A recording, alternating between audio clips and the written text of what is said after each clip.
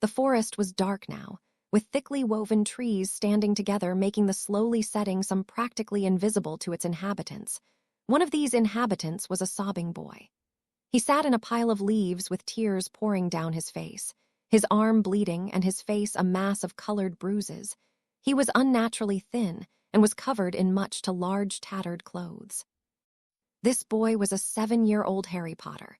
This morning his uncle decided to spend the day in the forest, and with no one to take Harry, he reluctantly allowed him to accompany them on the condition he walked behind them, because he didn't want people thinking he was related to a freak like him. Dudley brought a toy and dropped it, so his uncle ordered him to go and find it. Harry recalled searching for hours, but found nothing, and then his uncle punching him as hard as he could in the face before pushing the boy away and driving off. Harry wondered why he couldn't be treated like Dudley. Instead, he was locked in a cupboard and only allowed to eat if he didn't show his freakishness. And so he was left in the forest, miles away from Privet Drive, and Harry feared he would never find his way home. Then he heard a whisper, "Someone is here." The voice was quiet and slightly feminine. Harry turned around, hoping it was his aunt, but instead he was hit by a cold wave of energy. He suddenly heard the shouts as he was abused by his uncle, and the familiar high cold laugh, and the screams of a woman. He shivered as the end of a black cloak flickered behind a tree. Bravely he stood up and wiped his tears. "Who's there?" He stammered, his voice shaking. No answer. Harry took a breath and this time felt something in his voice. "Who's there?" he asked. This time his voice was quieter and seemingly laced with another. This time something appeared. A pair of scabbed hands gripped a nearby tree, then a hooded thing appeared. It stood tall and was covered head to toe in a black cloak. It glided a few meters from the floor and Harry could sense it was looking at him. He wanted to run, but his feet were like stone as the monster approached. He waited for it to hurt him like Uncle Vernon, but instead, as he felt cold breath on his neck, the voice came again. "You speak our tongue." The voice sounded surprised and Harry opened his eyes. "What's your tongue?" he asked, worried he had offended the creature. From behind the hood, Harry could feel something was looking at him. Then the voice came again. "I sense you hurt. What happened?" The voice was filled with concern now, and a scabbed skeletal hand was suddenly placed on his wrist. "My uncle had to punish me for not being good enough at finding things." Harry choked out as the aura around the creature intensified the hurt and upset. Then it stopped. "I'm protecting you from the Dementor's aura." The voice told him. Harry looked up at the monster. "What's a Dementor?" he asked, feeling better now. "I am a Dementor, and somehow you can hear us. Now what's your name?" The voice was more pleasant now, almost motherly, and Harry suddenly felt like trusting this creature. Harry Potter, what's your name?" he replied. The creature paused, and Harry was worried he had annoyed the creature. He got ready for it to hit him when "Lucy, my name is Lucy." The creature answered. Harry looked at Lucy. He had never seen anything like her before, and he was both fascinated and terrified. "Nice to meet you, Lucy. Can you be my friend?" Harry blurted. Lucy seemed taken aback. "What about your human friends?" Her voice was curious now. Harry looked at the ground. "I don't have any. Dudley won't let me," he muttered sadly. "Dudley?" she asked. Harry spent the next few minutes explaining about his family. Suddenly he felt the ground shake slightly, and this time Lucy sounded angry. "Where do they live, child?" "Muggles can only see me if I want them to, and I think I should have a talk with them." Lucy was surprised. She had never met a human who could speak in her tongue, and somehow felt instantly attached to the strange boy. The ground was shaking as she became more and more infuriated by what she heard. "Number 4 Privet Drive, but don't tell them I told you about what you did or Uncle Vernon might be mad."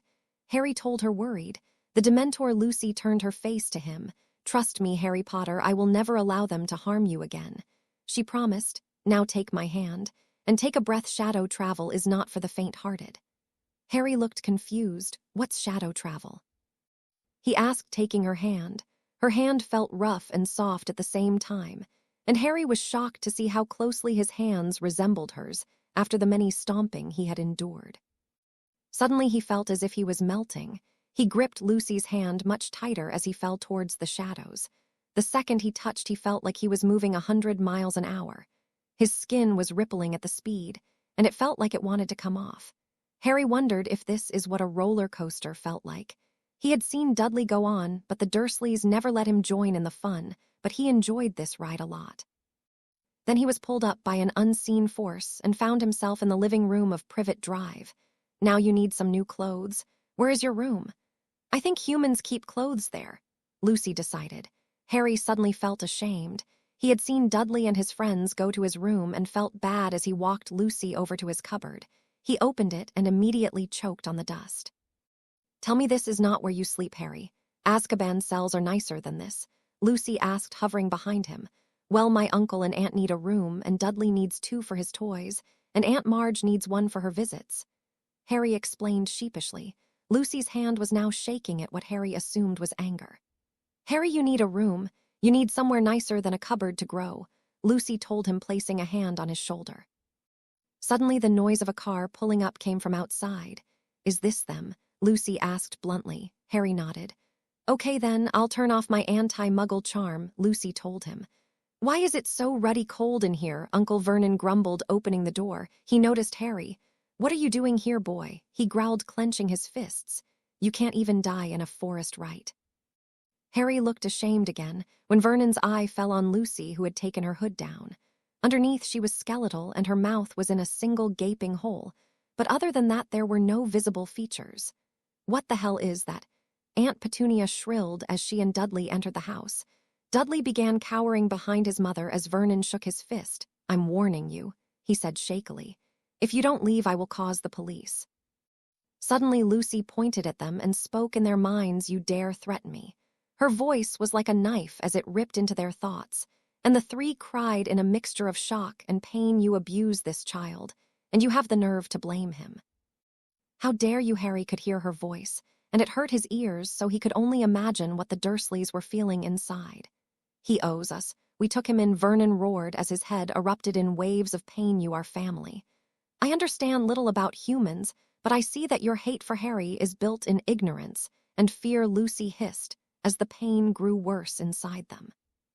We only took him in because of the letter, Petunia told Lucy in pain and fear at the enraged creature before her. He is family, and any Dementor, no matter what, is accepted by my kind, and you pitiful excuses for humans should be ashamed of what you have done to him. Lucy was calming slightly as the 3 Dursleys whined in pain. Well, who else is going to want him? Vernon demanded, but his voice shrank when he saw the Dementor approach. She studied him for several seconds, then spoke. Me, Harry gasped at the words, and the Dursleys' shock was just as evident. Well, Ruddy, well, take him then. Vernon snapped. Lucy looked at him thoughtfully. Fine, I will take him, and I will raise him better than you things ever will. And if we ever have displeasure of meeting again, then I will suck the soul from your body, she retorted. Really? Harry asked, shocked that this creature he met mere minutes ago was offering to take him away from his abusive relatives. She turned to him. Yes, Harry, I will take you to a place called Azkaban. It's not glamorous, but there is very few humans there and none will argue with me. It may be a prison, but you are immune to our effect now, so you will be able to join me. I will teach you about magic, and as much of being a Dementor as I can, and none of us will ever hurt you. She spoke to him directly and kindly. Harry erupted in a smile. Thank you, he said, running up and pulling her into a hug like he saw Dudley do with Petunia. For a moment Lucy was shocked. She had never been hugged. It was not a Dementor thing, but she hugged back after a moment. Vernon was on his feet now. Well, get going, he roared. Lucy turned to him and intensified her aura around him. He gulped in fear and cried in pain as she once again spoke into his mind.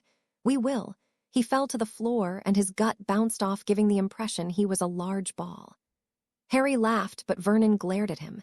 He looked ready to charge when Lucy swooped down and scratched him with clawed fingernails. Threaten him again, I dare you, she shouted as he screamed in pain. Harry, get your things, she told him. Harry raced inside his cupboard. He ignored the clothes, but grabbed a few toy knights and a book he had been given on his birthday, but a man in a shop.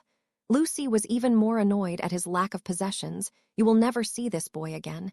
If it's the last thing I do, she vowed, hitting the Dursleys with one last mental jolt of pain. Then she took Harry's hand, and together they melted back into the shadows.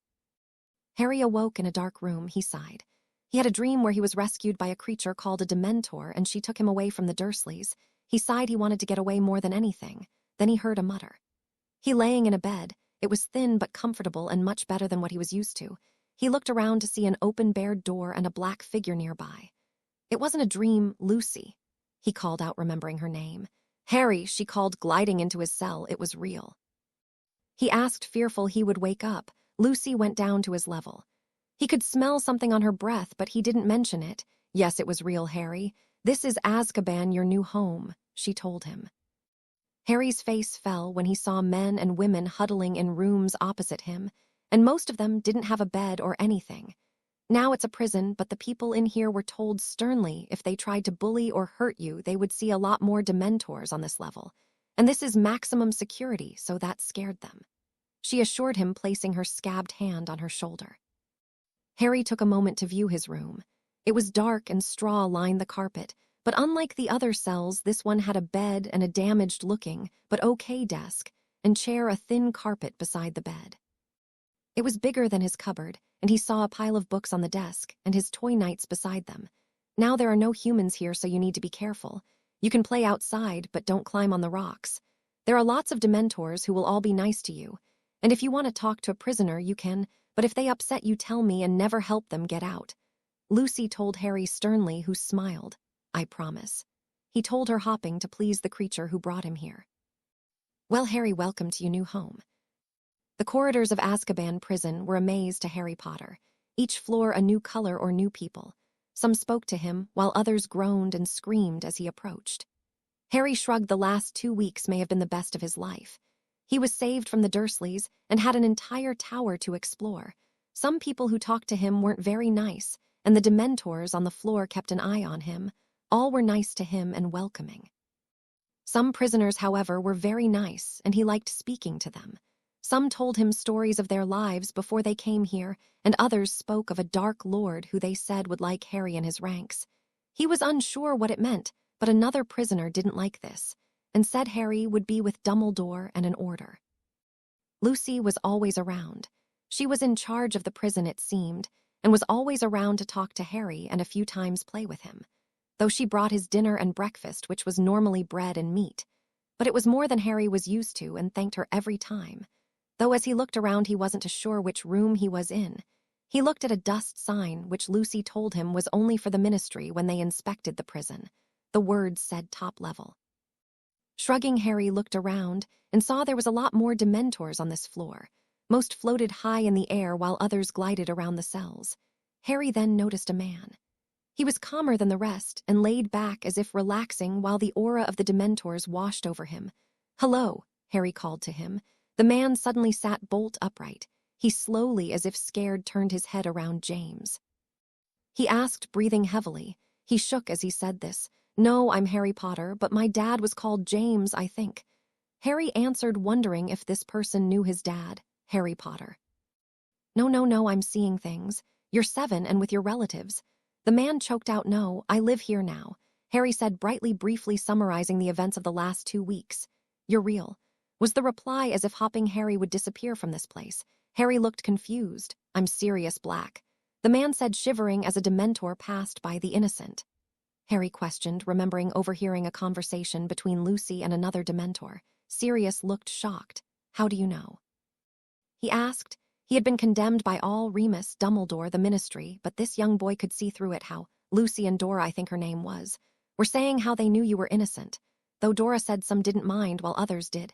Harry recalled. Lucy? Sirius asked, regaining some composure. She's a Dementor, Harry said calmly, as if simply discussing the weather. Sirius was not fully convinced the boy was more than a mental illusion, but continued with the conversation. You can talk to Dementors? He asked. Harry nodded. Lucy says one day I'll be able to fly like 1, 2, and more. Harry told him, proudly beaming. Well, Harry, that sound great, Sirius told him, not knowing if it was or no. So why did you call me James, and how do you know me? Harry asked suddenly. Oh, kid, please don't ask, came an irritated, sleepy voice from the other cell. Shut up, Bella, Sirius hissed. Well, Harry, I suppose I'm your godfather. Harry looked thoughtful. Are you? He asked, not fully understanding the term. Well, it's a long story, Sirius told him. If you tell him that, I'll open this cell and shut you up, the woman from the other cell warned. Sirius ignored her. Well, it all started, I suppose, on platform 9 3/4 many years ago. 2 years later, a 9-year-old Harry ran down the corridor excitedly. Some of the prisoners smiled at the boy whose expanding powers protected them from the Dementor's chill, if only for a short while. However, nothing got in the way of the hyperactive boy as he ran upstairs and through wards. He stopped when he reached the top floor. He took a deep breath and raced down the corridor looking for the right cell. "Stop right there, young man," came a stern female voice. Harry grinned. "Aunt Bella." He exclaimed, running over to her cell. She ruffled his hair affectionately through the bars of the cell. "When did you get back?" she asked. Harry smiled at her. "Just now, Aunt Sissy says hello," he told her. Bella grinned. "My Eichel Harrikins is back after a long summer. We should have a party," she declared. Harry giggled. Bellatrix smiled. "So you're 9 now, happy birthday." She cried, "Thank you, Aunt Bella." Harry thanked warmly. Bellatrix beamed. "That's okay. When the Dark Lord returns, I will buy you a huge present," she declared. Harry chuckled. He met Bella when Sirius told his story, and she told him all about a Dark Lord she knew, and Sirius and her would always argue about him. Something that was very entertaining. "So did you and Draco have fun?" Bella asked. Harry nodded. "I did. Me and Draco played Quidditch, and some of his friends came over, and we had one big game. He began, me, Draco, and Crab beat Goyle. Knot and Pansy 300-100. Bella smiled proudly. Ever since her sister visited, Harry took an instant shine to her, and every summer when Lucy was sent to the Ministry for a Dementor inspection, he would go to Malfoy Manor. Something he looked forward to a lot. Though Goyle said it was cheating when I jumped off by broom to get the snitch, Harry told her sheepishly. Ever since he was 8, he developed a lot of Dementor traits. The first was flight, and Bella stifled a laugh when she remembered watching Lucy chase after Harry for hours as he flew around the fortress, though Pansy said it was cool. "Hey, pup," Sirius Black remarked, waking up from a brief nap. "I thought I heard you voice." Harry ran over to his cell and beamed. "Sirius." "How are you?" he asked the man. Sirius grinned. "I'm fine, pup. How was summer? Good?" he asked. Harry nodded fiercely. "Good." "It's not been nice here without you," Sirius remarked. As his powers developed, his influence managed to lessen the effect of the chill something, which encouraged a lot more prisoners to be a lot nicer to the boy. "Well, as it's your birthday, why don't you go down to your room and put your stuff away, and then you can come back up here and we can go outside," Sirius suggested brightly. "Oh, the dog mentions that again," Bella hissed. Sirius often slipped out with Harry, who as far as she knew told no one about his godfather's dog for. Bella had tried to sneak off, but she found the Dementors were not a fan of her plans. "Okay," Harry decided, running down the stairs. He ran to his room. It had been more furnished over the years, with Lucy and the other Dementors picking items of furniture whenever they could. The tattered old chair was replaced by a rocking one, and the bed had a much thicker quilt. Harry. Came the voice of his guardian as she swooped into the room. "Lucy," Harry exclaimed, pulling her down for a hug. An experience she still found slightly unnerving, but was warming to it. "Happy birthday, Harry," she told him, pulling back. Harry's eyes widened as she pulled out something. It was roughly wrapped, and the paper had claw marks all over it. Harry gasped as she handed it to him and slowly opened it. Lucy had become a mother to him during the last 2 years, putting him to bed, encouraging him and scolding him. She taught him how to control some of his powers, but a gift was new. He opened it eagerly and found a framed photo. It moved, and Harry gasped when he realized who it was. "It's my mum and dad," he stuttered as the pictures waved at him. "I found it in one of the homes we searched. It was stolen, I think, and I knew it was a gift for you," she told him warmly. Harry smiled at her. "Thank you," he smiled, hugging her again. She mentally sighed, but hugged back after a second before pulling back. "Now it looks like Minister Fudge sent you something." She gestured to a pile of presents. The year before, Fudge has arrived for an inspection, along with a red-haired man and Lucius Malfoy. All 3 were shocked by Harry's presence and wanted to take him back to the Dursleys. The translator they brought with them had a severe headache after an enraged Lucy argued with them. After a few long hours, she managed to put his memoirs in their minds, something they found very unpleasant. The experience was bad enough, but after seeing the abuse, Fudge began ranting about Dumbledore, and the other 2 for once agreed. It took a few more days, but Fudge eventually allowed him to stay in secret, as his presence gave hope to the inmates, which was useful in the rehabilitation process. Well, that was the official excuse.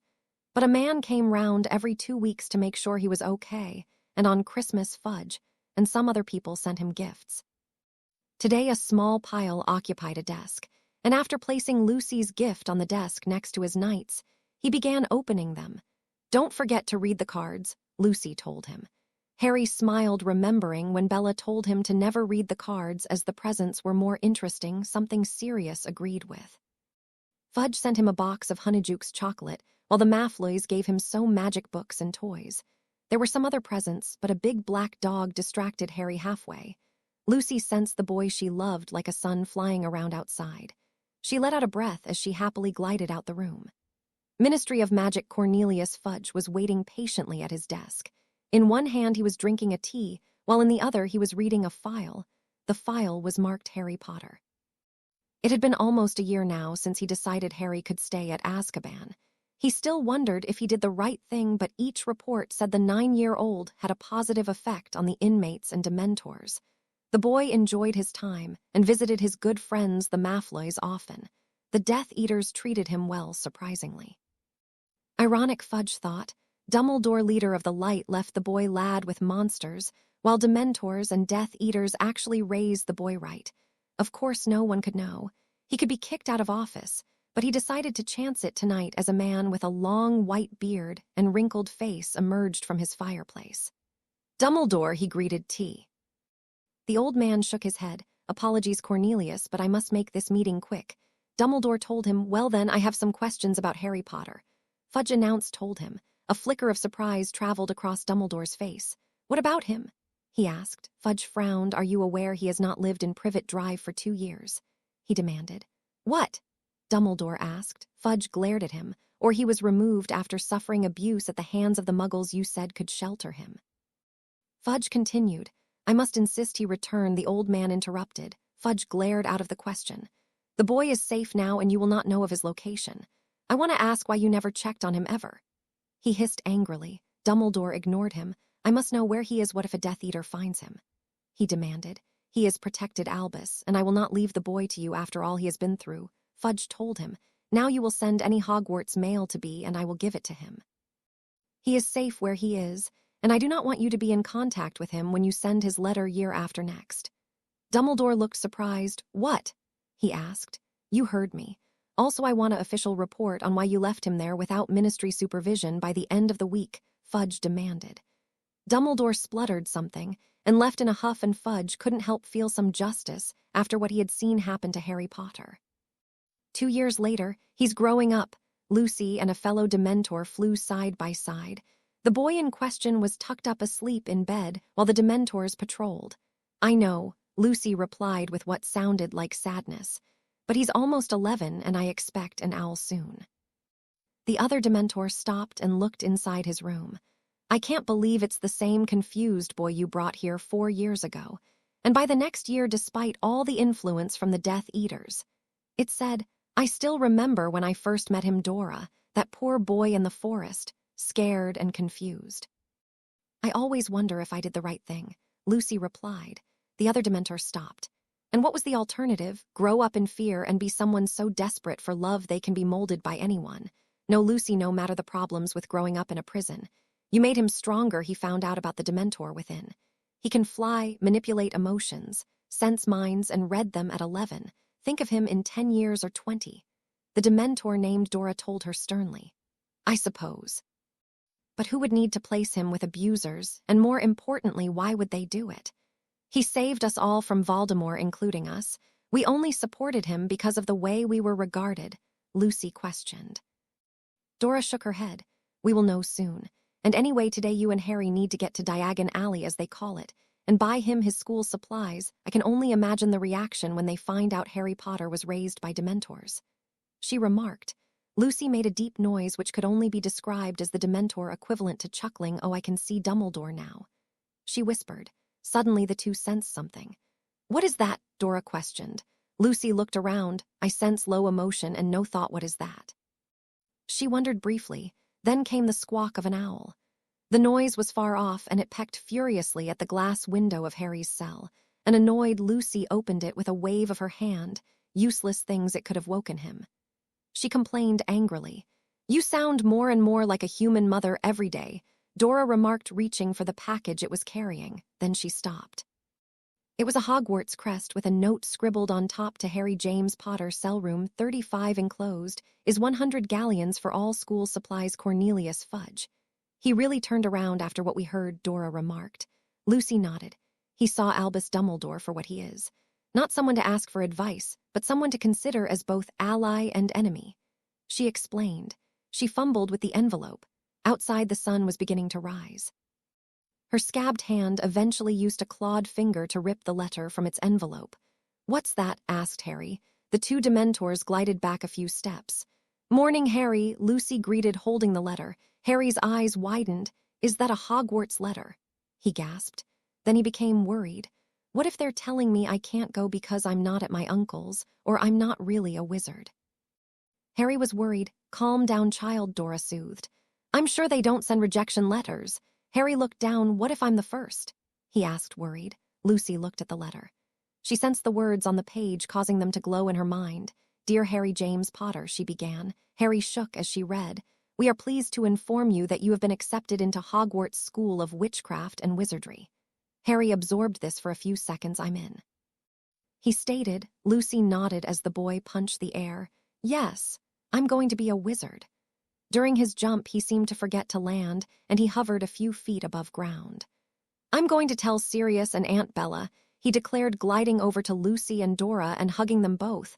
Then he flew off with the same grace as a Dementor. "That boy never ceases to amaze. I mean, hugging you, I know he does, but me," Dora commented. "Well, we need to fly to the alley or shadow travel." Lucy wondered, ignoring Lucy's comment. Flying with amaze them, while shadow travel might be a bit dark for humans to understand. Dora answered thoughtfully. Lucy raised her hands. "What are they going to say? Boy who lived flies to alley, this will be good.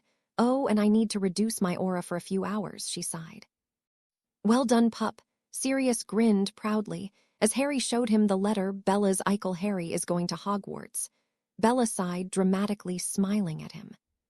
Suddenly, a dark voice came from a cell. "You disgust me, Bella," was all it said. Bella was suddenly angry. "Shut up, Crouch," she hissed, much to Harry's confusion.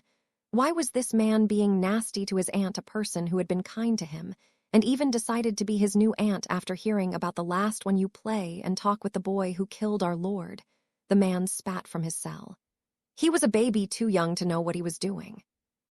"And Crouch, you call yourself one of us?" "You sobbed to your father and whined when he turned away in disgust," Bella retorted. The man laughed. "The boy doesn't even know he killed the Dark Lord. He told her." Harry looked at Bella. "I killed who?" Harry questioned, worried about the direction of the conversation. Bella sighed. "Well, I suppose I should tell you the truth. The Dark Lord thought you was going to hurt him, so he came to your house when you were a baby and your parents, who were Dumbledore's people."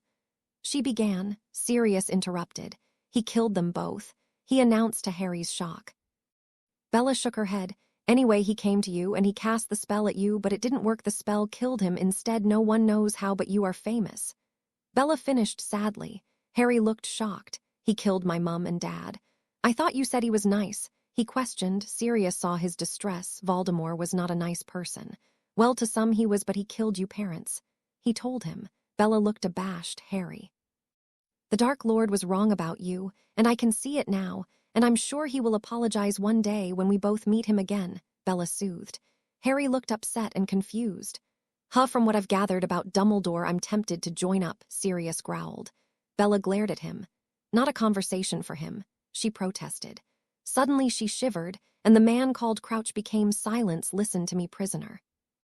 If you ever try something like that again with him in the room, I will put you in a supermax cell," Lucy's voice hissed in his mind. Crouch whined in pain. "Come on, Harry, we need to go," she told him, lowering his distress levels. "Where to?" he asked, calmer now.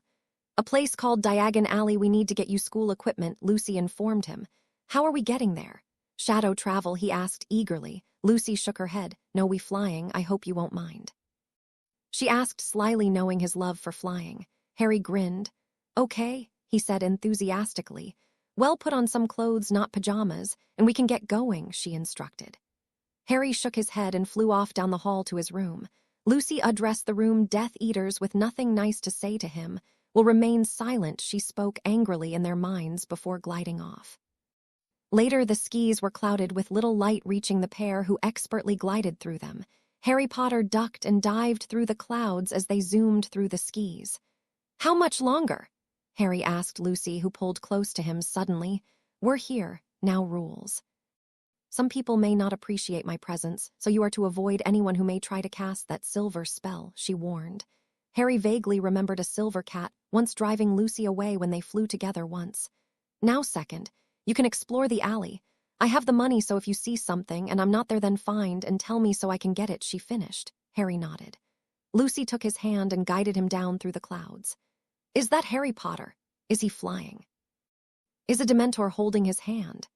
These were the first words he heard as the two of them touched down on the pavement. Harry looked around at the many shops. He felt even more excited than he did at the start of the day, and it took a scabby hand to restrain him. "Okay, Harry, as we're here, we can get your wand," Lucy told him, pointing to a shop. They both entered, and Harry gasped when he saw the hundreds of wands piled onto shelves. An old man was sitting at the desk. Then he saw Lucy and jumped up. Hello, am I in some sort of trouble?" the man questioned, reaching for his wand. "No, I need my first wand," Harry told him brightly. The man relaxed. "Harry Potter?" the man wondered. When Harry nodded, his wand hand dropped. "Oh good, I was wondering when I would get a visit from you, and a Dementor guard." The man seemed puzzled by Lucy's presence. "No, I live with her. She's my guardian," Harry replied. The man seemed concerned by this. "She raised you?" he stuttered. Harry nodded. The man looked at Lucy quizzically before relaxing. "Well then, I am Mr. Ollivander, and you need a wand, I suppose," he stated. He gestured Harry forward. When Harry was standing at the desk, the man put a box on the table. "Let's try this one," he decided, giving Harry a long, twisted wand. He held it in his hand and waved it. Nothing happened. Maybe this one, Ollivander thought, giving him a short, stubby wand. Harry repeated his action, and this time the wand shot from his hand. No, wait. "I wonder," the man seemed to be talking more to himself now and strolled to a shelf. He picked out the right box. "Here we are," he exclaimed, giving the wand to Harry. The second he touched it, a warmth shot up his arm and flooded his hand.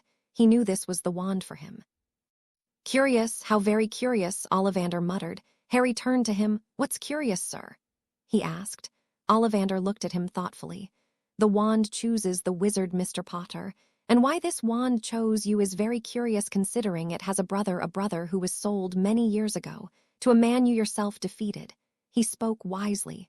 "Voldemort." Harry questioned, knowing he could speak the name with no Bella to scold him. "Yes, Mr. Potter. He who must not be named did great things with that wand. Terrible, yes, but great," was the cryptic response. Harry, seeing that as a dismissal, allowed Lucy to drop a few galleons onto his desk and leave. "Okay, Harry. Now why don't you go the robe shop and I'll get your cauldron and books," Lucy suggested. Harry shrugged, still wondering what Ollivander said. He nodded to Lucy and walked into the shop. "Watch where you sticking them pins, women," groaned an irritated by familiar voice. "Draco." Harry smiled. The pale blonde boy looked up. "Harry, I heard you arrive. Well, I heard about you flying here by the whole alley. You know how to make an entrance, huh?" Draco Malfoy greeted warmly. He and Harry had become close friends over the summers they spent together. Lucy decided, "Plus I got a wand." Harry told him, showing of his holy and phoenix feather wand. Draco nodded in approval. "I got one too, but I am a little busy with some pins," Draco announced as the woman stuck another pin into the folds of fabric. She turned to Harry. "Mr. Potter," she exclaimed. "Stand here, I'll get to you in a moment." The woman turned back to Draco and removed a pin before vanishing off to another part of the shop. Typical. "She leaves me with pins, stabbing me if I try to breathe," Draco whined. "So, Harry, you got your letter. When you round mine this summer." Harry grinned. "Next week.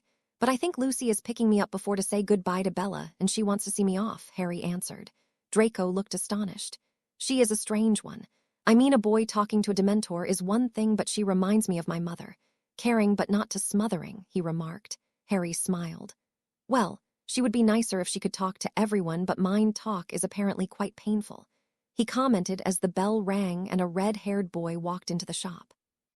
"Mum, I thought you said we were going to meet Harry Potter," he moaned as a red-haired woman followed him in. "We will, Ronald Dumbledore said we would, but you still have school," the woman said sternly. Harry frowned. "You always told me I was famous, but never why. Now I have the whole wizarding world after me, and this lot look a bit." Harry began. "Annoying, greedy, stupid," Draco suggested. Harry nodded. The boy, most likely, but my feelings tell me the woman is not too nice either. He replied, reaching into her mind with his Dementor powers. There he is, the boy muttered, pointing at Harry, but frowned when he saw Draco. The boy, to Harry's annoyance, rushed forward. Hi, I'm Ron, he introduced, thrusting his hand out. Harry ignored it. I'm Harry Potter. But I think you knew that, judging from your thoughts. Harry told him, searching through his mind. Well, you're famous, Ron stated. Harry frowned when he saw his thoughts. I know, but if your mind tells me anything, then you are not here to be friends, only to share imagined wealth and gain glory. And if your mother's mind is reliable, then you are getting a lot of money for befriending me. He growled. Ron looked angry, but then calm. Funny, he smiled. But you defeated you-know-who, so it's only sensible that you befriend a true Gryffindor like me. The boy was more insistent now, and had trouble concealing his anger. Luckily, Madame Malkin chose then to appear. Sorry, Mr. Potter. She told him, taking out a tape measure. For a few minutes, she muttered to herself, much to the displeasure of a stiff and agitated Draco. Then she withdrew the object and summoned some robes. Here you go, she said warmly, handing over a bag. Draco looked annoyed. So you used that on him, but on me you used these pins, he asked. You asked for venom silk, something which requires a lot of time and money, she smirked. Then her face fell as a black-cloaked figure emerged into the shop. Both Ron's mother and Madame Malkin drew their wands but stopped in shock when Harry spoke. Lucy, do you like them? He asked, showing her the wand. The women looked confused as he spoke in Dementor tongue, but even more when a low, whispering sound escaped from the Dementor's mouth. Very nice, Harry. How much? She asked, reaching for the small, enchanted bag of galleons. How much? Harry asked Madame Malkin. 5 galleons and 2 sickles. She stuttered as the Dementor handed over the money. Oh, Lucy says hello, Harry directed at Draco as they left the shop, leaving 2 open-mouthed women, and annoyed Ronald Weasley and the irritated voice of Draco. Okay, he can talk to Dementors. Can we get the pins out now?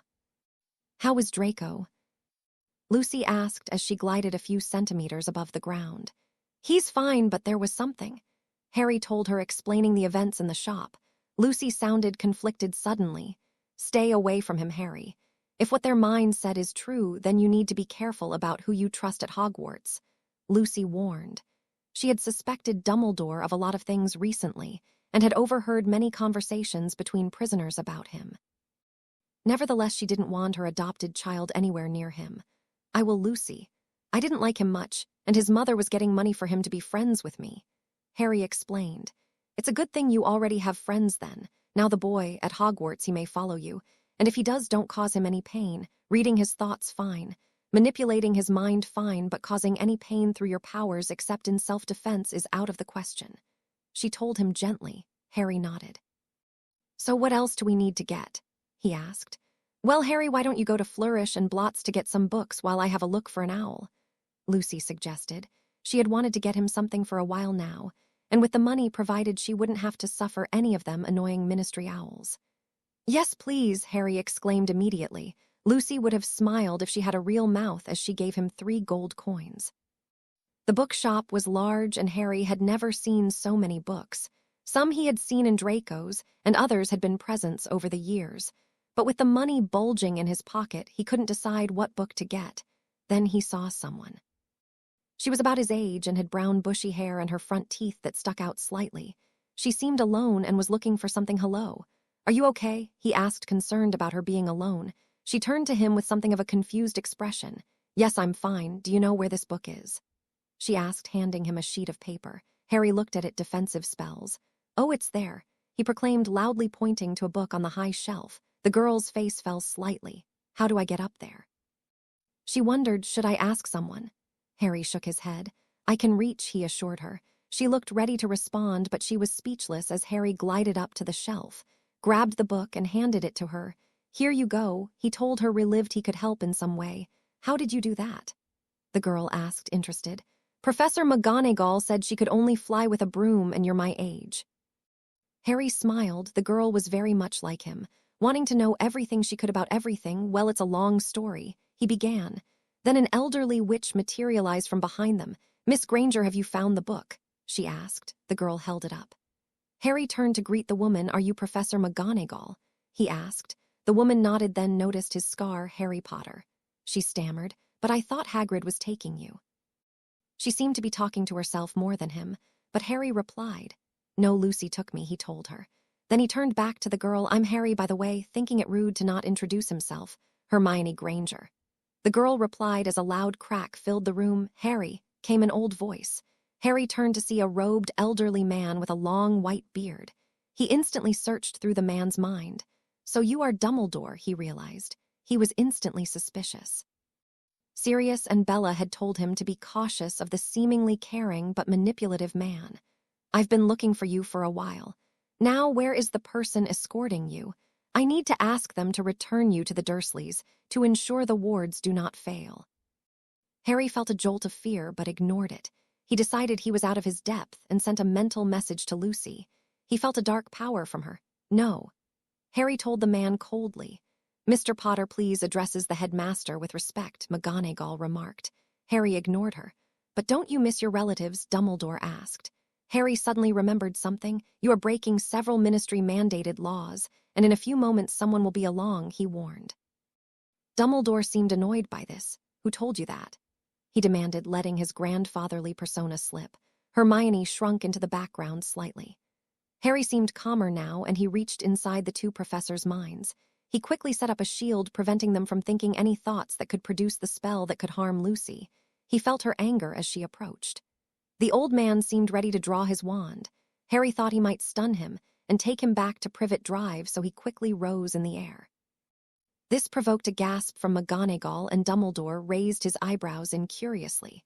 Before he had time to go for his wand, McGonagall clutched her forehead, and Dumbledore's eyes stopped twinkling. Harry lowered himself and grabbed Hermione's arm, making her immune to the angry Dementor. "I thought it was made very clear to leave him alone." Harry could hear her voice projected into their minds.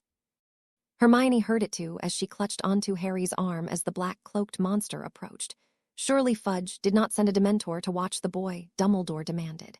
Harry saw his mind reach for a happy thought, but Harry's well-placed shield prevented him. "Watch him, I raised him." Lucy was furious now, and it was only experience that kept the two professors from feeling pain. "What?" Dumbledore demanded angrily. "Watch," was all Lucy said as she forced Harry's memories into their minds. It only took a few seconds, but McGonagall was enraged. "Albus, how dare you?" she shrilled. "You promised he would be safe." Dumbledore thought for a response for a moment. Harry grabbed a book from a shelf and looked to Hermione. "Shall I see you on the train?" he asked. The girl seemed to be frightened at what she was seeing, but looked to Harry. He saw in her mind she had never had many friends. "Okay." She muttered meekly as the two teachers argued. "See you then," Harry said brightly. The girl's spirits lifted by his mood, and Harry thought it would be fair to increase her happiness. He did so and turned to the two professors. "I insist Harry return with me," Dumbledore was saying. "Over my dead body," McGonagall screeched. "You tricked me into putting him there once. And I would rather he go with this Dementor than you." Her fury was unprecedented, and Harry thought she was giving Lucy and run for her money. "Miss Granger, we are leaving," she said. Hermione waved Harry goodbye as she half walked, half dragged out of the shop. Dumbledore turned to Harry, but Lucy had taken a firm hold of his hand. Without a further word to the professor, they left the shop, knowing without a patroness he had no way to stop them. "Thank you for calling, Harry. And well done for not attacking. Your raw anger has been known to cause damage," Harry shuddered. Lucy had once taken him to a playground. Some of the boys were Dudley's friends, and he saw them picking on a little girl. Apparently, Lucy had broken some kind of restriction on his magic, and his emotions took over. He lifted up the boys and threw them across the playground without even approaching. He asked the little girl if she was okay, and she meekly thanked him before running off. Lucy had begun teaching him Dementor magic that day, and he had learned to control it.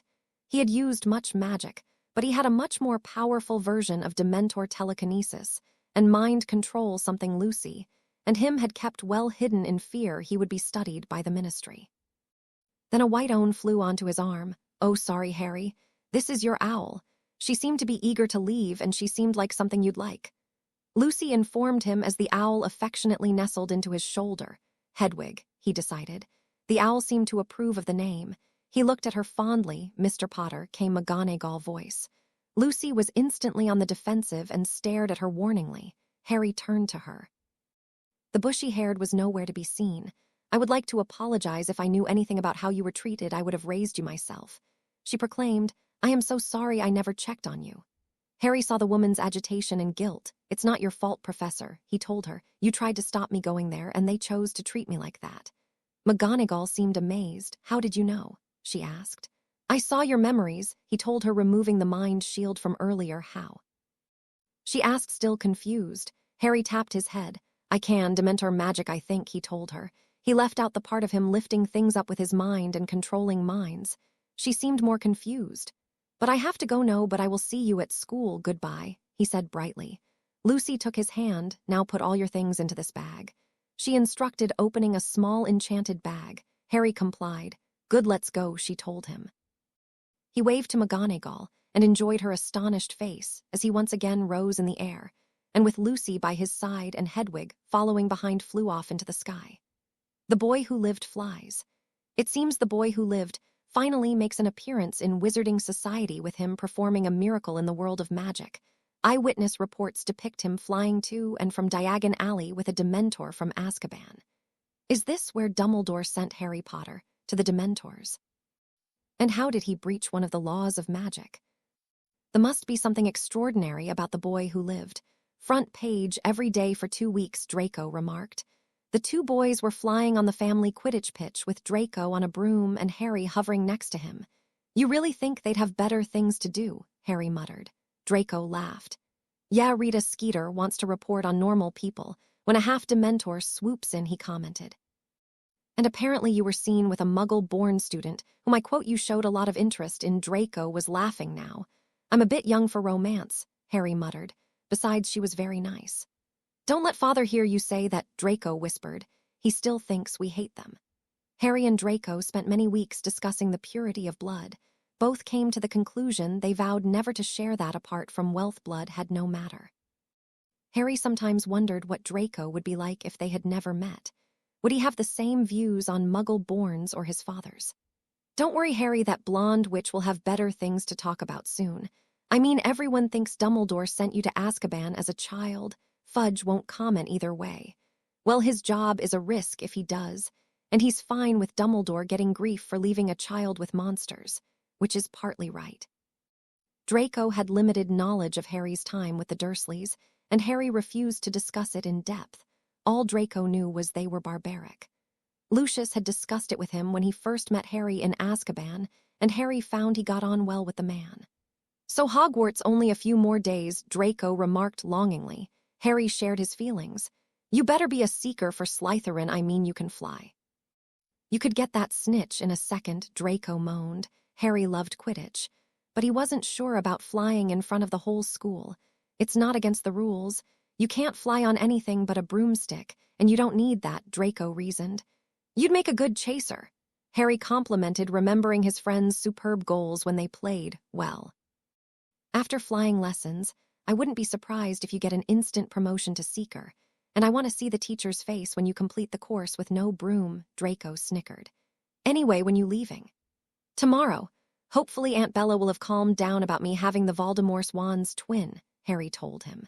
The second Bella found out, she was tearful, saying Harry was going to be a great wizard like the Dark Lord, and the twin wands would only ever choose great wizards. Draco laughed. Yeah, I can imagine her doing that. Anyway, how about a game?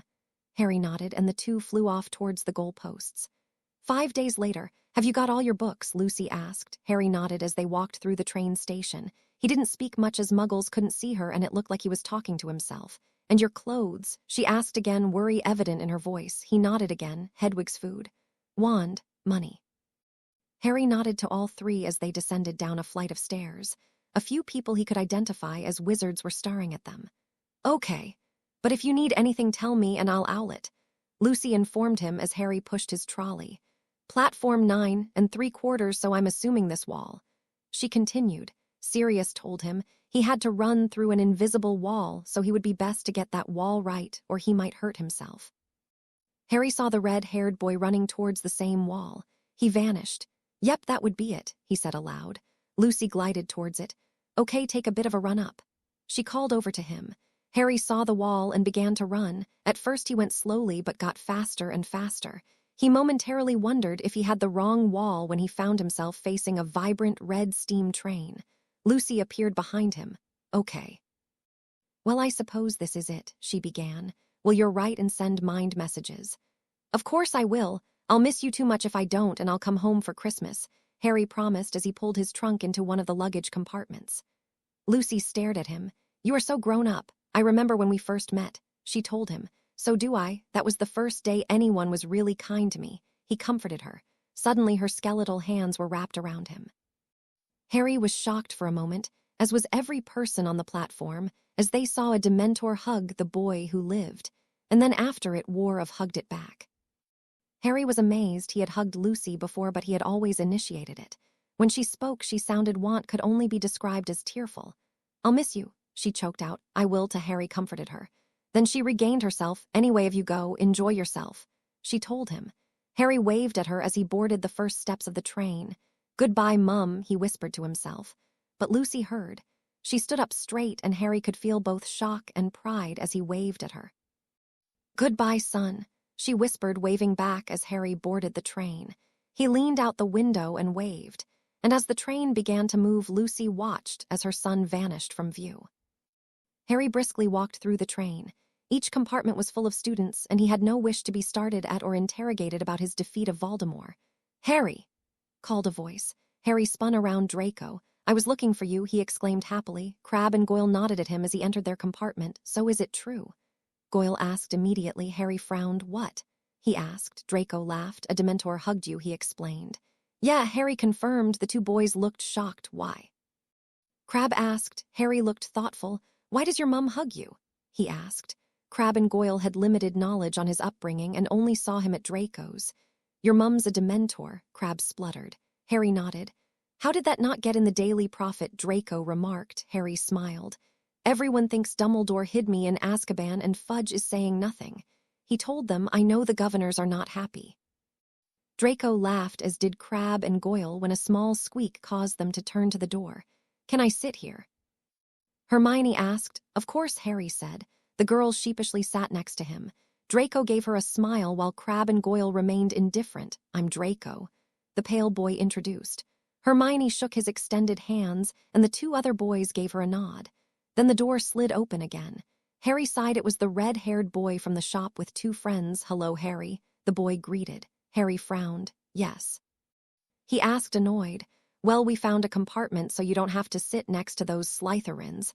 The boy remarked. "I'm Ron Weasley. This is Seamus and Dean." Draco snorted. "Why would I want to sit with you?" Harry demanded angrily. Ron frowned. "Because you're a Gryffindor. You killed you-know-who," he stated as if Harry was simple. "These are my friends," Harry said coldly. "And if you can't accept it, please leave." Ron's ears turned red. "You are a Gryffindor and will act as one," he ordered. Harry took one look at him and knew what to do. He raised his hand and opened it. The door slammed shut and locked. "Idiot," Harry remarked as the boy banged on the glass. "How did you do that?" Draco asked, not knowing of Harry's telekinetic abilities. "Dementor magic," Harry told him. Lucy had told him not to reveal too much, but Harry guessed that using some magic didn't matter much. "Who was that?" Hermione asked, confused. "He was paid a lot to befriend me, but it looks like the pay check won't be coming anytime soon," Harry told her. The next few hours was spent talking and joking with each other. Hermione became more confident and got more and more involved in the conversation. Draco took a shine to the obviously smart witch and Crabbe and Goyle, who Harry and Draco spent a long time convincing them blood wasn't as important, enjoyed the conversation. The topic suddenly came to houses. Slytherin, my whole family was in it. Draco informed them. Crabbe and Goyle said the same. "As long as it's not Gryffindor, I'm fine," Harry commented. "Why not? I thought Dumbledore was a Gryffindor," Hermione pointed out. "Exactly. And I have a feeling he needs me for something, but I have no idea what," Harry announced. "Well, Ravenclaw might be all right," Hermione decided sheepishly. Draco smiled. Ravenclaw, bride of Slytherin. For those intelligent enough to succeed but not cunning enough to be in her husband's house. Draco beamed. Hermione smiled at this and spent the next hour discussing the founders with Draco. Then came a shout. "First years." The voice was gruff, and the five of them quickly exited the train. A giant of a man stood with a lamp gesturing the first years onward. A forest could be seen in the background, as could a black lake. Harry quickly took a look inside the giant's head. His name was Hagrid and was the gamekeeper here at Hogwarts. He had been expelled for something he did not do and was loyal to Dumbledore. He led them to the edge of the lake. No more than 4 to a boat, he called. Harry, Draco, and Hermione entered a boat, as did a boy Harry did not know. "Hi, I'm Neville Longbottom," he said. Harry's blood went cold. He had looked into Bellatrix's mind enough to know who this was. "Hello, I'm Harry," he began. "Harry Potter." Neville finished. "Yes, it's nice to meet you," greeted, shaking the boy's hand. He felt awkward knowing what had happened to his parents, but knew he could not mention it. A look inside the boy's mind was enough to confirm he was deeply affected by what happened to his mum and dad. Luckily, the boat ride was not long, and Harry helped Neville out of the boat as Hagrid led them to the castle entrance. His huge fist pounded on the door and Professor McGonagall appeared. She looked at Harry briefly before turning away. She led them now to a door and told them to wait. "My brother said we had to face a troll. No, we need to prove what magic we have. No, we have to." The whispers got to Harry. He had no idea what he would face, and without the professor he couldn't read any minds. Then Ron came up to them. "So, Harry Potter," he began, "you have made friends with the wrong type of people, and I feel it is my duty to help you." The boy spoke sincerely. "No, it is not, and I encourage you to leave me alone." Harry hissed angrily. Ron frowned. "You will accept my help," he encouraged. Harry reached into his mind. "No, I will not, now before I reveal to the whole school about the time you proposed to your sister," Harry growled. Ron's ears turned red. "I was 6, he argued. Harry smiled. "See what the school thinks of that, Ronikins," he told the boy as he found his nickname. "How do you?" Ron asked, shocked, as Professor McGonagall appeared. "Follow me," she said curtly, leading them into the great hall. Harry noticed a hat, and he worked out what was going to happen. Longbottom Neville, Gryffindor, Crabbe Vincent, Slytherin, Granger Hermione, Ravenclaw, the names went on. Draco was in Slytherin, as was Pansy and Goyle. Ron and his cronies ended up in Gryffindor when his name was called Potter Harry. The hall went silent. He walked slowly towards the sorting hat. He sat on the stool and raised his mind shields. Interesting, came a voice. Harry smiled. "Would you lower you shields, so I may sort you?" asked the voice. Harry complied. "Amazing, simply amazing. You have the traits of all the founders: intelligence, wit, bravery, loyalty. I have no idea where to put you. Not Gryffindor, you are too cunning, while you are too loyal for Slytherin, too intelligent for Hufflepuff. Well, I suppose Ravenclaw, but I'm not sure." "Well, a choice is a choice. RAVNCLAW, the hat bellowed. The entire Ravenclaw table erupted in cheers and claps as the sorting hat spoke. Most were shouting, "We got Potter," and others shouted on similar lines. Dumbledore looked angry as Harry sat down at the table, and Harry wondered if he had put pressure on the hat to put him in another house. The red-haired boy was scowling, while Draco looked mildly amused. Hermione roughly pulled him into the seat next to her, as Ravenclaw shook his hand enthusiastically, while others smiled at him. "So is it true you can fly?" one person asked. "And lived in Azkaban for your whole life?" a girl asked a few seats away. "Okay, leave the boy alone," a prefect shouted, slightly annoyed. "Hi," a girl greeted after the noise had died down. She was Chinese in origin and quite pretty, and Harry smiled in response. "Hi, nice to meet you," they said to the first person who actually bothered with an introduction. "Funny you're in Ravenclaw," the girl said bluntly. "And why is that?" Harry wondered. "We all thought you'd be in Gryffindor, but it just goes to show the bravest can be just as clever too. I'm Cho Chang, by the way." The girl replied simply, "Perhaps it is. I'm Harry Potter and this is Hermione." Harry agreed before introducing himself. "I know you already know who I am, but it feels nicer to actually introduce yourself before the questions start flying." The girl tittered softly. "I suppose you get a lot," she remarked. Harry nodded. "Never fly into a busy street," was his words of advice to many people and reporters. He shuddered, remembering the woman who wrote the article taking a snapshot of him when Lucy hugged him. That was going to make one hell of a front page. Or hug your Dementor mum in the middle of a train station. Cho finished his sentence. Before he could look surprised, Cho explained. "I was on the platform and was behind you when you said goodbye. Though I must say it's nice to know that even creatures people think to be evil can show they were wrongly judged." Harry was impressed by the girl's outlook. "I agree. Hermione began sheepishly. People judge other people in the Muggle world and have no idea what they are really like. It's practically the same. She seemed anxious, as if Cho was going to snap and send her away, but was visibly relieved when Cho agreed. See, everyone does it. She announced, but was cut off when food began appearing on the tables. Harry Snape's watching you. Cho commented, looking surprised. Harry quickly delved inside the man's mind. His shields were strong, but Harry managed to get a few glimpses of why he was glaring and was visibly disgusted. What's wrong? Hermione asked as she piled her plate with roast potatoes. Let's just say arrogant children can cause a lot of damage. Harry replied, cryptically tucking into a slice of lamb. The feast dragged on for Harry, and quickly found a lot of rumors had been spread about him already, and Ron Weasley wanted to try again to get Harry moved to Gryffindor. Harry shook his head. He wondered if things had been different if he had stayed with the Dursleys, and how he would react to the world of magic. Suddenly, as quickly as it appeared to food, vanished. Welcome to another year at Hogwarts. Now I have a few things to say before we get you all off to bed after you journey. Firstly, the Forbidden Forest is out of bounds to all first years unless on an academic trip, and more importantly to some of our older students as well. The old man paused on the Weasley twins as he said this.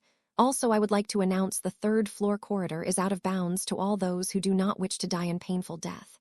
A few people laughed at this, but Harry had a feeling it was not a joke. But apart from that, I will bid you good night and remember to be up bright and early for the first day of learning. And I leave you with these final words, nitwit. Blubber, oddment, tweak. Harry shook his head, knowing the words had a deep meaning that he didn't particularly want to ponder at this late hour, and instead followed the Ravenclaw prefect to the common room. Now to get in, we need to answer a riddle first. If you get it wrong, hope you're not the last one into the common room. He knocked, and sure enough, a voice came from the knocker. Where does the end of magic lie? A few of the prefects looked confused, but Harry piped up, a place where there is no past or present, but only to the future. He answered, good answer, the eagle knocker replied. Some of the Ravenclaws looked appreciative, while others annoyed he got the answer first. Okay. Boys up to the left and girls to the right. The head boy instructed, your luggage is ready for you. Harry bid goodnight to Cho and Hermione and walked along to find his dorm. He found it quickly and found two others in the room already. Hi, I'm Terry. One immediately greeted, Hugh. Another one announced as he changed behind the blue curtain that covered their four-poster beds. And I'm Grant, they last introduced. He was a taller and thinner than Harry, but was overshadowed by a more muscular Terry and taller, fatter Hugh. Hugh had a mop of blonde hair while Grant had his short and spiked. Terry had sandy hair that was cut short. I'm Harry, nice to meet you, Harry responded warmly. The night passed a lot quicker after that, and quickly the three tired boys drifted off to sleep. Harry thought of Lucy as he snuggled into his pillow, sending her a quick mental message of what house he was in, and briefly wondered how she was coping without him. Meanwhile, Slytherin, Bellatrix taunted Gryffindor. Sirius argued as they yelled back and forth. They had been saying the same words for over an hour, and were starting to annoy the other prisoners. Shut up, Crouch screamed from a cell. Shut up, Crouch, Bella and Sirius said together, annoyed with the man. Shut up, all of you, Lucy placed into their minds. She swooped in, feeling a mixture of pride and loss as she received the mental message. Bella ignored the pain of Lucy's mind talk and asked, which one? Tell me it was Slytherin. She squealed excitedly. No, Gryffindor, Sirius shouted. It was Ravenclaw, Lucy sighed, desperate to shut the two up. Bella and Sirius looked at each other. Well, she was the bride of Slytherin, Bella decided. And she was a brave person, so it's a bit of both, Sirius conceded. And he's clever, Bella announced. At least he's not too close to Dumbledore, Sirius said loudly. Here we go again, Lucy said to herself, putting some distance between her and the two cousins flying class. Okay, Ravenclaws and Gryffindors have been put together for this exercise, so maybe we can have a lesson without the petty rivalry, madam. Hooch began. Harry stood next to Hermione and knew the red-haired boy was watching him, waiting for a chance. Now please grab your broomstick, she ordered as the group of eager first years picked their brooms up. Harry left his on the ground. Did you hear me, Mr. Potter? Madam, Hooch asked. Harry was about to reply when he saw Neville clumsily grabbing his broom. Neville, wait, he warned as the boy crashed into a wall. The class looked horrified as he fell back down to the ground. Ron was laughing hysterically as Madame Hooch rushed over. Oh dear. Come on, we better go to see Poppy, Madame Hooch was saying as Ron picked up Neville's remembrall and pocketed it as Neville was led away. Give it back, Harry hissed at Ron. Why, Fatso will forgot he lost it. He shrugged, prompting a laugh from his friends. You shouldn't take things that don't belong to you or things people smarter than you own, Harry retorted. Ron turned red. I'm smarter than him. He growled, doubtful, Harry remarked angrily. Ron obviously couldn't win a fight and jumped on his broom. Come get in then. Ron taunted, levitating in the air. Harry smirked and flew to the same height. A collective gasp ran through the class and Ron paled. You see, Weasley, there is something you should realize. You are on a broom holding a ball of glass, and I am flying unaided and wondering if I can get away with pushing you off, Harry threatened. The class was watching the pair in awe as Ron looked down. He didn't want to seem weak, so instead threw the glass ball as hard as he could in the other direction. If you're on that broom when I get back, you're coming off it. Harry growled, then he relaxed slightly, then with intense speed he zoomed after the ball. It was about to enter the Charms classroom when Harry lunged for it. Luckily, the window was open slightly, and Harry braked just as he entered Flitwick's room. He grabbed the remembrall and looked pleased with himself. That was until some very surprised foul words hit his ear. He was in a class full of second years. He saw Cho. Hi, Cho, he greeted awkwardly as he saw Professor Flitwick's stunned face at the flying boy. Well, I better get back, so see you later. He smiled, quickly rushing out the window and diving towards the ground. The class ran to the window in time to see him glide away and land in the middle of the first-year class. Ron was looking amazed while a few of the students cheered. I've had enough, Potter. I challenge you to a wizard's duel. Another gasp ran through the students. No, I'm fine, Harry answered. What? Ron asked, open-mouthed. You're too weak. No, I'm not going to waste time or energy while you send sparks at me, was Harry's answer. You have to accept, Seamus announced. No, I don't. Plus, Harry began flicking his hand towards the two boys. As if an invisible hand pushed them, they fell to the ground.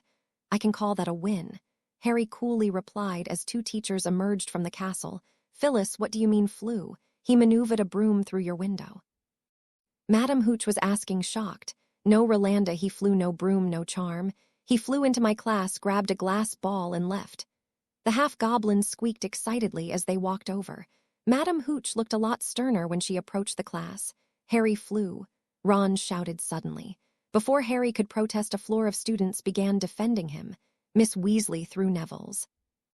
No, Miss, Harry was only helping. But miss, it wasn't his fault, the group babbled as Madame Hooch held up a hand. Quiet, Phyllis, would you like to talk to Mr. Potter? She asked. The man quickly rushed towards him.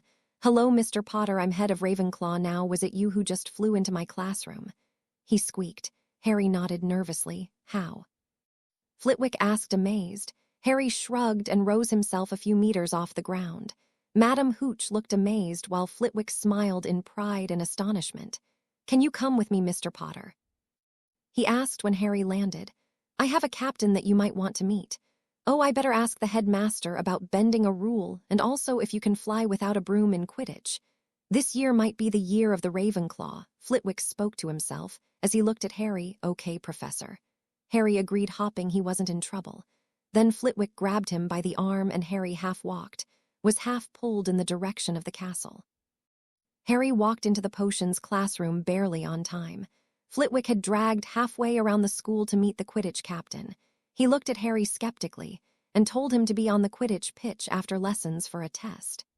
Flitwick didn't reveal much other than he could fly excellently and what the direct rules were for Quidditch. Then he was pulled from his thoughts as the dungeon door burst open. Like a ghost, Severus Snape seemingly glided through the room, inspecting his new students. His eyes had nothing but disgust and dislike, and Harry found them pause on him for a second longer than the rest. There will be no foolish wand-waving or silly incantations in this class. As such, I don't expect many of you to appreciate the subtle science and exact art that is potion-making. However, for those select few who possess the predisposition, I can teach you how to bewitch the mind and ensnare the senses. I can tell you how to bottle fame, brew glory, and even put a stopper in death. He began his speech dryly, and Harry was starting to lose interest. Ah, Mr. Potter, our new celebrity. His voice was dry and full of contempt, and Harry really couldn't blame him after even a quick glance into his memories. Harry glanced up at the man. Tell me, what would I get if I added powdered root of asphodel to an infusion of wormwood? Harry frowned, knowing the answer, but also knowing it was very advanced for a first-year class. Draft of the living dead, Harry answered. A brief flicker of surprise passed over the man's face, obviously not expecting him to get the answer. Well done. Well then, Mr. Potter, would you look if I asked you to find me a bezoar? The question was slightly harder, but Harry remembered the answer from a book he picked up, The Stomach of a Goat, where the acids create a very strong antidote. Harry replied quickly. Snape's eyes flashed with anger this time. He was trying to show Harry up, and it wasn't working. With a sigh, he gave it one last effort. Well then, Mr. Potter, tell me, what is the difference between monkshood and wolfsbane? Harry was slightly irritated, no, as he understood the man's dislike of James Potter, but trying OWL-level questions on a first year to show them up was defiantly unacceptable. They are the same plant which also goes by the name of aconite. Harry replied coldly. As he spoke, a light chill coated the room, and Harry knew his Dementor abilities were reacting to his emotion. Well, are you not going to write this down? Snape demanded, angered that his attempt had failed. Hermione nudged him. Was that you? She whispered softly. What? Harry asked. When you spoke just now, it was like that. What was it? Dementor swooped into the bookshop, she hissed. Harry didn't see much point in lying. Yes, but don't tell anyone, he whispered. It would not be good.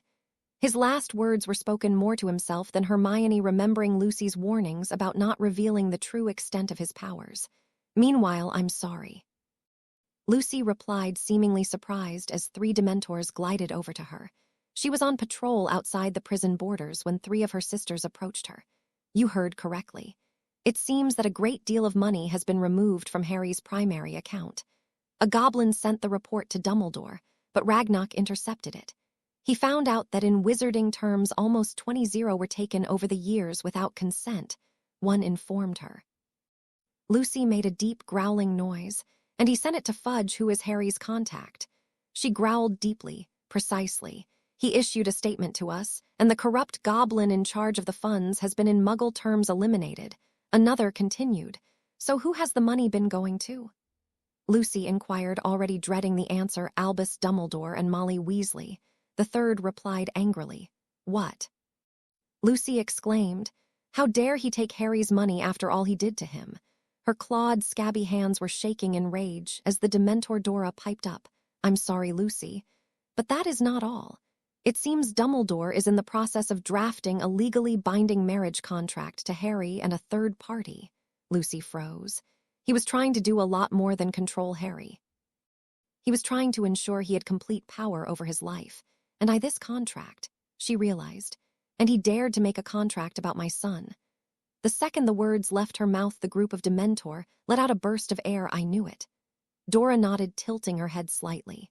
The others felt amazement and pride that their friend had accepted she was a lot more to Harry than a mentor. We can talk later, but more importantly, we need to deal with this matter before it gets out of hand. We need to do something to make sure he gets all the money back, and I want to rip that contract into shreds. Lucy finished with a hissing noise later. So Harry, isn't it? Michael Davis asked. He was a tall 6th year with neatly combed blonde hair. His eyes were a dark blue, which drew attention from his muscle-riddled body and imposing stance. Now Flitwick didn't tell me much, and Madame Hooch over there suggested I use a training quaffle to fly around the pitch and be ready for one hell of a surprise. Now I know the rules are relaxed, but if this talent of yours is hurtful or cruel, then get lost, because I try to maintain a good, reliable, upstanding team. He began, obviously showing skepticism, and gestured briefly to Madame Hooch and a few other members of staff. Flitwick was there sitting in the seats, excitably knowing what Harry was going to do, while the nurse Harry hadn't met yet, and another teacher looked interested to why they had been invited. Okay, Harry. Michael asked, taking out one of the quaffles. He threw it into the air, and it began to fly around the pitch at a low speed. Michael obviously thinking Harry would not be keep up for long. He looked ready for Harry to pick up the broomstick on the floor, but Harry stifled a smirk at his gasp of surprise as he ascended into the air. The rumors had been flying around the school about his unplanned flight into the Charms classroom, and obviously few had taken them seriously. He glanced at the shocked staff, who were pointing and talking quickly to each other. Harry focused on the quaffle. With as much speed as he could muster, he swooped over to it and plucked it from the air. He lazily flew back to Mickle, whose mouth was still open. How did you? What did you? Well, he stammered, eyes wide. Harry held out the quaffle. Mickle let out a breath and chuckled shakily. Well, that was one hell of a shock, he remarked. How did you do that?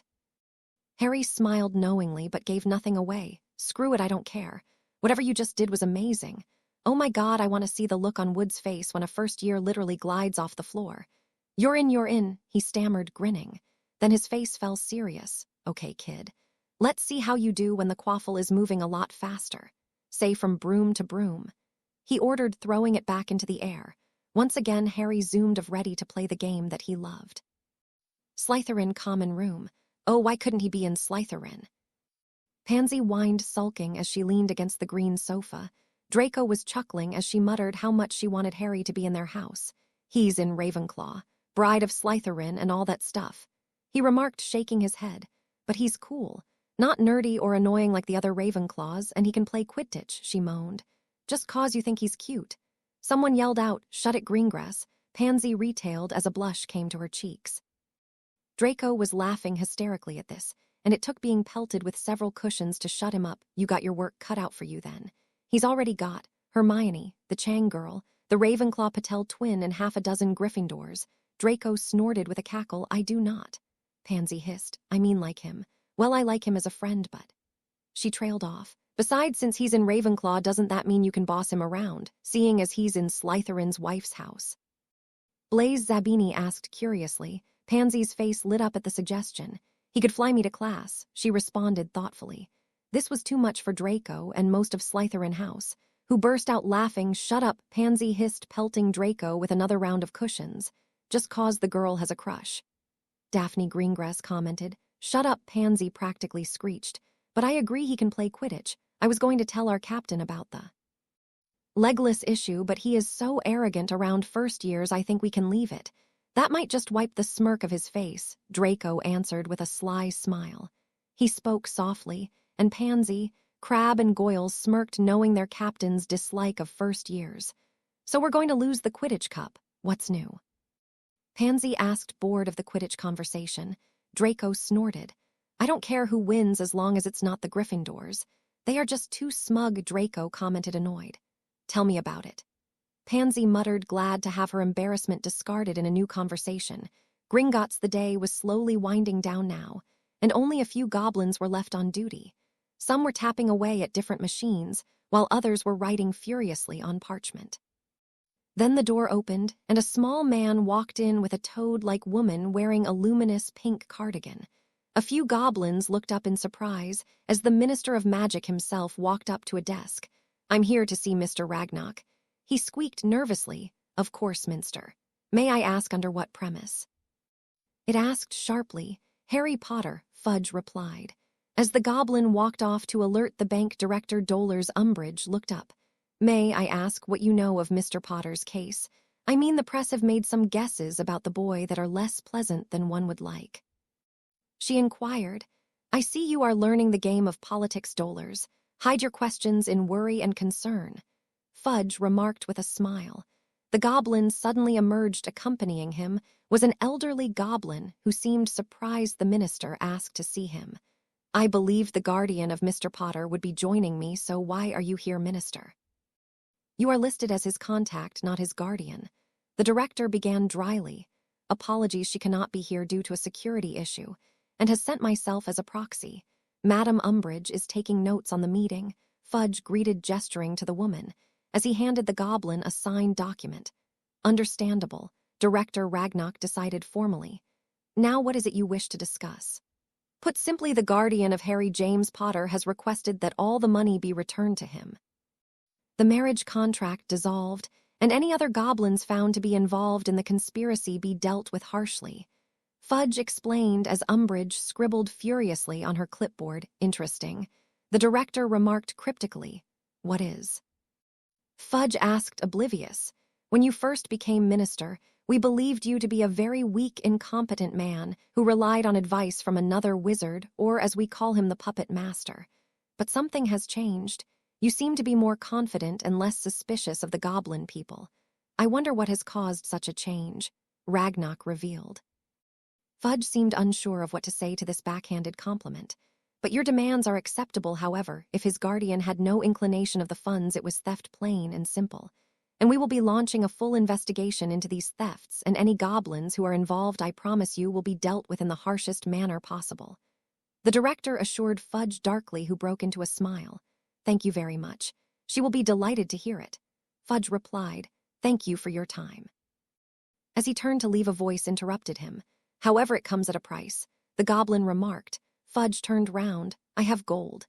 He announced, hopping. That was what they wanted. No. Even amongst goblins, Mr. Potter is famous, and in exchange we want to know exactly what happened to him without the rubbish your press are printing. Is this acceptable? Ragnock inquired innocently. Fudge sighed deeply. I suppose, he conceded, knowing his night of explanation was going to be a long one.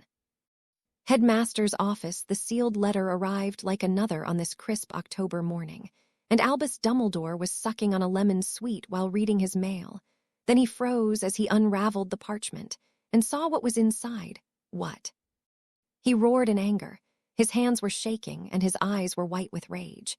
Fox chirped in the background as Dumbledore threw the letter to the ground. Dear Albus Dumbledore, Order of Merlin, First Class Supreme Mugwump, under a unanimous ruling from the Goblin people, we hereby inform you that you must pay back precisely 200,000 gallons, 200 sickles, and 2 nuts must be returned the House of Potter due to grave misdeeds on your behalf.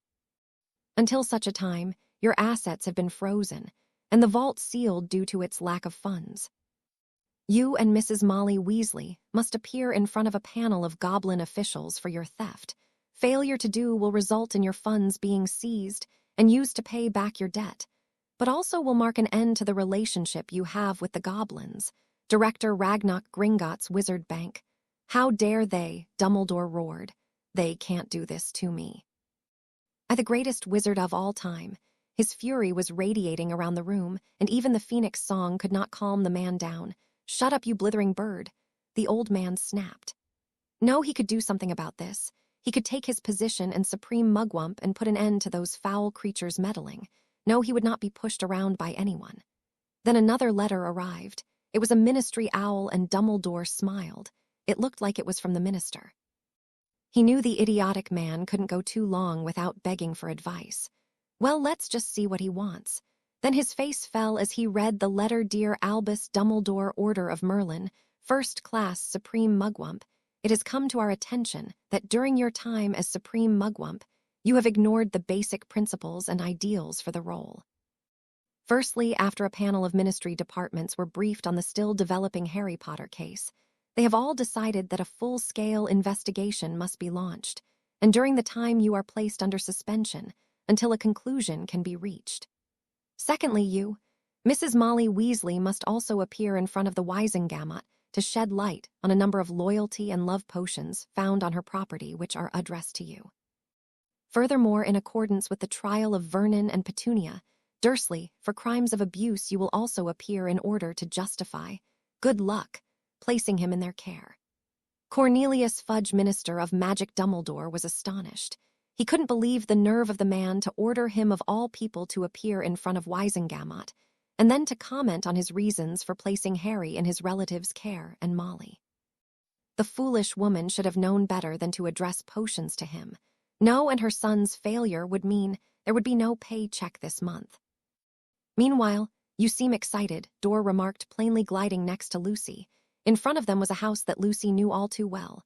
I have been waiting this day for 4 years, Lucy replied. It was early morning, and she knew the inhabitants of number 4 Privet Drive would be up fairly soon. Her and 6 other Dementors had joined her on the mission to apprehend these people. Some would have called that excessive for Muggles, but after hearing 10 minutes about what Harry went through, most demanded much more. It's a shame Muggles can't go to Azkaban, Dor announced. I imagine a lot of our sisters would want a word with them, but no, we can make a record and send them to a Muggle prison. But they may be getting a few visits from me, Lucy hissed angrily. She remembered the first time she saw this place, and the hatred she felt for those who lived within it. I think a lot of us, including me, have that view. I know Helena. Esther and some others wanted to come on this mission, but didn't have the time. Dora explained, suddenly her scabbed hand extended. A light had been switched on in the living room. Positions. Lucy called loudly. The cloaked things moved slowly around the house, on my mark. She hissed again. Their hidden muggle charm was turned off, and they were all eager to apprehend those who hurt the person they had all grown fond of now. Lucy led the attack. She moved as a blur towards the front door, and in one moment was reduced to splinters. She heard the woman scream from upstairs. The man look at her in pure fear. "You," he exclaimed, stammering. "I said you would pay for what you did, and now I would like to inform you that you and your wife are under arrest for the crime of child abuse, neglect, and mistreatment." She spoke in his mind with malice. He squeaked in terror and pain as her scabbed hands tightened around his arm. From upstairs, Petunia screeched as Dora said the same thing and pulled her roughly down the stairs. "Get away from my mum." A wail of a boy said, charging towards her. 2 other Dementors pinned him against a wall. "Silence, child," they hissed at the bully as he tried to swing his arms. "Dutters," his mother cried as she was escorted out of the door by Dora and another Dementor. Lucy dragged the man by his arm with another Dementor gripping onto his other arm. Feeling satisfied, she flew off into the sky. Later, the Halloween feast was an occasion for all it seemed, with a variety of treats and dishes. Harry was sat opposite Cho, who was tucking what looked like a chocolate-covered rat. "How was class?" she asked politely. Harry smiled and grabbed a cauldron cake. "All good, though Snape went ballistic in potions. Apparently catching me out is harder than he thought," Harry remarked slyly. "And when he found out you're a new chaser, he spent the whole day on edge." Cho giggled. Suddenly Harry knew something was missing. Where's Hermione?" he asked Cho. Her face fell slightly.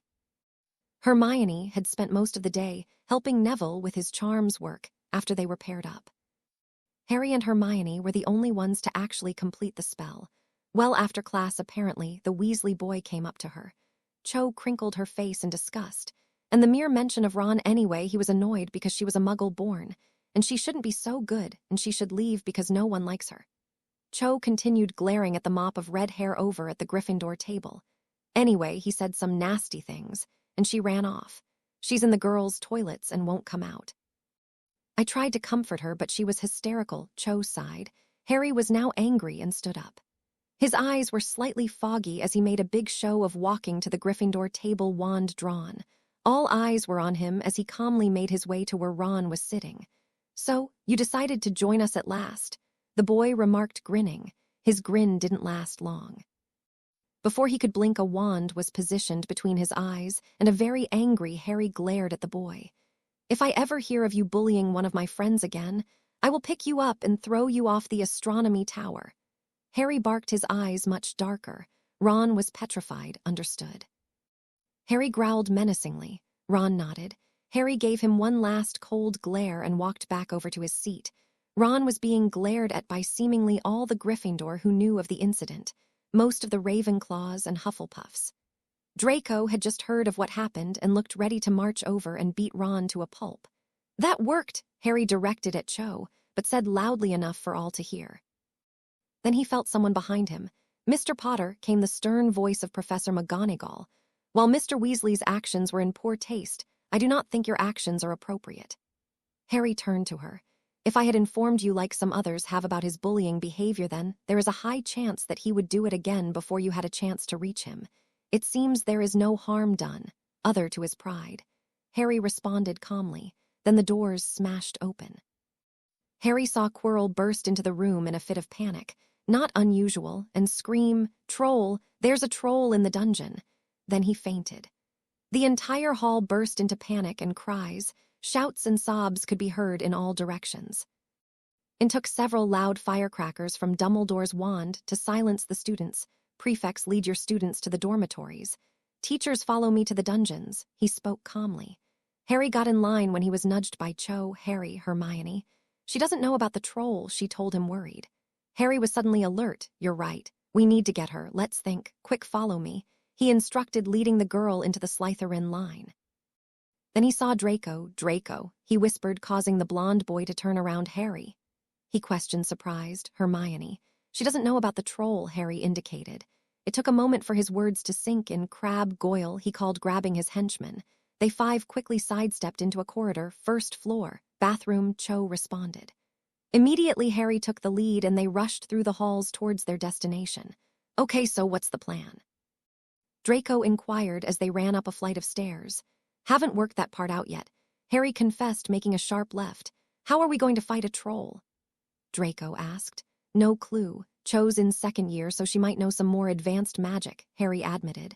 Oh, so we're running blindly to get Hermione while a troll is in the castle which could kill us, and we are defenseless except for Cho, who might or might not know offensive magic. Draco checked. Pretty much, Harry answered. Then he heard a loud thud. He stopped sharply and looked around. Genius. That has to be one of your best plans, yet Draco remarked dryly, doing a great impression of Snape. It's close. He warned, hearing giant footsteps. Worked that one out, Goyle stammered. This way, Cho pointed, grabbing onto Harry's arm and leading him towards the noise. Come on, Crabbe and Goyle. We're only running to rescue a Ravenclaw which happens to be close to a troll which might or might not kill us depending on how inclined it is to eat us. Oh, and we are defenseless. Draco laughed, trying to put on a brave face. Secretly, he wondered why he was doing this. Sure, Hermione was his friend, but would he do the same if Crabbe, Goyle, or even Pansy was in her position? Uh-oh, Harry sighed. The door was gone. All that was left was a pile of splinters and a screaming girl. Come on. Harry instructed, rushing forward. After a moment, Cho followed him. Genius again. If you're trying to kill us next time, do something less dynamic. Say a dragon or insane wizard, or maybe just drop a chandelier on us. Draco shouted after them before following. Crabbe and Goyle seemed unsure. And you too, Draco scowled, pulling the two forward. Harry, Cho, Draco. Hermione was surprised at seeing her friends as the troll swung its club in her direction. Crabbe and Goyle are here to, Draco remarked as the two run into the room. In front of them was fully grown mountain troll. The stench choked their lungs as it turned to look at them. It roared angrily, brandishing its wooden club. We're dead, Draco decided impassively, wondering why the hell he wasn't afraid. Harry, however, was looked into the creature's eyes. Its thoughts would be no help, and he doubted it had much of a mind. That left one choice. His eyes turned jet black and thick black smoke rose up from around him. The troll seemed confused as Harry's hands became sharp and skeletal, and he heard cries from his friends as rose in the air with his legs lost in a black cloud. Harry Potter had done something Lucy had told him never to do unless it was an emergency, and he guessed this was an emergency. He had revealed the full extent of his power, and his appearance was just the beginning. The feeling was euphoric. A cloud of black smoke swirling around his legs faced the beast in front. Harry saw its soul and life force pulsing through its form, creating the feelings of fear and wonder. It raised its club and swung towards him, but Harry was already gone. He moved as a blur between the troll's strikes and flew with grace as he began working out his next move. His friends were looking horrified and confused, but Harry had no thought for them as his clawed skeletal hand reached out and stopped the club halfway. The beast made a strange, inconsistent noise as a wave of telekinetic energy sent it crashing to the floor. The wall shuddered as the monster's head slammed into it. The sinks broke as one and the window smashed into shards. Then, like silky tendrils, the black smoke surrounding him began reaching for the creature, gripping it and piercing into its flesh. It cried out in pain as they punctured muscle and fat tissue, and howled when the tendrils leached into its veins, and without knowing it began draining it. Harry felt like liquid gold was poured inside him as the monster's life force, not soul, was pumped into him. The troll's eyes clouded as its soul began looking for an escape before it was tied down by the darkness, only to be savored. Once the beast was dead, Harry, came a voice. It seemed both close and far at the same time, and from somewhere Harry's sense urged him to listen. The life force of the troll was nearly depleted, and in a few moments it would breath no more. Harry. The voice was louder, more urgent, and Harry turned to see the shocked faces of Cho and Draco, the tearful, terrified face of Hermione, and amazed faces of Crabbe and Goyle. No, I will not lose control, Harry told himself, as his sense began overpowering his urge to feed of his victim. The smoky tendril recoiled, and with great effort Harry detached himself from its life force. The effort took every ounce of power in his body, and he felt some relief when he saw the creature was not dead. He had not killed it. Then his eyes began to flicker, and like a damaged missile he crashed to the ground. Harry? Cho asked, a mixture of concerned and shocked as he began to lose consciousness. So, So sorry, shouldn't, Harry mumbled as his body went limp. He faintly heard the noise of the teachers charging into the room, but he quickly fell into a deep sleep. What happened here? McGonagall demanded, seeing the exhausted, defeated troll and an unconscious Harry. Draco and Cho looked unsure of what to say when Hermione stepped forward. It was Harry, miss. She began quickly. I was in the bathroom when Harry realized I was missing and got some friends to come and help me. He flew around the troll to distract it, and we hit it with jinxes from down here. Cho and Draco accidentally mixed 2 jinxes up, which caused the troll to collapse, and it hit Harry with its club in the process. Her lie was far from perfect, but it was the best she could come up with in such a short amount of time. Yes, that's what happened, Cho agreed quickly. Exactly what happened, Draco confirmed. Crabbe and Goyle nodded in response.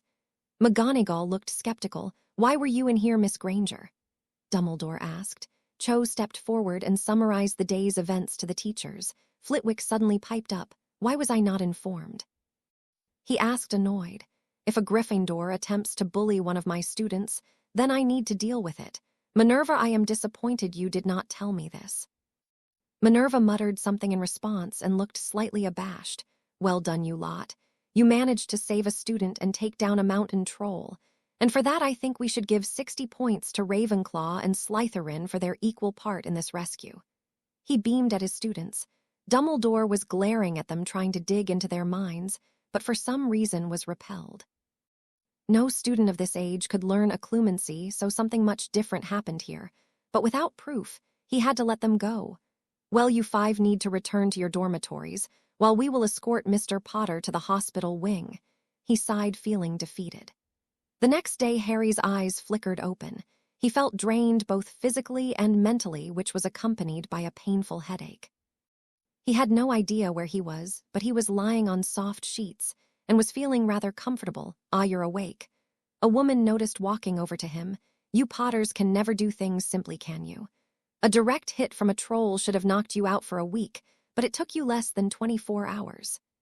Harry looked confused before remembering the events of the previous night. Oh God, he almost lost control. Lucy had warned him time and time again that he shouldn't experiment with his other form so young. Though the ability to rein himself in was astounding, then again knowing Lucy and his mind link with her. You're awake, her voice was concerned, but Harry could sense she was annoyed. I'm so sorry, Lucy. It's just he began worried as she searched through his memoirs. SHHH, Harry. SHH, I felt your transformation, and I was worried you did it to show off to your friends, but instead you did it to save a friend, then it's fine. But you were almost discovered, she soothed him. The nurse was looking at him, wondering why he was staring into space, but Harry ignored her. I know, Harry agreed, shuddering at the thought, though I must commend you for being able to control it. I was worried you would have done a lot of damage to the school and students, and it took a lot of doing for me not to fly to the school. You should thank Dora, Lucy told him, though my friends saw, and I don't know what they going to think. Harry confessed miserably. It will all be fine, trust me. Just tell them the truth, they will understand, Lucy comforted him. I need to go and serve food to the East Wing, but if you need be, just send a message. Harry sighed deeply as he felt the connection sever. Are you okay, Mr. Potter? Madame Pomfrey asked. Yes, Harry assured her. When can I leave? The woman tittered in response. Not today, you can bank on that. A troll attacked you, Mr. Potter, so the odds of you getting out of here this week are around nil. Your father was the same, you know. Jumping of brooms, crashing into cabinets, all sorts, and yet he expected me to let him waltz out of here with a plaster and a pain relief potion. She told him, shaking her head. Harry groaned. A week? How was he going to survive a week in this place? The Quidditch game was on Saturday, so he should be okay. But if this woman was anything to go by, she was not someone to mess with. Later, it was just after lessons when Draco, Crabbe, Goyle, Cho, and Hermione walked in. Harry was expecting them, and luckily Madame Pomfrey did nothing but glare at them disapprovingly. Harry quickly entered her mind and put a block to ensure if she overheard any of this conversation, she would not remembers it. Explain. Draco began curtly. We all told the teachers it was a joint effort, but I'm quite sure I saw you try to rip the soul out of a mountain troll. His voice was slightly harder than normal. Okay, Harry accepted. You all know I was raised by Dementors, right? Cho, who had only seen a Dementor hug Harry, recoiled open-mouthed, while Hermione looked taken aback. They do now. Draco remarked, his voice more inviting, raised. I thought she a bodyguard or something when I said, Mum, I was being ironic, but you weren't obviously. Well, I do agree with the equality stuff, but really. Cho questioned, shocked, no raised. I spent 4 years in Azkaban. I was raised there and have some good memories of the place, but no, I was raised by Lucy, who is a Dementor. For some reason, I was also born with the gift to talk Dementors. Harry elaborated. Anyway, I also have other traits for reasons I cannot explain. I can fly like one, manipulate emotions, read minds, and turn into the hybrid form. His friends shuddered, remembering what he had looked like last night, which was the black, creepy thing. Draco simplified to Crab and Goyle. I found out in a playground a few years ago. When a group of bullies were picking on a young girl, I was furious at them and turned into a lesser form of what you say and ended up throwing them across the playground. Lucy had to rein me in before I ate them. Harry continued. So it's hard to control, Cho realized, very. I feel an urge to drain the life force from everyone, and it is very hard to ignore. Though you lot managed to help last night, Harry pointed out. Yes, we are brilliant, please carry on, Draco commented, smiling slightly. Anyway, I was told never to use that power unless there was no other choice, and I have spoken to Lucy, who agrees a troll attack does justify using it. Harry finished. So you did it to save me, I mean us. Hermione asked. Yes, I would not have done it for any other reason, though thank you so much for not telling anyone, Harry addressed them all. I suppose we can forgive you, Draco decided dramatically, though we don't want any more secrets. We are your friends and we want to trust you, Hermione told him sternly. Well, by secrets, I think Hermione means if there is anything else you turn into Sphinx, basilisk, dragon, then just give us a heads up. Though lesser secrets, crushes and stuff you can keep to yourself, Cho corrected. There are no big more secrets. Harry assured her. Good, Cho smiled. Though Mickle told me to tell you that you need to be at the game. We're facing Gryffindor, and he wants his new star chaser and seeker. Yes, I made the team. Well done, Harry congratulated, beaming at her. A round of applause for Miss Chang, Draco announced. Cho blushed slightly as her 5 friends clapped to her achievement. Thanks, Cho mumbled. Okay, visiting hours are over, kids. Madame Pomfrey began ushering them out of the room. Bye, Harry, they shouted, waving as the door to the hospital wing slammed shut. Saturday, Harry felt a mixture of things as he looked out on the pitch. Firstly, he was anxious about flying in front of so many people. Also, he was angry how the Gryffindor seemed to regard him as a dark wizard, since Ron began telling people he used dark magic to defeat the troll. Also, he felt pressured knowing how much faith Michael had placed in him. Cho, obviously seeing his distress, squeezed his arm gently. Harry took her hand, seeing she looked just as nervous as him. You okay? He asked quietly. Fine, she assured him, taking a breath to calm herself. Harry let the second year lean on him for a moment as they prepared for the game. Okay, people, Mickle announced, causing Harry and Cho to leap apart. The team turned to their captain. Okay. Before today, Wood has always had a good chance. But he doesn't have what we have. I've been training with Harry privately because he has a secret skill they don't have. I'm not going to tell you, but if someone can get a picture of Wood's face, then I will pay big money anyway. We also have our new seeker, the lovely Cho Chang, whom excelled in the trials. And I know with the strong support of this team we can win this game and the cup. He began his monologue, pointing to the new team members respectively. Sorry, Cap. Someone interrupted. But Harry doesn't have a broomstick. A few of the team murmured at this, causing Mickle to break into a smile. Let me worry about that. He grinned at them as the curtains to the pitch were opened. With a confident aura, Mickle walked out to meet Oliver Wood, who was standing in the middle of the pitch next to Madame Hooch, ready to shake hands. Don't know why you bother, Davis. You have no chance of beating my team this year. He laughed cockily, roughly shaking Mickle's hand. Maybe. Maybe not, Mickle replied, causing Wood to laugh loudly. It would take a miracle, he retorted. Mickle suddenly smiled devilishly. I might just have one up my sleeve, he taunted knowingly. Draco Malfoy smirked to himself as he saw the team captains walk out to shake hands. He was standing just towards the edge of the Slytherin stand, which was close enough to the Ravenclaw one to talk to Hermione, but also where the 6th and 7th years sat. He had chosen this position carefully. The Slytherin Quidditch captain was sitting behind. and was bragging about how his team would beat both in the next game. Arrogant git, Draco thought.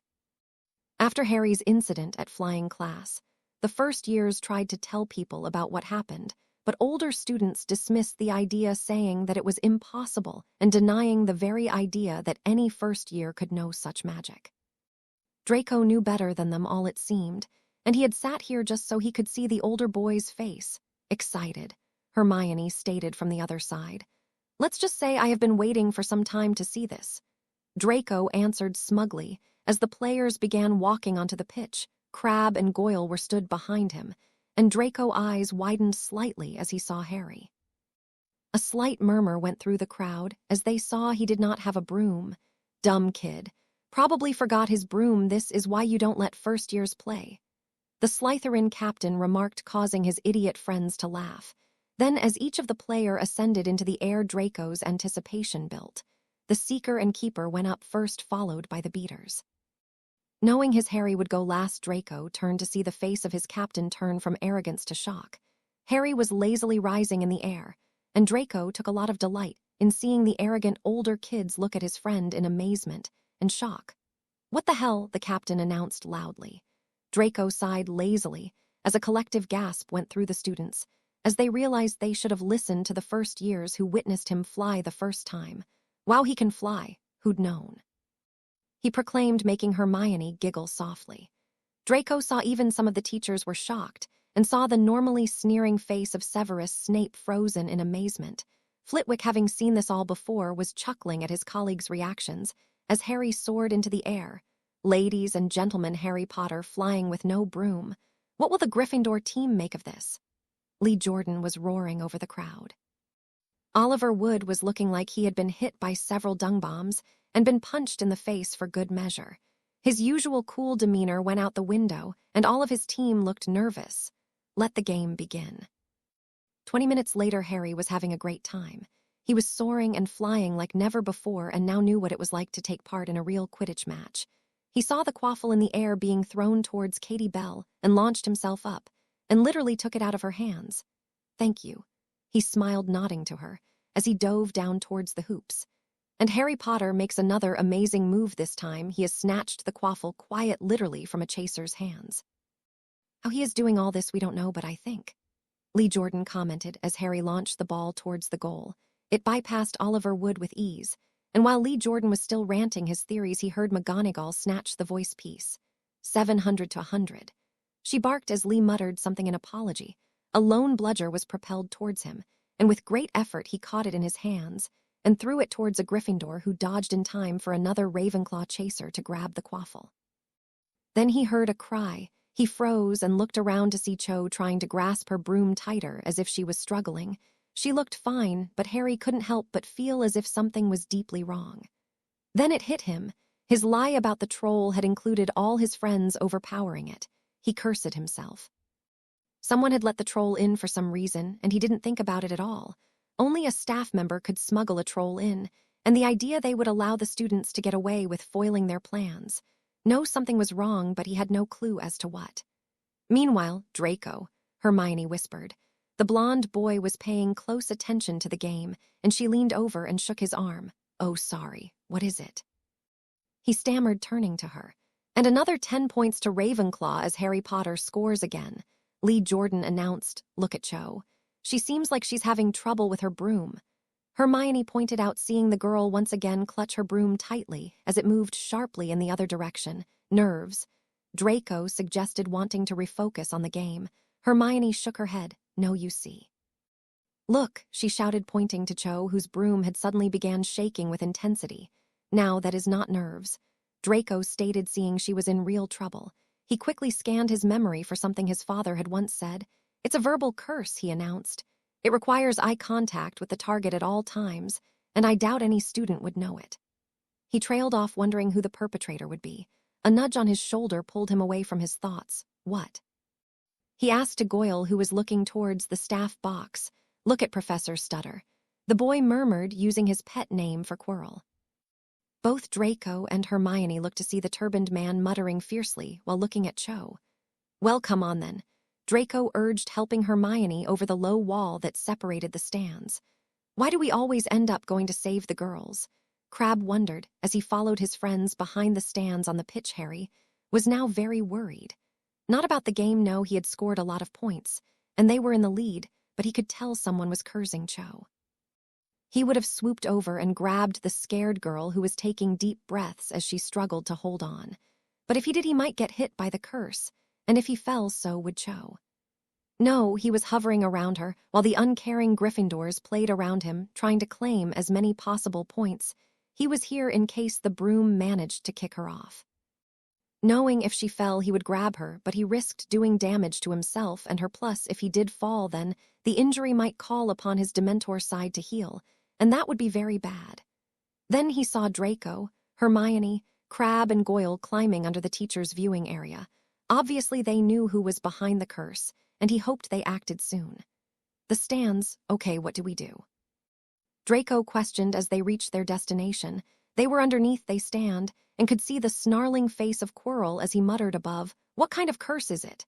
Hermione asked, taking control of the situation. Draco looked up and tried to read the man's lips. "I can't understand, Scopy or something." He sighed now, knowing the man was speaking in a different language. "What does that mean?"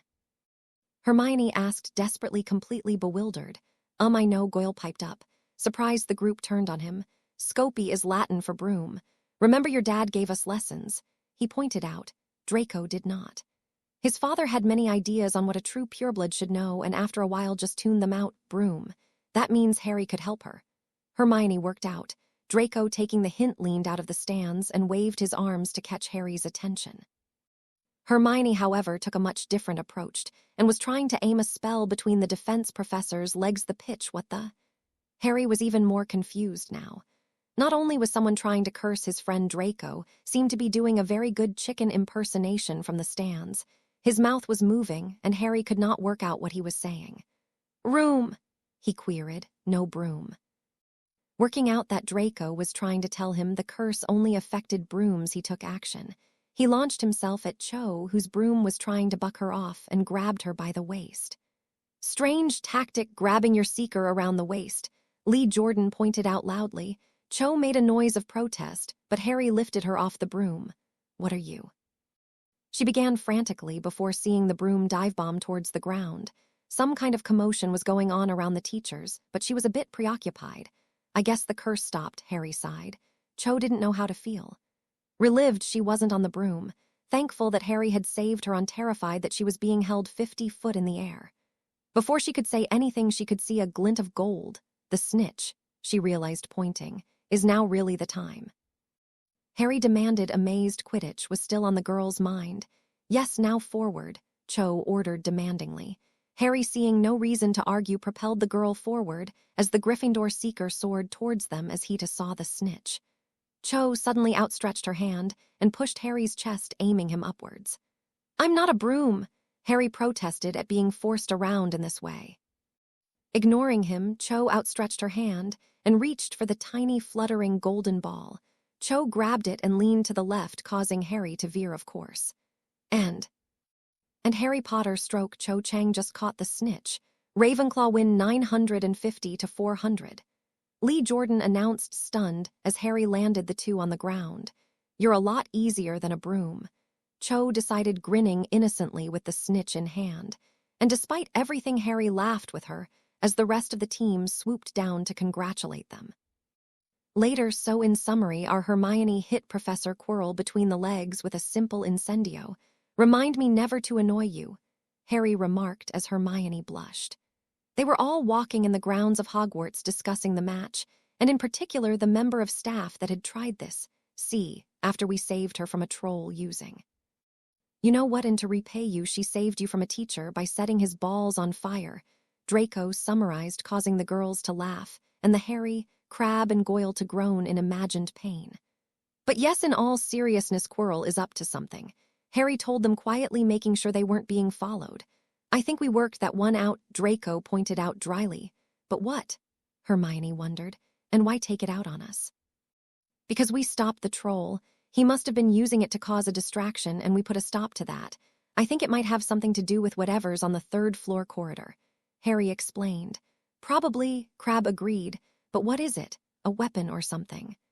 Dumbledore wouldn't be stupid enough to keep some kind of dangerous magical artifact that someone like Quirrell would want in a school, is he? Cho asked.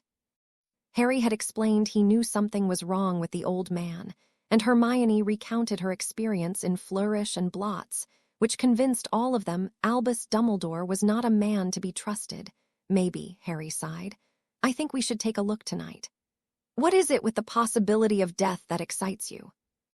First a troll and now the promise of a slow and painful death, Draco sighed, but knowing he was in not sure, let's see what it is first, Harry suggested calmly. Good idea. If Quirrell is out to get us, then it might be an idea to see what he's up to, Cho agreed.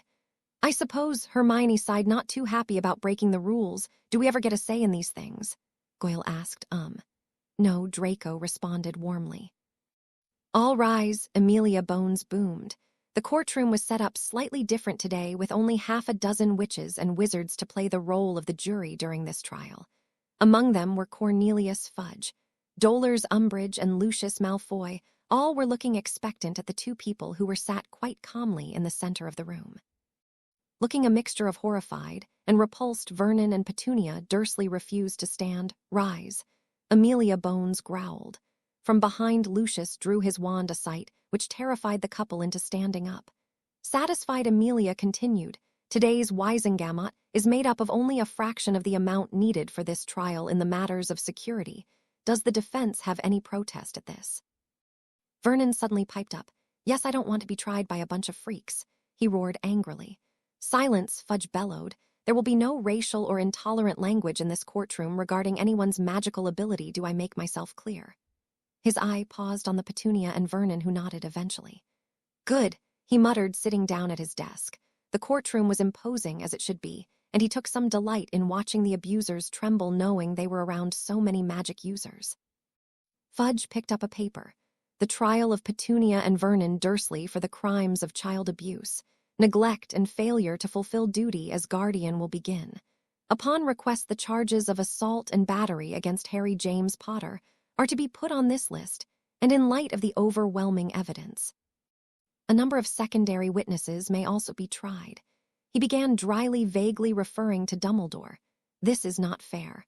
All you freaks will look out for each other. Vernon spat angrily. The court would like to request a gagging order be placed upon the mouth of a Mr. Vernon Dursley until he gives evidence in order to ensure no offense is caused during the proceeds of this trial, Lucius Malfoy suddenly interrupted. He knew what these monsters put Harry through and was looking forward to seeing them punished immensely. Does the defense have any objection? Amelia Bones questioned. Vernon laughed, a horrible sight as his chubby neck seemed to writhe as his mouth moved. You can do what you like. Nothing will stop me teaching you freaks your place, he spat. Fudge raised his wand and cast a powerful silencing charm. The fat man began desperately trying to speak but failed. The court agrees, Fudge remarked, keeping a straight face. Please call the first witness. Dementor rank 3, also known as Lucy, Amelia Bones announced as the black-cloaked creature glided in. Fudge and Lucius smiled respectively at the person who had raised Harry, and the defense shivered somewhat in fear. Thank you. Please tell us how you came to meet one Harry James Potter, Fudge queried. A translator was present, and over the course of an hour Lucy explained in depth the events of the forest and the first ever meeting between herself and the Dursleys. The few members of the Wisengamot looked angry as her words were translated, and they cast accusing glares at the defendants. All of the people in the room knew of Harry's predicament. They were told specifically for this trial, and all were disgusted with the way he was treated, and in all honesty Fudge knew they would be found guilty, but they deserved it. Does the defense have anything to add to this testimony? He asked once Lucy had been escorted out of the room. Yes, I do. Petunia spoke up. That monster over there threatened and hurt me and my son. And in regards to my nephew, well, we gave that boy food, shelter, and an education. We have done nothing wrong, and all that is going on here is that you freaks don't normal people like us treating wizards how they should be. Vernon still couldn't speak, but he was nodding in approval at his wife's words. Inside, Fudge wondered if these two could make themselves look more guilty than they obviously were. They were doing a pretty good job, as anyone in a courtroom should know you don't call the judge, jury, or anyone a freak. Later, next witness, please. Fudge requested, sounding very bored. He had been forced to endure 3 hours of both Petunia and Vernon Dursley explaining why they were innocent. All they did was make the fact they were guilty more and more clear, and managed to insult the courtroom again and again. But this was the moment he was waiting for. Albus Dumbledore, with his head held high, walked into the courtroom. Both defendants were giving him looks of pure hatred, and Fudge wondered, who the hell taught them manners? Albus Dumbledore, thank you for being with us. Do you understand that if the Wisengamot believe you have committed an offense, then there is the risk of you being tried for neglect and financial manipulation? Amelia Bones was asking. The old man nodded arrogantly, obviously thinking there was no possible way that would happen, and Fudge wanted to laugh then. And there, however, he kept a straight face and continued. Albus Dumbledore, why did you, as the acting magical guardian of Harry James Potter, consent to him being placed under their care? Fudge asked quickly. Dumbledore glared at him angrily before. It was the right thing to do. He would have been protected by the blood wards around the place, and... Albus Dumbledore, you do realize that using, designing, or participating in any kind of blood ward is an offense of the highest degree. Blood wards are considered too dark and illegal due to a sacrifice being required. Amelia Bones boomed, her eyes awash with anger. I did not design the ward. He began quickly. Then who did? We need the name of the witch or wizard who did so. They can be arrested and charged for crimes against wizard kind, and binding 2 muggles into a 17-year contract. If broken, they will die horrible, painful deaths. Fudge asked, quickly, having done some research into the topic. He smiled quickly when he saw the amazed look on Dumbledore's face. The court requests that Albus Dumbledore be removed from the witness stand due to his obvious acts of consenting to a blood ward, which is illegal, and all evidence be disregarded due to inquiries being made by the Goblin people about financial manipulation. Lucius Malfoy suddenly interjected. Fudge considered for a moment. The court agrees. Later, you freaks can do nothing to us. We are good, respectable people, and we will not allow your kind to do anything to us. We gave that boy all we could, and if he needed a slap every now and then, well, that is completely okay. I see no reason you freaks have any reason to arrest us in this way, and the idea you could charge us with anything is obscure. Vernon Dursley shouted in a rage. Fudge sighed. This was the closing statement of the defense, and it seemed the man had signed his own death warrant. The evidence against them had apparently been fabricated by freaks, and it was not real. Even Amelia Bones had given up on them after he had used the word freak for the 100th time. Is that all? The woman in question asked. Yes. Vernon spat menacingly. Good. On charge 1 of child abuse, all those in favor of conviction. She began impassively as the wizards in the room raised their hands. On charge 2 of neglect. Once more every person in the room raised their hands. On charge 3 of assault and battery, Amelia Bones said finally. Once again the vote was unanimous. This court finds you guilty of all charges. Now if it were up to me, you would be spending your sentence in Azkaban prison with the Dementors. But due to muggles not being allowed, I sentence you to 35 years with no chance of early release to high-security muggle prisons that are available. Your son will be sent to live with a woman called Marjorie Dursley, and you will not be allowed to have children after you are released. Fudge bellowed, exhausted. The day had been long, but seeing the Dursleys dragged out by the Dementors screaming abuse at least was a high point to the day.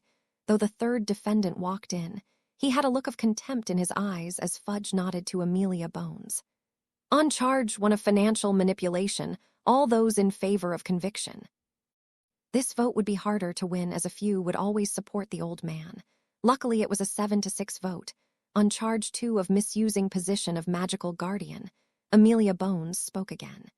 It seems a lot of people believed his claims that he had no idea of what went on, and he was found not guilty by an 8-4 vote. And finally, on charge 3, knowing about an illegal ritual and saying nothing to the proper authorities. This was a landslide victory for Fudge, and only 1 person voted against conviction. However, the crimes did not justify a long-term imprisonment. Albus Dumbledore, this court finds you guilty of all but 1 charge.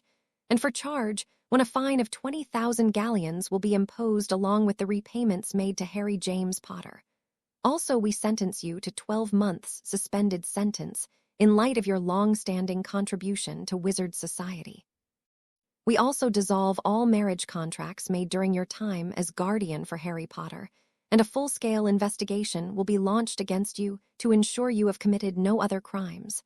Fudge bellowed, bringing the gavel down. It was far less than he was hoping for, but it was a start. He hoped the investigation would lead somewhere, but he doubted Dumbledore would be stupid enough to leave evidence, but there was always a chance. But a slight smirk flickered across his face as he realized he needed to tell the press, and there was only one reporter who could do this job. Hogwarts. Night. Okay, let's do this, Draco decided brightly. Harry, Hermione, Cho, Draco, along with Crabbe and Goyle were standing outside a door in the forbidden corridor. They had got in with no problems and had heard a loud rumbling noise from within. "Everyone ready for a slow and painful death?" He joked as he tried to open the door. "Let me," Hermione offered, drawing her wand. "Alohomora."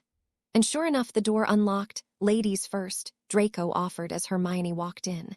The rest of the group followed and found themselves in a dark room with a very loud grumbling noise. Lumos, Crabbe, and Goyle lit their wands. Harry did the same, but the group immediately regretted it. "Is that a Cerberus?" Cho demanded, seeing the beast in front of them. The light seemed to have awoken it, and it was sleepily getting to its feet. All three heads were stretching out, and slowly 6 pairs of eyes settled upon its victims. "I think we should leave." Now Draco suggested, slowly opening the door. The dog suddenly began to bark, and the group piled out of the room. "Why the hell would you keep a Cerberus in a school?" Harry demanded, slamming the door shut. "First a troll, and now this. What else is in this school?" "A giant spider, a 50-foot snake," Draco exclaimed, amazed by the very idea that the school would allow a Cerberus inside it. "It's obviously guarding something. Didn't you look at its feet?" Hermione interjected. "No, we were looking at the 3 giant heads," Crabbe pointed out as he and Goyle regained their breath. Hermione ignored them. "There was a trapdoor." "You see, it's a guard dog," she explained as if it was obvious. "So what's it guarding?" Cho countered. "Lies, treachery, and illegal blood wards. The Truth About Albus Dumbledore" by Rita Skeeter. Since the boy who lived literally flew into our lives, the whole wizarding world has been wondering the same thing.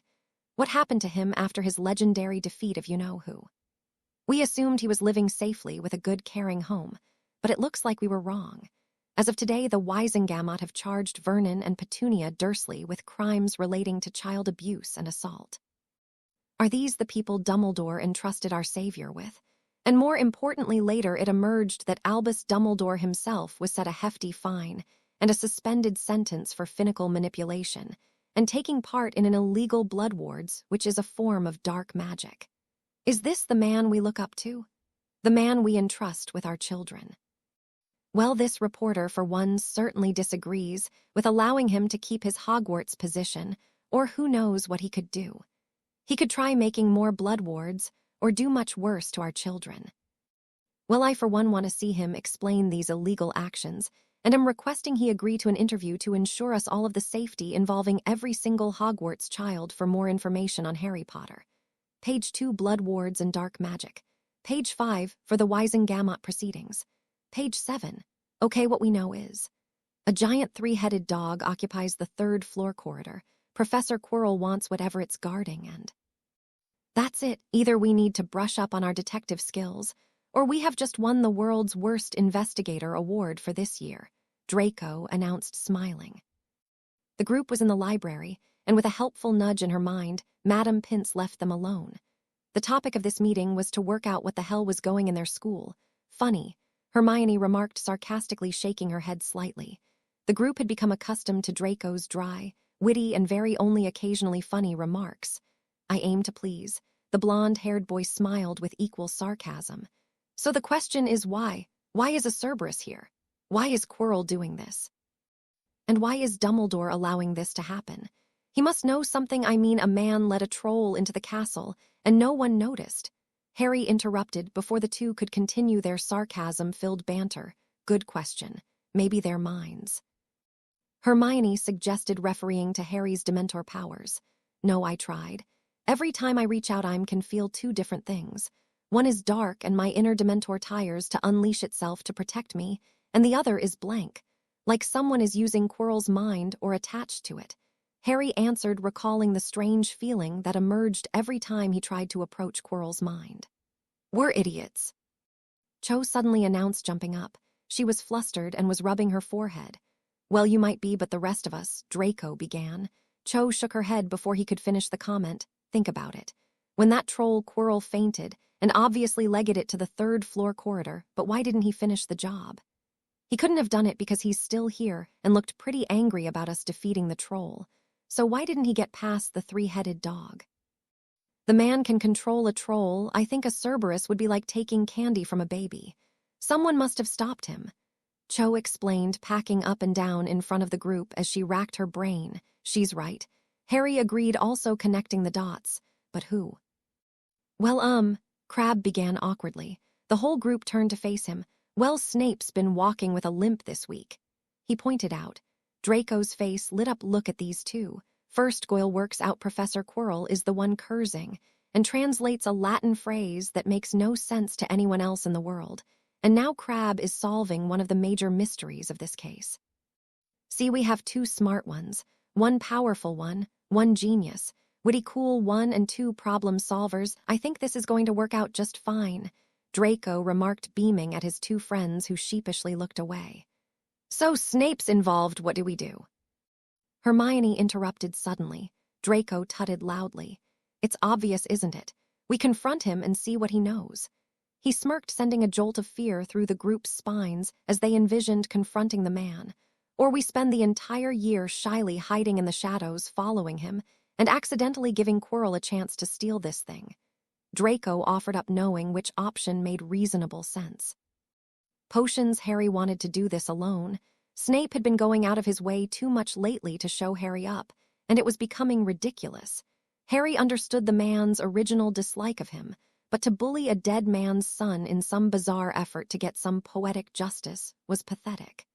Harry was going to ask him what he knew and try to sort this thing out. And so as the lesson ended and the class went to lunch, Harry slowly approached the teacher's desk. "The door is that way, Mr. Potter. You may be thick, but not that thick," was the first thing the greasy-haired man spat. "Professor," Harry began respectively, "Potter, the door is that way. 10 points from Ravenclaw for stupidity." Harry's anger boiled through. The nerve of the man to refuse a student help, or even the benefit of a conversation over what a dead man did over 20 years ago. Every light source was suddenly sucked out the room, and an icy chill lingered in the air. Snape looked alarmed by Harry spoke first. "Enough," he demanded, the air getting colder with every syllable. "Potter." Snape began, shocked, but Harry cut him off. "This has gone on too far, Professor. What my father did as a teenager has nothing to do with me. I never said I supported it or condoned it. In fact, I had no idea until recently." Harry shouted angrily as Snape's face dropped in shock, as Harry recited some of his oldest and most protected secrets. "You fell in with the wrong crowd. That's your fault, and you turned your back on my mother. It was your choices that led to her loving him instead of you. And if you had been friendly to her or even civil, then she wouldn't have pushed you away. I had nothing to do with her loving him, and not you, so stop taking out your issues on other people. You repented, I'll give you that, and you tried to turn it around, and that is commendable, but enough is enough." Harry continued, brimming with anger as he spilled out all the teacher's secrets and truths he couldn't bear to face. As for Snape, there was no hatred in his face or eyes, but instead shock and hurt. A tear welled up behind his eye, but Harry steamed on. "You need to stop living in the past and face your problems instead of using them to justify what you force on students. You're becoming so much like the teenage bully you faced. It's unreal," Harry ended, and his anger subsided as he saw the man face what he had done over the years for the first time. Warmth and light re-entered the room as Harry stormed out, leaving a shocked and terrified Snape behind. Later, Albus Dumbledore was sat sulking at his desk. His vault had been frozen now, and the goblins were leeching from his fortune that rightly belonged to him. Harry had no need of it, but apparently the ministry didn't like him taking it, so they began draining him of what he had apparently stolen. His reputation was going to be in tatters, and nothing could make this day worse. Or so he thought. "What did you tell him?" came the enraged voice of Severus Snape as the potions professor burst through the door to the headmaster's office. "Severus?" Dumbledore questioned, completely stunned by the man's entrance. "Oh, don't Severus me. What did you tell Harry Potter? You promised you would tell no one," was the angered response that left Dumbledore even more confused. "What are you talking about?" the old man practically shouted. Snape quickly summarized the events of the day. What? Dumbledore mouthed, wondering how the boy could know anything at all about his parents. Yes, he knew about my past with James and Lily and also said it was my fault for losing her. But the worst thing is, Snape hissed angrily. Then his entire persona changed. The angry ex-Death Eater was gone, replaced by a teary-eyed broken man who had just come to terms with his life. He's right. He continued, sobbing slightly. His entire life so far had been nothing more than petty revenge, and what made it so much worse was that an 11-year-old had seen through it. Dumbledore looked at the normally cold and sarcastic teacher with his mouth forming a perfect O. He never could have even imagined the man would break down like this, and more to the point, would ever feel remorse over what he had inflicted on students over the years. I made so many lives hell during my time as a teacher, and it was all because of what someone else did to me. I was just trying to make people feel like I did when I was 15. And you knew. You let me teach. His last note was one of accusation. You were coming over to the light, and we needed you close to. Dumbledore began quickly trying to explain his actions once more. No, Albus, you can't spin that on me, no. I don't know how Harry knew this, but I already know you wouldn't tell him. I thought you did, but your surprise is just too evident. And I know why. You wanted me to bully him, didn't you? You wanted to give the boy someone at Hogwarts he would dread. I have no idea why, but I can tell you I'm done being your pawn. I will teach, but I am going to change. The bullying, hatred, and everything else I've pumped my classes full of over the years.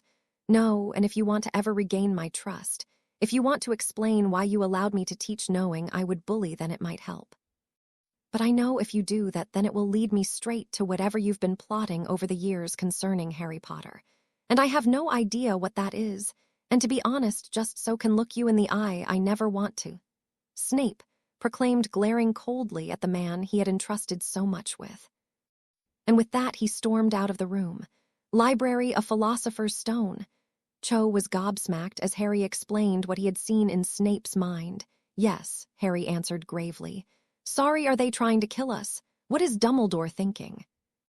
Is his mind like, hey, I've got a great idea. Why don't I put a dangerous, powerful magical artifact in the middle of a school, which practically every dark wizard would want, and also hire a man I've never met before because I get a new defense teacher every year, and then entrust this man with the secret. What a genius, Draco exclaimed, amazed. He has a point. Why the hell would Dumbledore trust Quirrell, a new professor, with this secret? And more to the point, why hasn't he put more defenses up? A giant guard dog, fair enough, but open a book about a Cerberus, and you have all the information you need to get pa them. Hermione interjected, sharing Draco's feelings. A very good point, but if it's in this school, then we need to be careful. Imagine what would happen if Quirrell gets his hands on it. And remember, we're first on his hit list. Harry warned, suddenly realizing the magnitude of the situation. If they weren't careful, then Quirrell would enact some kind of revenge, and they were in a school where he taught, and that could only mean he had the advantage. He could make his move any time, and the only defense they had could lead the total annihilation of the entire school. The school had gone through a surprising change over the last few days. Firstly, Ronald Weasley had managed to convince almost all of the first, second, and third-year Gryffindors that Harry was a dark wizard. Secondly, Snape, true to his word, had completely changed his way of teaching. Gone were the snide remarks and hate-filled glares. Now he gave actual help to people who needed it, and even dished out a few compliments every now and then. He had ignored Dumbledore's existence entirely, and the old man could do nothing to win back his trust. Harry had noticed the change more than anyone else, as Snape had not spoken to him since the confrontation. He was scared that Harry knew so much about him, but also saw the boy in a new light. Snape didn't want to speak because he had no idea what he would say. He had loved Lily Potter to her last breath, but Harry was right. Her death, her choosing James, had nothing to do with Harry. Another thing the school had noticed was Oliver Wood's numerous attempts to have Harry removed from the team as he was flying unaided. But even after contacting major officials, he was forced to accept it did not violate the rulebook in any way, as they had not planned for unaided flight. Quirrell was being watched by Harry and his friends, but he made no move towards the third-floor corridor or even show any sign he was up to something. So schoolwork had taken priority, and as Christmas approached, Harry realized they would be more and more distracted. He was going home for Christmas. No doubt about it, but he needed to make sure Quirrell would not make his move while he was gone, and needed to find a solution and fast. It was this reason he was in the library on this night, as he was looking for books on wards or protective enchantments. His friends were in bed, and Harry had no intention of waking them up for something so trivial as a trip to the library. Then out of nowhere he heard a voice. It was low, and obviously someone was whispering, but his heightened Dementor-like senses picked it up. It's the perfect trap. The boy will find the mirror, and like so many before him will be entranced by it. I will be able to use it as a bargaining tool, and he will be under our control before he even knows it, Albus Dumbledore was saying. I hope so, Albus. We have a lot riding on him being your puppet in this, and I need your assurance that it will work, came a reply. This voice Harry didn't recognize, but it was deep and mysterious. Don't worry. Him not befriending the boy is only a minor setback. I am confident that once he looks into this mirror, then he will be addicted. I've mixed in a spell so I know when someone approaches it.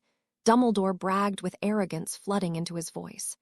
Harry considered reaching into this mysterious other man's mind, but decided against, as if he encountered any legilimency shields, then they may find him. Good, your plan needs to work, Albus. We have waited too long for our comeback, and you need the boy to be a pawn for the rise to begin. The other man remarked darkly, trust me. With him under our thumb, then no one will oppose our plans. Dumbledore assured the man with a chuckle, now let us get drink, it has been a long while since we last spoke. Harry waited for a few moments until he was sure they were gone. Then he slowly entered the room. It was ordinary enough, with stone steps, windows, and all the normal apparatus you would see in a castle such as Hogwarts, but in the center of the room stood a large mirror. Harry concentrated and used his powers to devour the enchantment placed around the mirror, and slowly he approached it. It was large and framed in some kind of dark metal, with the words Arist Stra Eru Oit Ube Kafru Oit on Wosi carved into it. Harry marveled at its beauty for a few moments before looking into it. Then he took a step back. He understood why it could be used as a controlling device. He could not see into it, for he did not have a human soul. No, he saw the enchantment of the mirror. 1,000 colors mixing into one orb at the center. It would reach out into the minds of others and show them their heart's desire.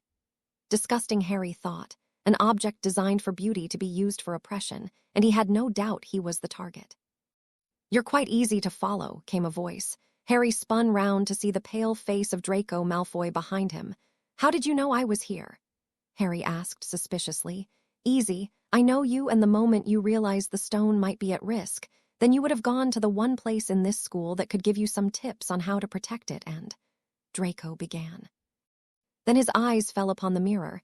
Harry could see the enchantment work as a colorful tendril reached into his friend's mind and pulled out what he most desired, my father. Draco murmured, suddenly slightly confused. I can see. Wow, he's looking so proud. He was in a trance, no doubt, and Harry shook his shoulder. What the? He questioned, turning to Harry. The mirror shows you your heart's desire. It can drive men to madness. Dumbledore was here. He thought he could control me with it. Harry explained. What do you see? Draco asked suddenly. Harry sighed. Nothing. Whatever I am, whatever gives me these powers prevents it from working. I suppose I should be grateful, Harry answered with slight bitterness. Least they can't control you, Draco remarked, looking longingly at the mirror. We should leave it alone, I think. It's here for a reason, and that reason is control. It's not worth losing your mind over. He instructed sternly, knowing the mirror would be appealing to Draco and anyone else who wandered by. I suppose, he conceded with a sigh, turning his back on the object. As the two walked out of the room, neither noticed golden lines of text embed themselves into the mirror for blood and hate. His heart remains closed for darkness, for light.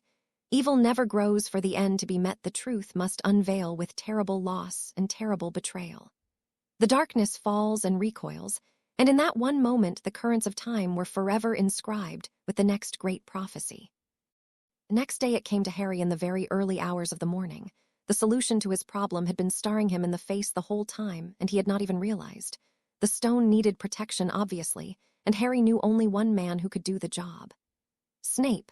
The man had been doing it before Harry had even known about the stone, and while they were away he would be on the lookout. At least he hoped, and that is why at lunch he sat with his back to the aisle where Snape would walk down. Are you okay, Harry? Cho inquired, noticing he was on edge. Yeah. Well, no, you see, Harry began explaining the events of the previous night. "Why would Dumbledore want to control you?" Cho wondered quietly, knowing the need for secrecy. "And who is helping him? He has a hidden agenda, and his mind is complex enough to keep me out.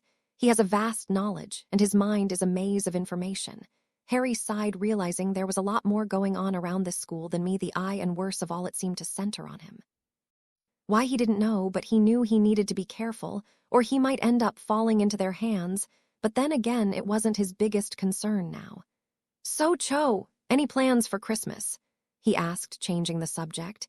"You bet she does," Draco announced, practically dancing over from the Slytherin table. "I do." She questioned, bewildered. "No, you're not getting married," Draco commented on her choice of words. "No, you are invited to the annual Malfoy Manor Christmas party." Harry sighed. Every year on Christmas Eve, the Malfoys threw a huge party and spared no expense. Giant ice sculptures and fountains of wine and butter beer, food to feed an army, and some of the most bizarre entertainment. Harry had attended one last year, and had left when a very, very, very drunk Lucius Malfoy tired to suggest that Lucy and his wife have a private moment with him, in a cupboard. Harry's only response was, "Thank God Dementors can't get drunk." Draco's was, "How would that work?" "Am I?" Cho murmured as an invitation was forced into her hand. It had the image of a peaceful-looking manor, which suddenly became draped with ribbons and balloons which flew around the invite. "Still hanging around with Dark Wizards, Potter?" came a sneer. Harry didn't even need to turn to know it was Ron Weasley. "And the IQ levels plummet," Draco remarked dryly, causing a few students nearby to chuckle. "Are you still doing this?" Harry asked, bluntly, turning to the boy. "What?" the redhead queried. "I have made it clear many times over the last term that firstly I don't like you, and also that my friends are my business, so in other words." "Get lost," Harry retorted angrily. "Not until you accept the fact you belong with Gryffindor," Ron snarled. "Tell me how that works out for you," Harry remarked dryly, turning away. Ron looked ready to say something, but he was cut off. "Mr. Weasley, I believe your house is on the other side of the hall," Snape hissed suddenly. Ron turned to the professor and mumbled an apology of some kind before legging it. "Mr. Potter," Snape greeted quickly before walking off. As he walked, his pocket suddenly felt a bit heavier. Intrigued, he found a note, which must have been slipped into his pocket. His eyes paused on Harry for a moment as he examined the parchment. It simply said, "Watch Quirrell Platform 9, and 3/4 Lucy always had a distaste for crowds." And other than Azkaban, the group of parents eyeing her with suspicion were one of the largest. She had not expected much else, as her kind we seen as evil in the eyes of wizards, as apparently they were cold and unfeeling. They were wrong. Dementors had personalities, feelings, and Lucy still remembered the day when Harry Potter had entered her heart. Regardless of species, he was her son, and in one term alone he had accumulated enough trouble to last a lifetime. They shared a bond which meant she could contact him whenever she wished, but chose not to. He needed to learn to live without her, but a few times she knew he needed her. In this one term alone, he had managed to end up fighting a troll, ending a 20-year grudge, saving a girl's life, and knowing Harry, he did lot more. She was worried about him, as any mother would be, but at the same time she was proud. He had been able to stand against forces much more powerful than him in the name of justice and righteousness, from saving a girl from a troll to defying bullies. Harry had been able to change a Malfoy's mind about blood purity, and even Lucius Malfoy accepted a Dementor as Harry's family. Well, when he was sober, other than that, things got a little out of hand. But even the crowd could not dampen her mood, as Harry was almost home. She could sense the train in the distance, and she knew that Sirius and Bella could not contain their excitement, and not even the Dementor's chill could take away their feelings. Bella had been a shock to Lucy, as she was the last person Lucy would think of to accept Harry. He had killed Voldemort, and yet she treated him like a nephew, though she saw Tom Riddle in him, no doubt, and Lucy hoped that whatever similarity she saw would disappear long before Harry became an adult. Suddenly she was pulled from her thoughts by the sound of a horn, and before she could even register it, Harry was pulling her into a hug. "Hi, Mum," was all he said as he clutched her tightly. "Hello, Harry," she replied with love and warmth. Molly Weasley had been waiting on platform 9 3/4 for half an hour now. She was not happy. Firstly, a few weeks ago her home had been searched, and the Aurors had uncovered a number of illegal love potions that were being sent to Dumbledore. She was arrested and given a huge fine which looked like it would take at least 3 generations to pay off. Secondly, her idiot son was unable to befriend Harry Potter. How hard would it be to make friends with a lonely, neglected child? Dumbledore had stopped contacting her and stopped sending her money. She was going to strangle her son if this was his fault. How had one child, her own one at that, managed to destroy all of her plans? Now, unless something was done, Harry Potter would never marry Ginny, and she would never get the Potter fortune which she rightfully deserved. Then all of a sudden she felt cold. It was familiar to her, and she turned to see a Dementor on the platform. Its chill was infecting the entire crowd, who drew closer together. No one wanted to attack it, as the law stated Dementors could be repelled if they were causing a problem, and the chill was not causing enough of one. Then the train pulled up and the Dementor's chill suddenly receded. She could see Ron in the window and she shot him a dangerous glare, but then she saw his eyes were pointed elsewhere. "Hi, Mum!" A sweet, quiet voice suddenly hissed into her ear, and she saw Harry Potter hugging a Dementor. Her mouth fell open. On the first day of term she had heard about this but never believed it. A Dementor was his mum. How had Dumbledore allowed this to happen? It was one thing to keep a boy weak, but obviously putting him in Azkaban made him stronger. She thought he had gone to his aunt and uncle's, but someone must have put him in a prison. How, who, and why were the thoughts going through her head as she saw she was not the only person looking shocked? Some had seen it before, obviously, but a few people mirrored her expression. "Hello, Harry, Lucy." Another man joined the scene, and she saw Lucius Malfoy walking over to the two, so he knew a dark family. How was this possible, and Lucius was greeting a Dementor? "Hello, Mr. Malfoy." Harry smiled, and Lucy says hello. The boy could also understand Dementors. What the hell was going here, though suddenly she saw a woman with her mouth twisted into delight. Rita Skeeter was looking like she had just been handed 1,000,000 galleons. Her pen had exploded, but the reporter was too transfixed on the scene to care. Oh God, no. Molly suddenly realized how this looked. After Harry had been taken to his uncle's, Dumbledore told everyone that he had placed the boy in safe hands, and now it looked like he had given him to the Dementors. This was very bad. She had no idea if Dumbledore had lied and placed Harry in Azkaban, but this was going to ruin him. He had already been accused and charged with taking part in dark rituals, along with stealing money, and now people were going to think he imprisoned the boy who lived. No, this could ruin everything. Harry, on the other hand, was paying no attention to Molly, and was instead chatting to Lucius, while the man waited for Draco. "So, Harry, are you coming to the party this year?" "And Lucy is always welcome, of course," Lucius inquired politely. He had shown the Dementor a great deal of respect for saving Harry from the Dursleys, and commended her methods of restraining them. Also, he felt awkward, because he drunkenly offered to have a threesome with her last year, something which Lucy had done everything in her power to forget, and Harry knew she was glad that she couldn't speak, or the conversations would be really weird. Lucy did not do much at the party except feed off the happiness. The excessive amount of happy emotions meant she could absorb it but have no effect on the guests. "I will be," Harry confirmed. "As will I," Lucy announced, and Harry translated. "Good, how was school?" "Draco mentioned a certain red-haired boy giving you trouble," Lucius continued with a hint of disgust in his voice. "He tried, but I doubt he will try anything in the near future," Harry assured the man, not wanting him to go into a rant on blood purity. Harry had no time for the ideal, but for Draco's sake did not comment on it. How the hell Draco was going to explain? He invited a muggle born to the party, he had no idea, but Harry could soothe things with his powers if they got too out of hand. "Good," Lucius smiled, seeing Draco. "I shall see you at the party." As he left, Lucy mumbled, "It seems you're having an effect on him." "How?" Harry wondered. When he used to visit the prison before he knew you, he was very small-minded and racist, but over the years he has become less and less. He sees you as an equal despite being a half-blood in his eyes, and he shows me respect. Lord Voldemort saw us as mindless monsters, but also allies, and during the war that is why we sided with him. He promised us freedom against muggles and souls to devour, which we did not want, but we wanted more than we had. He has lost a lot of this racism, and I think he's having doubts on some of the most respected pureblood ideals," Lucy replied, looking at the silver-haired man with interest. "Maybe he is," Harry agreed, thinking about it. Then Lucy's skeletal hand lightly tugged at his. Shadow travel it was then. Harry loved the exhilaration, and even though everyone was watching, he and Lucy slowly sunk into the shadows. Azkaban, calm down, Bella. Sirius sighed from his cell as his cousin paced up and down. He's back today, she squealed. Without him, this prison is, well, a prison. I know, but packing up and down your cell for an hour won't make time speed up now, will it? He asked, sharing her feelings on the matter. You should be ashamed of yourself. A voice spat. Crouch hadn't shut up since Harry left.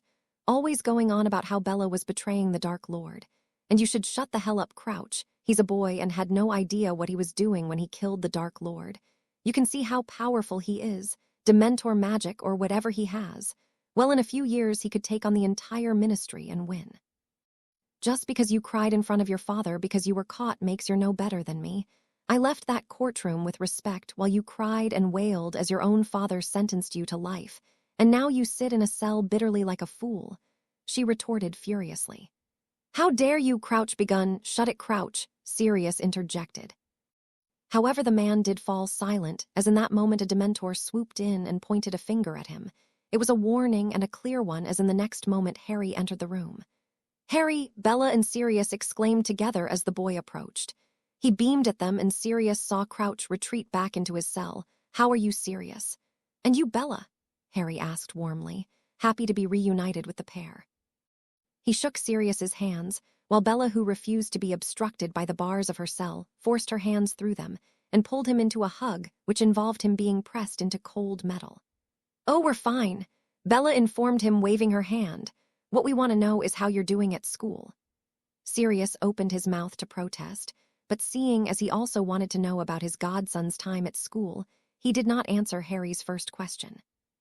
So for the next hour and a bit, Harry began explaining what he had done in school. To his surprise, both Sirius and Bella were very happy with him making Ravenclaw, and Sirius even applauded when he told them he made the Quidditch team. A first year playing for a team, all the greatest players start young. Crumb, Jones, and all the rest started from an early years. He exclaimed proudly. And you can fly without a broom, which isn't in the rulebook at all, so you have a clear advantage. Bella pointed out gleefully, knowing Tom Riddle, as a boy, also made sure he had a clear advantage in everything. Harry knew what comparison she was making, and was not happy about it, but not wanting to offend his in all but blood aunt, he let it slide. He left out Quirrell in his explanation, and thought it was better not to tell the two that a man was out for his blood in the school, as it would cause them to worry, and also both would try to find a way to break out of the prison, and most likely kill the man. He did mention the troll, but failed to play down the detail about him turning into his Dementor form. Rewind, you turned into that full form you almost killed them kids with, and beat a troll almost to death. Bella interjected, looking odd that a first year could do such a thing. Harry meekly nodded, not wanting to bring back the horror he had felt after realizing he had almost drained a creature's life force. Sirius luckily sensed Harry did not want to talk about this and changed the subject. So made any good friends? Harry mentioned all of them, and saw Bella remained completely indifferent when he mentioned Hermione. He assumed she would be against the idea, but she made no comment. Deciding not to press the matter, Harry then mentioned Cho, and he saw Sirius look quietly impressed that he had befriended her, and after a quick glimpse into his mind found he had a brief relationship with her mother during his school days, something he decided never to mention to Cho. After a while, he decided to see Dora and the other Dementors, and once he was out of earshot, Sirius looked at Bella oddly. What? She asked in an innocent tone. You're not annoyed he made friends with a Muggle-born? Sirius asked her, knowing she had strong views on blood purity. Instead, she laughed loudly, a noise very rarely heard in the halls of Azkaban. Really, cousin? Your half-blood godson, who also is part Dementor, is the most powerful person I have ever seen. He can resist the Dementors, chill something which the Dark Lord couldn't do, for goodness sake. He can fly, break into people's minds, manipulate them, use wandless telekinetic magic, and turn into some kind of super-powered Dementor. Please, I gave up on that blood purity stuff when I realized the most powerful person I know is a half-blood. Then I noticed that not even some purebloods go along with it, so I disregarded it. I have no problem if he has a Muggle-born friend, she laughed. Sirius was shocked. Never did he think that his cousin would throw away ideals taught to her since birth. She was the pureblood supremacist always, and yet here she was telling him that she had thrown the idea away. This was close to a miracle, and it only took the existence of an 11-year-old to do it. He really is something, Sirius murmured. He is, and I can't help wonder what he's going to be. With all his powers, he is still humble, using them when he needs them and not all the time like most people would. He has been given this power, and yet he is sensible with it. I have no idea what he's going to be in the future. He could be the next Dark Lord. Or he could be the savior of this world. She sighed, looking towards the spot where Harry just sat. What about the Dark Lord? Sirius asked, wondering if her loyalty to him was affected by this sudden change in perspective. Once there was a time I would follow him to the gates of hell, and I see bits of him in Harry. His cunning, his intellect, but that is all. These skills he has have always led to greatness, but Harry is unlike the Dark Lord in every other way. Now I think about it, he never cared about any of us. He wanted power, and if he ever rises again, I don't know if I would take up the call. She explained sadly. He changed you, Sirius remarked under his breath. And Lucius. When I knew him, he would never allow a half-Dementor or a Dementor into his home, and now he welcomes both with open arm. He's having an effect on everyone, and it seems very few people realize it. He made me see the light and repent, and if he can do that, then I think he can do anything. Malfoy Manor was done up and ready for the party. The main hall was lined with tables with a variety of different foods and treats for the guests to enjoy. Wooden figures on brooms zoomed around the ceiling, and 3 moving ice statues greeted guests. The center of the room was dominated by a golden fountain with fine wine gushing from within. Waitresses in loose clothing held trays of fire whiskey and honeyed mead. This was the common layout of the annual Christmas party at Malfoy Manor. Already a few guests had arrived and were clustered together, freely gossiping, as their host greeted the guests one by one. Then slowly a single waving line of darkness rose from the shadows, then another and another until they began to form into Harry Potter and his Dementor mother. A few guests seemed surprised a Dementor was among them, but a few had seen both before and gave the boy polite nods. Harry M. Boy. A warm voice greeted immediately as Cornelius Fudge in striking dress robes with Dolar's Umbridge in a horrifying fluorescent pink outfit approached them. Harry had never liked Umbridge that much. She was civil but thought only of herself and never anyone else. She may have been one of the people that convicted the Dursleys, but Harry thought it was more to do with her earning good graces with the Minster more than anything else. Evening, Minister. Madam Umbridge. Harry smiled. Good evening. She greeted curtly with little emotion on her face. Fudge nodded to Lucy, who made a slight bow before telling Harry not to get in trouble and flying off. How are you, M-Boy? Hogwarts treating you well? He inquired with a wide smile. It is, thank you very much, Harry answered. No problems from any of the staff. The question was about Dumbledore. Not at all. Harry answered truthfully, deciding not to mention what he had overheard in the library. Good to hear it. Fudge confirmed, patting him on the back slightly. Fudge cared a lot for Harry, and during the time he had known him, Harry thought the man had become a much more competent minister. No longer did he rely on Dumbledore for advice, but had come into his own a bit more. Well, much more compared to what he was. Well then, Harry, I hope you enjoy the party. But I need to see how Amelia is. It's the first year she's been invited, and she barely knows anyone. The man announced, bidding Harry farewell and shaking his hand before the pair vanished into the growing crowd. Harry! Lucius greeted suddenly, making Harry jump a bit. How are you, Mr. Malfoy? Harry asked politely. Very well, thank you. Have you by chance seen the Daily Prophet this morning? It was a general question, but Harry had a feeling the man was really telling him to check the paper out. No, I haven't. Anything good? Harry wondered. The man smirked slightly. You could say that. It's one for the scrapbook. He joked, summoning a copy of the paper. Harry felt his blood turn cold when he saw the headline, Boy Who Lives Calls a Dementor Mum. Very good journalist work, if I do say so myself. Fudge has been explaining this away all week by blaming Dumbledore, who after you vanished told the world you were safe. People are blaming him more than anyone else, and the Ministry is going to release a detailed report on it later in the year, Lucius explained. Harry couldn't help smirk too when he realized how badly this looked for Dumbledore. Already he had been charged with illegal acts, and now he was being accused of leaving the boy who lived with Dementors. His reputation would be in tatters, and Harry wanted to shake this reporter's hand. I of course invited Miss Skeeter here, and she should be arriving later, Lucius murmured more to himself than Harry. Anyway, Draco is outside with Crabbe, Goyle, Miss Parkinson, Miss Chang surprisingly, and also. What was her name? Oh, yes, Granger. Lucius continued. Harry froze as the words left his lips and wondered how the man took the news his son was friends with a Muggle-born, glad to see Draco making friends outside the usual Slytherin circles. Lucius murmured. Harry was shocked. He expected disappointment with anger, not acceptance. I'll have to go meet them, Harry decided, completely thrown off guard by the man's casual tone. Oh, please do. Now where is that idiot translator? Lucius asked himself, scanning the room. Deciding to give the man a hand, Harry reached out into the minds of the crowd. Over there. Harry pointed to a man standing with his head in the fountain. Lucius grumbled slightly and stormed towards him. Now what did he need a translator for? But deciding it really wasn't his concern, he walked into the grounds of the manor. Harry, Draco called. He was wearing smart casual clothes along with Crabbe and Goyle. He saw neatly brushed blonde hair and saw Pansy was wearing a very revealing dress which would be more suited to 17-year-old with a large chest. Obviously, the girl's father was still trying to persuade Lucius that her and Draco should be under a marriage contract. Obviously, he thought making the 11-year-old wear a skimpy dress, which even she looked uncomfortable with, and what looked like 6 tons of makeup would make Draco like her more. He really did not like some pureblood families, and it was no wonder the Malfoys no longer got on with the Parkinsons as much. Next to her was Cho, who was wearing a flowing blue dress like something you would see on a Disney princess. She looked good with much less makeup, and was stood next to Hermione, who had instead opted for a plain red skirt and dress with no makeup.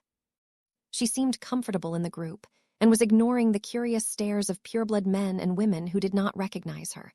Most families knew each other very well. Hello, Harry greeted with a slight wave as he got closer to the group. How are you all? Awful. We have had to suffer Pansy giving Hermione and Cho fashion tips, Draco remarked dryly. No one laughed. At least some of us have fashion sense, Pansy retorted, gesturing to herself and the girls. At least my dress wasn't attacked by a maniac with scissors. Draco chuckled, staring at the low-cut dress. Harry smiled slightly as Pansy glared daggers at his best friend. It was a low shot, but no one seemed to mind. So how's Azkaban? Draco wondered, beginning a conversation that to anyone else would sound horrifying. Harry explained to the girls who Sirius was and very briefly mentioned Bella. He didn't want anyone mentioning her around Neville, who would take it very badly. Bella had briefly mentioned what she had done, and her eyes were full of regret the whole time. It made things very awkward around the boy, who was always friendly to Harry, but every time he spoke of his gran, Harry was reminded of what Bella had said. The two had not spent much time together, but Neville was one of the few Gryffindors who didn't think he was evil. So you all get free roam of a prison? Hermione asked, not knowing much about wizarding prisons. No, I'm the only one allowed to walk around, and everyone else stays inside their cell. Most people are all right, but I think Lucy would take care of any who weren't. Harry answered, briefly thinking of Crouch. I never heard of nice Dementors until I met you, Pansy confessed. Why would you? People don't think very highly of them, Harry answered, thinking of her family's ideals. Pansy was another one who was once a racist little girl, but over time had warmed to a more positive way of thinking, with some help from Harry and Draco. Well, Father hired a translator for tonight. He wants to have a conversation with Lucy and get to know the person he had given guardianship of you more, Draco pointed out, knowing his father found Lucy fascinating. The rest of the evening passed quickly with the group sitting near the flamingos in the pond and getting rounds of butterbeer from the manor. It was starting to liven up in there, and Harry was the only person who got the drinks now, as he could easily deal with drunks. He had seen Lucy a few times, who was relaxing. She was enjoying the positive emotions and was happily ignoring the glares thrown at her by the less drunk members of the party. Disgraceful, a female voice crept through the night, a man Harry did not recognize, but he saw Pansy curse under her breath. Tell me about it. First the man lets evil into his home, but now he's inviting filth. Another man spat, who Harry recognized.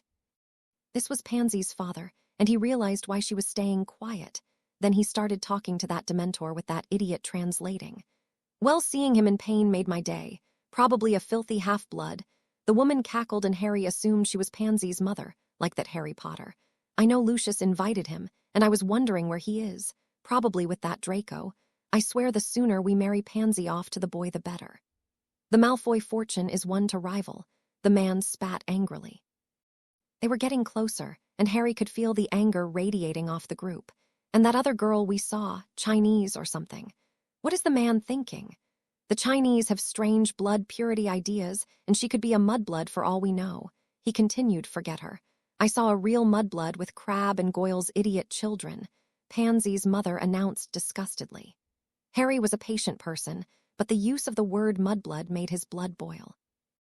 The entire group had been insulted in some way, and Harry calmly walked closer to them. They noticed him, and he saw their eyes widen when they realized who he was, and he had heard every word of the conversation. I suggest you return to the party. Harry suggested trying to remain calm. And why should we do what you say, half-blood? The woman spat. Because I'm asking you nicely. I hold you in no positive regard for the way you treat your daughter. You flaunt her like meat in Lucius's face, only for him to reject your marriage contract idea time and time again. You also judge on blood, but should I mention the 3 squibs your family produced? If your blood is so pure, then why would that happen? You then judge on a culture you have no idea on, so leave. Harry ended. Behind him, the group looked amazed that Harry had the nerve to speak to a wealthy pureblood in this way, and also pleased he was sticking up for them. Pansy was looking at him, slightly worried, as on one hand she agreed with what he said, but didn't want her father taking his anger out on her later. How dare you question us? I don't expect you to know anything. Being a half-blood raised with Dementors, the woman hissed before spitting on the floor. If Malfoy wants to make himself look a fool, he can, but we will always be better than you. More powerful, more intelligent, the man continued with contempt in his eyes. Harry had lost patience now and raised his hand in the air. Before either could react, an unseen force threw them to the ground. They didn't even have time for shock to kick in as they were raised into the air effortlessly by Harry. I asked you nicely to leave. Instead, you responded with insults. But without even looking into your mind, I can tell what kind of people you are. By the shock and fear on your daughter's face that is obviously not aimed at me, I can tell you are abusive, and I have no time for that, and could find a way to make you stop. On the other hand, your daughter is a friend of mine, so I am forced to accept there is no way I can allow you to remember this event, or she will suffer. Harry explained, icily wanting to get his warning across. Then he dropped the 2 to the floor and plunged into their minds. He created a few memories of them being drunk, and a couple more of them passing out before destroying all trace of this meeting. Also, he put a small trigger in their minds, so if they felt angry to the point of them being abusive, it would stop before they got anywhere near the girl or any other child. Then, with a flick of his wrist, the 2 were asleep. They won't remember any of this, he assured his friends loudly. Only Pansy was amazed, as the others all had knowledge on his powers. And people, that is why we stay away from other families, Draco remarked, trying to elevate the mood. However, what none of the group knew was that they were not the only ones who had overheard the conversation. Another man had followed the 2 adults into the grounds, worried they would start something. Never had Lucius Malfoy expected to see the power Harry Potter had used. With no wand or magical device, he had disarmed 2 of the most despicable purebloods he had ever met. Then he had wiped their minds effortlessly. How, he did not know, but he had just seen everything. Snow was rarely seen in Azkaban prison, but when Harry Potter awoke on Christmas, it fell from the sky with a passion, coating the island along with the bars covering all windows of the prison. "Merry Christmas, Harry," Lucy greeted, gliding into the room. She was holding a small wrapped package which he knew was from her. The presents from the Malfoys and his friends would arrive by owl later in the day. "Merry Christmas, Mum," Harry answered. This was the first time he had called her Mum on Christmas. He always thought she preferred Lucy, but since he returned from Hogwarts, their relationship had changed. He realized how much he loved her, and also how much she cared about him. She had always been proud and encouraging, but he never realized that she saw him as a son until now. They had missed each other during his time away, and both knew their relationship had changed. At first she was a guardian, then without even realizing it, she had become a mother to him. She no longer felt any awkwardness when Harry pulled her into a mid-air hug. For a moment they embraced, relishing the bond they shared, but then Lucy pulled back and handed him the present. "Here you go." It was wrapped well, and Lucy had obviously spent a lot of time on it, so as he carefully pulled the paper away, a book was revealed. At first he was confused, but then he saw the first picture. It was of a younger Sirius waving from a portrait with two other people. One looked much like Harry, but lacked the lightning scar, and his arm was wrapped around a young woman with long red hair. It was his parents, and as he turned the pages, more pictures stood out. The first was of 4 people, including his dad and Sirius. Then as the pages turned, he saw them get older and older until it ended with Lily and James Potter holding a small baby. "That's me," he remarked with a smile. The pictures had been hand-cut and glued onto the pages. This would have taken months with Lucy's skeletal hands, but the effort she went to was astonishing. This wasn't it, however. Lucy suddenly revealed another package. It was soft and silky, and as he opened it, a cloak fell out and fell onto the floor in a heap. This was found when the Ministry searched Dumbledore's office. There was a note connecting it to James Potter, and you as his son are entitled to it, Lucy explained, gesturing for Harry to try it on. He did, father, and he let out a slight gasp as he vanished. It was an invisibility cloak and had belonged to his father. It was a present that meant a great deal to him, as it was both a relic of the past and it was going to be very useful. "Thank you," he whispered softly, pulling her into another embrace. This was warm and full of thanks, and Lucy felt warmer inside than she had ever felt. Dementors rarely felt like this. They reproduced with a fine mist, but this was a new feeling, and something she wanted to keep hold of forever. This was motherhood for her, and she was possibly the only Dementor that had ever felt this way. Later, jingle bells, Bella sung over and over again. Sirius was looking unimaginably irritated, and even the Dementors were shooting her looks of annoyance. Bella seemed to thrive at Christmas and enjoyed singing more than anything. Sometimes Sirius suspected she only did it to annoy as many people as she could, and he was right. Harry's influence had done a lot to her and given her some resistance to the Dementor's chill. So in other words, she was free to sing and dance as much as she liked, something that Sirius, among others, did not enjoy anywhere near as much as she did. "Merry Christmas," a younger voice interrupted suddenly, and Harry Potter came into view with a huge smile on his face. "Harry, Merry Christmas," Sirius greeted, as did Bella. Harry spent some time showing the pair the book he had received, and while ignoring Bella's requests to add some younger pictures of her into the book, Sirius enjoyed the time he spent with his godson.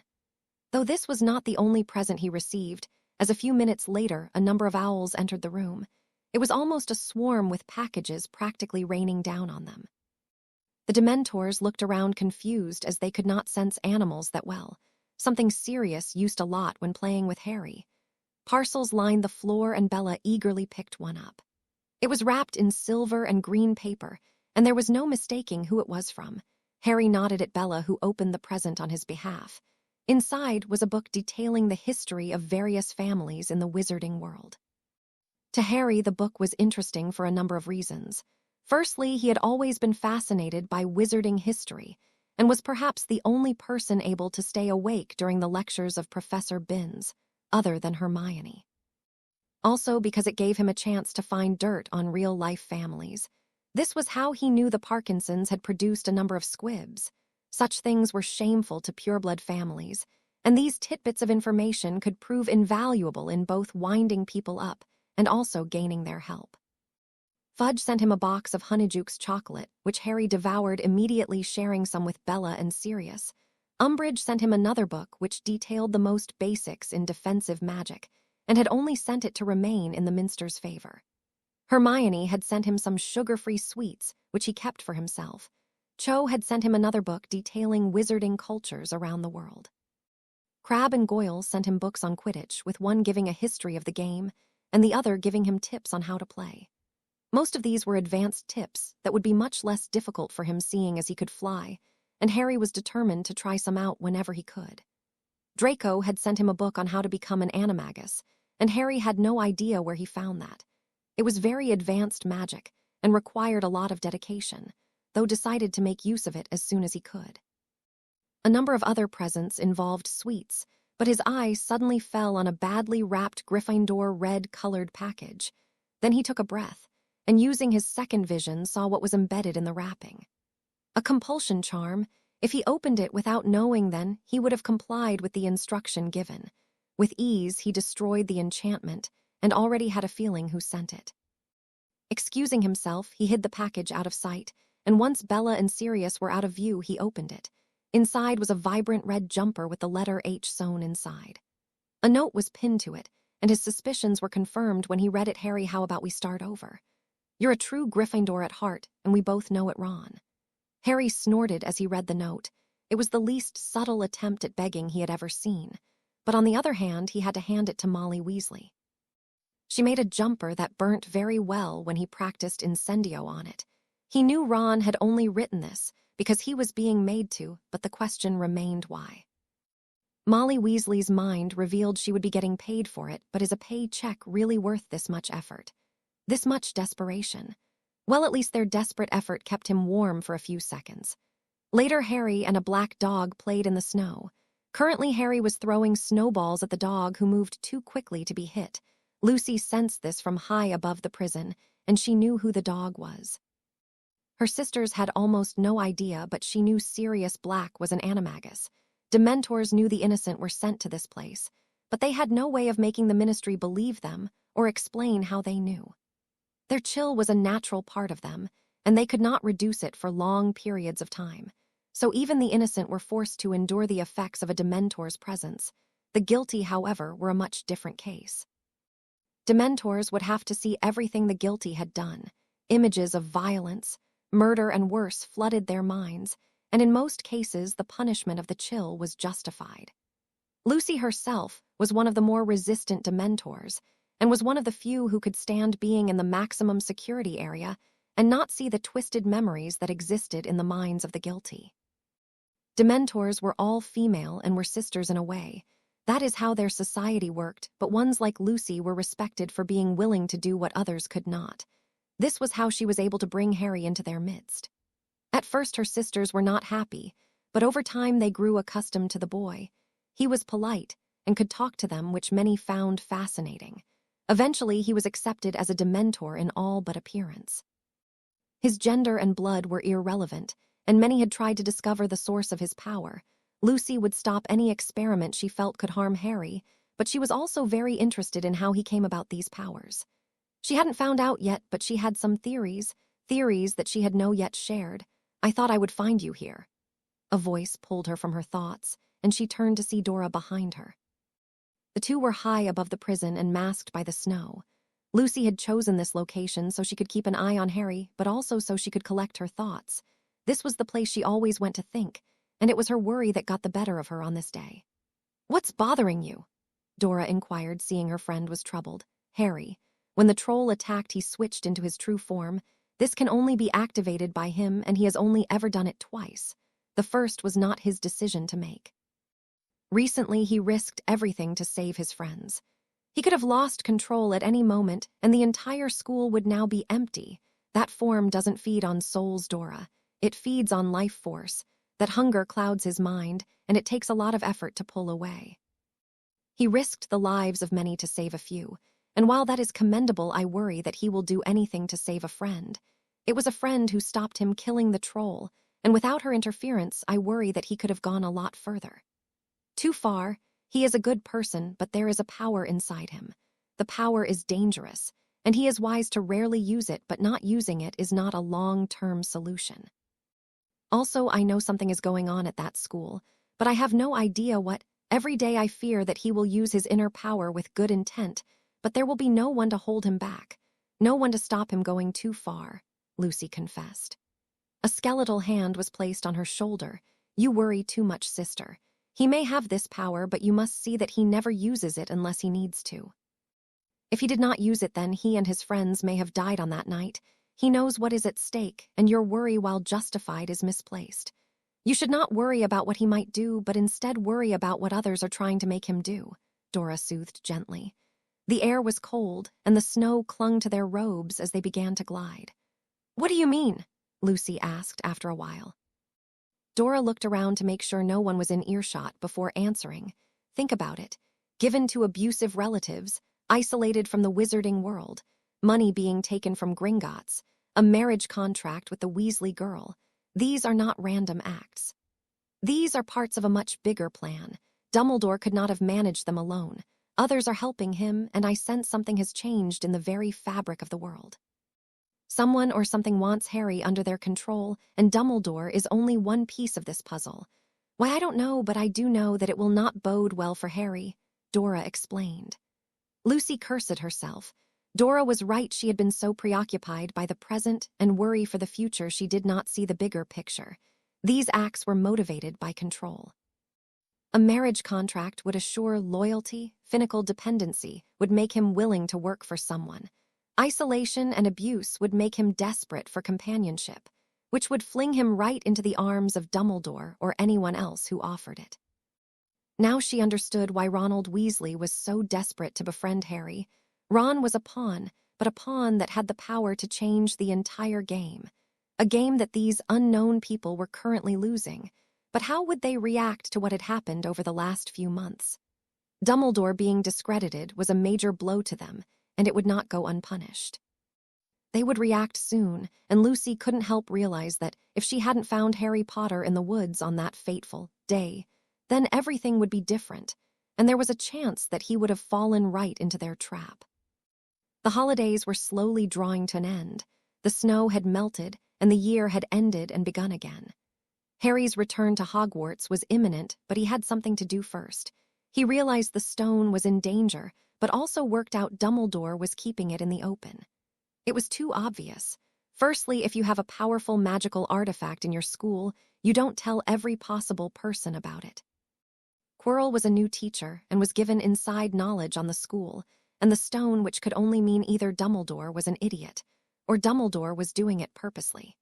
He had no idea why Dumbledore would want Quirrell to know about it, or why he seemed was so desperate to control Harry. He had no idea why, but the attempts were blatant. Him being at the Dursleys, the marriage contract. He could read Lucy's mind as well.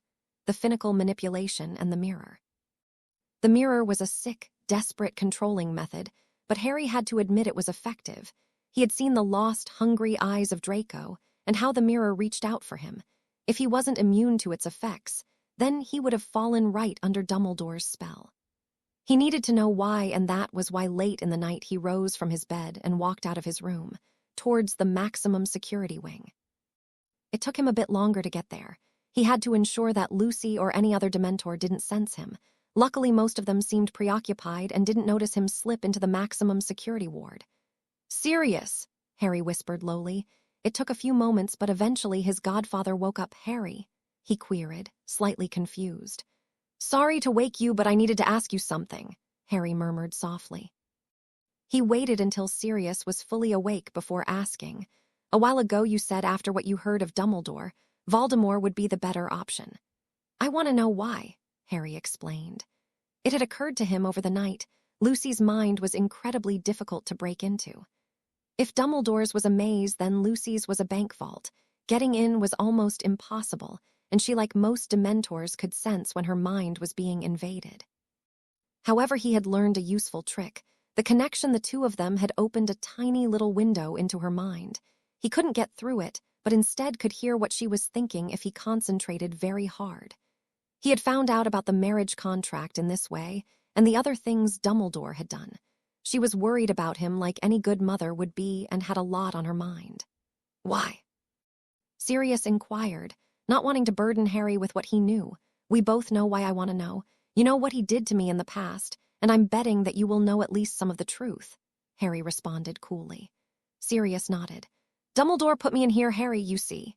Flashback. Sirius knew where Peter Pettigrew was. Dumbledore had just owled him. He knew Pettigrew was the secret keeper, it seemed, and asked Sirius to arrest him. Sirius had lost his best friends thanks to the rat's treachery, and he was not going to let him get away with it. Not now, not ever. He was in a Muggle village not far from Godric's Hollow. So he had quickly apparated near the area and was met immediately by the sight of Pettigrew scrambling into an empty home. Perfect. Had Sirius taken time to think about it, then he would have stopped. He would have listened to his instincts, but instead he was blinded by revenge, and even though there was a busy Muggle high street very close by, he drew his wand and charged into the building. He should have thought it through. Pettigrew was not shocked to see him. Faintly amused even, but someone else was in the room.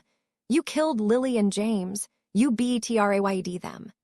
Peter screamed at the top of his voice. For some reason, he was holding a knife which he plunged down onto his finger and let out a sickening scream. People outside would have heard, but suddenly, before Sirius could grab the man, he felt something touch his shoulder. It was an aged, ringed hand. "Sorry, Sirius. The greater good has to become before all else." The voice of Albus Dumbledore sneaked into his ear. Then a powerful blast of magic sent him to the floor. He could not move. His body wouldn't respond, and he was forced to watch as Dumbledore moved forward. It was like watching a snake move, slow and deadly, but you knew it had lethal intent. Dumbledore drew his wand. Then with no incantation, he sent a blasting curse into the high street, and within seconds Sirius could hear the screams of Muggles as they were engulfed by the flames. "Pettigrew was working for me. He is going to hide now for a long time now, but one day he will return. The same cannot be said for you. You will be arrested soon, and you will be given no trial. I would advise you to never speak of this encounter again. You will not have the chance, and we both know that no one will believe you. Crouch's law means you will not be given a trial, because you are a Death Eater, and besides, I am the greatest wizard of all time, and in a few moments you will be a betrayer and a murderer, so who would they believe?" Dumbledore explained softly as if he was talking to a mere child. Then the treacherous old man vanished into the air, and Sirius knew that there was nothing he could do. No one would believe him, and even as the curse holding him vanished, he was hit by another one. The Aurors had arrived, and his chances of freedom had gone. "Present Dumbledore imprisoned you," Harry summarized, looking shocked. He had never imagined the old man would do something like that, but it answered a few of his questions. He had a plan, and a big one if his reference to the greater good was anything to go by. Also, he had wanted his mum and dad dead. Sirius had told him of Pettigrew's betrayal long ago, and if Dumbledore was controlling Pettigrew, then it would answer why he betrayed his supposed closest friends. Despite the implications of this knowledge, Harry was slightly excited, for this was also a chance to free Sirius. If Pettigrew was still alive, then it would clear him completely. And if that happened, then the world would be very interested to know that Dumbledore was the guilty party in regards to the Muggle massacre. Sirius, however, knew what he was thinking. "Don't go hunting for Pettigrew, Harry. Dumbledore will be keeping an eye on him, and you don't want to go up against him," his godfather warned. Harry knew he was right. It would be a wild goose chase more than anything, but something about the story had made him rethink something else. He didn't know what, but something was unhinged in his mind. Finding out what was the problem. 2 days later, Harry and Lucy once again made their way through King's Cross Station. She was invisible, and as always was restricting her chill, but she seemed worried. Harry had only just noticed it as he was busy thinking about Sirius. He had not mentioned or even acknowledged the conversation they had. Harry hadn't mentioned it either out of respect for his godfather. It was obviously not a pleasant memory for Sirius and didn't like talking about it. "Are you okay?" he asked through their connection. They had not used it in a while to talk, but her response was speedy. "Fine. Don't worry, I just feel a bit strange," she answered telepathically. Harry could understand why. She was sending her son to a place ruled by the very man she considered her enemy and a threat. She was entitled to be worried and scared, but she still thought he knew nothing about Dumbledore's manipulations. "You've been using the connection to read my mind," Lucy suddenly exclaimed inside his head. "What?" Harry said aloud, not thinking about where he was. "The connection works both ways. You thought about Dumbledore's manipulations. You've been reading my mind," she answered. She was not angry per se, but she was not happy about him doing it. "You were reading my mind," Harry announced, realizing what she meant by "it works both ways." "I'm your mother," she responded. It took Harry a few moments to realize he was in the middle of a Muggle train station and was putting on a bit of a show. Quite a few people were looking at the boy, who seemed to be talking to himself. "You still can't just read," Harry began, but trailed off, realizing that he couldn't have a go at her. He read people's minds for the hell of it a lot, but it was different when someone was doing it to him. "Okay, it looks like we're both in the wrong here, so how about we agree to not read each other's minds for now?" Lucy suggested eventually. Harry nodded. "So how much do you know?" she asked, realizing he knew everything she was trying to protect him from. Harry, using their connection, told her everything: the marriage contract, the vault, his relatives, and the mirror. He needed to trust her, and maybe she would be able to cast some light on his predicament. "What?" she questioned after he explained what he had overheard. "Calm," he advised quickly. He didn't want her getting angry. Instead, she grabbed his hand. "I can't send you back there," she announced frantically.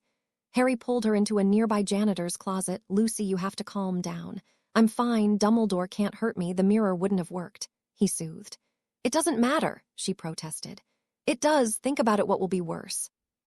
Me turning up for Hogwarts pretending to be the ignorant child Dumbledore thinks I am, or I don't turn up at all and do damage to his plans." "I suppose you have a point," Lucy sighed after a while. "I'm not happy with it, though." "Neither am I, but you can't protect me from everything," Harry smiled. "I shouldn't have to protect you from this. I prepared for bullies, enemies, girls even, but this is not something I'm comfortable with." "I don't want to send you to a place where someone inside is trying to control you," she retorted. "I know, and you have been the best mother to me in the world, and you always will be, but you're going to have to trust me on this." "I can handle it," Harry assured her. He wanted to go back. He had his friends, his future within the castle, and he wanted to face it. Lucy thought for a while. "Fine, I suppose you're right. You are right even. But promise me something," she responded after a while. "Anything," Harry responded, secretly relieved.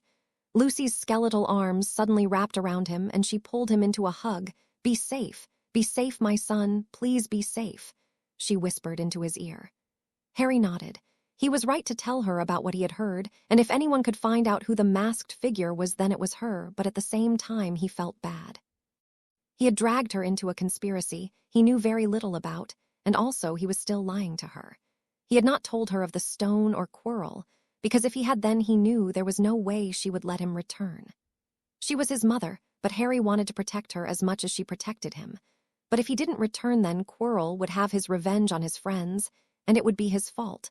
Sometimes he had to lie to keep the people he loved safe. Meanwhile, Cho, Hermione, and Draco had just met up in the station. They were chatting away, seeing if they could spot Harry when they saw him emerge from a cupboard.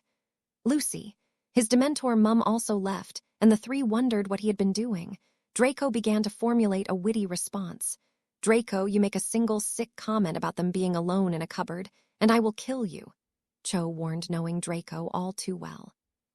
Harry Potter walked through the Hogwarts Express. The train was moving now, and he was looking for his friends. They would most likely be in the same carriage as before, but it was still worth checking. Lucy had seen him off and hugged him again. Everyone still looked shocked, but she had made him promise again to be safe again. He promised, but with Quirrell and the stone, just how safe could he be? He had seen Molly Weasley eyeing him, hoping that her flimsy enchantment had worked. Harry would need to be very careful in the future, as she would undoubtedly try again when she realized it didn't. "Harry!" A familiar voice cut through the air. Great, this could only be one person, and he really did not want to hear them right now, or ever. "What do you want, Weasley?" Harry snapped. Having no time or patience with the boy today, Ron looked taken aback by his attitude. Obviously, he was under the impression the compulsion charm had worked. Well, Harry was going to prove him wrong right now. "Didn't you get my owl?" He wondered, hoping Harry had not somehow resisted the effects of the enchantment placed on the package. "Yes, and the present. They both made very nice burning materials. Now scram," Harry replied coolly. After what he and his mother had tried to do, he had no time for the boy. Ron looked crestfallen and also worried, but Harry no longer cared. Instead, he was busy looking for the right carriage and also responding to the many greetings he received. Most were from fellow Ravenclaws, but a few were from Slytherin and Hufflepuff. Almost all the Gryffindors, except a few, still believed he was dark, but Harry put them out of his mind. However, as he walked through the long corridor of the train, he realized he was being followed. He had no idea who, but he wanted to find out. Whether friend or foe, two people were following him. So he led them on a wild goose chase to a quieter part of the train, and as he did not have his cloak on him, he instead manipulated the minds of those around him, so he seemed invisible. "Where did he go, George?" Fred Weasley asked, perplexed. Not many people were around, but a few nodded and smiled to the two well-known pranksters.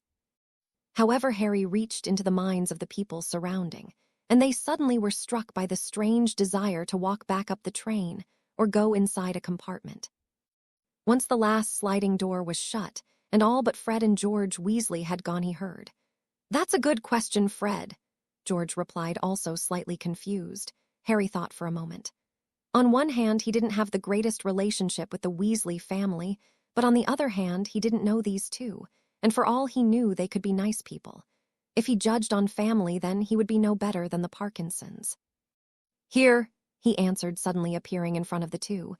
They jumped back surprised, and Harry suppressed a snicker as he frightened the most competent pranksters in the school. "How did you?"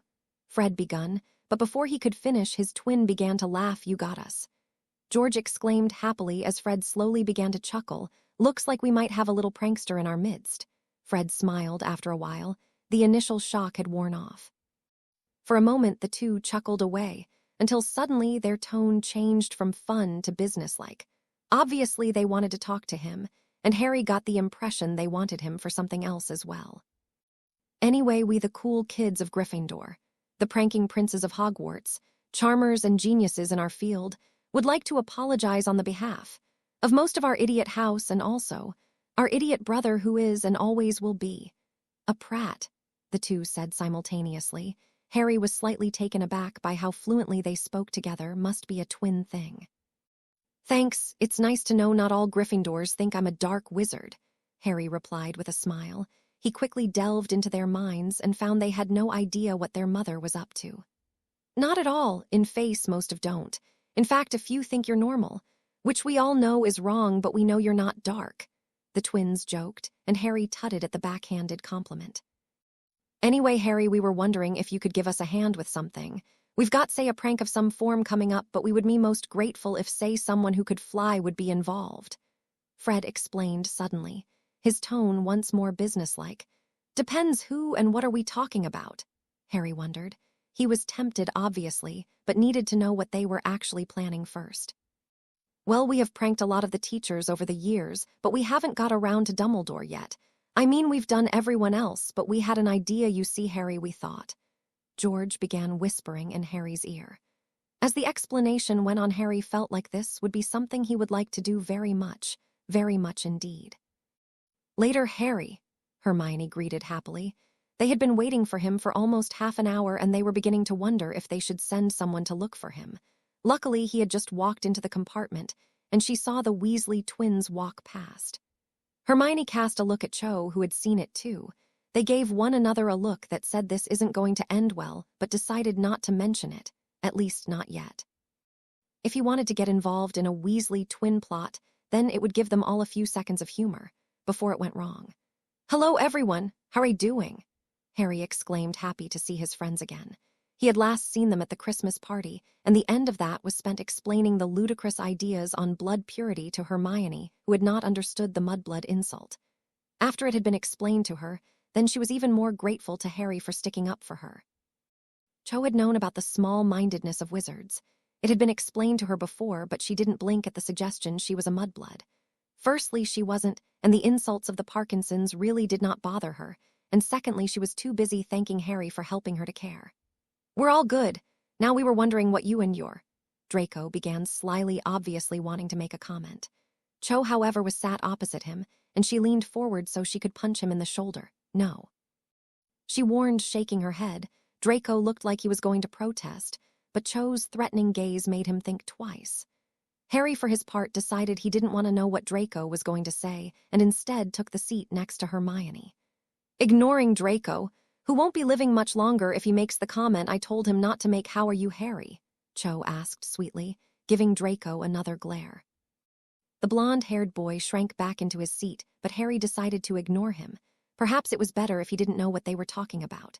For a while, the group talked about what they had done over the holidays. There were some funny stories as well as exciting ones.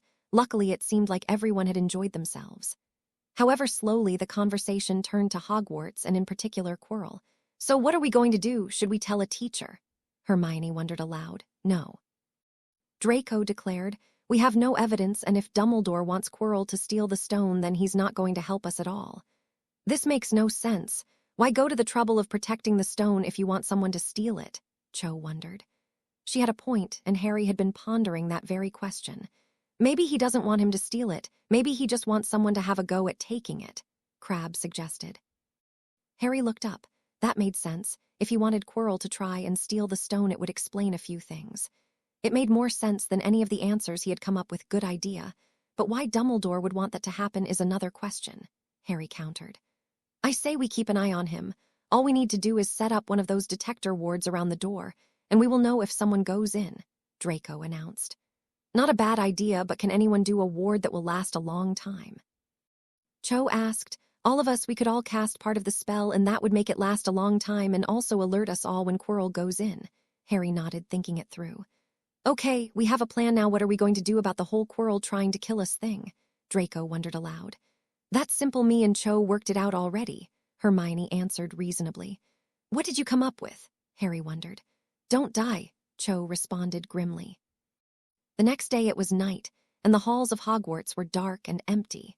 However, not completely, for Harry Potter and his friends were stood around the entrance to the room containing a Cerberus. They were going to make a ward, and Harry had spent the previous day trying to work out which ward would be the best. He had decided on one that would just alert them if someone entered the room, as it would give the whole group time to meet up quickly and stop Quirrell. Okay, I know the incantation, so you lot channel the magic around the area, Harry requested. His friends extended their wands, and quickly Harry could feel magic in the air. He drew his wand. He muttered an incantation, and a circle of purple surrounded the door before vanishing. If someone entered the room, it would ensure the group knew about it, all of them, as their magic had been combined. However, it seemed they were not the only ones up and about, because as they turned to leave, they heard voices. In particular, the voice of Ron Weasley and two others. What are they doing up at this time? Harry mumbled. This was strange. They seemed to be heading towards the main entrance. No, here's the question, do we follow them or not? Draco inquired softly. Harry, thinking about Dumbledore's manipulations and how the Weasley family was involved, decided they needed to, so the group slowly made their way out of the castle. They were hit by cold air, but Harry was more focused on Ron Weasley and his friends. Why are they going to Hagrid's hut? Cho wondered. Harry had only met the gamekeeper once, and that was very briefly, but he seemed nice enough. Harry wondered why Ron Weasley, of all people, would want to see Hagrid in the middle of the night. That's a good question. Harry mumbled. As far as he knew, these lot did not know or were friends with Hagrid, and there was no need for them to be going to his hut during the night. Then they dropped to the ground as if they were hiding. What are they doing? Hermione sighed. It was like watching a pantomime where the dumb villain would act stealthy. The difference was this lot were not acting, they were just dumb. Harry crept around the side as they approached the hut. He was confused and interested, but suddenly something appeared at the window. Now he understood. Ron Weasley had brought his friends here to see something. How he knew about it, he had no idea, but sure enough, at the window, Hagrid was holding a dragon. How do we get involved in these things? Draco sighed. Why do we get involved in these things? Draco sighed. 2 nights ago, the group had discovered the existence of a baby dragon that had been identified as a Norwegian ridgeback. Why Hagrid thought he could keep a dragon in his hut was something else entirely. Only Harry and Draco had gone to see Hagrid. If everyone went then, it would be slightly suspicious. Also, neither the girls or Crabbe and Goyle wanted to be in the same room as a dragon. Because neither of us want the school burnt down, Harry suggested as he knocked on the hut's door. The evening was cool, and a slight breeze caused the plants to shiver and people to seek warmth. That was the reason no one else was in the grounds, and that meant it was unlikely Harry and Draco would be seen by prying eyes. Hello, Hagrid greeted, but was taken aback when he opened the door to see Harry Potter, of all people, with Draco Malfoy. Harry smiled at him. Hello, Hagrid, we need to talk, he announced politely. Is something the matter? Hagrid wondered. He did not know Harry well and was slightly put off by the presence of a Malfoy. It seemed prejudices worked both ways. Yes, it's about the dragon you have in your hut, Draco replied somewhat dryly but not disrespectfully. Dragon? Who's got a dragon? Hagrid inquired, feigning shock and wonder. You, Draco answered. We saw it through your window the other day. You've been spying on me. Hagrid declared angrily. No, we were following Ron Weasley, and he was the one doing the spying, thank you. No, we're trying to help you before Ron tries to blackmail, bully, or get you fired. Harry answered, knowing a person like Ron would take delight in having power over someone. He saw reluctance in the giant's eye, but eventually Hagrid conceded. I suppose you better come in then. He sighed, knowing that his secret was now out in the open. He moved to the side so the two could enter, and Harry looked around. It was small, but at the same time it was cozy. A warm fire, a bed. It was definitely comfortable, if nothing else. Harry took a seat at a table, and Hagrid, wanting to remain polite, offered him a rock cake. It was hard and slightly burned, but Harry ate in any way. Then Hagrid revealed the dragon. It was small, but Harry knew it would grow much bigger in a few days. It was dark-scaled and looked up at Harry curiously with wide yellow eyes.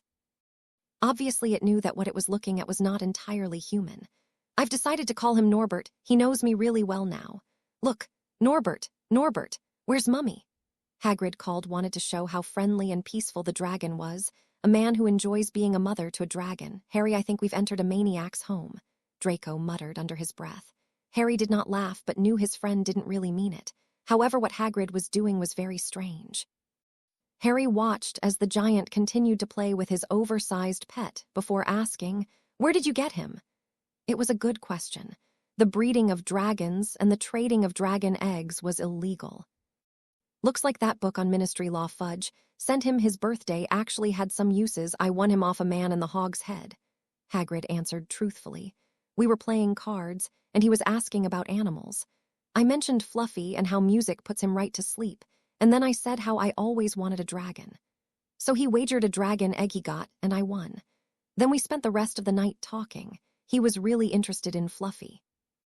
Harry had no idea what Fluffy was, but was slightly perplexed as to who would walk around with a dragon egg on them. It made no sense. He's getting a bit big, Draco commented, looking at the creature who was walking around the table, obviously interested in something. Yeah, should be even bigger in a month. Not sure where I'm gonna keep him. Maybe the forest, Hagrid mumbled, talking more to himself than anyone else. Harry sighed. The giant was already attached, but he was concerned about two things. Firstly, a dragon being in the school, and also the fact Ron might use what he knew to hurt Hagrid in a way. Dragons aren't very good pets, Harry commented. Maybe not all of them, but this one's okay. Hagrid chuckled, thinking Harry was worrying for nothing. Norbert's a lovely dragon, it's just you are next to a school and dragons to grow very big, Harry explained, knowing he needed to find some way to convince Hagrid to part with this dragon.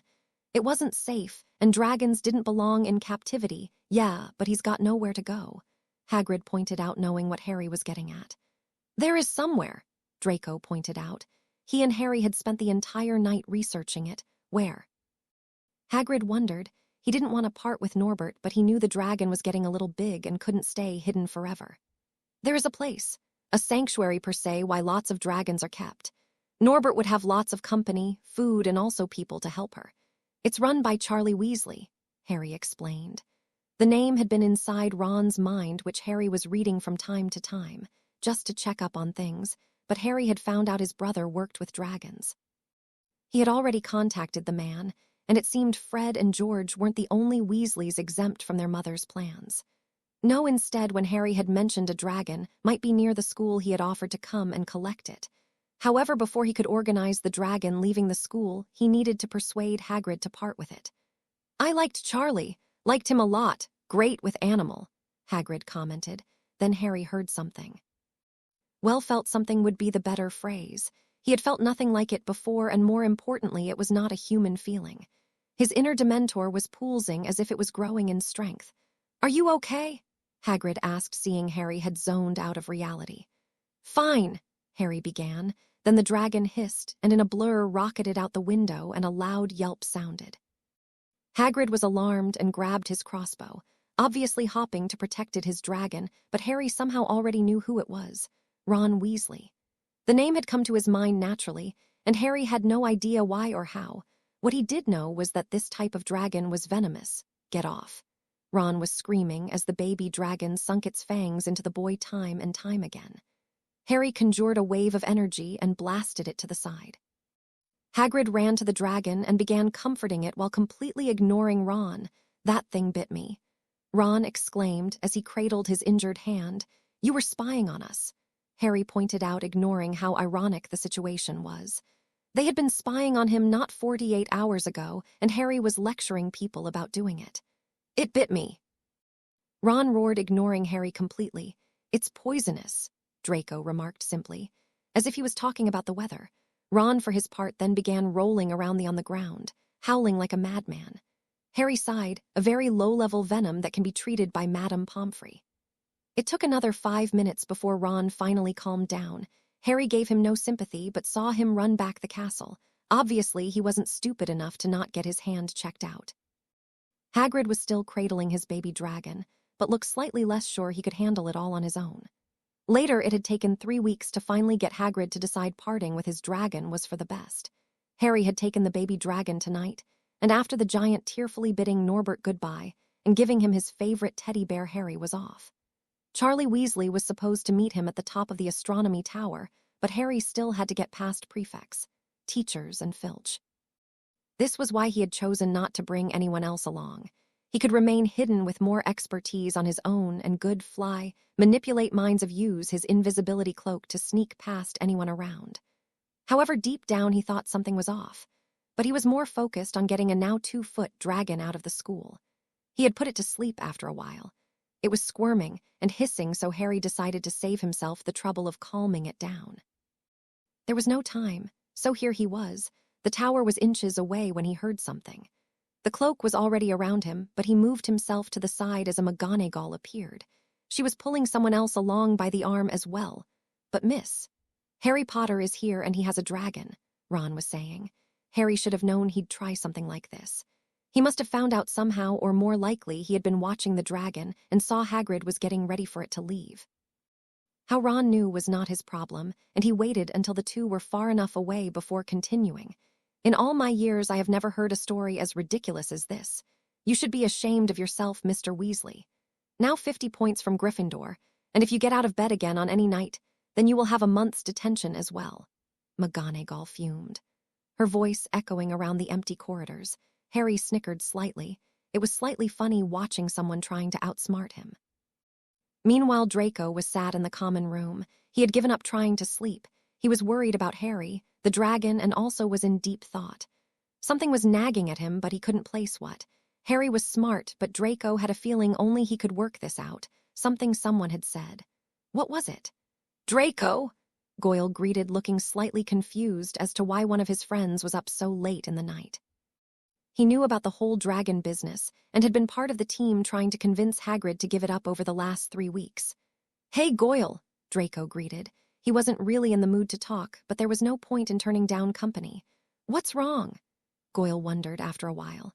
No idea, Draco responded truthfully. He had no idea after all. I just can't help feeling like I've missed something someone said.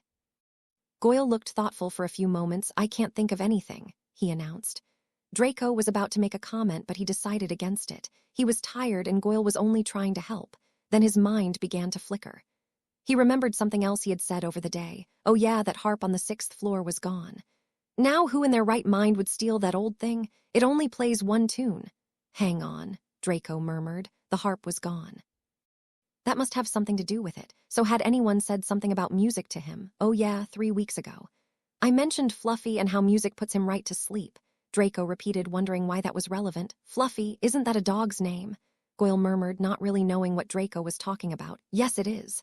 Draco began but trailed off. Music, dog, harp, sleep. He's going after the stone tonight, Draco announced, suddenly jumping to his feet. What? Goyle exclaimed, Quirrell. He's going after it tonight. Get Crabbe, we need to get ready before he sets the ward off. Draco announced, finally working out what had been bothering him. Fluffy was the name of a dog, and Hagrid already had one dog. The only other dog in the school that would appeal to Hagrid would be the Cerberus. So if a large instrument that would be hard to hide vanished, it could only mean one thing. Quirrell was on the move. It was a few moments after Harry left the astronomy tower when it hit him. He had just given Norbert to Charlie Weasley, when suddenly his mind felt as if it had walked into an invisible brick wall. It didn't take him long to connect the dots. The ward had been breached. Quirrell, he whispered. He was alone in the tower, and it would take too long for his friends to wake up, let alone make it to the 3rd floor corridor. This was the moment he had preparing for, and it looked like he had to do it alone. He was a long way from the 3rd floor, and it looked as if Quirrell had one hell of a head start. But he wasn't counting on 2 things. He didn't know Harry knew he was going after it, nor did he know about Harry's powers. There was one way he could get there quickly. He looked back up the steps of the tower. This is crazy, he sighed loudly. But he began to climb anyway, and soon enough he was in the tower. It was silent, and Charlie Weasley was long gone. That was a plus, seeing as what he was about to do was insane. The astronomy tower overlooked the castle, and beneath it was an entrance which would lead him to the grand staircase. However, that was at the bottom, and he was at the top. It was a long way down, and this would be the tallest thing he had ever flown off, though in comparison to the stairs and halls, this would be a much quicker way down. Harry sighed and cautiously stood on the balcony. He climbed up on the railing and looked down. It was a long way down, and he needed to pull up at the last second or splat. Why am I doing this? Harry asked himself. Quirrell might be a threat, but did Harry need to jump of a tower? He had leapt from the roof of Azkaban once, but it was a lot harder to pull up with the amounts of kinetic energy that built up during the jump. Lucy had saved him that time, but she was a bit too far away to help now. However, these thoughts suddenly vanished from his mind as he swan dived from the balcony and towards the ground. Flying was fun, but this felt like pure adrenaline as the wind stung his face and clouded his vision. At first it was terrifying, but then he began to enjoy it. He allowed himself to fall until he could just make out the ground. Then he thrust his neck and body upwards until he had maneuvered himself into standing position. He touched the ground lightly with none of the force he had on the way down, which was one hell of achievement. However, he didn't have time to enjoy the adrenaline pumping through his veins, nor did he have time to comprehend what he had just done. He had never jumped off a building like this, nor did he allow himself to fall, but this time he did. It was like extreme bungee jumping, very extreme. Later, come on, Draco urged. The moment he had worked out what was going on, he had grabbed Crabbe and Goyle, and they had sped towards the Ravenclaw common room. Surprisingly, there was no password, just a riddle which Draco answered with ease. Some security this house had. The girls were in separate rooms, and neither were particularly pleased to wake up with Draco, Crabbe, and Goyle around them. It had been difficult to ensure their roommates had stayed asleep, but luckily, the three could be quiet when they needed to be. Something Hermione and Cho found disturbing seeing as the boys were in the girls' dorm. I am getting a lock for this room, Cho had vowed after they had explained what was going on. However, they weren't angry for long, seeing as the person they knew hated them was trying to become rich and immortal. Seeing as they were pressed for time, the entire group were wearing nothing but their pajamas, and in the girls' case, dressing gowns. Both had dared Draco to make a comment, but explained if he did then certain areas could be lost to a stray and accidental curse. So far Draco had refrained, but mostly because they were now half running, half sneaking through the corridors. How long will it take Harry to get here? Cho wondered aloud, knowing he was the one they wanted facing Quirrell. He had the power and skill, while she and Hermione had the brains. Draco provided terrible comedy, and Crabbe and Goyle were the ones who gave the group a new perspective on things. Not sure the astronomy tower's the other side of the castle, but knowing Harry, he will have found a way to get here quickly, Draco answered, knowing his best friend well. Wait, there he is, Hermione pointed out suddenly. Harry was soaring up the grand staircase while they were going down it. Draco was confused for a moment. How did he get down there? Crabbe wondered, knowing the astronomy tower was very high up. He didn't do it, did he? No, he did. Cho sighed, realizing what he had done, jumping off the tower, really. He could be so reckless. He could fly, sure, but gravity had a strong pull when flying down from something that tall. Harry, Hermione called, suddenly not thinking. He heard, but he was not the only one. Her voice echoed around the mostly empty area, and someone had heard them. SHH, Draco shushed her, looking around. It was too late. Peeves had seen them. Harry, not wanting to be spotted, dived for cover. If his friends were caught, then at least he could continue alone. Well, looky here, Eichel first years, the poltergeist exclaimed happily. Delighted to cause trouble in some way, great, Draco sighed. How were they going to deal with him? He was unpredictable and only feared one person, and the Bloody Baron was not here. Eichel first years shouldn't be out of bed. Perhaps Peeves should yell for Filch, the poltergeist teased, wondering what trouble he could cause. Perhaps you shouldn't, Hermione advised, taking control of the situation. Why not Gurley? Peeves chuckled, wondering what she could do to dissuade him. Because we're planning a prank, Hermione answered, coming up with the answer on the spot. She was trying to appeal to Peeves's nature, and he was interested now. Ooh, and what is the plan that you Eichel firsties came up with?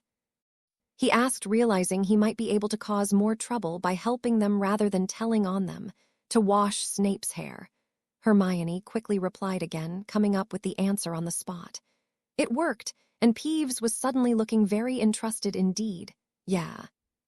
We're going to put shampoo over his door, and in the morning it will fall on him, Crabbe interjected, trying to get the poltergeist to believe the story. Peeves frowned. Interesting, maybe Peeves could help you, the poltergeist suggested. Fine, why don't you go the prefect's bathroom, grab some shampoo and put it over his door, we'll do the rest, Draco suggested. Peeves considered this for a few moments. Then he gave the group a mock salute and flew away. That worked.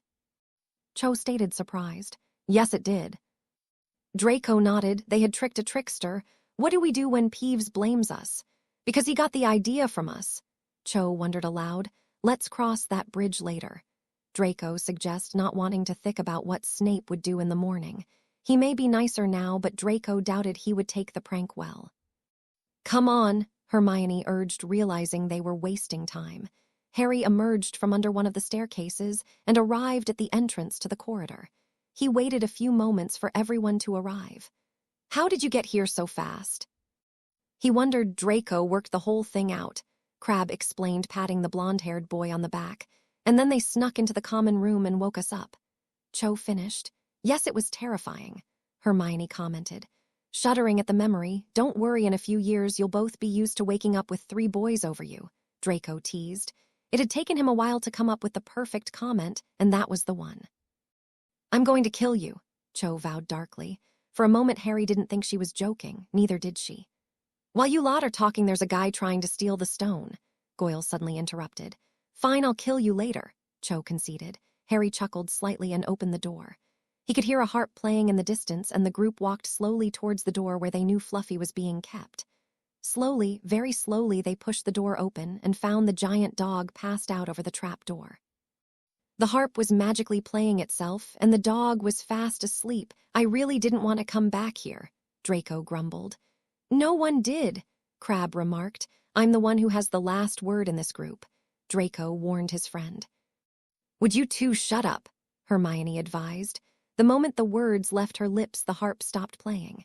It was enchanted to stop when a louder noise was present. Well, look who killed us all, Draco commented, nodding towards the now stirring dog. Someone even with the giant dog. Hermione still managed to punch Draco on the shoulder.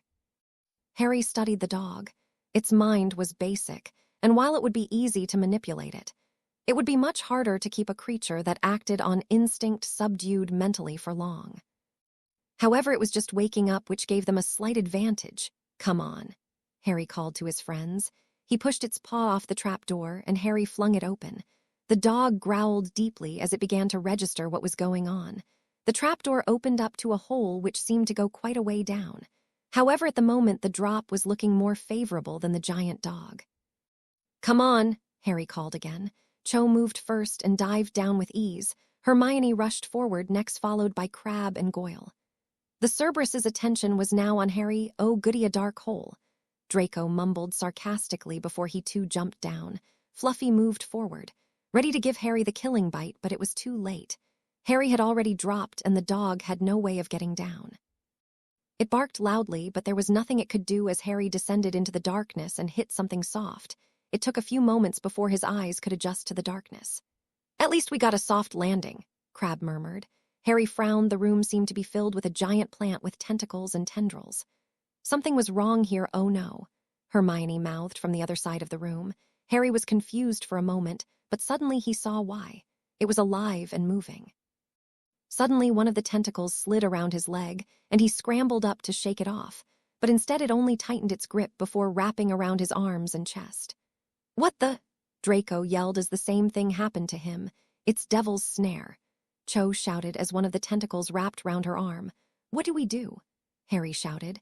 His powers would not be helpful here, and the more he tried to fly away, the more tentacles gripped him. Crabbe and Goyle's bodies were now hidden by tendrils as they tried to escape. It likes the dark and damp, so it hates fire. Hermione worked out. She was the least affected, most likely she was the calmest, but there's no wood. You're kidding me, because it's not like you have some kind of stick that can make a magical fire, Draco announced sarcastically. Hermione worked out what he meant. Incendio! Suddenly a fire erupted in the center of the room, and the plant moved as one to escape it. Harry was close by, and the tendrils holding him vanished as 2 more fires freed the others. Hermione was coordinating the fires, and the plant scuttled away from them, giving Draco and Cho enough time to crawl out of the mass of vines. Crabbe and Goyle were almost dragged away with the plant, but the two managed to force the tendrils to the side and scramble away from the fleeing plant. "Not your first time with 10, Draco began. "You make any comment about tentacles and I will throw you back in there." Cho warned. "Me too," Harry announced, agreeing with her. "And me," Hermione interjected, not wanting to hear it. "And us," Crabbe and Goyle warned. They were the ones who had been submerged in the plant, and the comment Draco was about to make would offend them quite a bit. Draco, seeing he was outnumbered, decided to withdraw the comment. Suddenly the humor had run dry, and the group were now focused on what they would need to face next in order to stop Quirrell. "This is not going to end well," Draco sighed. The group moved quickly in the dark. The Devil's Snare wasn't going to be the only defense guarding the stone, and it seemed like it was going to be a very long night. They had all been shaken by the plant. Harry especially. He had never been in a situation his powers couldn't help him, or a situation when his fate relied on someone else. However, as they moved down the twisted corridors and braved the chilling cold, they suddenly heard what sounded like the jingling of metal and the flapping of wings. "What's that?" Cho wondered aloud. "Dragon, bird, giant flying bumblebee, who knows?" Draco responded casually. Cho just shook her head at his stab at humor. "They sound almost like..." Hermione began listening to the sound as Harry opened a small wooden door. He stepped into a huge chamber. There was light, which Harry welcomed, but the sound was still confusing.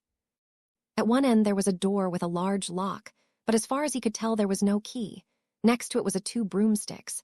The chamber seemed to branch into passageways, and Harry could see arches and pillars which would make it very difficult for someone to fly in. "Oh, look, birds," Draco murmured, pointing to a mass of silvery flying things.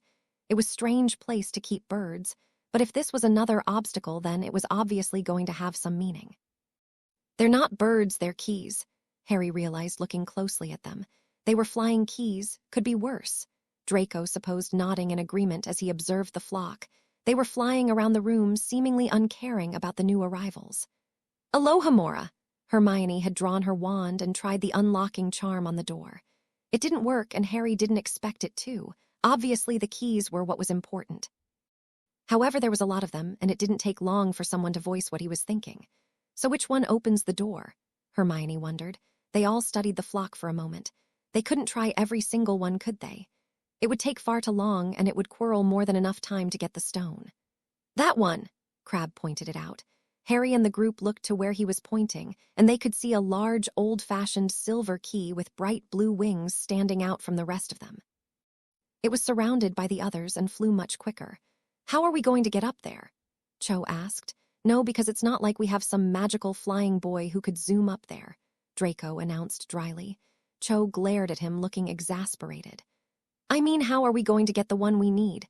It's a flock of birds, and if Harry flies up there, then they will attack him, which will give the key we need time to fly away." "Well, I can only see 2 Quidditch players in this room, and one's a seeker," Draco responded, looking at Cho. She paled, realizing he was talking about her. Harry realized what Draco was getting at. He could distract the rest of the flock while Cho snuck in and snatched the one key they needed. It was a far from perfect plan, but it was their best bet. "Okay, Cho, get a broom," Harry ordered, suddenly taking control of the situation. She complied, but did not seem too pleased. Harry, meanwhile, ascended into the air until Cho pulled up alongside him. She seemed comfortable on the broom, but not too pleased about flying so close to a flock of metal keys which could attack. "Ready?" he asked her. She nodded, and Harry, for some reason, was reminded about the first time they played Quidditch, and how she was a lot more nervous, and yet without her they wouldn't have one. "Okay, then." Harry moved first, and almost leisurely approached the flock. He didn't get more than a meter away before they zoomed off. Harry chased after them while Cho looked around. "She had an idea, come on," Harry muttered as the keys zigzagged around the room. He had to dodge walls, pillars, and a number of other things the keys flew around to escape him. He had no experience in bird catching and decided he would have to give it a go during the summer. "Thank you," Cho exclaimed suddenly. She had flown directly upwards and simply plucked the key from the flock. Harry had to hand it to her. It was a very good plan. The group were standing near the door, but Harry noticed the flock start to band tighter together. "Open it," he shouted, realizing being trapped in a room with fast-moving metal things was not a good idea. Cho, seeing his urgency, threw the key to Draco, who plunged it into the lock. Cho looked ready to land, but let out a slight squeak as Harry hoisted her off it and carried her to the ground. "You have got to stop doing that," she smiled, remembering he had done the exact same thing during the Quidditch game. Then she looked up. The flock was coming towards them, and they didn't look friendly quickly. Cho encouraged running to the door with Harry just trailing behind. Draco had somehow managed to get the key stuck. "It won't turn," he protested, worried. Hermione sighed and turned it the other way. "No, it turns the other way," she scolded, but there was no time for him to reply as they sped through the door, and Harry pulled it shut. A second later, 1,000 keys impaled the wood, and if they had been standing there then, they would be in the same position. "That was close," Harry murmured, looking concerned. "Nothing like certain death to keep you alert," Draco suggested, as Hermione pretended to hit him for not knowing how to operate a lock. Harry and the others regained their breath, ready to go. He asked them, eventually deciding that they needed to move on. Everyone nodded. "Come on, then."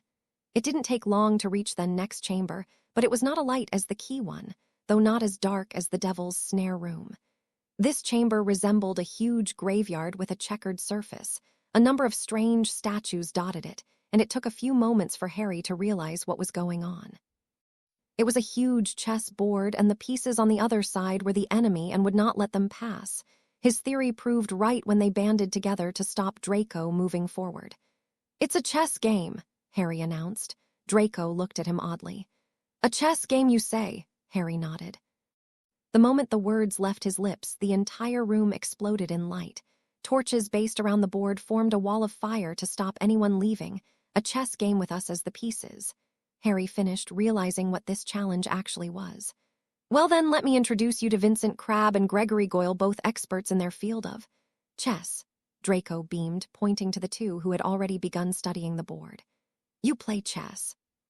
Cho asked the two. "Both of them have won the chess championship at some point in their life," Draco explained, knowing the two did not want to talk when they were about to play a game. Harry watched with interest. He didn't play chess much. "Okay, Hermione and Cho, you two take the place of the rooks," Crabbe decided. Seeing no reason to argue, the two approached the pieces, who slid away so the girls could replace them. "Draco, you a bishop," Goyle announced. Draco complied, leaving only Harry. "And you're the queen," Goyle decided, realizing it would be the best position for him. "Well, he is Draco began. "Shut up," Cho ordered, still annoyed with his previous comments. Harry decided he was thankful for her interjection. Crabbe and Goyle then took the place of the knights. "Let's do this," Draco decided, wondering if his prediction of this not ending well would come true. Later, "Well, that was a genius move," Draco sighed. He was in the middle of the board by now, and the only one who seemed completely fine with the risk of getting decapitated by a giant chess figure. The first time they had seen it, the girls had jumped slightly and everyone seemed a little unnerved, except Draco, who seemed unmoved. "Do you want to do this?" Crabbe asked. They were doing well. Only a few knights and queen remained on the other side, but they were focusing more on not using their friend in case they were taken. Being taken in this game was a life-and-death situation. "Wait a moment," Draco suggested suddenly. He was looking at the game. "There's a way you can win." "We can't do that one," Goyle responded quickly. "Why?" Harry wondered. "Because the bishop needs to be taken," Crabbe responded. Harry saw it now.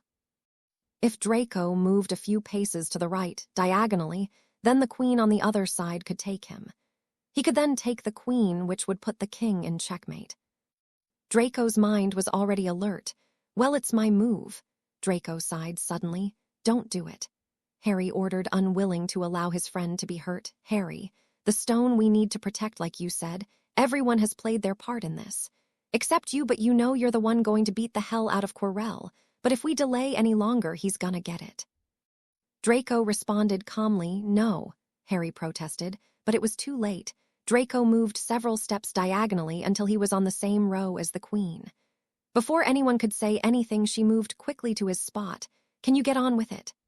Draco wondered sarcastically. Her response was to backhand him. Normally it would only sting, but she was made of white marble. It was rock hand, and Draco went flying across the room. Harry gasped, as did everyone else. "I'm fine." "Well, not fine, but I'm alive. So can you end the game now?" Even injured, he was somehow sarcastic. Harry, knowing he was right, walked forward. His steps echoed around the room as he approached. The queen seemed to look down on him, Then he tapped the base. She still needed to obey the rules and walked off the board. "Checkmate," Harry announced simply. The king at the other end dropped a sword. The clang echoed around the chamber. The moment it did, he rushed over to Draco. "Are you okay?" Cho asked first. No, getting thrown across a room feels great," Draco murmured. Cho decided to save slapping him until later. "Anyway, you need to get going," Draco decided. "We can't leave you here," Harry told him. "We'll stay," Crabbe and Goyle announced. Slytherins had to stick together after all. "Me too," Hermione decided, knowing they would be lost without any guidance. "Fine, we'll go on. You get to the hospital wing and get Snape. Not Dumbledore, okay?" Harry requested. "Sure thing," Draco responded, being gently helped to his feet. Harry and Cho turned to leave. "Say hi to Quirrell for me," Draco yelled. Cho rolled her eyes. Later, Harry moved alone now. The potion chamber had proved very easy, and Cho had solved it quickly, very quickly. He had never been more grateful for the assistance he was getting from his friends. Their help had proved invaluable. Without Hermione, they would have been crushed by the plant. Without Crabbe and Goyle, they couldn't have won the game. Without Draco, they would have given Quirrell too much of a head start. Cho had gotten the key, and he doubted he could have done it so quickly, and she had solved the potion puzzle first, as she had been in a rush to get out of the troll room. Quirrell had a way with trolls, it seemed. "Come on," Cho encouraged. She had refused to turn back and had taken the icy potion with them so they could get back. She seemed confident, but he knew she was a little afraid. He was grateful she was here. She managed to pull him away from his Dementor form before, and if he needed to use it, then maybe she could again. He wasn't actually intending to use his form, but it was just in case scenario. "Should I break the mirror?" He heard Quirrell's voice first. Harry moved silently until he reached his destination. He was slightly surprised to see the mirror of Arist in the center of a large chamber, while Quirrell murmuring. Who was he talking to? Harry decided it wasn't his concern and instead loudly walked into the room. Cho followed behind and seemed slightly worried but tried to remain strong. "It's over, Quirrell," was all he said, and the man spun around. He seemed surprised and caught off guard. "Harry Potter and Cho Chang. Interesting choice of companion," he announced. Cho was suddenly staring intensely into the mirror, but Harry was not focused on her. If he was, then he would have noticed her pocket grow in size. "What are you doing here?" Quirrell demanded, but he already knew the answer no matter how much he pretended not to. "I'm here to stop you." Harry responded icily, ignoring the mass of colors in the mirror. He was immune, and that may prove to be an advantage. "Let me see him," a voice called. Harry realized this was the second mind he thought Quirrell had, but where was it coming from? "Master, you're not strong enough," Quirrell responded. He seemed afraid, and Harry wondered again who he was speaking to. "Let me see him now," the voice demanded, and Harry felt like he was meeting an old enemy. Quirrell looked ready to protest, but instead he unwound his turban and spun around. Harry recoiled. He had seen the glowing red eyes before. He was staring into the face of Lord Voldemort. Harry raised his hands. "You," Harry spat at Bella's former master. She had spoken highly of him in the past, but he could see now how wrong she was. This man was evil, and there was no doubt about that. While he prepared for battle, he failed to notice Cho put her hand in her pocket. Unlike Harry, she could use this mirror, and she had the stone. She had the one thing the dark wizard wanted, and as his attention turned to her, she realized he knew it. "Give me the stone," he demanded coolly. "Good luck with that." Cho spat, wondering where this newfound courage was coming from. This was Voldemort after all. Quirrell looked ready to lunge, but Harry blasted him back with a wave of energy. "Leave her alone," Harry demanded. "Well then, it looks like we have a hero," Voldemort hissed angrily. Quirrell drew his wand and Harry extended his arm. "Cho, go," he ordered to his friend. Quirrell was distracted and he couldn't stop her leaving. "If you want the stone, you have to go through me," Harry offered. Quirrell and Voldemort smiled sickeningly. "I was counting on it." The Quirrell/Voldemort monster was standing in front of Harry. Already he had decided against switching to his Dementor form. If he did, then he couldn't stop it easily. However, that left other powers that could be used in this situation. Currently, Voldemort was facing Harry. The mirror was blocking his view ever so slightly, but with his wand in hand, he could still duel. However, normal magic, or at least the magic he knew, wouldn't be effective in this situation. "You think you can challenge me?" Voldemort spoke first in a high, cold voice. Obviously, he was taking more control of Quirrell with each moment, who was not resisting at all. Harry wondered if the man was even alive now. Fire suddenly exploded around the room. However, Voldemort was not the one doing this.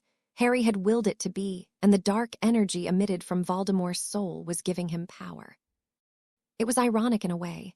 His enemy was inadvertently giving him power. However, he said nothing, waiting for Voldemort to make the first move.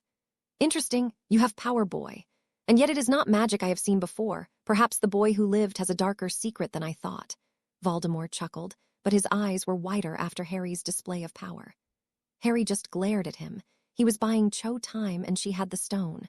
Hopefully she would get far enough away to ensure Voldemort never touched it. He was not the only one who knew what he was doing. I will kill her, and I will destroy all of your friends unless you step aside so I can reclaim what is mine. Voldemort hissed coldly, with anger etched upon the lines of his snake-like face. Something inside Harry rushed to defend his friends, and he flicked his hand forward and sent a wave of dark energy at Voldemort. Quirrell spun around and conjured a shield. If he had done so seconds later, then he would have been flung into the darkness, but instead the energy just cracked his shield. "Kill him!" Voldemort screeched, feeling the pulse of magic. Quirrell was eager to comply, and Harry dodged as Quirrell fired a jet of green light towards him. The man had very bad aim, but Harry had to avoid the beams just the same, but he would not hide. Instead, he spun around, dodging a killing curse in the process, and fired a pulse of dark energy towards Quirrell. It worked, and the man was flung to the floor, but he was not dead. Not by a long shot, but his mind was open, and Harry, knowing where his strengths would be best suited, entered his mind. This time he went further than merely exploring his thoughts and ideas. This time he dived into Quirrell's very core.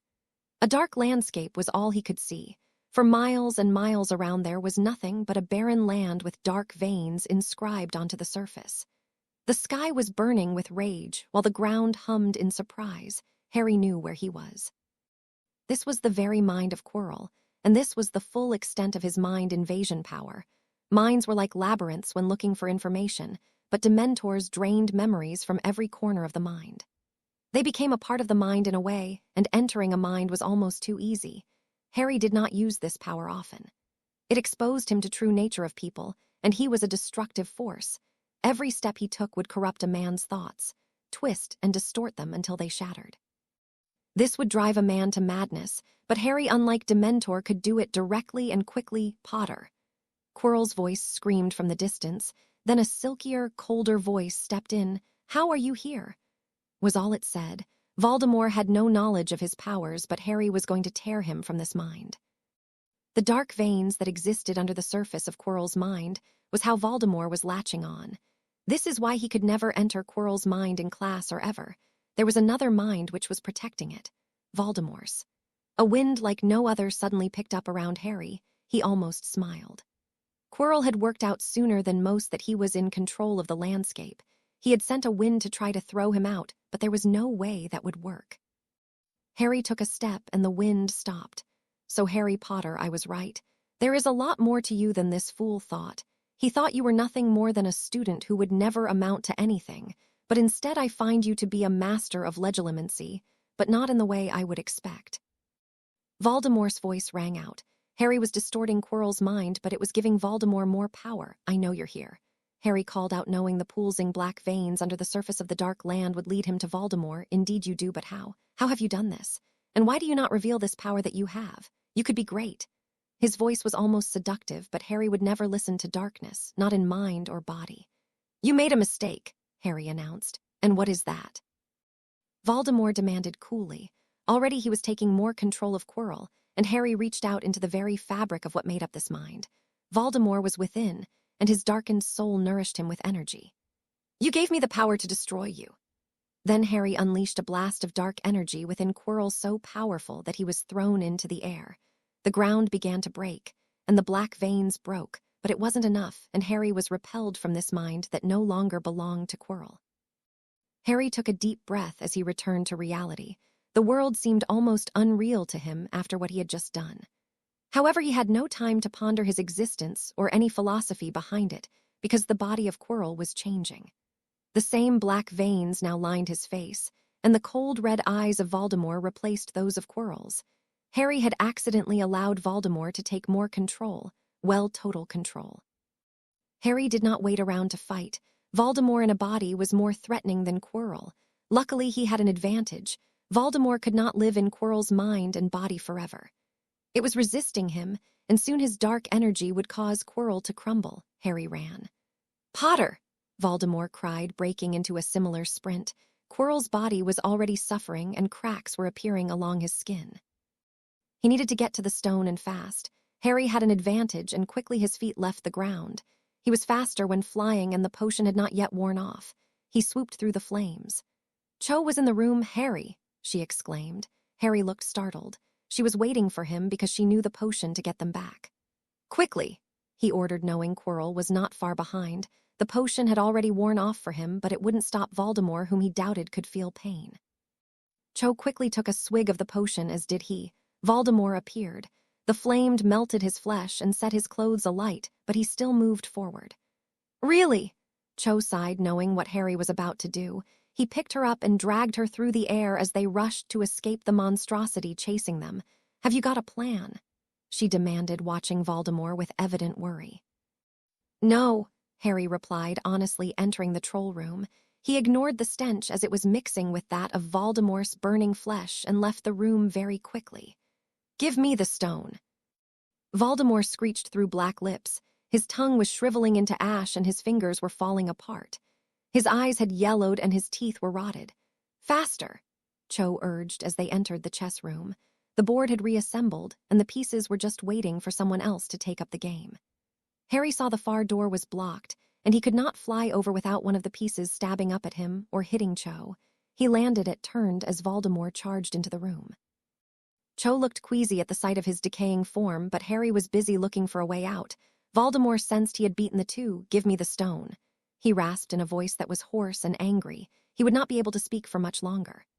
Cho's hand went to her pocket to check the stone was still there. "Give it to me," Voldemort roared. Harry just glared up at him and stood in front of Cho. "What are you going to do now, boy?" "I have one," Voldemort spat with some difficulty. "Well, I'll tell you what I'm going to do." A dry and unimpressed voice filled the room. Voldemort turned, shocked to see Draco Malfoy causally propped up against a chess piece. "I'm going to say, knight to F3, Draco smugly retorted before Voldemort could say anything. Sure enough, the knight moved, but Harry could not see what it was going to do. Was that supposed to impress? Voldemort hissed, "No, that's going to hurt," Draco remarked causally, as Voldemort was backhanded by the same queen that had hit Draco. He went soaring through the air, but unlike Draco, Voldemort was nothing but a frail form. The moment he hit the wall, he collapsed and crumbled into dust. "How the?" Harry exclaimed. "Don't look at the actor, look at the writer," Draco commented, gesturing to Hermione, who had emerged with Crabbe and Goyle from behind a rook. "Well." She tried to shrug off any involvement with the scheme. "Come off it," Draco announced. "She bandaged my leg up and thought it would be best if we waited for you too. She came up with this plan when we heard the running. Well, I knew the queen could hit almost any target on the board, in particular the ones that whoever was chasing you would be standing," she admitted, looking slightly abashed. "Brilliant," Harry beamed at her suddenly. The room felt dark, and he turned to see something that was neither a ghost nor gas rising from the ashes of Quirrell.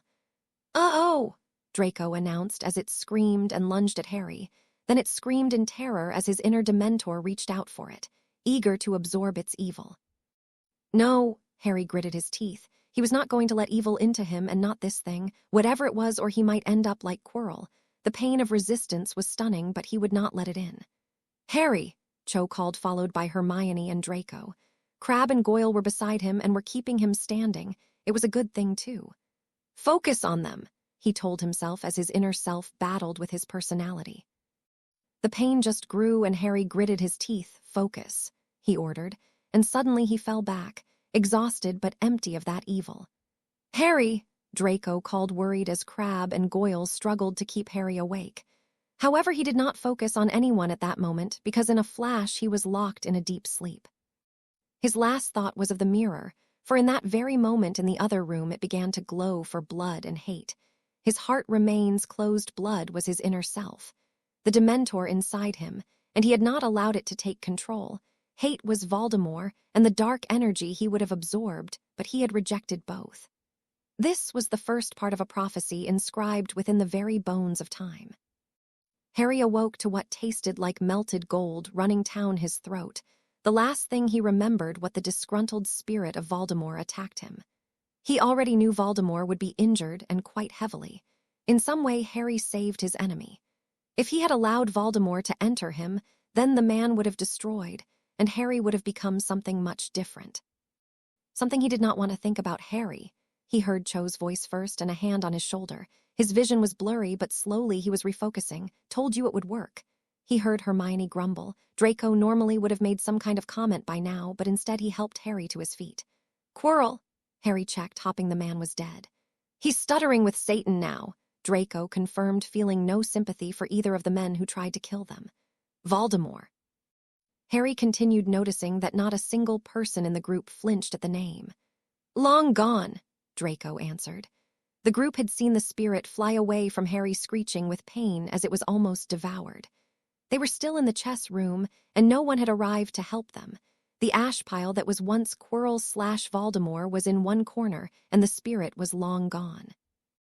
Hopefully he gave Voldemort a fright he would not soon forget, and if the man had any sense, he would not come close to Harry in spirit form again. Are you okay? Cho asked suddenly. It took Harry a few moments to grab hold of reality. Then he saw a thick golden liquid on the floor. You used the elixir, he realized, looking at the stone. Cho was holding it and nodded. It healed obviously, and if it kept drinking it, he would be immortal, something he was not going to do. In fact, he intended to return to Flamel the moment he could, but he could not help feel touched that his friends had gone to such lengths for him. Well, thanks for almost dying back there. You're our ride home, remember, because I have a strange feeling, unless Crabbe can turn into Fly and Goyle can become a giant green monster, we are not getting out of here in a hurry, Draco remarked dryly, once he realized the danger had passed. Harry shook his head at the comment as Cho flashed Draco an irritated glare. Though we need to thank Hermione, who worked out it would help more. Draco pointed to the bushy-haired girl, who for the second time this night flushed red. Harry did what he would do when anyone saved his life. He hugged her. Brilliant, was all he could say. The elixir would have sped up the time it took for him to heal, and not knowing the full extent of his powers, Harry would have guessed it would take some considerable time. Draco commented, looking at Cho with wide arms. No, was all she could say with narrow eyes. Draco looked at her with mock hurt and turned to Crabbe and Goyle. No, the echoed Cho's words, not wanting a hug from anyone right now. She gets one, Draco murmured in protest, gesturing to Hermione, who had now been released from the embrace. Save my life first, then I'll think about it. Cho sighed, not completely against the idea. Anyway, they needed to get out of here. I take that as a challenge. Draco winked at her before turning towards the door. The chess pieces had moved for them to exit the room now, and Draco looked at Harry. Any clue as to how we're getting out of here again? He wondered. Harry nodded. He had a plan to get out, one he had come up with around 3 seconds ago. Is the plan insane? Draco checked. Harry nodded slightly, and Draco burst into a smile. The only way we do things in this club, he decided, and the 6 of them walked out of the room knowing that the job was done, though they still had Dumbledore to deal with when he found the pile of ash, the lack of Quirrell, no stone, well, and of course Snape when he woke in the morning to shampoo covering his hair. Out of pure interest, are you planning on telling Aunt Bella you almost ate the Dark Lord? 1 week later, Nicholas Flamel had been sitting by the windowsill reading a book. He had been trying to distract himself. Dumbledore had taken the Philosopher's Stone away for safekeeping, but he would some of it soon. Already, he felt older and tried to distract himself by burying himself in a book written by one of the great writers he had met during his life. His wife was somewhere downstairs doing the same, but suddenly he heard something, a squawk of some kind, and he turned around to see an owl as white as snow soaring towards his home. It was a manor on one of the islands hidden from Muggle eyes just off Britain, 3 floors. A tower with all the comforts of home was all he needed. The owl, however, was not his, and in the warmth of an early spring sun, he wondered who had sent him at this time. Hello, he murmured. He was old, there was no denying it, but he had been old for a long time. He had a short, gray, wispy beard, and spectacles hung loosely from his face. His eyes were shining blue, and his skin had a darkened tone. He was tall and thin, with lines across his face that would never fade. He spoke in a kind voice as the owl landed on his desk. This was his study, but he noticed the owl was carrying something. A package, and so he took the poorly wrapped present and came face to face with the stone. What on earth? He questioned aloud as he noticed a note accompanied the owl. He took it, "Dear Mr. Flamel, Hogwarts was never safe for your stone, and now we have stopped it being stolen. We believe it would be safer with its owner. Lord Voldemort attempted to use it so he could return from the dead, or whatever he is, and we think it best that you take it back. Please do not mention this to Albus Dumbledore, as he is sure to demand it back. He had his own purposes for the stone, and we think it best if he remained ignorant. Regards HP, DM, CC, HG, VC." GG Flamel smiled. He had a feeling that his old friend had wanted the stone for his own reasons, but he had given it to him. Strange, he did not remember the agreement well, and perhaps this lot was right. They had given him the stone back, ignored the gold it could give or the promise of immortality, and instead wrapped it up and returned it. He had a feeling this lot had the right attitude. The snowy owl was gone, and he had no idea who had sent it. The initials did not ring any bells, and he supposed if they wanted to remain distant he would let them, though if they ever needed something they just needed to ask. Then the picked up the stone and smiled. 2 months later, Draco, where's Harry? Cho asked from the Ravenclaw table. The group were sitting pretty much back to back, but there was only 5 of them. It was getting close to the end of term, and soon the exam season would be upon them, and then the end of term. The summer was looming, it seemed, and the time had gone quickly. Hermione and Cho were already revising, but they noticed that Harry seemed to spending a lot of time alone. Draco, however, stiffened slightly at the mention of Harry. Cho took this to mean he knew exactly where he was. Harry. Why would I know where Harry is? He's in your house, Draco pointed out. Cho glared at him knowingly. Their adventure had flooded the school the day after they stopped Quirrell, and they become almost celebrities. Fudge had been notified by Harry as Dumbledore wanted to speak to him very soon, and slowly the true rumors of him being raised in Azkaban faded. They were replaced by rumors about Quirrell. Ron had the Gryffindors convinced he had killed Quirrell, while others said otherwise. Cho did not care. She did, however, care about where Harry was. Dumbledore had already tried finding out where the stone was, but strangely his legalmancy powers didn't work on any of them. "Where is he?" she asked darkly. Draco did not answer, and as she saw Harry approach from seemingly nowhere, she wondered if she actually wanted to know. "We don't want to ask, do we?" Hermione commented. Cho smiled. It seemed great minds thought alike, and she nodded. "No, I have a feeling we'll know soon enough." Meanwhile, Fudge and Umbridge flew into Dumbledore's office. He had requested Fudge's presence, and while he would have gone alone, he decided to bring Dolores along. She was going to note down the entire conversation just in case the man tried something. "Thank you for coming," Dumbledore greeted. He had bags under his eyes now. His plan had gone completely off track. He had lost the stone, lost Harry, and had been humiliated all in 1 year. "What do you want?" Fudge groaned. Dumbledore was obviously aiming for something, but he didn't know what. He already knew what had transpired under the school, and he had experts working out how Voldemort is alive. He believed Harry, as did the wizards who had inspected the pile of ash that was once Quirrell. "Harry murdered Quirrell," Dumbledore stated. Fudge looked up. Did Dumbledore really think he was that thick? "Sorry." Even Umbridge knew the man was trying it on now. "He killed a teacher, and while we have no proof, I think he needs to learn a lesson," Dumbledore began darkly. "What are you saying?" Fudge asked the man. He could see that this was some kind of last-second bid for control over Harry. He had already been discredited, and Fudge had released an official statement that Harry Potter had not been raised in Azkaban, but instead by Ministry employees with a Dementor bodyguard whom he was fond of. Dumbledore had accepted this explanation, as had most of the wizarding world. They just didn't want to accept that a dark creature could raise a child. "I think he needs to go to Azkaban for the summer," Dumbledore answered.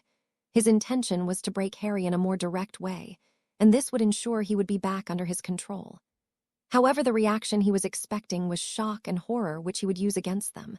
What he wasn't expecting was for both of them to burst out laughing. "Sure thing. Tell you what, I'll send him there for Christmas, too," Fudge chortled. Dumbledore looked aghast. "Albus, come on.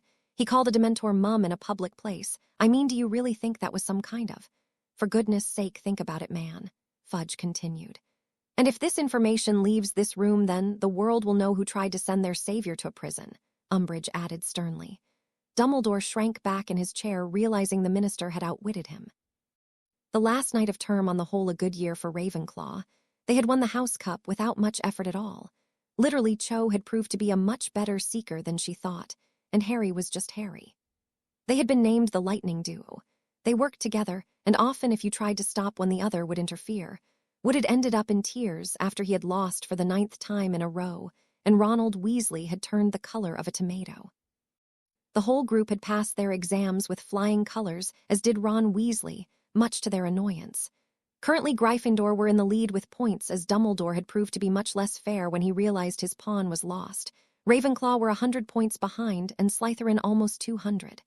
"Where's Harry?" Cho demanded to Draco. Draco stiffened again.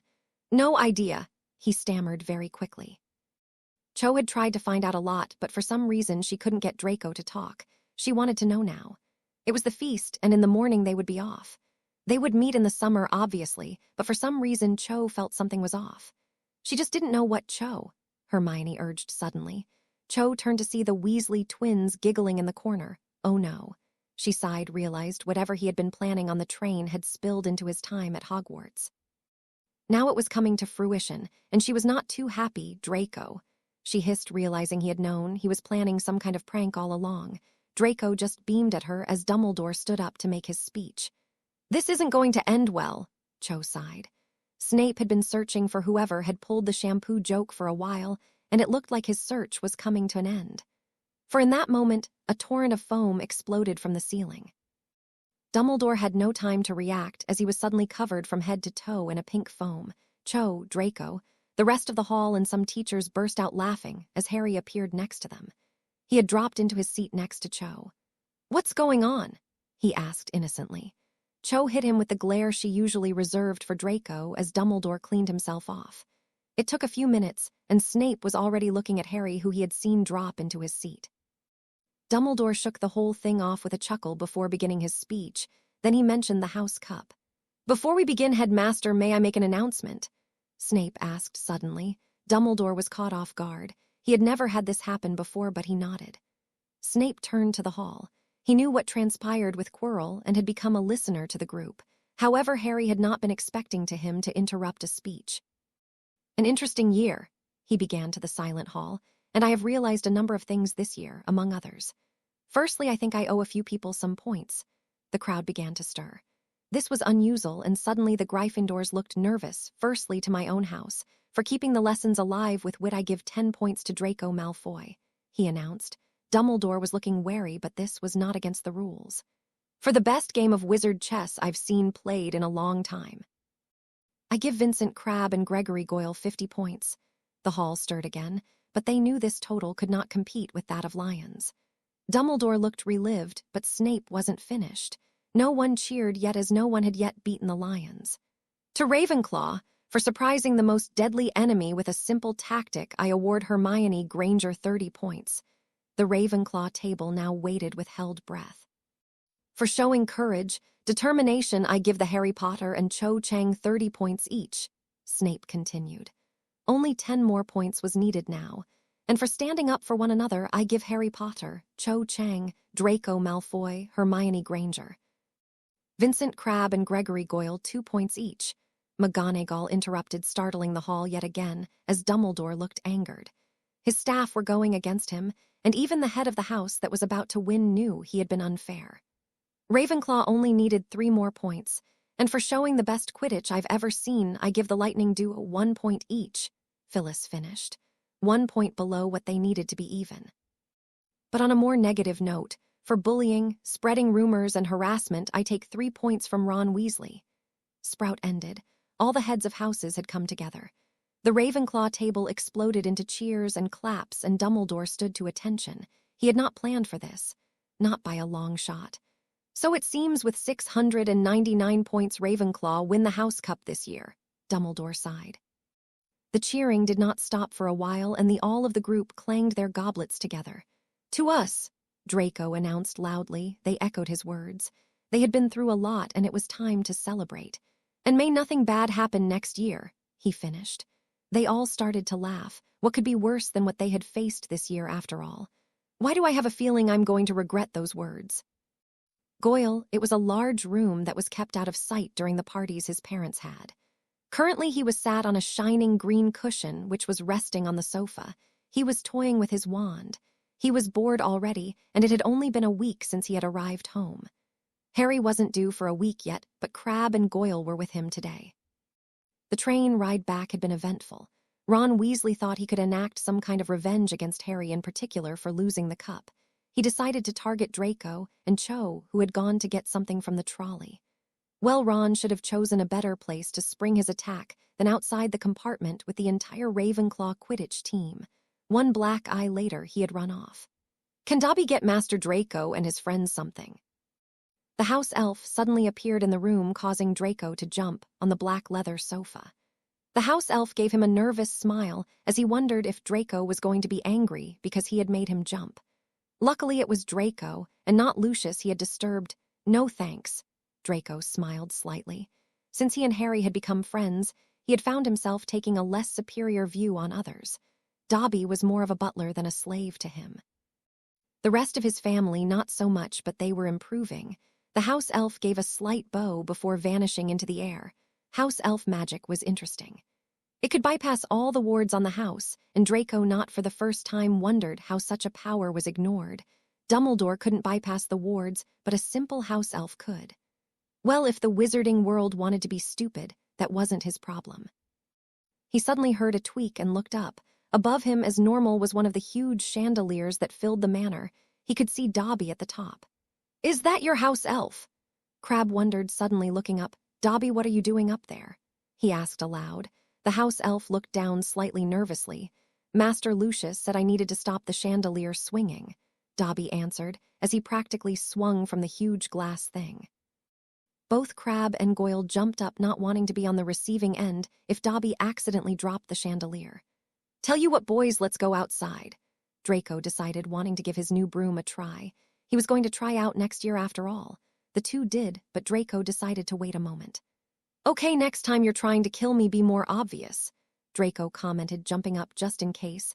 Dobby unscrewed the wrong thing and he ended up squashed.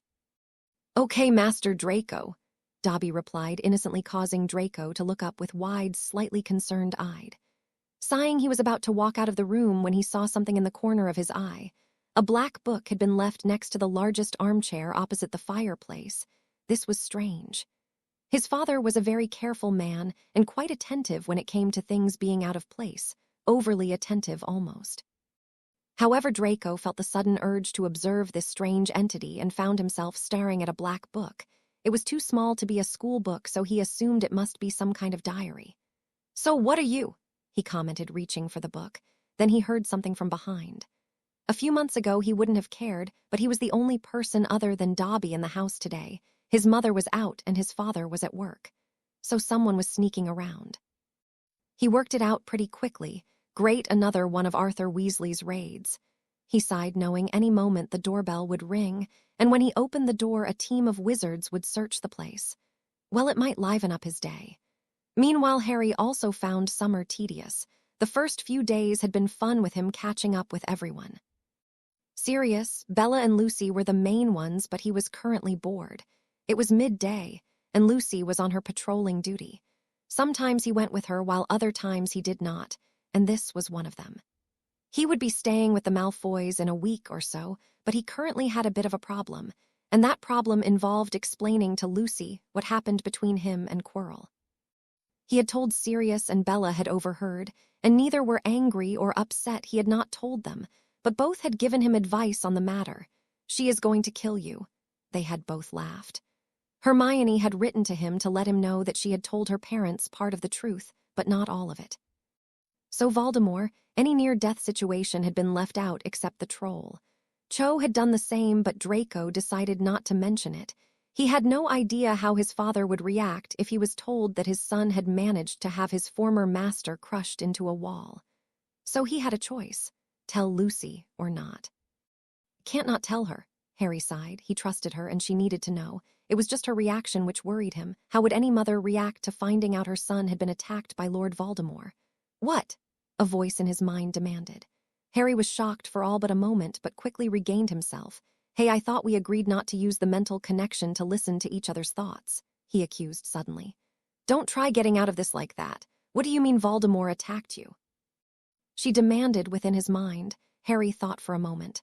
"Well, looks like this would be the best time to tell her. You bet it is," she replied, listening to his thoughts again. Stop reading my thoughts, Harry demanded, not overly happy that she was listening to everything he was thinking. Stop being attacked by Dark Lords, she replied immediately, and Harry got an inkling that there was no way he was going to win this fight.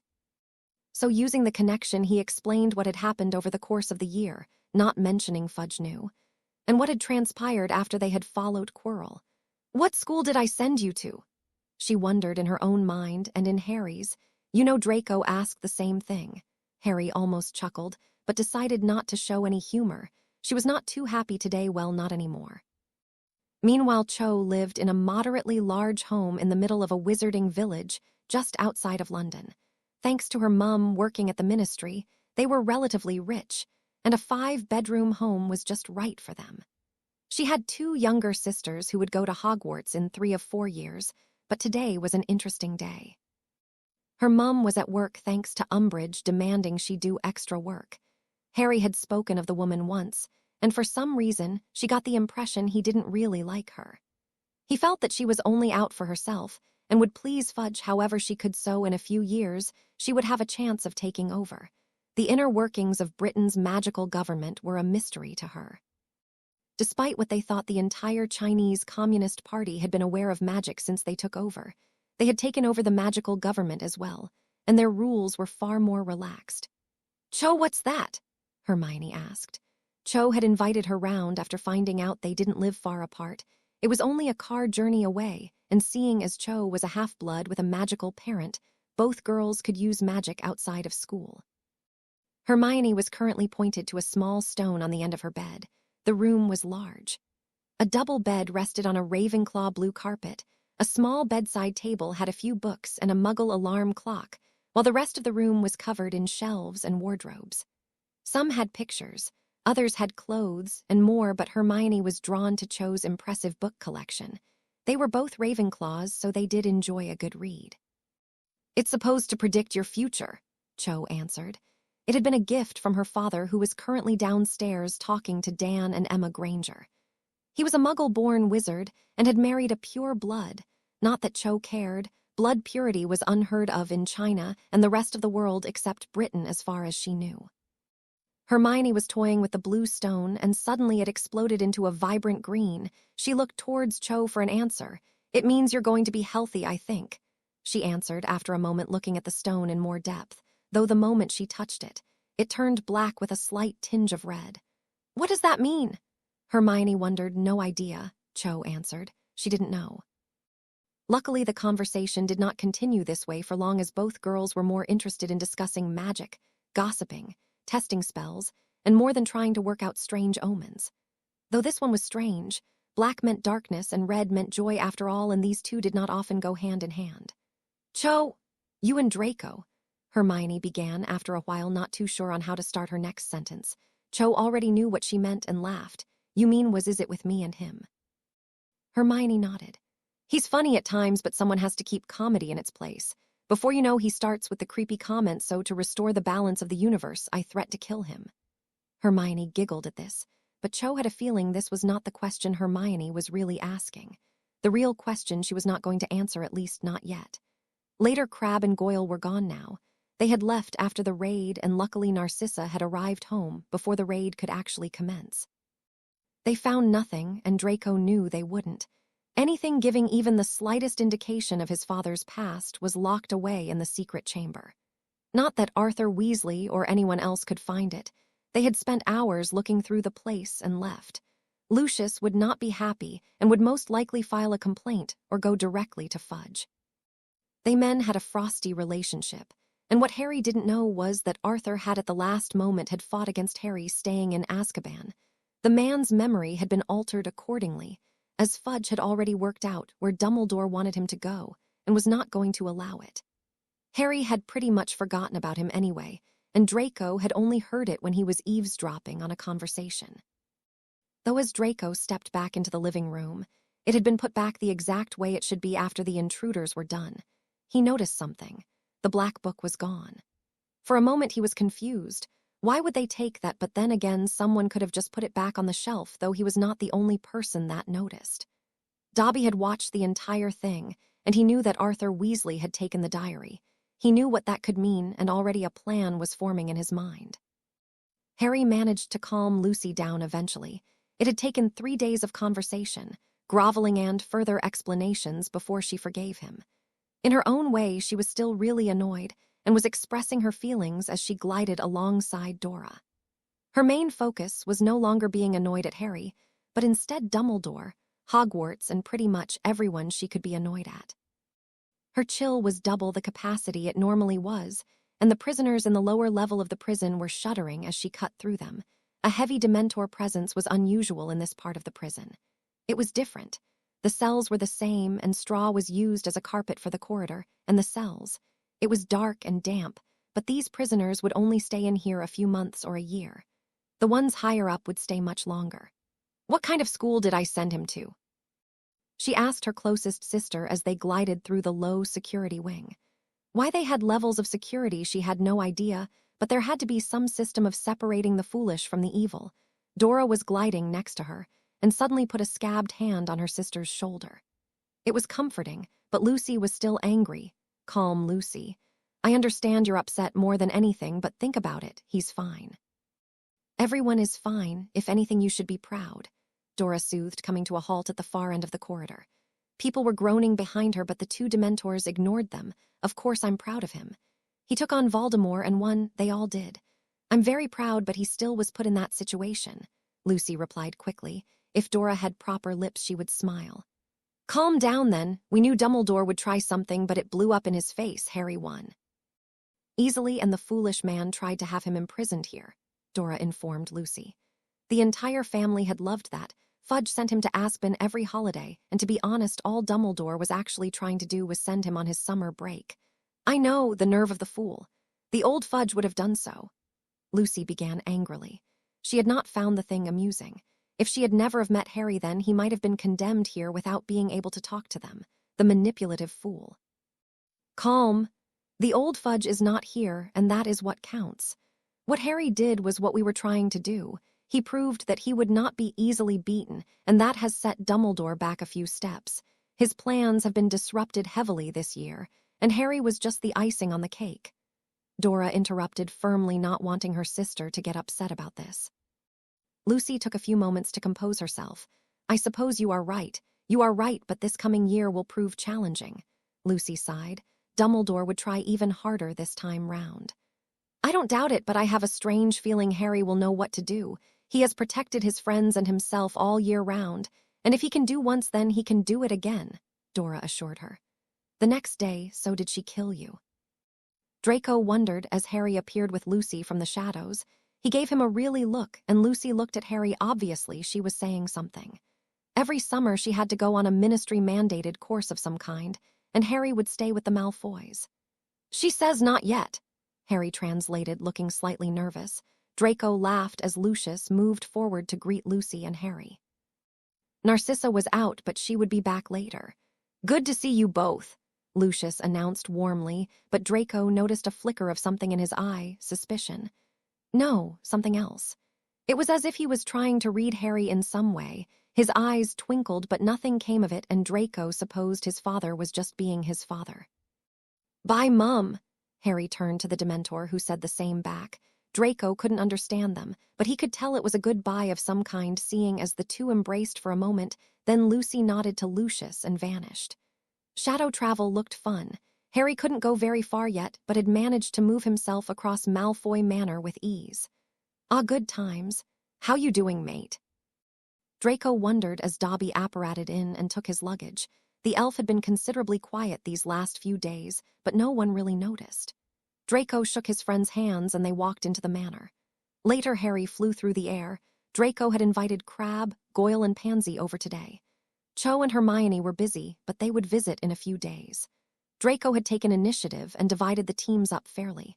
Well, it was him, Crabbe and Goyle against Harry and Pansy. He had tried getting Harry on his team, but Pansy pretty much threatened to slap him if he tried ganging up on her. Draco made no comment about this. Harry decided to invite her along more often if she could keep Draco in line. Either way, they had walked over to the Quidditch pitch and ascended into the air. It was a good day for it. There was no wind, a warm sun, and everything was peaceful. "On your marks, get set. Go." Draco announced, sending a stream of sparks into the air. Harry moved first. He dived through the defense, Crabbe and Goyle, before attempting to snatch the quaffle from Draco. His hand reached for it and then... "Nope," Draco said, dropping it into Goyle's hand, who was suddenly awaiting below. Harry braked and swerved around, but before he could even make a move to intercept, Pansy charged Goyle, who threw the quaffle up for her to catch. It was not a move he made willingly, but because she was trying to charge him. Luckily she caught it, and in a move that could rival Harry, she dodged Crabbe and threw it to Harry. "Nope," Draco said again, veering upwards. He knew Harry's techniques and plucked the quaffle in mid-flight. Harry had anticipated this and swerved to take it out of Draco's hands. It worked, and Draco cursed as Harry cruised towards the goal. He scored the first point. "Damn it," Draco muttered. Meanwhile, as they were playing, Dobby watched. He was worried and scared for Harry Potter. He felt a link to Harry for some reason, but Dobby knew what was going on. Arthur Weasley had no right to order that raid, so he must have some support higher up in the Ministry. Dobby was no fool, and he knew how things worked, but that was not all he knew. He also knew that the diary was the intended target of the raid. Arthur Weasley had been instructed to get the diary, and Dobby knew what it would do. History would repeat itself, and he needed to stop Harry Potter from getting hurt. Later, when he was at Malfoy Manor, Harry slept in one of the many guest rooms available. This one was reserved just for him to use, though some changes had been made. The bed now had a Ravenclaw blue cover, while the carpet was green. A dark chair rested opposite a fireplace, which was contained in silver casing. Evidently, the Malfoys did not want him to forget that he was allied with Slytherins. He wouldn't have any way, but the thought was nice, he supposed. "Okay, you can come out now, Dobby," Harry sighed. He had read the elf's mind earlier and found two things. Firstly, all personal information was inaccessible, as it was part of the elf's mind not contained by the slavery bond, which would allow his master access to his thoughts and plans. Secondly, Dobby wanted to meet up with him. He had always felt sorry for Dobby. He was treated a little better now, but wanted to find some way to free him. "Harry Potter, sir?" Dobby questioned, appearing from seemingly nowhere. He had been intending to surprise Harry after all. "You wanted to meet up. What's wrong?" Harry asked, hoping the elf was not being mistreated. Dobby looked down and seemed conflicted for a moment, then he looked up. "Something very bad is going to happen at Hogwarts, something dark," he began slowly. Harry frowned. "What's going to happen, Dobby?" Harry asked gently. The elf was clearly scared if his drooping ears and wide eyes were anything to go by. Then Dobby vanished, and it was as if the conversation had never happened. Meanwhile, Arthur Weasley walked along a darkened alley. It was night, and no one was around, but this was not a normal walk. He was on his way to a meeting that could shape the very future of the wizarding world. The meeting was run by Dumbledore. So when he arrived at what most would assume was a dark wall, he tapped it with his wand 3 times and stepped through. He was in a dimly lit room. A number of people sat around a circular table in the center, and he could see Dumbledore and other members of the group. "Arthur," Dumbledore greeted, gesturing for him to sit on an empty seat. Arthur did, and saw his wife across the table, looking eager to begin. Then he reached into his pocket and withdrew a book. It was the same book they had been searching for a long time. "Good," a voice announced lowly. Arthur turned to see a robed figure at one end of the room. He had no idea who it was, and the only person who did was Dumbledore. Arthur nodded at the real head of the order. "So what do we do with it now?" Molly asked. She had no idea of what the diary was, and she was not the only one. Arthur thought it was only a key to the chamber. The truth only 2 people in this room knew. "We use it, open the chamber. Then Harry Potter will be forced to go down there, and he will find a connection with Ginny," Dumbledore replied, as if it was obvious. "Is this plan going to work as well as your other one?" someone asked from the table. Dumbledore chuckled. "This plan, I assure you, cannot fail, and once Harry meets Ginny, we will have a direct link to him, and he will play into our hands," the figure announced darkly. "And what of his upbringing in Azkaban?"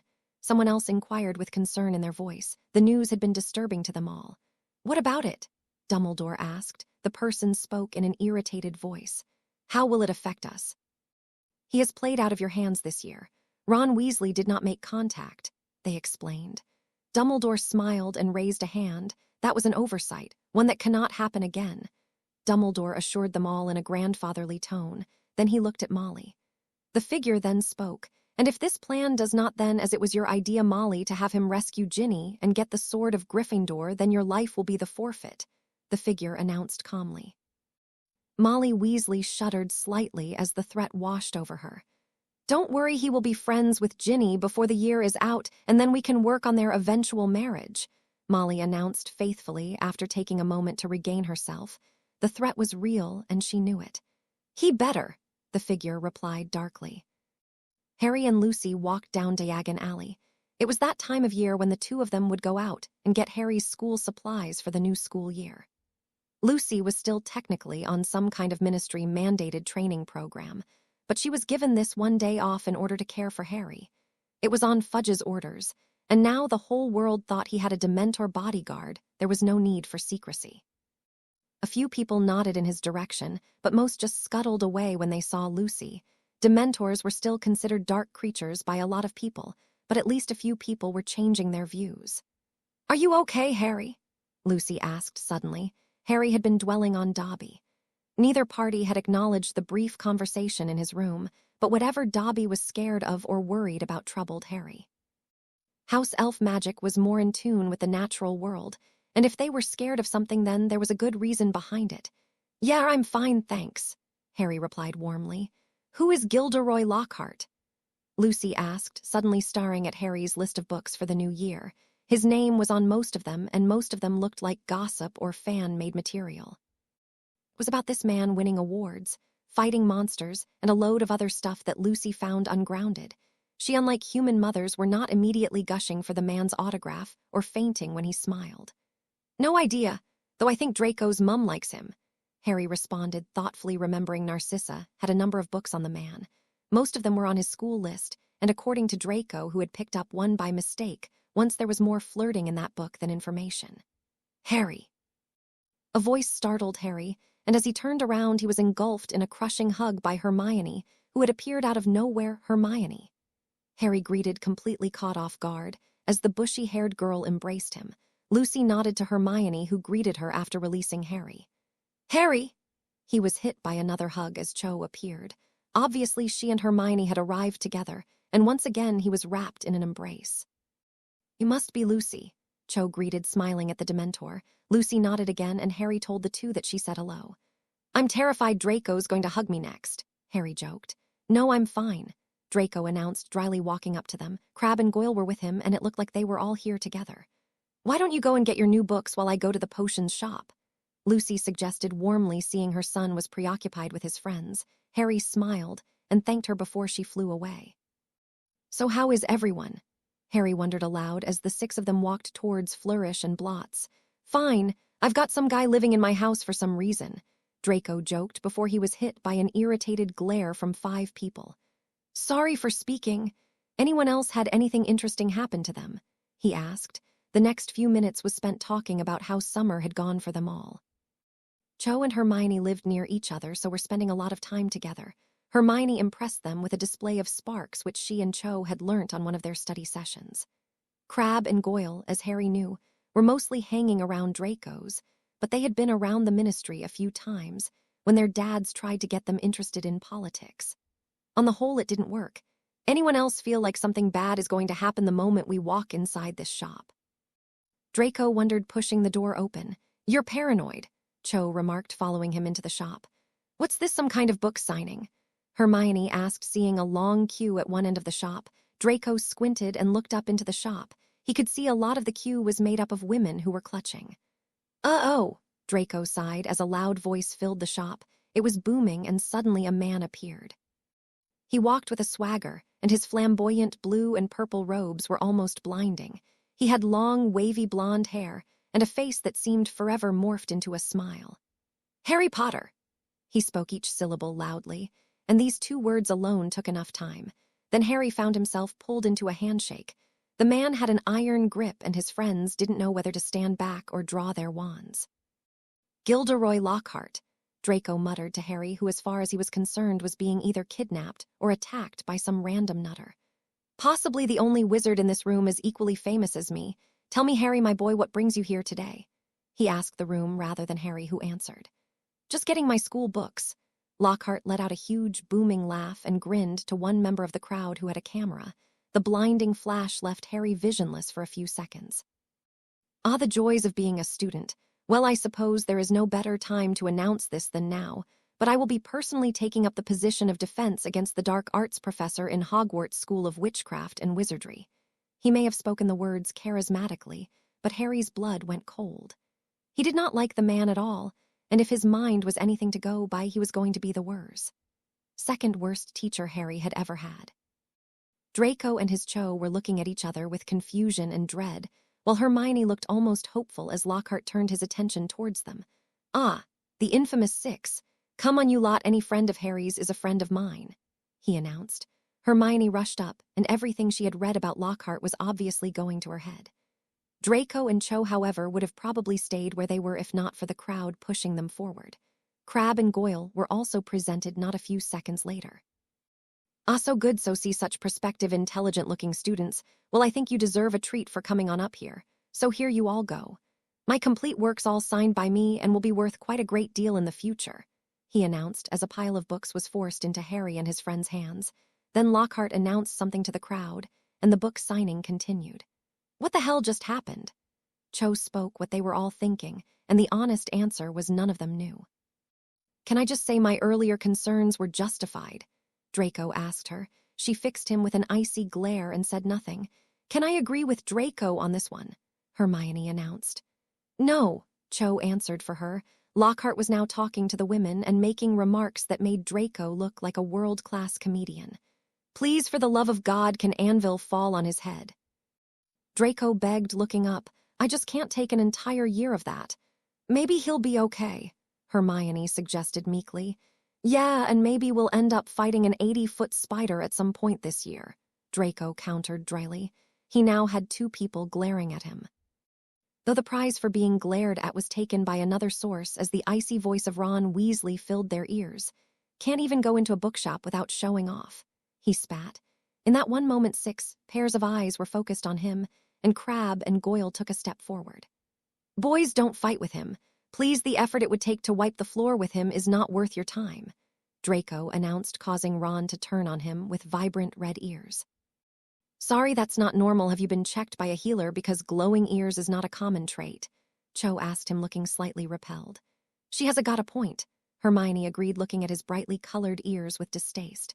Look, people, if we're going over all of his faults, then we're going to be here all day. Let's just go, Draco decided. What could you 2 do anyway? You dumber than trolls. Ron sneered at Crabbe and Goyle, and yet they both got higher grades than you, Harry pointed out. Crabbe and Goyle took a step back. You're right. We don't have the time for this, Crabbe decided. Goyle looked at Ron gruffly, but did not make a move. For a moment, there was some kind of standoff as Ron refused to move, and Harry wondered if he could get away with throwing the irritating boy out of the window. His answer came to him, unfortunately, in the form of a plump woman with long red hair who had seen part of what was going on, or had found an excuse to have a go at Harry Potter, who had made her life miserable for the whole year. What are you doing to my son? She demanded in a voice that made her sound like the world's most overprotective mother.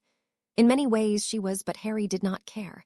Standing here talking to him, Draco remarked. Maybe once he would have shown some respect to this woman, but after facing Voldemort himself and meeting her son, he really did not care. No, you're bullying him, Molly corrected in a huff. Angry that a Malfoy was showing her up in public, Harry looked at her warily, knowing that they would not be getting out of this easily. I really don't think this constitutes as bullying, Hermione pointed out, defending her friends. Don't you dare correct me, you filt, she began in a rage. Shut up, Harry demanded coolly. Whatever she was going to say was lost as she turned on Harry. In her rage, she raised a hand to slap him, and before Harry could move to defend, she was bringing her hand down towards him, and the force of a car threw her to the floor. A scabbed hand had pushed her forward, and not kindly. Lucy had just flown into the shop. She had no idea what had happened. All she saw was her child in danger. The shop was silent now. Some had been watching with interest before Molly had shouted, but her outburst had shocked everyone. Now people were watching a Dementor gliding around Molly Weasley angrily. Wah! The red-haired woman began in a slight daze, then she screamed as a voice pierced her mind like a knife. You tried to attack my son. Lucy hissed in her mind. Anger was radiating off her, and already the lights in the shop were flickering. Harry hadn't seen her this angry since they had first met, and had a dark feeling this was not going to end well. Molly spat, trying to justify herself. Then she wavered as she realized what she was speaking to, and the reality of the event sunk in. Would you like to finish that sentence? Lucy demanded in her mind. Molly shook her head as her blood almost froze in fear. Lucy's chill was in full effect, and it was only Harry's influence that stopped his friends being affected. Let's all calm down now, a calm and reasonable voice suggested as Lucius Malfoy entered the shop. He held his arms up, and while not caring for the Weasleys at all, did not want a fight to break out in the middle of the shop. Lucy looked at him for a few seconds, as did Molly. Then Lucy's chill vanished and she glided back a few meters. Molly looked up, grabbed Ron, and promptly ran out of the shop. Lockhart was now hiding under the desk as the angry Dementor scanned the room. See how much easier it is to fight a troll with a Dementor, Draco joked. Harry moved through Azkaban through the air once more. He had been feeling bored for the last few days of the summer since returning to his home, and only had a few days left before he needed to get the train. Lucy was on patrol, and today there was a definite sea breeze and mist which ensured he would not be going with her today. He could still feel the cold while she as a Dementor could not. Or so he thought, but it was never something he had discussed with his adoptive mother, though today was a special day as today was his 12th birthday. Harry, happy birthday! Bellatrix greeted with a wide smile as he entered the maximum security ward. For some reason, his aunt had been far livelier, and for Sirius looked like he was on his deathbed from sheer annoyance. Hello, Bella, Sirius, he replied with a smile. Hey, pup, happy birthday, Sirius greeted almost sleepily as he lay on the ground of his cell. How are you two? He asked. He had seen them pretty much every day, and their answer rarely changed, but it was the thought that counted. Oh, nothing much, you know, the usual. Talking, chatting, laughing, crying, planning a daring escape, and the rest of the stuff we get up to. Bella joked. Harry laughed, but for some reason got the inclination that something was hidden in her words. But he was not here to do detective work, so he disregarded this feeling immediately. Send me a postcard from wherever you two end up. Harry smiled, continuing the joke. Bella nodded enthusiastically. Sure. Dear Harry, we are fine. Love from Bella and Sirius, who are not in Hawaii. She murmured to herself about what she would write. Now once again we would have bought you a present, but living here means we only have a few shopping locations, so we'll just pool the money. The running total is 900 galleons or so. Sirius laughed. You could get a broom with that, Harry pointed out. Not that you need one. Maybe we could market you. The new Harry broom, only one in the world and gives rides if you're under 8 stone. Bella considered, and for the second time Harry wondered if she was joking or not. His concerns quickly melted away, however, as they branched into conversation, and for a while they just talked. Harry, Lucy called, suddenly cutting their conversation short once more. She had chosen an all-night duty, so she would be free today for his birthday. Well, good luck with the escape, see you. Harry waved goodbye to his aunt and godfather, who grinned. Should we tell him? Bella asked darkly. No, we need to plan and get your form up and running before anything happens, Sirius told her gravely. They were planning an escape for next year and both knew that Harry couldn't know about it. Okay, but he's going to miss us, Bella pointed out. I know, Sirius sighed with evident hurt and worry. Meanwhile, the owls had come in flocks this year. Last time it had been a few, but this year a lot more appeared. Lucy could only sense individual animals vaguely, but the amount of owls sent her senses skyrocketing. She sighed ever so slightly as the first entered the room, dropped a package and left, which was repeated about 20 or so times. Harry, she called, using their mental connection. The one they were actually using to spy on each other's minds, but for now their agreement was lasting. How long it would last was something else. Hey, Mum, are they for me? Harry wondered when he finally arrived and looked slightly surprised. He got so many cards and presents. Some were from his friends, while others were from well-wishers who had been given a ministry address for Harry Potter. Yes, Lucy replied. She held a badly wrapped brown package which Harry smiled at. She spent so much time doing things for him it was unreal, and when she handed her present to him, he opened it first. A book with a rabbit, dog, and fox fell out, and Harry looked slightly confused. He had no idea what the book was about. I found your animagus research notes, And the book. I thought if you're serious about this, which I think you are, then I should help in any way I can. This book gives you the recipe for a 4-month potion which will unlock your inner self.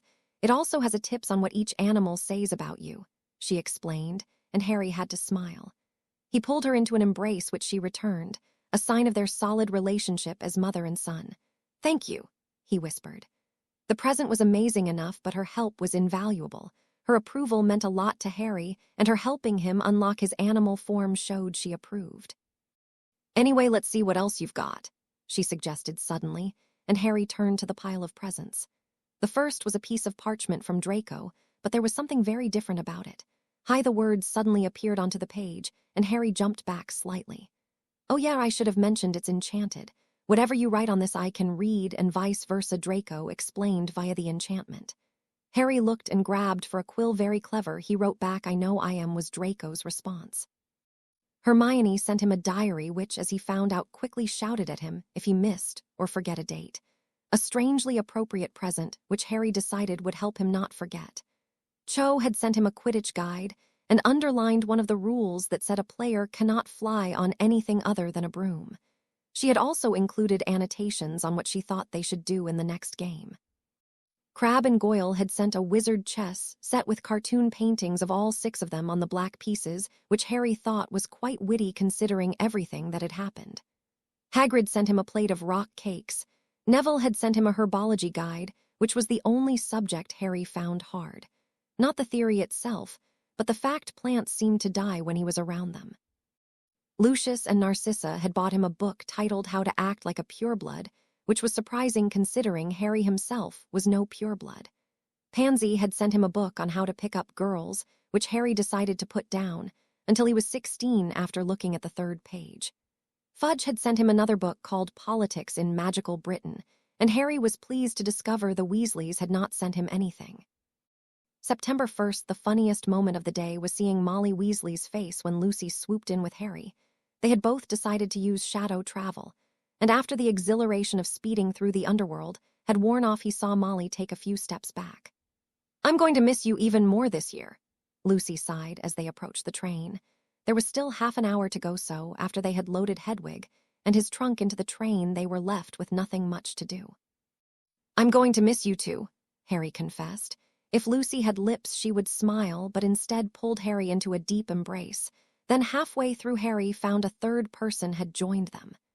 Literally, someone else was hugging them both. He pulled back to see a young girl beaming at them for no apparent reason. She was a new first-year judging by her size, but her short blonde hair seemed slightly odd due to a bright orange hairband that cut vertically through her hair instead of horizontal. Her wand was perched on her ear, and she was dressed in a luminous green cardigan and a long skirt which seemed comprised of 2 different fabrics. Hello, Harry greeted, looking at Lucy, who looked at the girl. Who was she? And why had she joined their embrace? Hello. She smiled back at them, acting as if nothing was out of the ordinary. Right, I'm confused, Lucy announced. Harry could only agree and moved to ask the girl who she was. Oh, was I interrupting? Sorry, but the Dementor's hug has been known to have a number of benefits. Unlike the kiss, which can only be administered by 2 soul-bonded Dementors, or a human and Dementor who are soul-bound. And if they are not soul-bound, then the soul is removed from the person, she explained, looking at Harry with unblinking eyes. Whatever she's taking, you need to stay away from, Lucy told Harry, looking slightly awkward. She then asked Harry a few questions, which he answered, but found himself wondering if she knew more than he thought. Her dreamy voice seemed to mask curiosity, and she made a number of comments which Harry found strange and yet accurate. Luna dear, where have you been? Oh, you found a Dementor. Good to see you're making friends already, a man announced as he approached from behind, and Harry assumed was her father. He had much longer blonde hair which went down to his shoulders and rested on his brown robes with golden symbols all over it. Instead of introducing himself, he just pulled Lucy into a hug. What is going on? She screeched to Harry as another of these strange people embraced her for no apparent reason. I'm Xenophilius Lovegood, and it's a pleasure to meet you. He nodded. Come on, Luna, let's get your stuff on the train before any Nargles show up. And they left without another word. What the hell just happened? Lucy demanded. The train, the 6 of them were sat in their normal compartment chatting and catching up. However, about half an hour into the journey, the strange blonde first year entered the compartment. "Excuse me, can I sit here?" she asked bluntly. Harry was about to say yes when Draco stood up. While Luna was a little strange, for some reason Harry found himself liking her. She seemed interesting enough, if not a bit mental, and she was nice. Her father was the same, and while Lucy may disagree, the family seemed like good people. "That depends on if you can pass the test," Draco announced dramatically. "What test?" Cho demanded. "The test to see if you eligible to join the group," Draco answered, acting as if this was a formality. "I don't remember taking a test," Hermione pointed, looking slightly confused as to what Draco was on about. Draco ignored them. "Ignore them, but first you need to answer question 1. Are you a maniac?" Draco asked Luna gently, who nodded without really thinking about it. "Then you're going to fit in just fine around here," Draco beamed, showing her to the seat next to Cho. "And then there were 7, Harry pointed out. 7 was a powerful magical number, and there was always space for more in this group. Always, so the conversations continued, and Luna interjected with a number of things that often resulted in Hermione mouthing what? Draco making a comment, which ended up with Cho threatening to kill him and Harry trying not to laugh when Luna brought up a giant invisible dragon called Bob she had heard flying once to Crabbe and Goyle. "Hello!" A voice squeaked from outside, and Harry turned to see a flash of red hair run out of sight. He looked confused. "Great, now we're being stalked," Draco sighed before turning back to whatever conversation he and Cho were engaged in. Most of it seemed to be vain threats, with Luna interjecting about random stuff, but Harry relaxed slightly. Luna already seemed like part of the group, and with a new member then, this year was going to be interesting. Very interesting indeed. "Okay, class, listen up. Today I have a treat for you," Lockhart was ranting on, but this time Harry was made to listen as the teacher paced up and down the room. A rattling cage, which Harry knew to be Cornish pixies, was sat on his desk, and Harry wondered how long the insufferable man was going to drag this out. Draco had his head on his desk, and Harry was slowly beginning to wonder if he was asleep. He felt like sleeping too. Luna's many stories and ideas were far more interesting than this guy, whose only qualification was he could pick up a quill. He had already spent half the lesson on himself, and that test, what is Gilderoy Lockhart's favorite food, what is his favorite color, what is his? It just went on, but Harry had to admit Draco had actually been able to make a joke. When Lockhart came to collect the papers, he had looked at his work with slight surprise. "No, incompetence is not my favorite hobby," he mumbled aloud as he read through the paper. "My favorite color is not who the hell cares. Nor is my favorite food brain-damaging pills, and my proudest achievement is not graduating from preschool." Not even they could pass him, Draco had commented before the man had started this packing up and down for dramatic effect. Though Lockhart was an idiot, it would have been harder for him not to notice Draco almost asleep now. Harry could enter this guy's mind like a 24-hour cafe. It was always wide open, and he had no defenses, though there was a lot of interesting things inside which he may need to alert some officials. Something involving one hell of a lot of fraud. "I don't think you should be sleeping right now, Mr. Malfoy, for there are dark things in this room that prey on the unaware," Lockhart yelled, suddenly seeing Draco on the edge of falling asleep. The blonde-haired boy looked up, and Harry decided if he made a comment, then he wouldn't really care. "Out of interest, what owls do you have?" Draco asked suddenly, but he was ignored. "You are going to face the darkest, most terrifying creature known to wizard kind," the man suddenly announced darkly, and most of the girls in the room swooned as his eyes met theirs. Some looked worried and slowly as his hand closed around the cage's covering and pulled it off.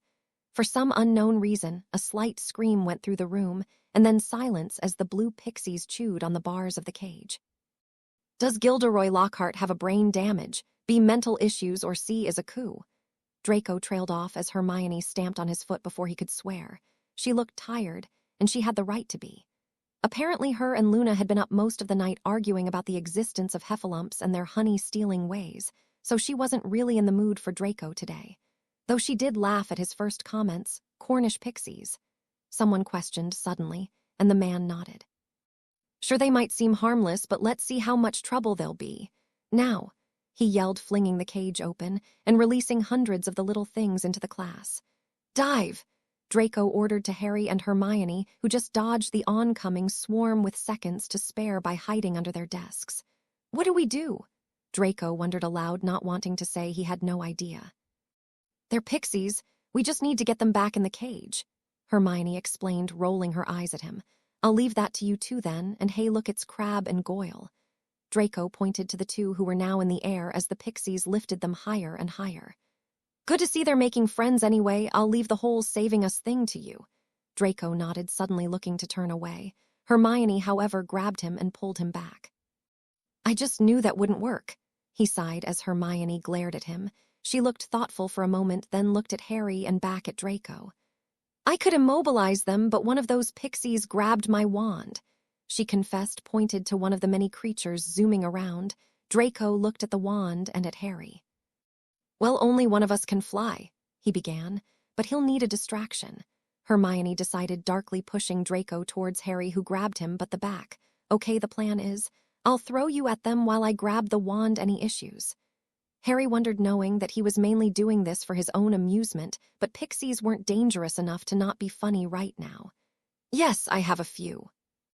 Draco began as Harry zoomed into the air, dragging Draco along with him. He yelped slightly, but the pixies moved as a swarm to combat these two new entities flying through the air. Okay, now I'm going to throw you at them, Harry pointed out, and before Draco could protest, he was flung towards the pixies, who were actually a pretty good cushion. But when they grabbed him, he was less sure this was a good idea. Though Harry was able to snatch Hermione's wand, as the pixies tried to hang him from the roof in the same way they hung Crabbe and Goyle. Remind me what the hell just happened, Draco requested, as he heard a cry from behind, and the pixies froze. Wait a moment, Draco muttered, as he realized if the pixies froze then, he would be dropped, but it was too late, as in that moment he fell from the ceiling, as was only saved by Harry grabbing him just before he smashed into the floor.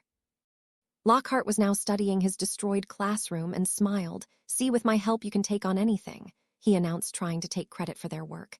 You're throwing him next time, Draco growled, looking at the professor darkly. Deal, Harry replied. Later they do. They don't. They do. Shut up, Cho demanded eventually in the Great Hall. Both Hermione and Luna looked at her. They had been arguing on off for the last 2 days, and it was getting really irritating. Cho and Hermione both liked Luna, but whenever she spouted some of her theories, Cho would ignore her pretty much, but Hermione would argue to the death, which for some reason ended up irritating the 3rd year. Woozles! Cho, really, Hermione began. Cho just rolled her eyes. Crabbe and Goyle just looked away, not really wanting to be part of the conversation. Well, at least not this one, and Cho really couldn't blame them. Look, I don't care if what Winnie the Pooh says is real or not. Let me just concentrate on the 3-page essay I have, and we can argue with Luna afterwards. Well, I don't really want to argue, but I do want to do this essay, so SHHH. Cho requested in the calmest voice she could manage. Hermione nodded and reluctantly went back to reading. So Luna, your dad makes the quibber. Goyle began slightly awkwardly, but Lewin nodded. Daddy says it's the most accurate magazine now, she replied, looking slightly proud. That's good, Crabbe hoped, not knowing if it was or not. Luna, for her part, just beamed at them. He wants to do a story on Harry and use it to prove that the crumple-horned Snorlax helped him learn to fly, Luna commented as Harry and Draco walked over. Good luck with that, Cho sighed sarcastically. Thank you. Statically, you are more likely to succeed when someone tries to damper your plans, Luna beamed in her dreamy voice. Cho said nothing. Hi, people, Draco greeted. Cho put the essay down. She wasn't going to finish her homework tonight, it seemed. Then she noticed Harry frown for a moment. Then he relaxed, but before she could ask him what was wrong, Draco spoke up. So how's things here? No one's dead yet, which is a plus, he remarked. Cho looked at him and wondered if she could get away with punching him.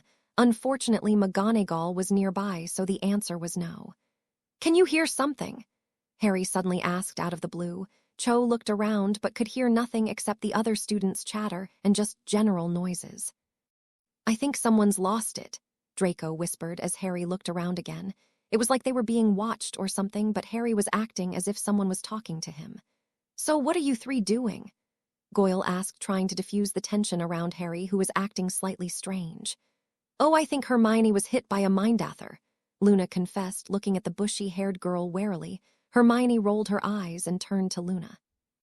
Luckily, any argument that would have taken place was halted by Harry, who suddenly looked worried. One moment, he suddenly decided before turning around and practically sprinting away. Draco looked at Cho, who nodded. Fine, let's go, Draco sighed. Meanwhile, let me rip, let me tear, let me kill, the voice was saying over and over in Harry's ear, and he had already worked out it wasn't Lucy on any Dementor. Firstly, it was a much deeper voice, and Dementors did not physically eat anything, but only fed on positive emotions. So what was this voice he was hearing, and why was he hearing it? So he had followed the sound of the voice up the grand staircase, and suddenly he found himself in a very wet corridor. It had been flooded by someone, and Harry was vaguely reminded of a ghost he had heard about haunting one of the bathrooms or something. Great, so this dark, mysterious voice had targeted a flooded corridor. Harry. Cho's voice was the first I heard, but was followed very quickly by another. Oh, you're okay. I was worried the Nargles got to you, Luna shouted, and once again Harry found himself confused by her. I'm fine, thanks, Luna, he assured her as Hermione appeared and was about to say something. Are you sure? People saying they're fine are twice as likely to die of shock or disease. Should we check? Luna. Hermione began. Not now. Cho ordered, not wanting to be stuck in another argument between Luna and Hermione. Then she turned to Harry and was obviously worried. Are you okay? What happened? You just ran out, she asked, obviously concerned. Harry, for his part, had no idea. All he knew was the voice he was hearing was close by. People I think were in trouble. Hermione sighed suddenly. Draco moved first, and suddenly he looked at one of the walls. Not again. Draco sulked, realizing that this was the start of another adventure. What? Luna wondered, not sure why he was so annoyed. Luna, remember when I said you needed to be mental to join this group? Draco wondered aloud, and the girl nodded. Well, there was a reason, and it involves this group being roped into things, you know. Giant chess games, fighting dark lords and the like, and it looks like we are at the start of another grand adventure, he announced sarcastically. Am I not going to like this? Luna asked Draco, who considered her question. Depends, because at some point this year we will be fighting another dark force, and it seems to be the one right behind me now, Draco replied as he turned to see the wall. The Chamber of Secrets has been opened. Enemies of the air beware, was all it said. Is that blood? Cho wondered. Oh yes, blood sticks really well to walls and is very good at making messages, Luna confirmed, not caring either way. Harry, for his part, looked at the message. Whatever this was, it was connected to the voice, which meant this was another thing designed perfectly for him. I think we should be careful, Harry advised. Draco smirked. So do I, he announced, pointing towards the wall. Harry turned, and his blood went cold as he saw Mrs. Norris hanging upside down from the wall, and by the sounds of it, the man himself was coming towards them. This was not going to end well, damn it, Crabbe and Goyle said as one. Filch, it had to be him who found them in a flooded corridor with his cat hanging upside down next to a message written in blood. It just had to be him. I second the motion that this is not going to end well, Luna interjected with the slight trace of a smile as Filch saw Mrs. Norris. Then, like something out of a movie scene, his face fell, and he ran towards his cat with a speed that far defied his age. He hugged the frozen cat and sniffed loudly as he clutched the only constant in his life. I think we should go, Draco suggested, slowly edging away from the scene, hoping they could remain undetected. However, once again, his idea fell down when Filch turned round with a furious expression in his eyes. You murdered my cat, he spat, glaring at Harry, who was closest. His finger now hovered a few inches from Harry's nose. You. He growled and moved to grab Harry, but was instead met by 6 wands all pointed at him. Try it, Cho suggested as the group adopted a defensive position against the man. He may be a squib, but they were not going to have him attacking any member of the group. Filch, for his part, looked torn, but before he could make any decision as to what he was going to do, an elderly voice filled the room. Put those away, Albus Dumbledore demanded as he strolled down the corridor along with what looked like 100 students and every head of year. Harry considered for a moment and nodded for his friends to lower their wands. They did, but cast Filch a threatening glare. Now what is going on here? Dumbledore asked as Lockhart swooped into the scene. Harry just sighed, wondering how this was going to get any worse.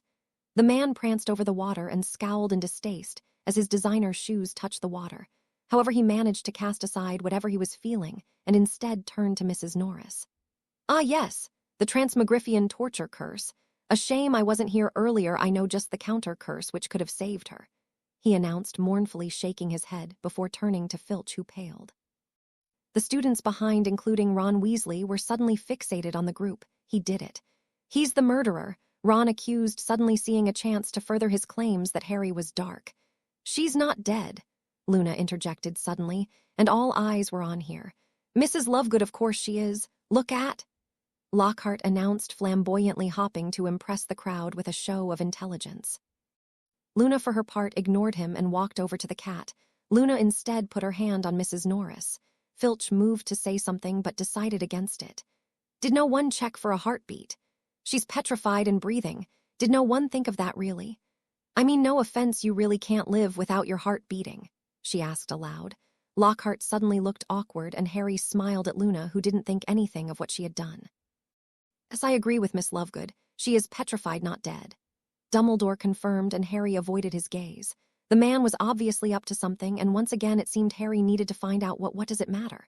Filch suddenly barked with hateful eyes turned on Harry. My cat has been petrified. I want to see some punishment. We didn't do it, Draco pointed out, realizing they had no evidence. Filch glared at him next, but Snape interrupted before the caretaker could respond. He has a point, Argus.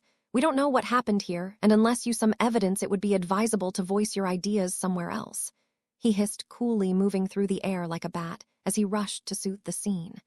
That doesn't mean you don't need to explain what you are doing here, Snape pointed out, looking towards the group, who shrugged. How did they explain Harry was hearing voices, or they had followed him without thinking?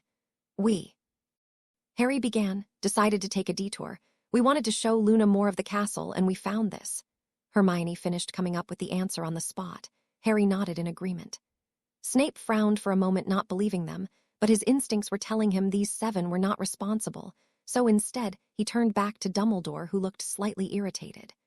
Everyone else was supposed to suspect Harry, so the boy would turn to him when Dumbledore was the only one protesting his innocence.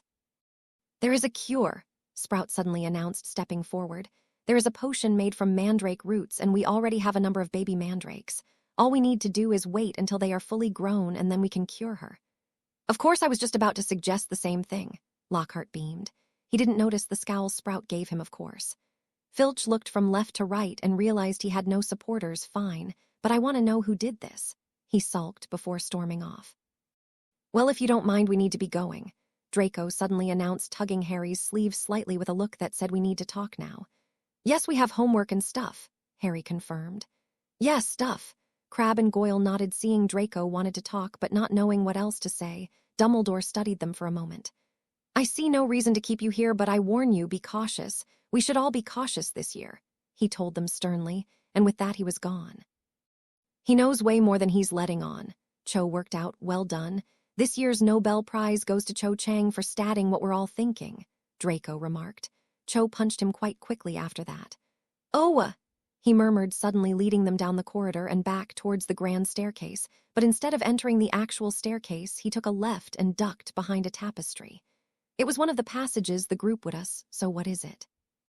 Hermione asked as she too entered the alcove. She seemed puzzled about what he wanted. Draco waited a few moments until everyone was in the passage, the Chamber of Secrets. He announced, reminding them of the message inscribed on the wall. You know what it is? Harry asked. Draco nodded darkly, and for some reason Harry got the idea that the chamber was not a good thing, if the blood on the wall didn't already tell him that. Well, Cho asked, knowing Draco was pausing for dramatic tension. Well, first I need to go back 1,000 years or so. Back then the 4 founders, Godric, Rowena, Helga, and Salazar, had founded the school and were arguing on one key issue. Muggle-borns. Now in those days his concerns were justified, as you know, back then the church were burning and killing witches and wizards. Draco began trying to word his answers so he would not offend Hermione. Yes, we get it. Salazar was justified in some things. Hermione answered, knowing he was doing it for her benefit.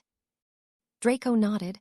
Okay, anyway, after a number of incidents, Salazar left Hogwarts and built a chamber underneath the school, which was called the Chamber of Secrets, Cho finished, and Draco beamed at her.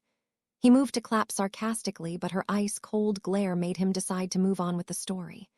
No one knows why he built this chamber, and no one can ask him. So many people speculated and searched for the chamber, but it was never found. Never, and some say it was just a legend, but apparently Salazar made the chamber so only his true heir could enter it. The heir of Slytherin, Draco finished darkly. For a few moments there was silence. So you think? Hermione asked. The chamber has been opened. Draco confirmed, and Harry thought about this for a moment. You left out the whole monster in the chamber, Luna pointed out suddenly. She had most likely heard this story from her dad or any of the strange books or magazines she read. Oh yeah, and apparently there is a monster in the chamber. Draco continued nodding to Luna, who smiled dreamily. A woozle, she suggested suddenly. Hermione looked ready to burst a blood vessel, but Harry stopped her saying anything. Maybe not a woozle, Luna, but something. If it's real, and to be honest, I have a dark feeling it might be, Harry told her. You heard a voice, and it took you right to the scene, Hermione pointed out. I know, something very dark is going on here, and I don't think we've seen the end of it. So let me guess. Last year, we spent the entire time trying to protect a secret chamber in the school, and now we're going to spend this year finding one. Goyle asked suddenly, and then we're going to go into it and stop whatever's in it. Crabbe finished. Draco suddenly broke into a wide smile. See, these two get it, he announced. One sec, we're missing something here. Dumbledore obviously knew about the chamber, but he has never mentioned it. I have never heard of him organizing a search of the school or even warning anyone about the possibility, so why is this happening now? It's a bit convenient since last year we had Quirrell to deal with, and now we have this. Cho wondered suddenly.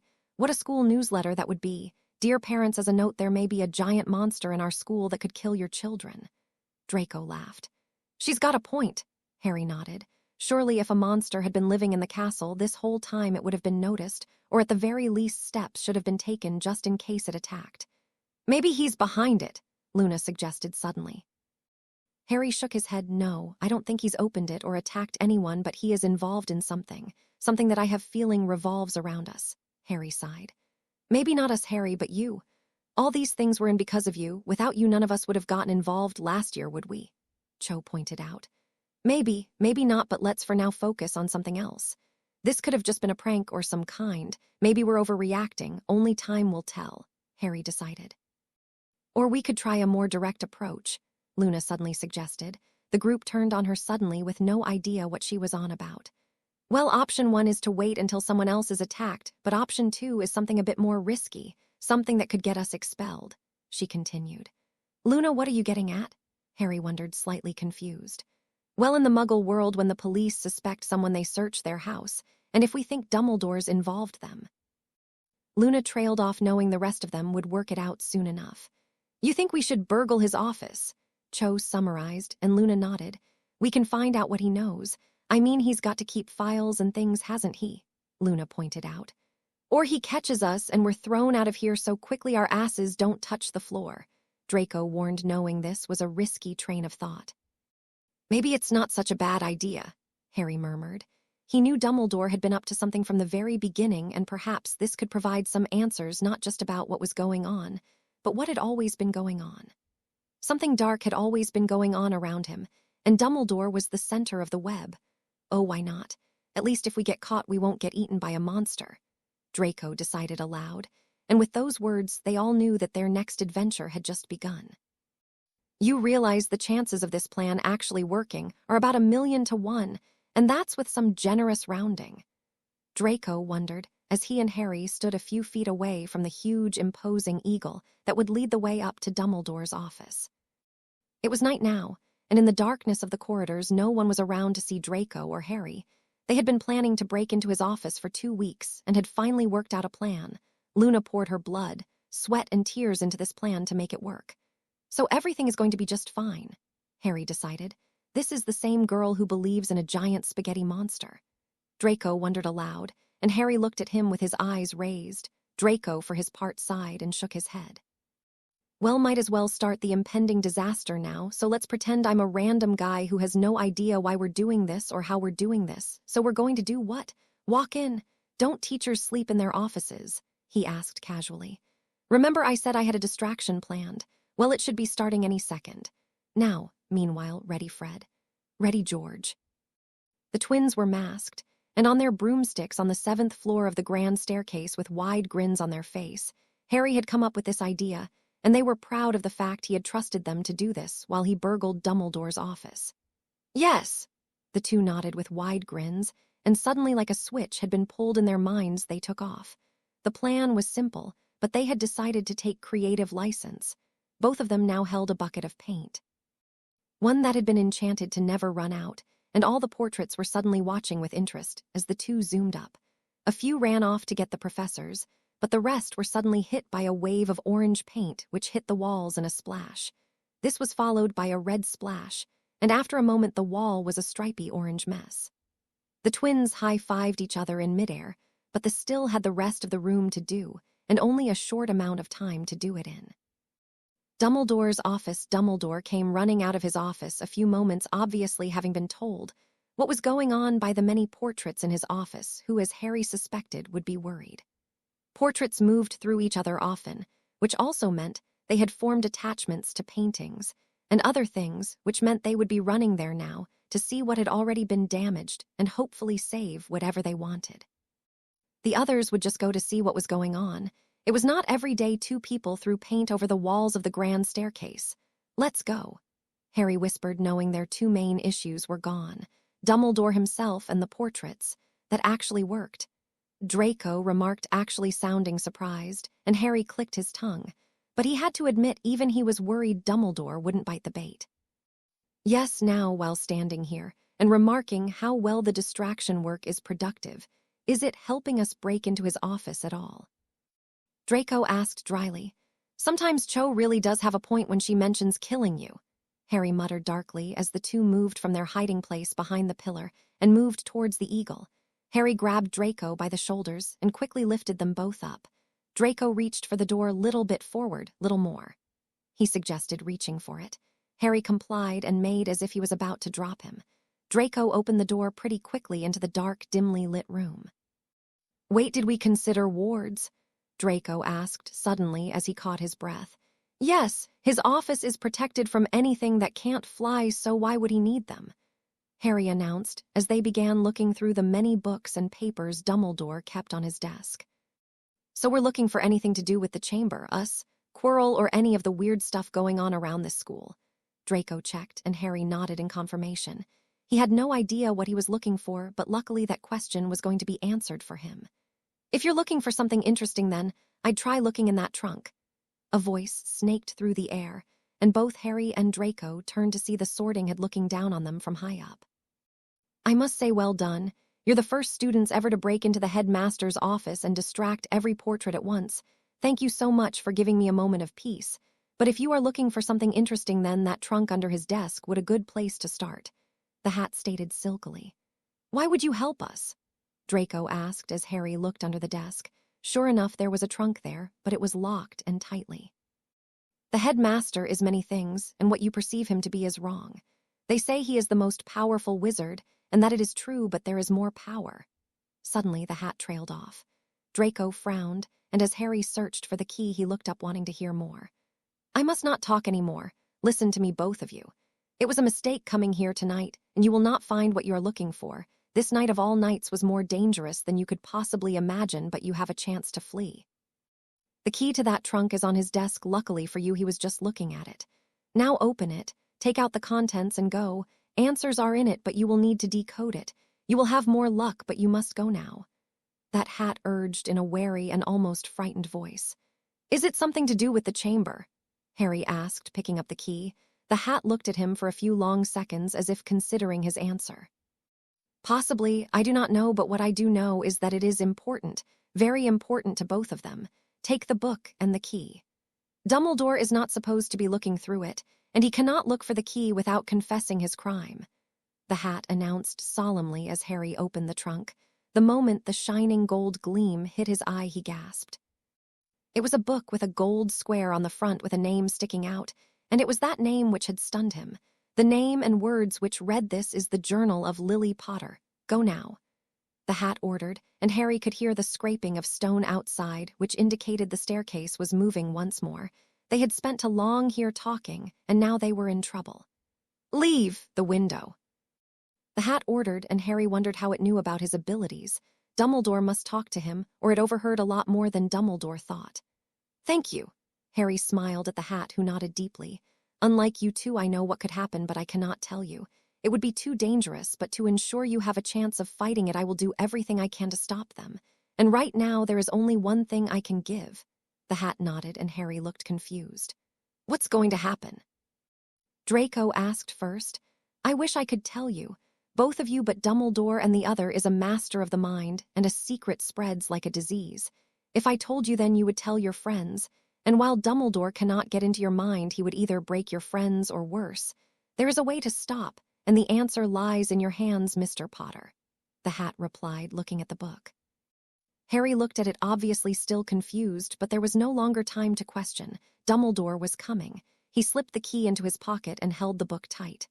One day you will understand everything, but that day is not today, the Hat announced darkly. Their eyes met for a moment, but then Harry broke away and moved to the window. No, no, and no, there is no way I am. Ah. Draco cried as he was dragged out of the window and into the sky. Harry would land on one of the towers, and everything would be just fine. At least for them. It was a privilege to have known you, Mr. Potter, the Hat muttered to itself before appearing on Dumbledore's desk. Then at that moment the door burst open, and both Dumbledore and a hooded figure walked in. They seemed surprised at the Hat looking at them with nothing but hate, but neither had time to question. I know what was in that trunk, and what was in that book, and I am going to tell you both that you will never see the key again. Without the key, the trunk won't open until the enchantment fades in 1,000 years or so. Good luck until then. And then, before either could react, the Sorting Hat burst into flames, and then he was no more. You have a lot of explaining to do, Albus. That book was essential to the plan. The figure growled in a voice that seemed higher than normal, and laced in a croakiness associated only with great pain. Later, the library was their meeting point, and after Cho and Hermione distracted everyone with a spell so Fred and George could get away, they had all met up. Luna's role in the plan was opening the secret passage Fred had shown them so the twins could hide their brooms. Everyone suspected them, but no one had any proof, though this was not the main focus right now. So you found a diary belonging to your mother, not Lucy, your biological mother? Cho asked aloud, obviously surprised. Harry nodded, but decided not to mention the fact he considered Lucy his real mother. Yes, 2 things happened that were surprising. Firstly, Luna's plan actually worked, and we found that. Also, the Sorting Hat talked to us a bit, and he was kind of cryptic, and I think he's now dead. Draco trailed off slightly awkwardly. So what's the bad news? Hermione asked, realizing there was going to be some. Harry opened Lily's journal and threw it on the table. All of it was in some kind of strange runes, and they already knew that these were not the normal type of runes. There is literally no way of translating it. There is no code, not language gap, no nothing. We have no idea what it says, Harry confessed. He looked at Luna, wondering if she had any idea. The girl had been around a lot of strange things during her childhood, and she might have some idea as to what the language was, but even she shook her head. So in summary, we have the one thing that could answer every question we have, but we can't use it, unless we learn what language it's in, which you know the odds are about 8 million to 1, Draco sighed sadly. Then they heard a thud and click. Wait, what's that? Crabbe suddenly asked aloud. On instinct, Harry grabbed and hid the book, not wanting it to be seen by anyone he didn't trust. However, he didn't need to worry about someone seeing them, because the person in question wasn't transfixed in the opposite direction, and a petrified Colin Creevey fell to the floor with his camera at one side, engulfed in smoke. So what did you see? Dumbledore asked gently, but Harry could tell there was something behind his eyes, fear and anger among them. Obviously, he had found out about the book, and Harry felt a pang of guilt when he realized there could only be one explanation. The Sorting Hat was dead. It had died for him. Obviously, the Hat knew why, but Harry was in the dark and felt guilty that someone was willing to die for him. We were just in the library when it happened. We just saw Colin fall, Harry confessed, knowing it was the truth. Then he felt the slither of something in his mind. Dumbledore was trying to get in. He took some pleasure in hitting him with a wave of energy powerful enough to make him recoil. He looked at Harry with evident concern, but could say nothing. They were both in the library, and both his friends and some teachers were trying to find out what happened. So unless the old man wanted to confess to illegally spying on someone's mind, then he would have to remain quiet. I see. You must see how this looks, Harry. You were found in the same room as the victim of an attack, and this is the second time. The old man murmured in a friendly but stern tone. I know how it looks, but again, it's a simple coincidence. We had nothing to do with his attack. All we saw was a flash of light and him falling to the ground, Harry answered truthfully. He suddenly broke into a frown. It's interesting. All of your friends practically repeated what you have just said. It almost looks like a predetermined alibi. He whispered accusingly.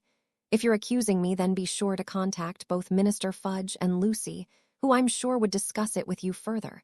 But as you have no evidence and both of them will investigate, I think both me and my friends are free to go. Harry retorted coolly, and if it was any other student, Dumbledore would have dismissed their claims. However, he knew Harry could and would do these things, and the last thing he needed was an investigation. So he took a deep breath and drew himself up to full height. In that case, you and your friends are free to go, but I warn you, be careful, dark forces are at work. He warned, and Harry couldn't mistake the tone in his voice. It was a threat. Why would Dumbledore threaten him? But as the six of them were walking through the halls back to their dormitories, Cho sided up to Harry. You're being framed, she whispered gently, and Harry's brain snapped into action. She was right. It was all adding up. He had been found with the two victims. The first time only he could hear that voice, and that voice led him to Miss Norris. The library had been mostly empty, and the attack happened to coincide with them being there. Wait. That was it. Not us, we.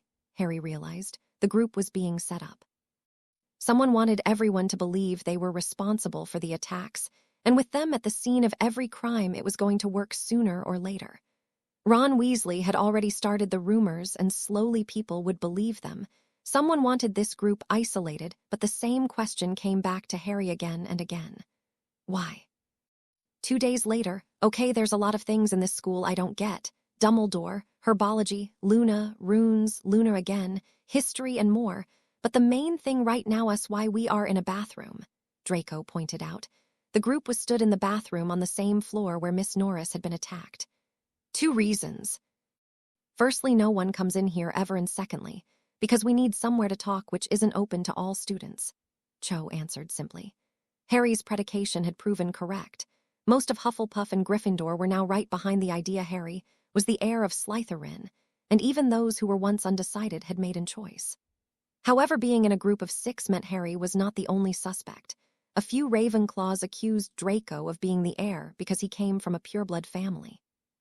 Some believed it was Cho, mostly the people she had beaten in the Quidditch trials, and one person accused Luna because she was the newest member of the group. So as it was looking more and more like someone was trying to frame them, the group had gone into some form of isolation, where they told no one about their plans, and did not respond to any goading comments made. The need for secrecy was now more important, and Hermione had suggested they relocate their area of discussion from the library to the second-floor girls' bathroom. So any girl can wander in and find out what we're doing, Draco pointed out, if they wanted to, but no one would do that, Cho answered, and Draco raised his hand. Why? He asked as if he was talking to a teacher. Because of Moaning Myrtle, Hermione answered as if it was obvious. Draco nodded, and all the boys looked confused, and in some ways that was a good thing. Okay, you're going to have to fill in the gaps for us here, because unlike you two, us lot did not take a master's degree in Legends of the Girls' Bathroom, Draco commented, and for a moment was acting as the official spokesperson for the boys of the group. Who's Moaning Myrtle? Crabbe asked, looking blank. And who called her that? Goyle finished. Me, and the answer is Olive Hornby. A voice answered from behind them, and Draco jumped back a few feet as a young girl flew into view. For a moment Harry was confused until he saw her transparent skin and how her eyes looked old while her body was young. She was a ghost. Okay, we sorted that out. Question 2, do all girls' bathrooms have ghosts in them? Draco asked again, and all 3 girls gave him a pitying look. Hi, Myrtle. Luna smiled at the ghost, who nodded back. Hi, Luna. The ghost replied, looking genuinely happy to see her. Obviously, Luna had used this bathroom a lot, and knowing her capacity to make friends, she had hit it off with the ghost. Then the ghost looked at Harry with an interested expression, and Harry looked back. His eyes were drawn to her, and he knew it wasn't due to her charming features. She was literally a soul on a plate, and something inside him was hungry, so he turned away quickly, not wanting to end up eating the ghost, who giggled and flew away. Whatever she thought was wrong, but Harry needed to watch himself. His inner self was nowhere near as calm as patient as he was. Don't eat her, Cho warned, somehow guessing that was what he was feeling right now, and she looked concerned. Right, well, as much as Harry's feeding habits are interesting, what are we doing here? Draco interjected, not caring much about the weird ghost. Well, we have a framer to worry about. Cho began, but Draco cut her off. Like I said, there is no point in worrying about it now. What we need to do is wait until we see the perfect opportunity to find out what the hell's going on, because charging into a situation ends up with me having a Dark Lord splattered into a wall. He smiled somewhat charismatically. He's got a point. We can't exactly stop them unless we know who they are, and with everyone watching us, finding out would be hard. Hermione agreed. Wow, Draco and Hermione actually agree about something. Harry commented, looking amazed. It's like seeing a solar eclipse. Crabbe smirked.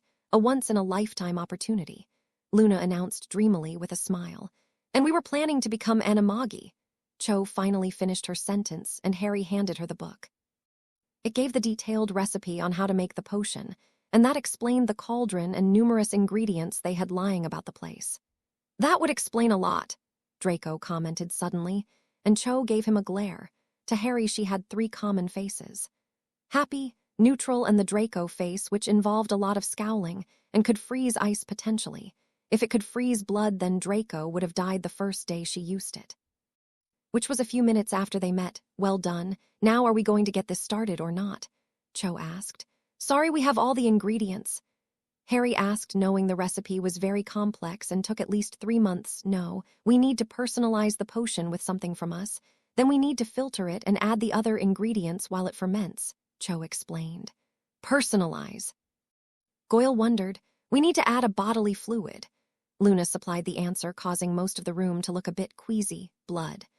Cho answered, obviously not happy about the idea, but wanted to act long before Draco could make a comment, and she knew he would.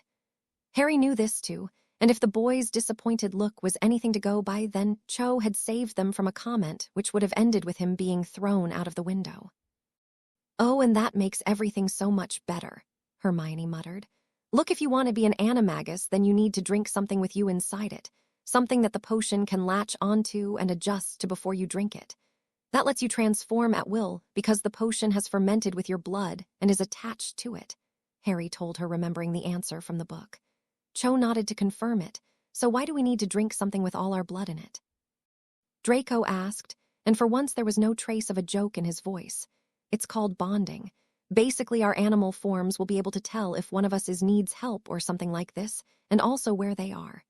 It's not practiced often, and when it is, then everyone involved is treated with the utmost trust, as if they do betray the others, then they are killing a part of themselves, Harry explained. That, and it saves finding more ingredients, Cho finished, rolling her eyes. Later, Harry was sat in the Ravenclaw common room. His hand was aching with the shockingly large transfiguration he had to do, but he was slowly getting through it. At least until Hedwig made herself known by flying into the room. Hey, girl, Harry murmured to her, petting her fondly, but then he realized she had a scroll clasped in one foot, but it looked different to the normal kind of message he received. It was written on dark paper with a shiny green ink that looked like it had been forced out of a pen. It had almost burned itself onto the page, and Harry decided not to touch it. A note was wrapped around the scroll and was keeping it together. Harry gently withdrew it. Harry, a very old and trusted friend, asked me to send you this, Hagrid. Harry had kept in contact with the giant after their little adventure, and he found himself liking the man more and more. He was compassionate more than anything, but this was strange. Who did Hagrid count as a friend? Other than Dumbledore, Harry had never heard him mention anyone else, and he doubted it was Dumbledore. The old man could just walk up to the common room if he wanted to talk, so who could this be? Harry pulled the scroll, and it fell open. Harry Potter, we know about the journal. And if ever want to know the contents, then meet us in the Forbidden Forest tomorrow at midnight. Bring only those you trust. So who was A? Harry had no idea, and neither did any of his friends. He had told them, of course, but the question still remained as to whether they should go or not. It's very risky, Cho warned, and as usual she was the voice of reason, a voice that everyone agreed with. They had been led into a trap once and ended up with the entire school suspecting them. They could not afford to be implicated more. Harry, however, did not listen to reason. The moment his mother's journal had been brought into the situation, then he was blinded. Whatever was in that book could explain a lot, and if it was a trap, then he wouldn't bring anyone down with him, so he had gone alone to Forest. He had waited until everyone was asleep, taken his mother's journal, and glided out of the common room in silence. His friends would think he was being reckless and foolish, and in many ways they were right, but his desire to know the truth was overpowering.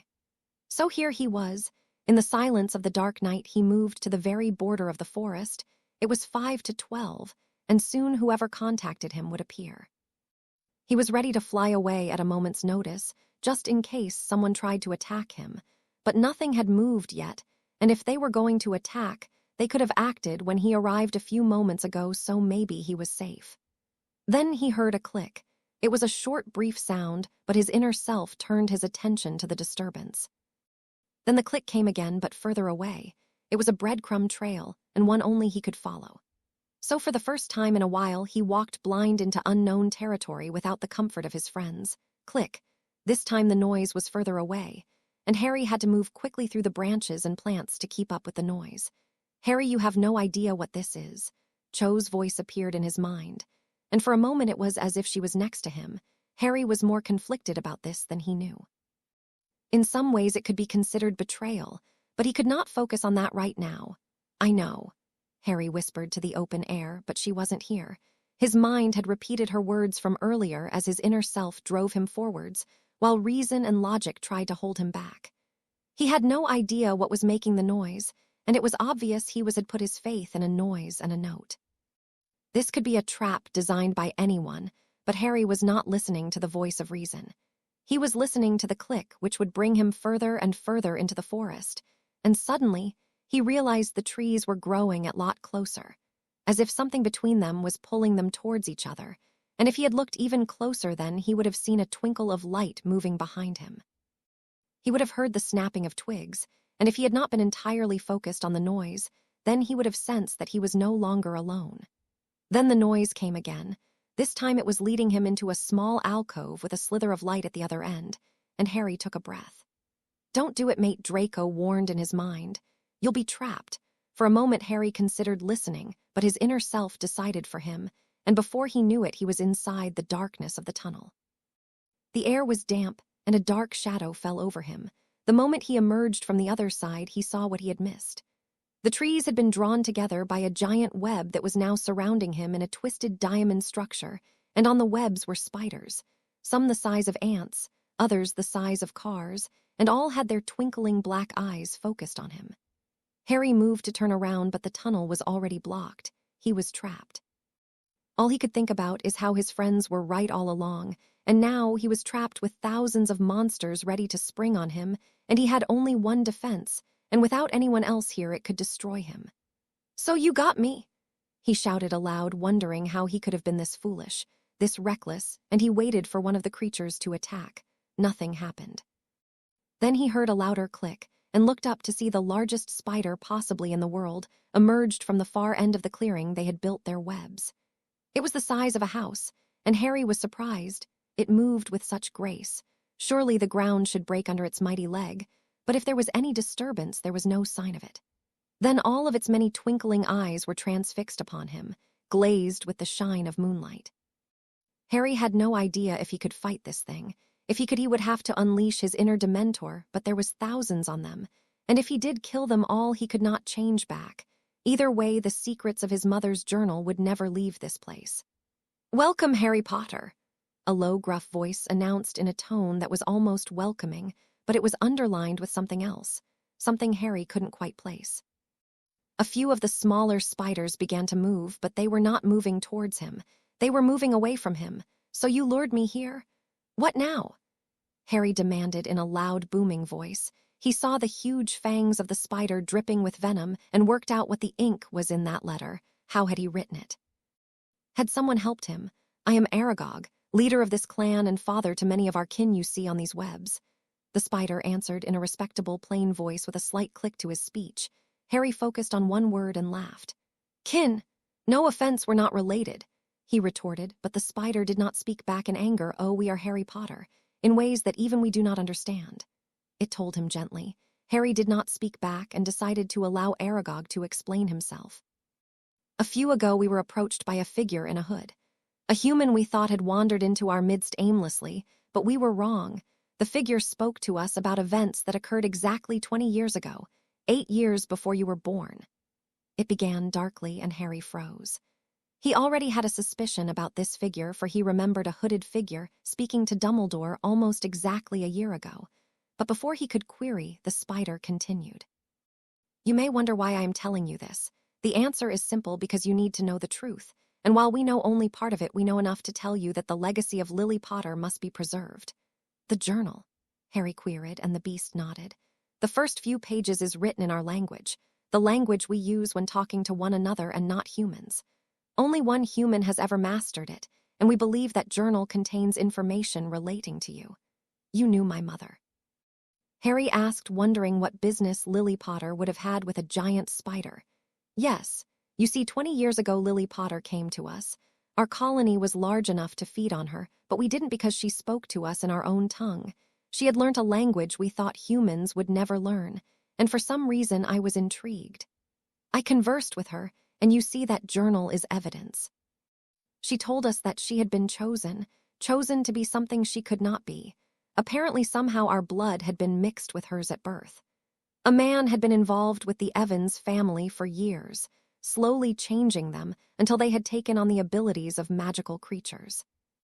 Magic was all it would take to activate the powers, and she said someone had chosen her to be something she could not be. The spider halted, and Harry quickly took the chance to speak up. She had powers too. Harry asked, wondering why he had never heard of it. No, she told us that the first Muggle born from a family would not have able to utilize the power, but we did not understand this at the time. She believed someone was building up to a child that would be powerful enough to form something called a soul Horcrux bond with a Dark Lord. This would enable the one you call Voldemort to be defeated for good, but she did not want this. She did not want her child to be faced with this dilemma, so she was trying to find out who was responsible. That journal is written in 20 different languages, and we believe before she died that journal implicates the man responsible. Aragog spoke now, and suddenly Harry was attentive, so they could help translate the journal. Then he picked up on something. He vaguely knew what a Horcrux was, but if he had been soul bonded to someone, wouldn't that mean he would have devoured them by now? He asked the spider. We believe that the bond was destroyed. If you were bonded to the one you call Voldemort, then that bond would have died the moment you met the Dementor. When you found your connection with the second you met, the bond was destroyed, and your powers were free, but they were unused and had no purpose. They were like magical stem cells. Aragog began, and Harry suddenly worked it out, so they focused on the first magical creature they reached out to. He finished. So Lucy's love had saved him from something. Correct. The spider nodded, and Harry looked up at him. Do you have any idea as to who would have done this? He hoped the spider would answer, but it shook its mighty head. No, the figure from earlier was from the school we knew the scent, but not the person. They wanted to translate the journal, but he ran when we attacked. His wand was powerful enough to hurt us, so we fell back. Aragog answered sadly. For some reason, Harry suspected it was not the same figure they were talking about. The person Dumbledore had talked to was brimming with authority and power, and would not run from anything. Harry could read people well, and he knew he was right. Then he remembered the journal and withdrew it. Ah, so you bought it, the spider announced dryly, and Harry opened the first page. He now noticed the runes were almost drawings. Each one had 6 tiny or long appendages, and Harry recognized the connection to spiders. He showed the spider. Yes, we can translate it, but I warn you, whatever the contents will tell you about things you could only guess at, and they may tell you things that could make you hurt or fear. The spider warned, but Harry did not want to hear it. He wanted the truth, and he would get it. Aragog assumed as such and looked over the journal. His voice rang through the night as all tried to listen to his words. The spiders have helped as much as they can, and they have given me a pathway directly to what I seek. However, again, I know the one person who can help me will resist until I am recognized as worthy. I resent needing their help, and if they ever find out I know about what they have been doing to my family, then I will be killed. It is a dangerous game, and I know there is a power behind the person responsible. A power that needs to be tamed, or my goal for a safe world for my son will never be achieved. It was nearly dawn by the time Harry left the forest. He was tired, but his mind was alive with knowledge. Aragog had told him a lot of things, and he also revealed the identity of the monster in the Chamber of Secrets. A basilisk, a giant snake thousands of years old, and all spiders feared it. To Harry, it added up. He could hear it because he could speak to snakes in the same way he could speak to spiders. It also meant maybe part of the journal was in Parsleytongue, but the bad thing was only the snake could read it. So he had to negotiate with a giant snake that was going to end well, as Draco would say. "You're late." The boy's voice sliced through the air like a knife, and Harry jumped. It was dark, and he was close to the castle, but Draco's voice was unmistakable, and suddenly Crabbe, Goyle, and Draco appeared in the clearing. They did not look pleased. "We told you not to go." Draco sighed sadly, but Harry got the idea that he was not sad to him going. Something else had happened. Crabbe and Goyle were looking at the ground too. "It's bad news." Draco confirmed without his usual traces of sarcasm and irony. No, his voice was quiet and almost hoarse. "What's going on?" Harry asked, obviously worried. Whatever was going on was very bad indeed. "They got the girls," Draco supplied, and Harry's eyes widened in fear. Later, Hermione, Luna, and Cho were all laid out on the beds. All were petrified and were found on the 3rd floor. It was as if they had gone for a midnight walk and had found something. All girls seemed blank, as if they knew what had attacked them and were determined not to show fear or were trying to find a way out. Harry would have said something if not for the teachers surrounding the bed. "Where were you?" Dumbledore asked. Obviously, when they had been found, Dumbledore swarmed to find his prime suspect, and when they had realized Harry was missing, it just gave the man more of an excuse. "I went for a walk," Harry responded, knowing he had no excuse. This was bad. "Why?" McGonagall asked. Harry did not need to look into her mind to know she was conflicted. On one hand, she had stopped trusting Dumbledore's judgment when she met Lucy, but there was a lot of evidence pointing Harry's way. "I was feeling stressed," Harry responded. It was the first thing he could think of. "I see. Harry, you must admit that this does not look good for you," Dumbledore murmured, but Harry saw a sadistic gleam in his eye. He was enjoying beating Harry, and at the moment he was, "and yet I didn't do it," Harry told the man with sheer ice in his voice. The room was suddenly very cold and the lights flickered. "Harry, is there anything you wish to tell us?" Snape asked gently. He did not believe it was Harry. Ever since last year when they had argued, he viewed the boy with something akin to trust. He doubted this was Harry, but he had no evidence, while Dumbledore had something. "No," was all Harry said, and the old man nodded.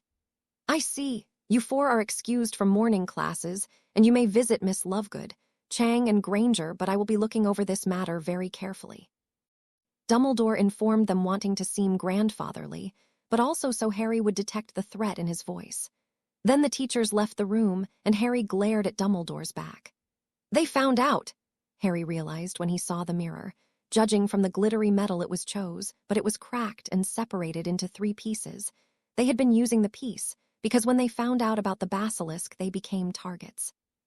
Someone had been following them and had set the monster on them. They had tried to get back to the dormitories and had been intercepted. Harry suspected they had gone to the library, but it didn't really matter. "Can you do anything?" Draco asked hopefully, but Harry shook his head. His powers worked on the mind, not the body. "So what do we know?" "We know what the monster is. We know someone is framing us. Well, now it's only you, but we also know that your mother wrote a journal in different languages. You can speak to snakes, so maybe part of the journal is in snake language. Now, I don't know about you, but I don't think most garden snakes can read, so if she wanted to learn to write in Parsleytongue, then I think a 2,000-year-old snake would be best," Draco announced, suddenly putting the pieces together. Harry's eyes lit up. "So maybe she knew where the chamber is, but unless we can read the journal, we have no clue." Harry sighed, realizing the only lead they had was wrapped in a language they couldn't read. 1 week later, for Harry, the Quidditch game was going to be his escape.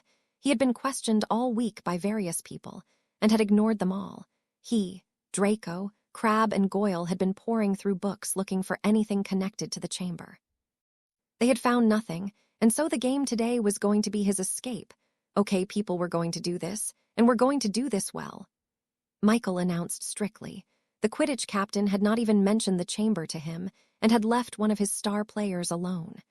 He mourned the loss of Cho and grumbled about their temporary replacement was awful, but nothing else could be done.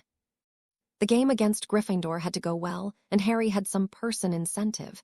They had a new seeker, and it happened to be Ron Weasley. So when the infuriating boy appeared on the pitch, Harry gritted his teeth and ascended into the air. Soon he lost himself in ducking and dogging through the chasers, grabbing the quaffle whenever he could and scoring with it. Soon Ravenclaw were up 90 points. Ron turned out to be a thoroughly incompetent seeker, and Harry wondered if he had been given the position in exchange for something else. "Lost without your seeker," Ron taunted, suddenly zooming above him. Harry swerved away, but the boy persisted. Instead of doing what he actually was supposed to, he followed Harry and continued with occasional insults. But then he said something interesting. "Well, I suppose snakes always lose in the end. You should have been a Gryffindor, but as you're he continued, but the word snake suddenly sparked something in Harry's mind. Dumbledore had been involved with Ron from the start, trying to get him to be friends with him. Unlike Dumbledore, his mind was weak, and if Harry wanted to find out what he boy, then all he needed to do was. Harry scanned his memories, his thoughts, and then he struck gold, and in one moment he saw a book that Ron had seen Arthur Weasley give to Ginny. The sister Harry had seen at the station, and the same girl who had been trying to work up the nerve to talk to him. But even in memory, his inner Dementor could sense something was in that diary. It was alive, or part of a soul was contained within, and Harry suddenly realized that it was not this foolish boy he needed to find out about. It was the girl. Then, before he could think further, he saw a bludger soaring towards him at twice the normal speed. He dived out of the way, but it had not been aimed at him. No, someone had targeted Ron, and the round ball narrowly missed his heads before spinning round to attack again. "Duck," Harry told the boy, sternly, not wanting to allow his death. Ron, however, froze in fear, and the crowd watched with bated breath as the ball edged closer to him. Harry had no choice and extended his arm. Cried out as a force he had experienced once before knocked him off the broom. The bludger which would have killed him missed, and Harry sent that away with a second wave of power. Then, with no idea as to why he was helping Ron, he grabbed the Weasley by the collar and dropped him on the ground. He was unhurt except for his pride and dignity. Teachers rushed over to him, but most just looked at Harry. To some, he was now a hero, but to others he had shown another power. A power overlooked by his ability to fly, but wandless magic was a feat, and some were now sure he was the heir. Dumbledore looked surprised and conflicted, but there was one face who did not show any of these emotions. The person behind the stands who had realized what Harry was doing to Ron's mind. A person who knew what the moronic boy may have overheard. But what angered the person most was that Harry Potter saved Ron Weasley. "Later, so we have a suspect," Draco stated as Harry explained to the three what he had found out. Without the girls, they had lost their usual chemistry. Draco did not make as many comments because there was no one to respond to them in the same way. Crabbe and Goyle did not speak as much, and Harry too felt the incompleteness of them all. "Yes, we do," Harry confirmed. They were walking towards the Gryffindor common room, knowing she would be in or around the area, and if need be they would break in. Harry had no time to think, but all he knew was a soul contained in a book was a Horcrux. During the Wizarding War, Azkaban had been used to store vast amounts of evidence due to the overwhelming amount of it. Once he had found some of the evidence, and one item was a large black book. Long story short, it had ended with Harry being grounded for a few weeks, and Lucy burning the book. But last night, when Aragog mentioned a Horcrux bond, it had got him thinking. A man like Voldemort wanted immortality, and perhaps that was how he had decided to do it. It was a theory, but that knowledge was now driving him towards that book, and hopefully that would lead him to the chamber. "So how are we intending to get in?" Draco wondered as they approached the portrait, who looked at all of them with disapproval. Harry looked to the left with a slightly apologetic look. Then he turned to see a man with shiny blonde hair marching down the corridor. "You didn't." Draco hissed, but Harry waved to Lockhart, who beamed. He obviously thought this was some kind of way of mentoring Harry. "Also, Harry, you ready to do this?" he asked in a smug, self-satisfied way. Harry had told him that a student was keeping a very dark object in their possession, and he thought it was the heir. Lockhart had seen a way to help Harry and either get credit for finding a dark student or claim he was trying to mentor Harry, and the boy had got the wrong student. That was if he was wrong. Harry nodded. The man said a few words to the portrait, who moved aside. "Okay, then maybe we should," Lockhart began, but he never managed to finish. He was intending to go first and deal with the student, but Harry, however, spoiled his plans and did not wait for the man he had tricked. Instead, he shot through the portrait hole and into the lion's den, so to speak. If he had cared even for a moment, he would have admired the common room, but instead he ignored both the room and the shocked students. His feet did not touch the floor, and the stairs, which would have collapsed for any boy, had no effect on him, and he instead walked into the girls' dormitory. Only one person was in there, and they were looking at him with wide, terrified eyes. It was not Ginny, but he could see the book on her bed, the book which had all the answers, and he reached for it. However, the moment his fingers touched the soft leather cover, he felt as if a rope had been tied to his hands. His inner self was hungry and was propelling him forward, while whatever was in the diary was pulling him in. The soul inside had no idea what it was getting into, but for the first time he welcomed it. He did something he never thought he would do. He dived straight into the trap, head first, knowing with certainty it was a trap. "So the great Harry Potter joins me tonight, does he not? I had wanted to meet you for some time." A low, masculine voice filled the air of where he was. Here was a dark, seemingly endless corridor with doors leading off into every direction. This was the physical representation of what Harry saw when he entered people's minds. This, however, was no mind. This was a soul, and specifically a Horcrux, something dark and vile, which didn't just turn his stomach. It riled it up, and Harry knew that by being here he was risking a lot. The landscape was made up of a soul, and he could devour it with a mere thought, but he would risk emerging from the diary a monster and trapping himself down here. "Who are you?" Harry asked, and his voice was echoed through the halls 1,000 times before the noise ceased.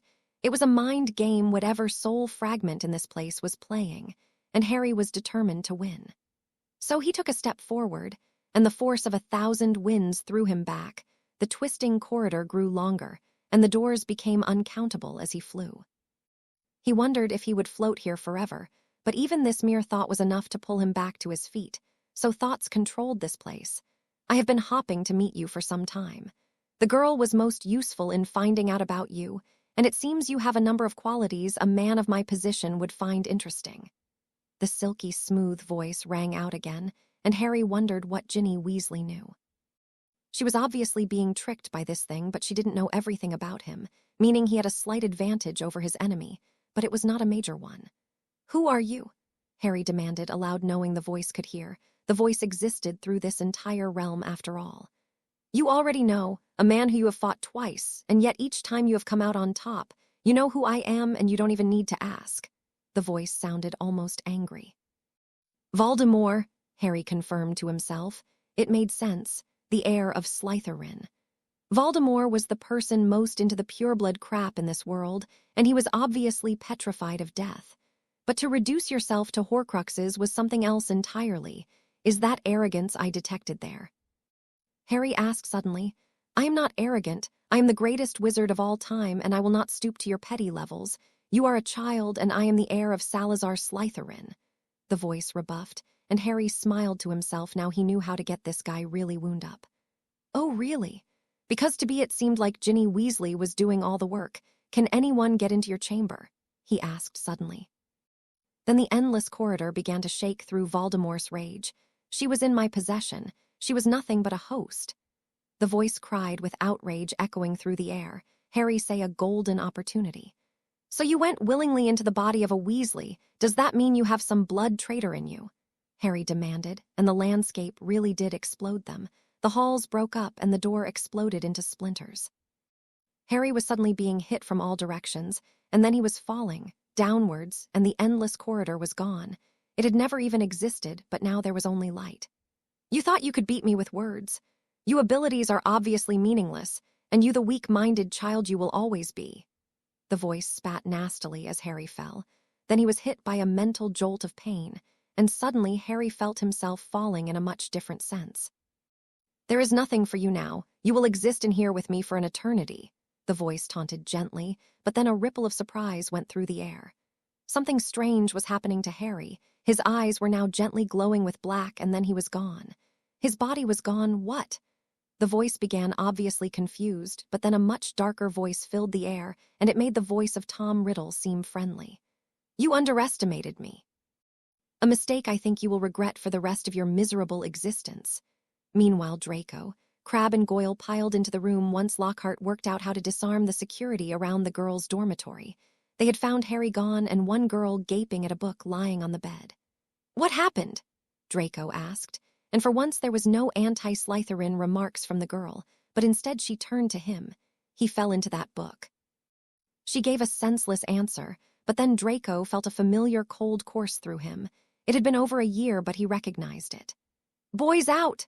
he ordered, and Lockhart moved to question but then he paled. The diary lying on the bed exploded in shining white light, and a boy was thrown out of it. He looked 16 and would have been handsome if not for the look of fear carved into his face. "No." He cried, and then a dark cloud erupted from the diary and swarmed him. He was gone before he could even blink. "Run," Draco advised, and for the first time Lockhart shut and followed his student from the room as a swarm of darkness gathered. They were at the bottom of the stairs when it broke through. It passed through the gaps in the door like smoke, and as Draco led the group into the common room, it followed. Draco knew that was Harry, but he also knew that his friend had no control over this, and was not thinking of how to stop it, but more thinking of how to get the hell away from it. "Okay, everyone out. You're all in danger," he cried to the Gryffindors, who looked at him blankly. "Oh, please, the only danger here is you slimy snakes." Ron Weasley snorted a few seconds before the black swarm burst through the doors and cries filled the air. "Run," Draco ordered. The swarm was not targeting anyone, but when it spread out and touched the students, they fell to the floor. They were acting as lifelines to the monster. And while inside Harry was fighting for control, he was not in a good position. Then a monster's eye looked over the fleeing students and surged forward. Hospital wing Madame Pomfrey could not explain it, but Cho Chang had started twitching. It was as if her mind was demanding she do something, but her body was refusing. A few seconds after she stared, Miss Lovegood followed, and eventually Miss Granger did the same. She could feel a certain warmth in the air as they moved, and it was unlike the strange coursing ice that was in the air moments before. No, it was a happier feeling, the opposite of a Dementor in a way. "Ararwai. Sent," Cho murmured to herself. She had strength, but from where? Madame Pomfrey could not say, and she did not have time to query further, for suddenly she heard screams from outside. Cho suddenly started convulsing violently, and while she had a duty of care, Pomfrey was more focused on the screaming and promptly left the room. "Stop, Harry," Cho begged suddenly, and her voice was joined by two others as warmth combated the cold. Second floor, how had he become this? This was a new form to him, and never had his inner Dementor self changed or made decisions against his will. This was new, and it took the form of this giant swarm of black which was slicing through the air, knocking out everyone it touched. 100 students were on the floor. They were not dead or soulless, and Harry found himself wondering not for the first time if this other self was conscious. It would explain a lot, and he had already devoured Tom Riddle's soul and taken on all that he knew, but his desire around ghosts and souls could be explained by him literally having two sides. One built on reason, which was him, and the only on instinct, and it was fighting against his control every step of the way. Each student's was a lifeline, and each lifeline was a barrier to him regaining control, and he felt helpless for the first time. Maybe he was a monster. He would have dwelled on this for a long time if not for the sudden surge of power ripping through his body. His true form rebelled, but Harry cut the students free, and each awoke with nothing more than a headache, the feeling they had been plunged into icy water. It was a miscalculation, as the fight for dominance caused his true form to lose all grace, agility, and flight. Harry had no idea why, but knew he crashed into his friends and Lockhart, and they somehow became attached to this body, which went crashing into a corridor, and towards the place this entire adventure started. His last memory before passing out was smashing through some sinks and seeing a long tunnel below. Lockhart was screaming as he fell down the hole, and Draco was hanging on to the edge with Crabbe and Goyle, already falling down into what he now knew was the Chamber of Secrets.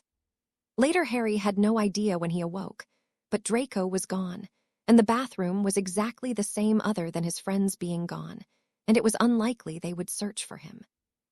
He felt like crying. He had gone on a rampage through the school, and while no one was hurt, he almost killed hundreds of people.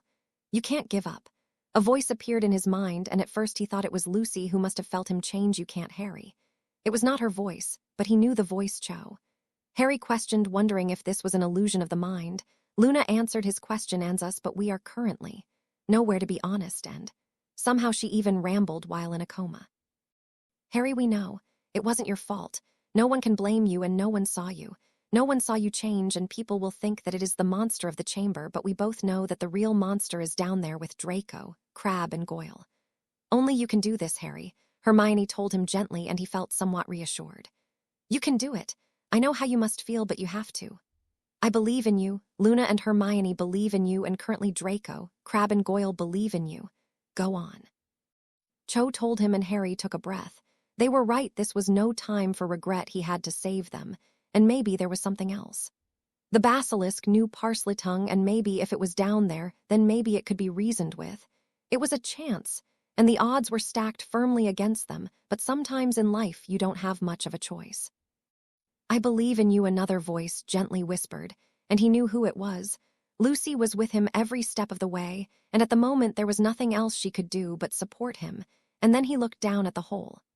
The tunnel to the Chamber of Secrets, and then without pausing to think twice, he leapt into the great unknown once more.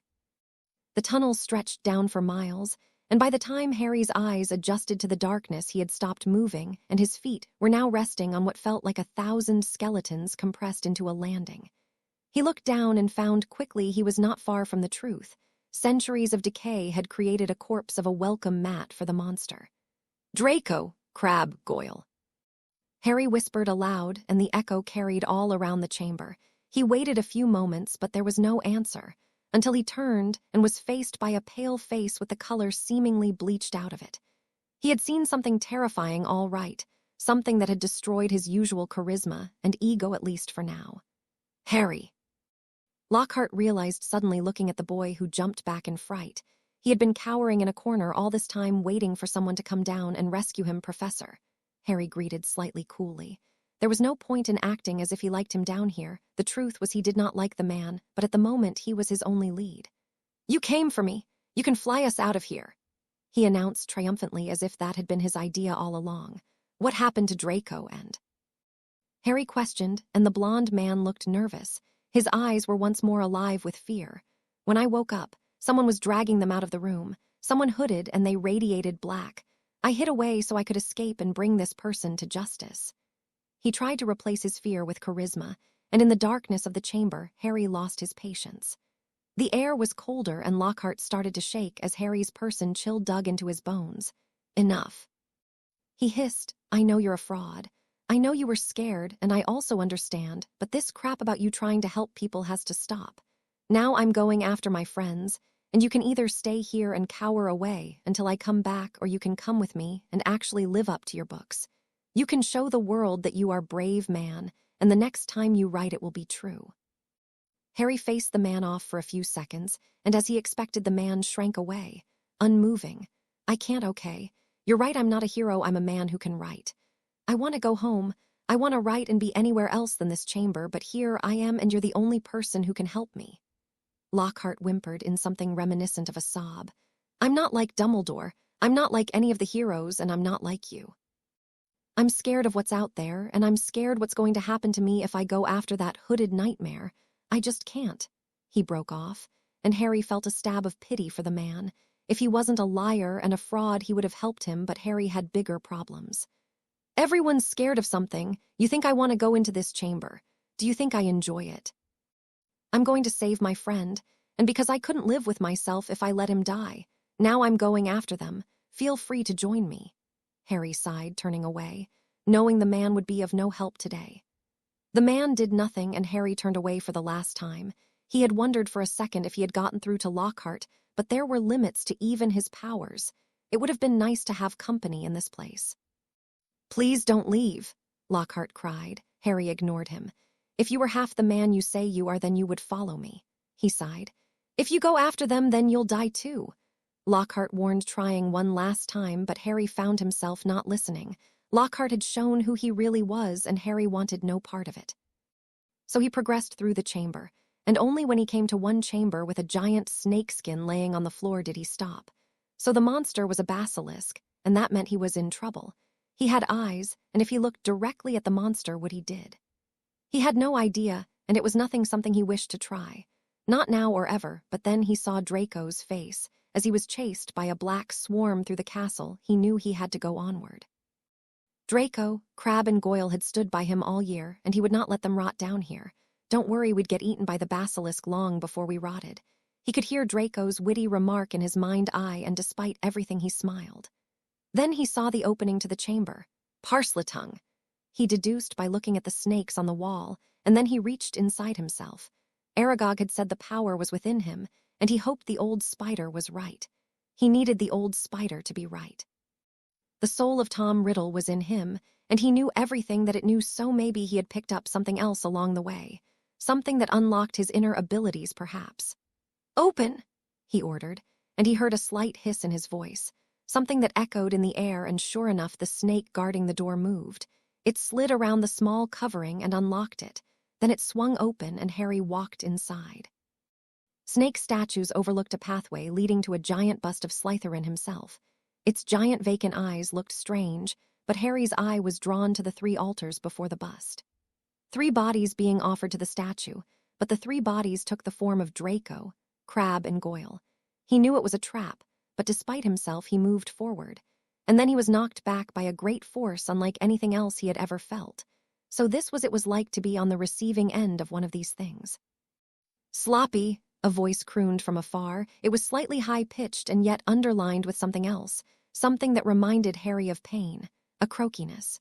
"Who are you?" he demanded to the opening air. Then he was flung into one of the snake statues. "What being enters my chamber?" a voice asked in his mind as he tasted something akin to blood in his mouth. He had no time to ask, as suddenly he was flying through the air again, but this time he regained himself and dodged another wave of energy. This person was powerful, more powerful than him, and he quickly spun round and fired waves of power in all directions. He realized too late that this was his most potent weapon, and it was nothing compared to what this person had. "So this dragon has fangs," the figure mocked, and it was almost pride Harry detected from his invisible assailant. He turned in time to see a black light throw him into a wall and hold him there. It clutched his throat and tightened around his chest as he tried everything he could in order to escape. Nothing was working, and then he realized that he could not save himself this time. "You are not of this race, are you?" "No, you are not a serpent, but you are not human either," the other mental voice elaborated as the dark light tried to choke him. He could see a flicker of light, and he threw a wave of energy at it. The light stopped, and Harry smiled when he realized he hit whoever this was. "Yes, something else. Something that escapes even my perception, but I see you are in trouble, young one. But what from? You may consider yourself powerful, but you are a child compared to me." Suddenly Harry was hit by a physical fist, then another. His attacker was invisible. Well, two could play at that game. "Nice try." The voice was slightly more feminine now, but it was still underlined with pain, as if whoever it was had experienced or was still experiencing great pain. Harry was hit by another wave of energy, and another statue exploded as his body made contact with it. His head was hit by waves of pain, and his body fell to the ground. "Who are you?" he demanded, darkly refusing to be afraid of this figure, this clearly more powerful figure who seemed to delight in torturing him.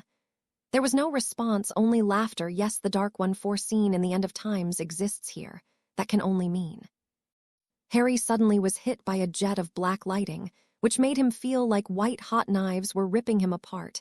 "Yes, a little something I cooked up." The figure hissed gently as it hit Harry with another round of lightning. He cried out in pain, and for a second year he was doing well not to cry. Then he was hit by another round, and suddenly his body was arching out of control, and there was nothing he could do. Nothing whatsoever. "I must help you," the voice inside his head decided, but it was not it which acted in that moment. The figure moved to hit Harry again with an even more powerful torrent of lighting when it was hit by the weight of a middle-aged man who had made the first good choice in his life. "Get off him," Lockhart demanded. He had entered the chamber. He had decided Harry was right, and while he was also concerned as to what the press would say, he decided that fear would not rule his life any longer. Then he was knocked back by the same pain the monster had hit Harry with. He would never know why he changed his mind, and would have no time to elaborate or discuss why. Lockhart knew in that moment he was going to die, but in some bizarre way he had done some good before he died. Hopefully that would be enough. That would be enough to leave his mark, and it would be a real mark this time, not fake real. "So the coward acts. What a profound effect you have, Harry Potter. First a Death Eater repents, and now this. A coward acts in defiance of power. Clearly the last mistake he will ever make. The figure cackled as the bust of Slytherin exploded in a giant snake. The great basilisk had acted, and Harry scrambled out of range as it charged forward. Stone chunks flew everywhere, and the stone eyes of Salazar Slytherin fell to the floor. "No!" The figure hissed in parsley tongue, but the monster did not stop. It had broken free of control, and as the figure tired to jump, Lockhart pulled at her robe and caught the glimpse of scarred, burnt flesh before he was hit by a giant snake and impaled on a giant fang. The figure was sent to the floor, bones broken, blood running down her body like a river, and she looked up and met Harry's gaze. There he saw deep, burning green eyes like something out of a horror film. They were the eyes of a monster, and whatever enchantment on the veil to stop people seeing them had failed. They were glowing green, and he saw the briefest illumination of charred flesh, and then nothing as the figure vanished and he lapsed into darkness. "I am here to help you, son of darkness, but know this is not the last pain you will feel. You will go through much worse towards the end. Towards that final end." When Harry awoke, he was back in the chamber. The battle that had taken place only hours before seemed almost like a distant memory.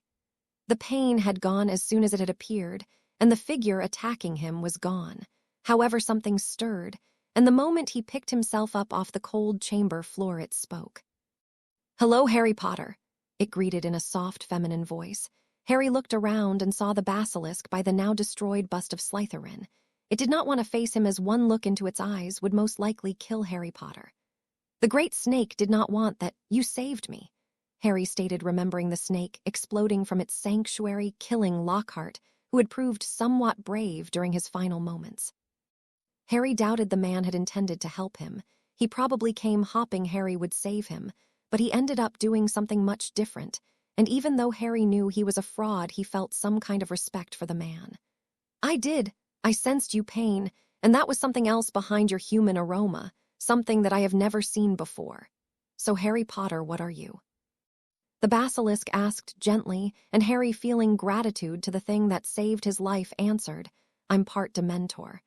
That, however, was the only explanation he could give, because he did not know what else he was. The basilisk decided that this was good enough. "I see. You showed great strength against the monster, great strength indeed. You managed to fight even though it was causing you pain. You managed to overcome fear, and for that I commend you," it announced softly as it slid slightly closer to Harry, but its head was set firmly away from Harry. "What was that thing?" Harry demanded, suddenly remembering the figure's charred flesh and burning green eyes that did not seem fully human. The monster, something that has been corrupted fully and entirely by desire and hate. Once it was a good person hoping to change the world, and then 4 words changed their life forever. A battle seen to be good and evil occurred, and the monster was disfigured, became something it never thought possible, and only one person still knew they existed. "You would do well to fear the monster, for it has powers that even I can only guess at," the basilisk explained slowly, and Harry could sense the snake's voice was layered with both contempt and anger. "It was controlling you through Ginny Weasley," Harry realized. He had absorbed a fragment of the soul of Tom Riddle, and the moment that happened, he gained the fragment's power. He became the heir of Slytherin. That was ironic in a lot of ways. "Yes, but when you came to save your friends, the monster lost all power over me. I realized soon after you arrived, and I think I enacted revenge in a very direct way." The basilisk almost chuckled in a sadistic way as it reveled in victory over this monster.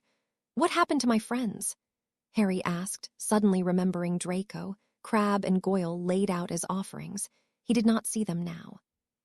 "They are safe. They were placed in a deep sleep by the monster, and if not for your arrival, they would have been devoured. They are currently outside the inner sanctum and will awaken very shortly, but first we have time to talk." The great snake soothed, gently, knowing Harry was getting distressed over the disappearance of his friends. "Talk about what?" Harry asked suddenly, and if the basilisk opened its mouth slowly in what resembled a smile. Then almost in a comforting way it spoke again. "You carried round your mother's journal. It is in your pocket now, unless I am mistaken." It hissed, and Harry looked shocked. It was true, he had indeed carried it round with him since he found it. He was paranoid that someone would find or steal it, so had kept it in his inside pocket. He reached for it as to confirm to the basilisk it was true. I don't suppose you can translate. He began awkwardly, not knowing if the only thing could help him would indeed do so. I can, and I will. I never met your mother, I was hibernating, and yet I sensed her. She was wise and powerful, and the monster would have found an enemy in her if they had ever met. They did not, and she died before she had the chance. The basilisk sounded almost remorseful, but Harry was only half listening. He instead opened the book to the page he suspected was in Parseltongue and showed it to the great snake. It is an earlier entry, most likely when she was still at school, but anyway it reads like this. Something happened. It's been around 2 weeks since I met Aragog, and he has helped in so many ways. However, I'm suddenly feeling more alert and aware. I seem to know when people are coming my way and what they're intending to do. I managed to avoid Potter's gang at least 10 times this week alone, and I didn't even see them until I was well out the way. It is almost like I've gained another sense. Maybe Aragog knows more, but I'll have to wait a while before seeing him again. His children still want to eat me. I suppose I'll have to wait and see until I can find a good moment. I think I should tell Save about this. I know people think he's going dark, but I hope he can help. I've always trusted him, and maybe he knows more about this than me. It was a short entry, but it revealed a lot. Snape may have information about all this, and also it was proof his mother was like him. Like he took on Dementor characteristics when he met Lucy, she took on the senses of a spider when she met Aragog. However, once the great snake had finished reading, it looked at Harry for a few long seconds. Interesting, very interesting. It is time for me to go back to sleep. I have caused enough harm these past few months, and I will release all those who looked into me once I am asleep. I am sorry, Harry, for hurting your friends. It began. It wasn't your fault. Harry began, but the snake growled and cut him off. In some ways it was. I should have resisted more, but regardless, it is time for me to sleep. A long sleep, I think it will be.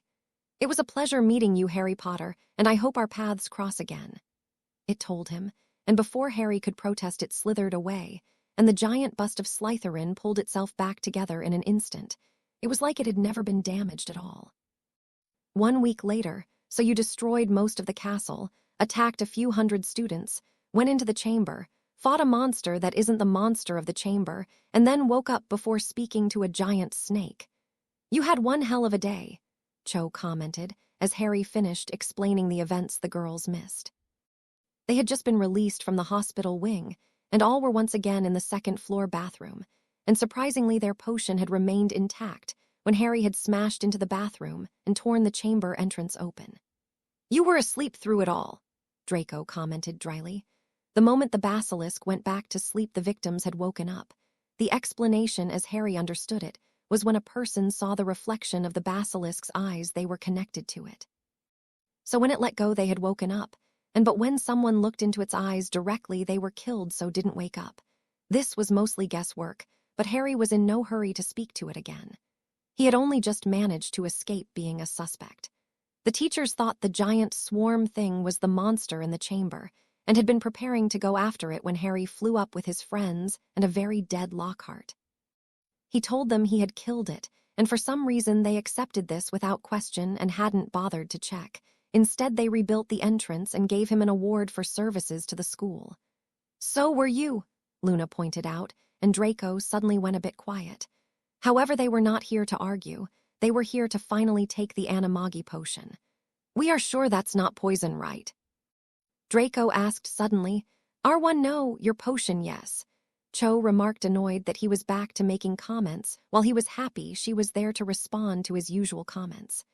So the status quo had largely returned to normal. Don't worry, I put enough cyanide in to kill 8 men. Hermione smiled, handing one of the 6 vials she had to each member of the group. They had all put a drop of blood in. It was personal to them and was one of the less disgusting items they could have put in. Everyone got checked for AIDS, right? Draco wondered, and was met by 6 pairs of angry eyes. Something you want to tell us, Draco? Luna wondered, knowing how that particularly disease could be passed around. Everyone but Draco cracked up at this. Okay, 1, 3. Hermione began grabbing her vial, then she counted slowly. 1, 2. While your knowledge on numbers is impressive, could we hurry up? Draco commented before he was punched by Cho. 3. The moment she said the word, the group down their vials and waited. Then Harry's vision flickered and suddenly he felt smaller. No, he was smaller, and for some reason his eyes seemed wider. Anyone else feel like they're smaller? Draco's voice asked. Well, at least Harry knew the mental connections Cho theorized were true. Great, give her the Nobel Prize, but could someone tell me why I'm on all fours? Draco responded to Harry's thoughts quickly. Perhaps because you're a fox. Cho suggested, connecting herself to what could only be described as mental WAFI. Harry, with all your mental power, you compare a magical connection to WAFI, something you get free in Muggle coffee shops. Could you perhaps find a better analogy? It seemed Draco reading your thoughts was a downside to being an animagus, anyone big enough to eat Draco. Harry wondered mentally as he looked around.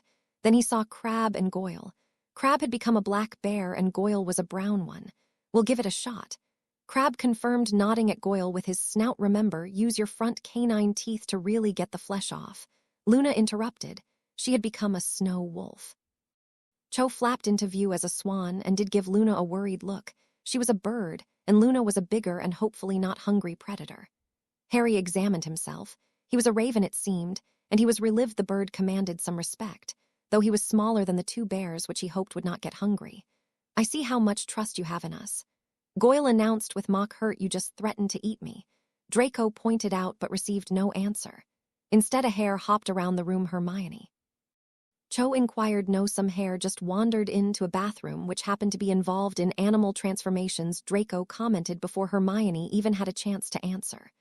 Roast fox for sale. Cho responded. It is me, by the way, Hermione confirmed. She was a hare, quick, agile, and someone who could outpace and outsmart Draco. Hey, Draco protested. If you're exposed to our thoughts, trust me, our thoughts on you are never anything other than let's murder him. Cho warned him. Draco's thoughts pretty much told the group he denied this. True, Harry agreed. Yep, Luna joined, and definitely Hermione confessed. Agreed, Goyle announced. Of course, Crabbe finished. Slowly but surely the year was coming to an end. Everyone believed the monster in the chamber was dead, and Harry was in the clear. Quidditch had returned to normal, and other than the various trips to the second-floor bathroom to test their animagus forms, the group had largely continued as normal. However, that all changed one afternoon about a week before the end-of-term feast. Draco had forgotten his potion book and rushed back to get it. Snape had already left, and to ensure he wasn't caught, Draco decided to work in the dark. Moving his way to his desk had proved easy enough, but it took him less than 2 minutes before tripping over a cauldron and falling to the floor, something that may have saved his life, because it got him out of sight for one crucial second. I warned you, a voice hissed in a croaky whine as the door burst open. Draco scrambled to see who it was and saw a hooded figure forcing someone to the table. I tried. Someone else was trying to explain as Draco quietly slipped into a cupboard, hoping he would not be found. No, you failed. You little girl didn't even get into the damn chamber in time. I was in there, and now the boy knows me. Do you have any idea what you have done? The figure spat, tightening its grip on what Draco now saw was Molly Weasley's throat. What the hell was she doing here? It wasn't the end of term, nor was her children in any trouble. No one actually knew Ginny Weasley was involved with the chamber as far as Draco knew, so what was going on? Please, Molly spluttered, obviously terrified of this person. Draco suspected that this was the same hooded monster Harry mentioned in the chamber, and knew he did not want to go anywhere near it. If it could beat Harry half to death, then what could it do to him? I lost my sense of mercy years ago, the figure croaked nastily. Molly was suddenly alive with fear and riding about in a vain effort to escape her attacker. Albus won't help you. The fool made me what I am in, and I am infinitely more powerful than he will ever be. Now give me one reason why I shouldn't decorate the floor with your blood, was the figure's response, and Molly whimpered in fear as a clawed hand tightened around her throat. She looked into a pair of deathly glowing green ones. Then she was flying into a wall and blasted with jets of black lighting. She screamed silently as all air was sucked from her lungs, and then she was allowed to breathe. I still have use for you, but you will not be trusted again. Your daughter will never marry Harry Potter, and you will never have his money. You will die poor and alone like the rest of your family. Know that, the figure crooned softly as the woman's face fell from fear to rage. I deserve, she began indignantly, thinking she was in the clear, but her protests were followed by another round of lightning, and once again she tried and failed to scream. You deserve nothing. Be thankful I permitted you to live. Now go." The figure roared and Draco tried to shield his eyes from the lightning. It caused things to fall. The lightning stopped, and the figure turned towards the cupboard where Draco was hiding. "Now what was that?" it asked, gently gliding through the air towards the cupboard. "Is someone eavesdropping? I hope not, because the punishment would be a slow, agonizing death if I found them. So I do hope if someone was listening they would show themselves and spare the pain awaiting them." It continued in an almost motherly voice, but it was filled with cruelty and pain. Draco looked around for something to hide in or a way to escape and found nothing. Then he remembered. The figure then threw the cupboard doors open to find not a student, just a few dropped glass vials and a dead fox. The figure assumed Snape was harvesting ingredients and closed the door. Frustrated, it gave Molly Weasley one last zap. "You thought that was pain. That was nothing compared to what I went through. Now leave," it commanded angrily, and the woman vanished in black smoke. The figure gave the class one last long look before vanishing in a huff. "Great Hall, do you ever get the feeling something bad is about to happen?" Hermione wondered aloud to Cho, who was sitting next to her. Harry looked up from his book and helped himself to another sandwich. "Yes, every time Draco opens his mouth," was her snarky response as she noticed the blonde boy run into the hall. They were waiting for him, Luna, Crabbe, and Goyle, who were around the castle after finishing their various classes. However, Draco did seem a bit worried or scared, maybe both. "I've got the feeling," she announced dryly, looking up as Draco sat down. He looked shaken, and Harry put the paper down, looking perplexed. Draco's explanation shocked them all. "Black lightning?" Harry asked, and Draco nodded in confirmation. "It's the same person," he confirmed, looking worried. The only thing that had ever beaten him was in the castle, and he quickly looked around to ensure it wasn't going to pop up behind him. "Great, so we have a psychopathic monster roaming the school."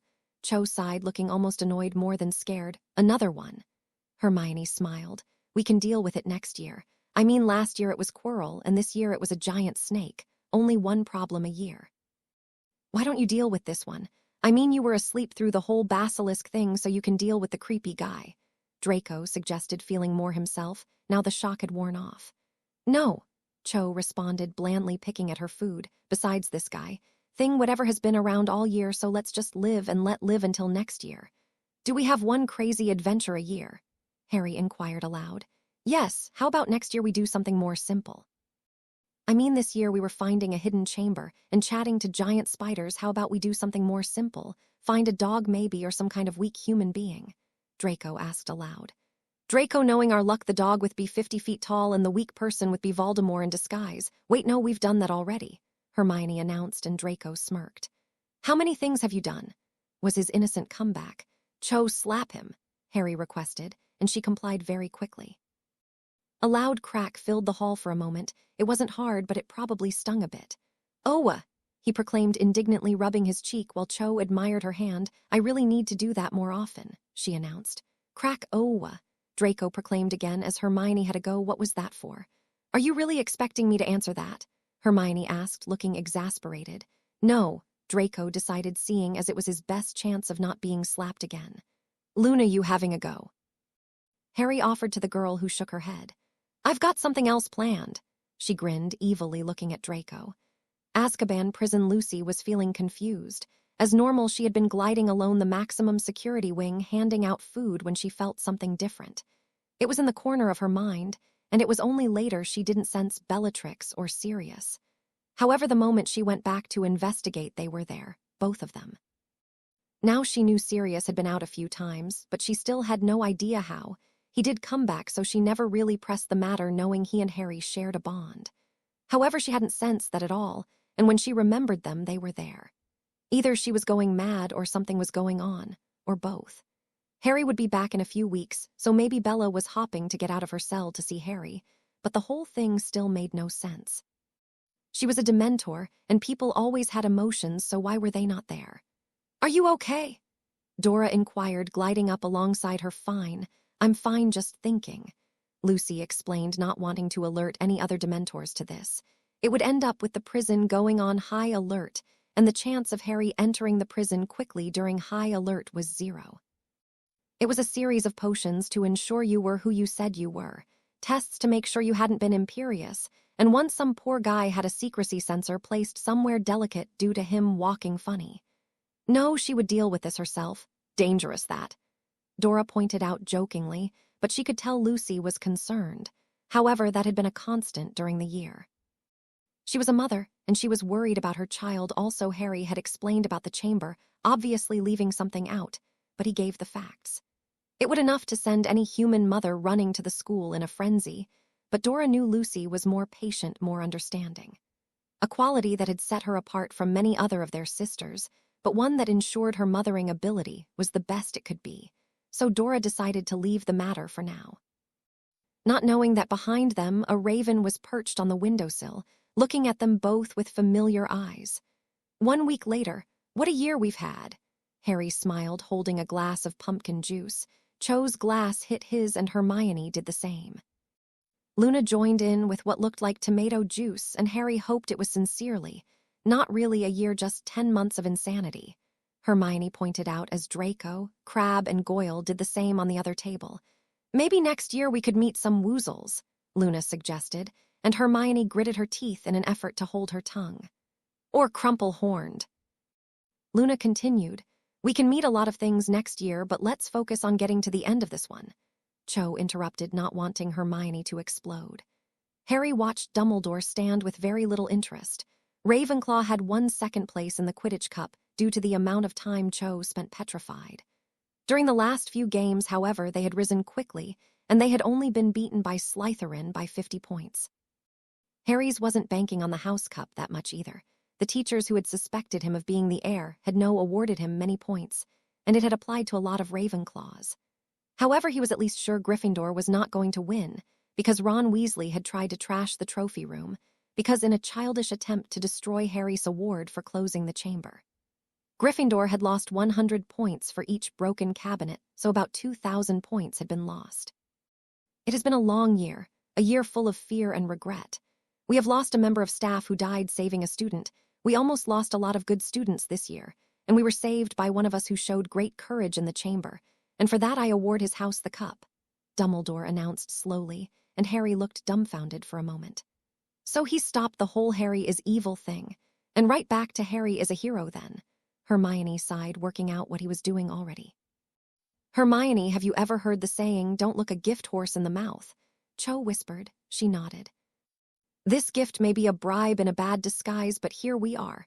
Cho continued in the same moment Dumbledore announced the house name, and it descended into a chaos of clapping and cheering. Ron Weasley was now a shade of red, and Harry knew then they had ended the year on a high note. And it all ends well again, Draco announced with a smile. I got Fred and George to slip laxatives into your drink, Luna told him, turning away. Harry had gone to bed with a smile. The train journey home had been slightly awkward, with Draco rushing off to the toilet every 10 minutes with an angry glare at Luna every time. Luna had been very popular on the way home, surprisingly. Cho had suggested that the girl do it every time Draco annoyed one of them, but she had been rebuffed when Luna told her it would bankrupt her family within a week, and also leaving Draco skin and bones, because there would be nothing left of him. Harry, Lucy had said the moment he arrived, before pulling him into a loving and tender hug the moment they met, and this time not a single person was surprised. It was a regular but strange occurrence now, and they tolerated it. Some understood and others didn't, but Molly Weasley was not stupid enough to try something else. Harry, Lucy. Lucius had greeted, handing them an invitation to the summer party the Malfoys were holding. No purebloods had been particular open this year, as the Chamber of Secrets was on the front page almost every day. It pointed fingers at people, and a party would have been seen as celebrating a monster, so none of them had held one for Christmas. Something that had been missed considerably. Nice to see you, Mr. Malfoy, Harry assured the man who had insisted on shaking Harry's hand. As Draco had been down in the chamber with Harry, he had been alerted. Draco had explained what happened to him down in the chamber, and how Harry had saved him from a giant swarm thing. The creature had not been identified, and it couldn't be, but people were trying. Harry had apparently destroyed it, and that had made the front page. Leaving out the explicit details, Harry was a hero to Lucius, and a lot of others who did not approach. The Dementor was one reason, the other was the fact the Minister of Magic himself was walking towards them. "Harry M. Boy," he greeted, and Harry was thankful that Umbridge was not around. However, Fudge was accompanied by a woman with a camera who was following his footsteps with near glee. "Afternoon, Minister," Harry greeted as the man walked forward with people watching intently. Harry was confused. He normally only met the minister in the holidays, and that was occasionally, so what was he doing here? "Harry Potter, for a while people have speculated on your deeds. Your defeat of a Dark Lord has been studied by hundreds, but none has found an answer to how you did it. But this year it has been a much different case. You went into the Chamber of Secrets and destroyed a monster that threatened the lives of your friends, and for that I can think of one prize. We gave an Order of Merlin Third Class to the person who arrested Sirius Black, and like him you have done a great, possibly greater deed, and for that I award you with the same," Fudge announced, and a collective gasp ran through the crowd. This was unheard of, a second year obtaining something it took most lifetimes to achieve, but sure enough Fudge withdrew a certificate from his pocket which spoke volumes. "This is to certify that Harry James Potter has obtained an Order of Merlin Third Class award for his great deeds." "Thank you," was all Harry could say, looking shocked. He had not been expecting something like this, and he wondered if Fudge was only doing it because they knew each other. "Do not thank me. Thank yourself, for you earned it," Fudge declared, shaking Harry's hand, which was caught in a picture by the woman accompanying him. The crowd, who had remained dumbstruck, now burst into applause, with the exception of Molly and Ron Weasley, who were instead scowling. "Congratulations, Mr. Potter." Fudge beamed, then knowing Harry would want to get home after his long journey, so after a few moments he turned and left. Lucy remained uncharacteristically silent until the crowd had died down and they were walking. Then she put a skeletal hand around Harry's shoulder and pulled him close. "You pulled yourself out of a pit of darkness. You overcame your hunger for souls and saved hundreds of lives. Harry, I have never been prouder to be your mother," she had said, and if she human, then tears would have run down her face in bucketfuls. Harry was not going to tell her about the figure. The idea would terrify her, and most likely ensure he was not sent back to school next year. She had considered it once after Quirrell, and this year had been worse somehow. "I know you think you didn't that award, but you did. Not for the reasons they think, but you did a great thing. Not many can fight a monster inside them and outside them at the same time," Lucy told him, gently, knowing her son all too well. "Thanks, Mum," he had told her, with tears brimming in his eyes too, and together they walked down the station and vanished into the shadows. When they arrived home, Harry had spoken with his godfather and adoptive aunt, who were ecstatic for him. They had talked for much longer than normal, and then Harry had felt the time slip by, and he excused himself to bed. His award had been framed, and he did sleep with a smile. Later, magical sirens woke him up, and he saw legions of Dementors gliding towards the maximum security ward in frenzy. The air was icy with what was a mixture of fear and anger. Harry was confused. Nothing like this had ever happened in the time he lived here, and he could tell that the other Dementors felt the same. "Lock it down," a voice was demanding as Harry quietly looked outside his cell to see what was going on. He was swept up in the swarm of Dementors, and he accompanied them. What did they mean, lock down? No one in the prison had the energy to fight, let alone cause a problem, so what the hell was going on? Had someone broken in? He didn't even consider the possibility that someone had gotten out. It was impossible except for Sirius, who was an animgaus, but he wouldn't leave. As he approached the maximum security cells, he was going to say hello to Sirius and Bella, who he knew would be awake thanks to the loud sirens. However, he then found the Dementors were gathering around their cells because they were empty. "There's no one in there, is there?" Dora questioned. She was part of the crowd. "Ask Harry," one of them suggested, knowing only he had eyes. Some were convinced it was some kind of drill or mistake, but Harry knew he could not lie to them. Both cells were empty, and he told them so. "No, there's no one in there." They all understood him, and they knew he was telling the truth. If he had said there was, then they would have disbelieved him, but they didn't. 2 people had escaped the most secure prison in the world, and they hadn't even said goodbye to him. "The morning, I'm sorry, Harry," Lucy soothed, pulling Harry close.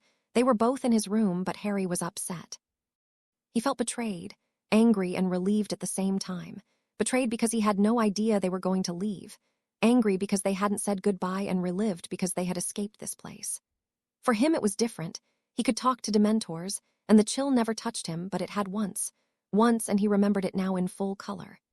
He had never thought about how hard it was for Bella and Sirius to be around it constantly, only leaving once he was close enough, and even then not much. "It's not your fault, Mum," Harry assured her. He knew how they broke out, but he was not inclined to tell anyone. If they had gone through all the trouble to get out, then he was not going to help recapture them. Lucy knew Sirius had gotten out before, often in fact, but he always came back and she barely noticed because he was an animal. Bella must have trained from him without potion, which would have taken years of effort. 5 years, in fact, if she was lucky. We're the guards of these people. They broke out, and that is our fault," Lucy confessed her feelings. "No, it's not.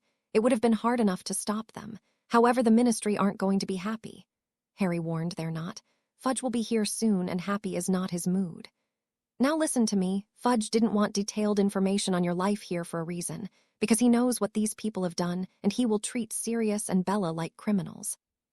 He may talk to you, but I think he'd try and avoid it. But if he does speak about it, then you spoke to them both once or twice. You have no idea who they are or what they have done.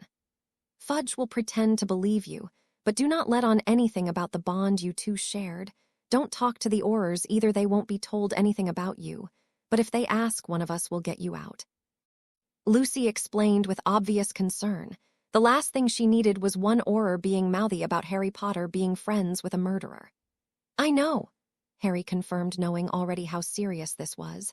An escape from Azkaban was going to be front-page news, and errors would be combing the place. He was going to have to slip away at some point to the Malfoys, but until it could be sorted out, he just needed to avoid them. "Good, I'm sorry, Harry," Lucy sighed, wanting to do nothing more than bring them back, just so Harry could have part of his family back. Meanwhile, a raven and a dog moved through the countryside at high speed. Both were riddled with guilt. They had left Harry behind, and tears fell from the raven's eye when she realized that she hadn't even said goodbye. The boy who had saved them from the chill and helped her climb out of the monster she was. She was going to be kissed if she was found, and she realized that her relationship with Harry was never going to be the same.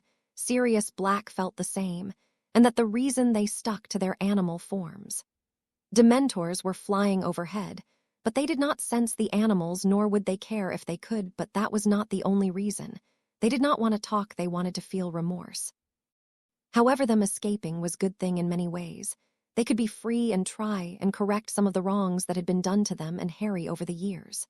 They had first decided to track down Pettigrew, but the feel of fresh air for the first time was enough to send almost all thoughts from her head. She was free, she would have traded everything for this years ago, but now it felt like something she just had. Perhaps she had made a mistake, but she couldn't correct it, and her own body would not allow her to. She was going to fly free, literally, and she was going to see Harry again, but her heart froze when she thought how he, the boy who had saved her, would react to her abandoning him. Of course he would understand, but he would still be hurt, and Bellatrix just hoped from in the depths of her heart that Harry would forgive her, but each time she thought about it, a voice in the back of her head just whispered how he wouldn't. She only needed to take one look into Sirius's eyes to know he feared the exact same thing. Dual Breakout from Azkaban by Rita Skeeter. Today the Wizarding world recoiled in shock as Azkaban for the first time had an escapee. 2, in fact. Bellatrix Lestrange and Sirius Black, both known supporters of you-know-who, and also both serving life sentences for multiple accounts of murder. The news was received with shock, as it became apparent the most secure prison in the world was no longer secure, and immediately the Dementors were given emergency powers. The Ministry would like to remind you that as of now, Dementors are able to search any vehicle or person if they suspect they have knowledge of the escapee's location. They will be patrolling any area they believe Lestrange and Black to be in, and Fudge has also ordered them to guard Hogwarts during the term. Both Bellatrix Lestrange and Sirius Black have motive to attack the school, and if they do, it is likely to assume the effects would be devastating for anyone involved. Minister Fudge assured us the safety of the Wizarding world was his top concern. Of course, we will do everything we can to bring these people to justice, and we will guarantee the safety of anyone we believe to be at risk, was what he said to the prophet, and we can also tell you that even the Muggle world have been informed of the attack. The Prime Minister of the Muggles has been warned about Black and given an Auror guard, thanks to the fugitives' hatred of Muggles, and also the people have been warned he is carrying a gun. This is some kind of muggle wand they use to kill people, apparently, and a number has been set up to ensure the two fugitives are found quickly and directly. Some people have wondered if this has anything to do with Harry Potter's recent Order of Merlin Third Class award, making him the youngest person to win one. Some claim Black and Lestrange want to prove the Death Eaters are still strong and cannot be beaten by a boy. For more on Azkaban, page 3 for information on the fugitives, page 45 for information on Harry Potter, page 6. Fudge sighed deeply as he moved through his office. His day had consisted of various press meetings and explanations to what seemed like 100 different people. Each one had something they thought was different, but at the end of the day it boiled down to the same things. How did Sirius Black escape? How did Bellatrix Lestrange escape with him? Were they together? On and on the questions came, but the answers were never there for Fudge to mention. He had no idea how it had happened, nor did he know where they were. He had spent the morning ensuring Harry was safe, because the Aurors could potentially see him, but luckily, Lucy had taken him out once she realized how serious the situation had got. Obviously, she had mixed feelings on Black, as did Fudge. He knew Harry and his godfather knew each other, and well by the sounds of it, but he decided not to interfere. He decided that if Harry could make a murderer repent, then he could reach someone like Black. It had eaten him up with guilt when he decided, but suddenly he doubted himself. Black had a chance to kill Harry. He could have done it the moment he broke out, and yet he chose not to. Lestrange was devoted to the Dark Lord, and yet she did nothing. No, something else was going on here, and Fudge realized that perhaps he was not seeing the full picture. Maybe he should review the files, but... No, there were no files on Black. He was never charged or given a chance to explain, so no evidence was collected. Lestrange was a different case, but getting your head round her actions was near impossible. No, the only remedy for this was strong brandy, and he kept a bottle around just in case of an emergency. Speaking of Harry, did he seem slightly down today? They bumped into each other once, and it was a quick conversation despite the boy winning an Order of Merlin less than 24 hours before. No, maybe Harry knew something about all this. The more Fudge thought about it, the more obvious it became Harry knew a lot more than anyone would guess, but Fudge decided not to guess. For now, first he wanted to work out Black's actions, and then he would talk to the boy, and only if it was necessary. He needed to find out why Black and Lestrange passed up a golden opportunity. Did they fear the Dementors? Well, of course they did, but they still escaped. Did they go a different way, but Harry's room was close. If they could slip out of their cells, they would have passed him. So why did they ignore him? They weren't pressed for time, evidently, so why? It made no sense to Fudge whatsoever, and yet he detected something else was going on. Maybe Black and Harry were in on it together, but that theory fell apart in an instant. Harry was close to his Dementor family, and nothing could get between them. Black had no way of manipulating the boy or hurting him due to the cells and Dementors draining his thoughts, so what was going on? Was it possible that they had come to like Harry? "Do you need anything, Minister?" Dolores asked suddenly, and Fudge jumped. Spilling some of his brandy in the process, he cursed lowly, but said nothing further on the topic. "Could you bring up the files on Bellatrix Lestrange and the records of Sirius Black, please?" he asked her, and the woman gave a quick nod before speeding off. She was efficient, but only trying to please him, which was fine with Fudge until the time came when she expected a reward in return. However, something was bothering Fudge when he received the imprisonment records of Black. The entire file was no more than 2 inches thick. There was only one image, and the witness statements were faded. There was very little evidence here. It wasn't even evidence, most of it. There had been a file restoration a few weeks ago, so why had it been left out? Suddenly Fudge realized that in his hands, he may have proof of the conspiracy he had suspected ever since Harry Potter had been brought to his attention. Maybe if he followed it, then the whole thing would unravel. Little did he know that these thoughts alone had set in motion the next part of the great prophecy. Meanwhile, Dumbledore walked into the meeting room. The secretive order had once again been forced to meet outside of their schedule, but this time he had nothing to do with its meeting. He had been summoned like everyone else. "Good evening," the figure announced, glancing up at him. Dumbledore hastily took his seat. "Why have you called us here?" the old man asked, looking at his co-leader with some concern. Only the gravest matter could have brought them here tonight. "Ladies and gentlemen, it appears we have a problem. A problem unlike any we have encountered before, and this includes the assassination of Lily Potter. It appears that despite all our efforts, Harry Potter has joined forces with those we needed him to hate, to despise and fight against. This alliance must end. We must ensure our control over him is absolute, and it is time to do this through more direct means. He has evaded our shadowed movements, but latched on to tail ends, and now he knows more than we wanted him to. So we have only one way forward. We must assassinate Draco Malfoy, Hermione Granger, Cho Chang, Luna Lovegood, along with both Vincent Crabbe and Gregory Goyle, the figure explained quickly. "Excuse me!" One of the congregation stood up. He was an Auror and one that kept the group informed on the ministry's movements. "What is it?" The figure snarled menacingly, not wanting to be interrupted. "Look, when I signed up to this, no one mentioned anything about murdering children. It's not something we can do. I mean, they're children. Can't we find some other way to get to them?" He asked, looking shocked that his order would do something like that.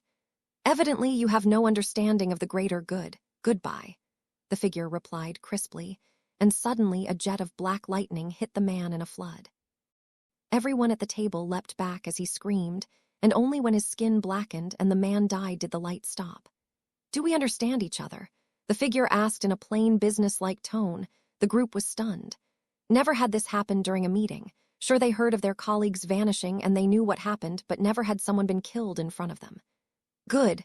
Make the arrangements. Those 6 must die," the figure explained calmly before vanishing into black smoke.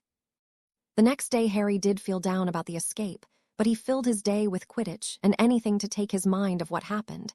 He expected to see a big black dog any second, but never did it happen. It would be foolish to appear here anyway. Only Draco knew of Harry's bond with him. If Bella appeared, she would be welcomed perhaps, but it would be something of a stretch and a crime. "So where do you think they went?" Draco asked, eventually wanting to know something about his aunt. They were both in the garden of Malfoy Manor, sitting on the grass after a long game. "I want to say somewhere they'll never be found, but knowing both of them, I'm guessing they're heading straight for Hogwarts," Harry confessed. He had told Draco a long time ago about what Sirius had told him. He hadn't told anyone else about it, though. "Why would they go there?" Draco asked, looking bewildered. Harry sighed. "Because they both have something against Dumbledore. For some reason, the old man framed Sirius. Well, he tried to do the same thing to me last year. Anyway, to prove his innocence, Sirius is going to try and find Pettigrew, and he thinks Dumbledore knows where the rat is," Harry explained. He had worked it out very quickly after the escape. "Still, if they're looking for a rat, why are they jumping into the jaws of a lion? Dumbledore isn't exactly going to welcome them in," Draco pointed out. Harry for a moment looked around. He needed to make sure no one was listening, and luckily, despite the heat of the day, both Lucius and Narcissa were inside. "He's not going to know. I know how they escaped," Harry murmured, and Draco looked up. "Dementors can't sense animals as well as humans. Sirius was an animagus. I think he taught Bella over the years, and they both legged it. I think Dumbledore knows how they did it, and he also knows Sirius takes the form of a dog but not Bella's form. He has no idea what she is, and unless he starts searching every animal, he won't find out easily," he pointed out. Draco gave a slight laugh. "So the 7 permanent animagus residents may need to watch out." "Nothing we don't do anyway," Harry smiled at the vague reference.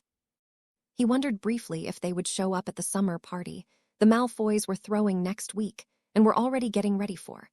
Dobby was running here, there, and everywhere getting all the wine and food orders ready. Harry often felt sorry for the elf around party time and wondered if he could somehow get the Malfoys to free him.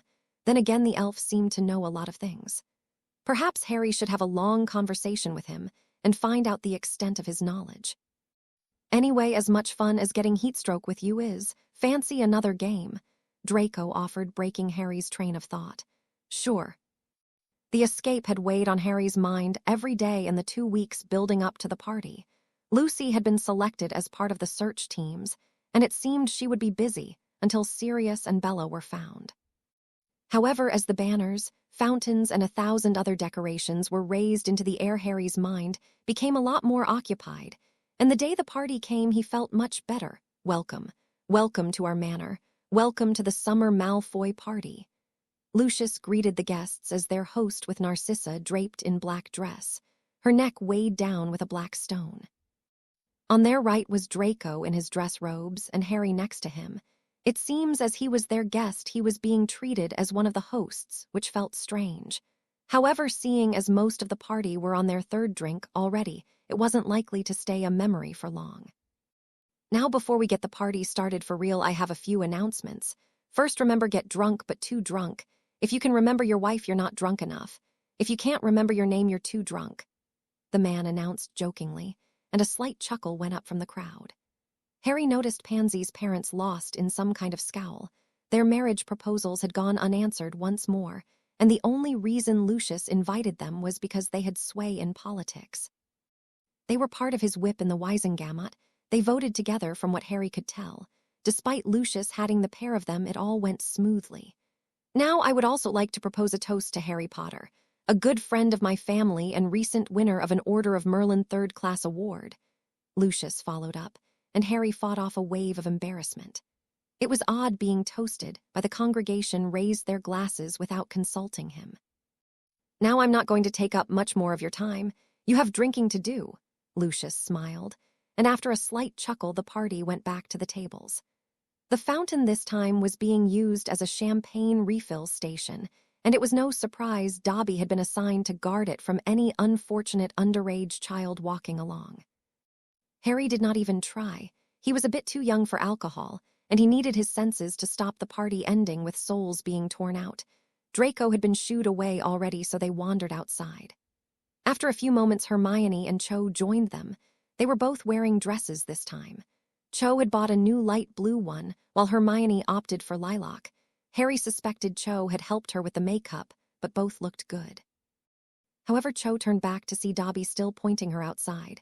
Yes, because we're so obviously young alcoholics, Cho commented when she and Hermione reached Harry and Draco. She had been walking too near to the fountain apparently, and Dobby had shooed her away. Well, you do have a tendency to lash out on poor innocent people. Imagine how bad you'll be when you get drunk, Draco commented before being punched in the arm. See, he commented. He received a cold glare in response. Where's Luna? Hermione asked with a frown. She knew Draco had got Lucius to invite her and her dad. So where were they? Draco checked his drink and looked at it for a few long moments. Cho laughed. Harry already knew. His senses had given it away, but he wasn't going to spoil the surprise. Here I am, Luna announced, popping up behind Draco, who was checking his butter beer very intently. He jumped, and his drink ended up on the floor. Hi, Luna, Harry smiled as Crabbe and Goyle walked towards them. They had also been shooed away from the champagne fountain, but unlike Cho, it had been no accidental wandering. No luck, boys? Draco asked. Did you ask them to get us drinks?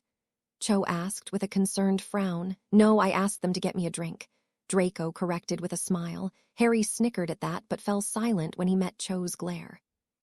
Nah, your elf's pretty sneaky, Draco, Crabbe commented. Very sneaky, Goyle confirmed, looking around just in case Dobby was about to appear. Oh, hi, Luna, didn't see you there, Crabbe greeted, seeing her for the first time. Yeah, hi, Goyle echoed his friend's words as they approached. Don't worry, I'm sure Pansy's swimming in it, Draco chortled, referencing her rebellious nature, something that may have been wiser to say when she was walking up behind him. She's behind me, isn't she? Draco sighed, turning round. Instantly he was met by a stinging slap. Oh, he announced as Pansy glared at him. Okay, I'm sorry. He sighed. Hi, Pansy. Harry smiled. He did not see much of her anymore. She hung around with different people at Hogwarts, and aside from the occasional conversation, they did not meet up that often.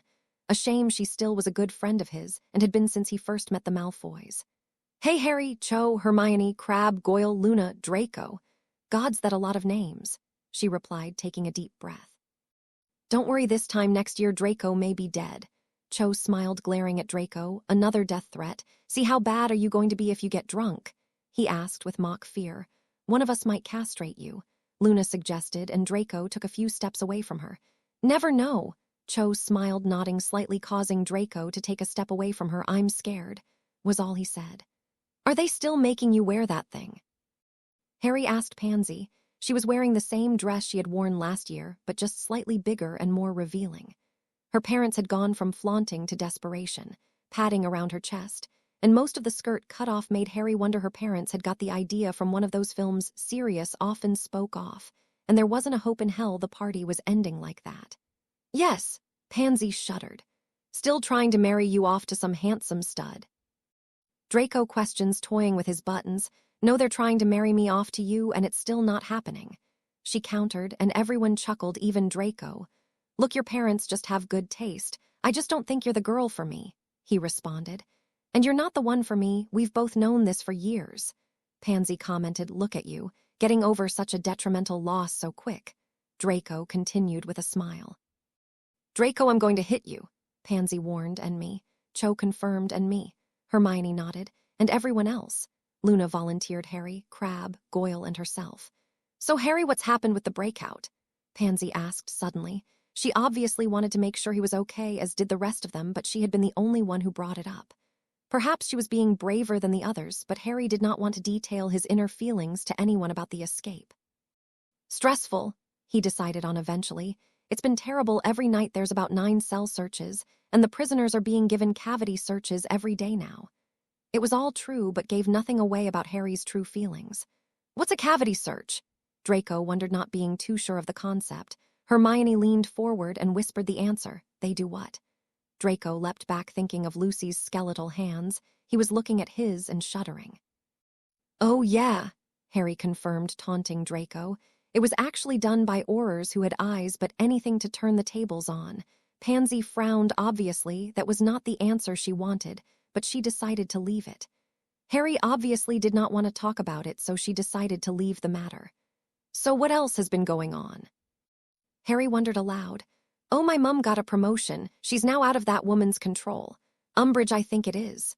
Cho began. I know her, Harry muttered. His opinion of the woman had changed slightly.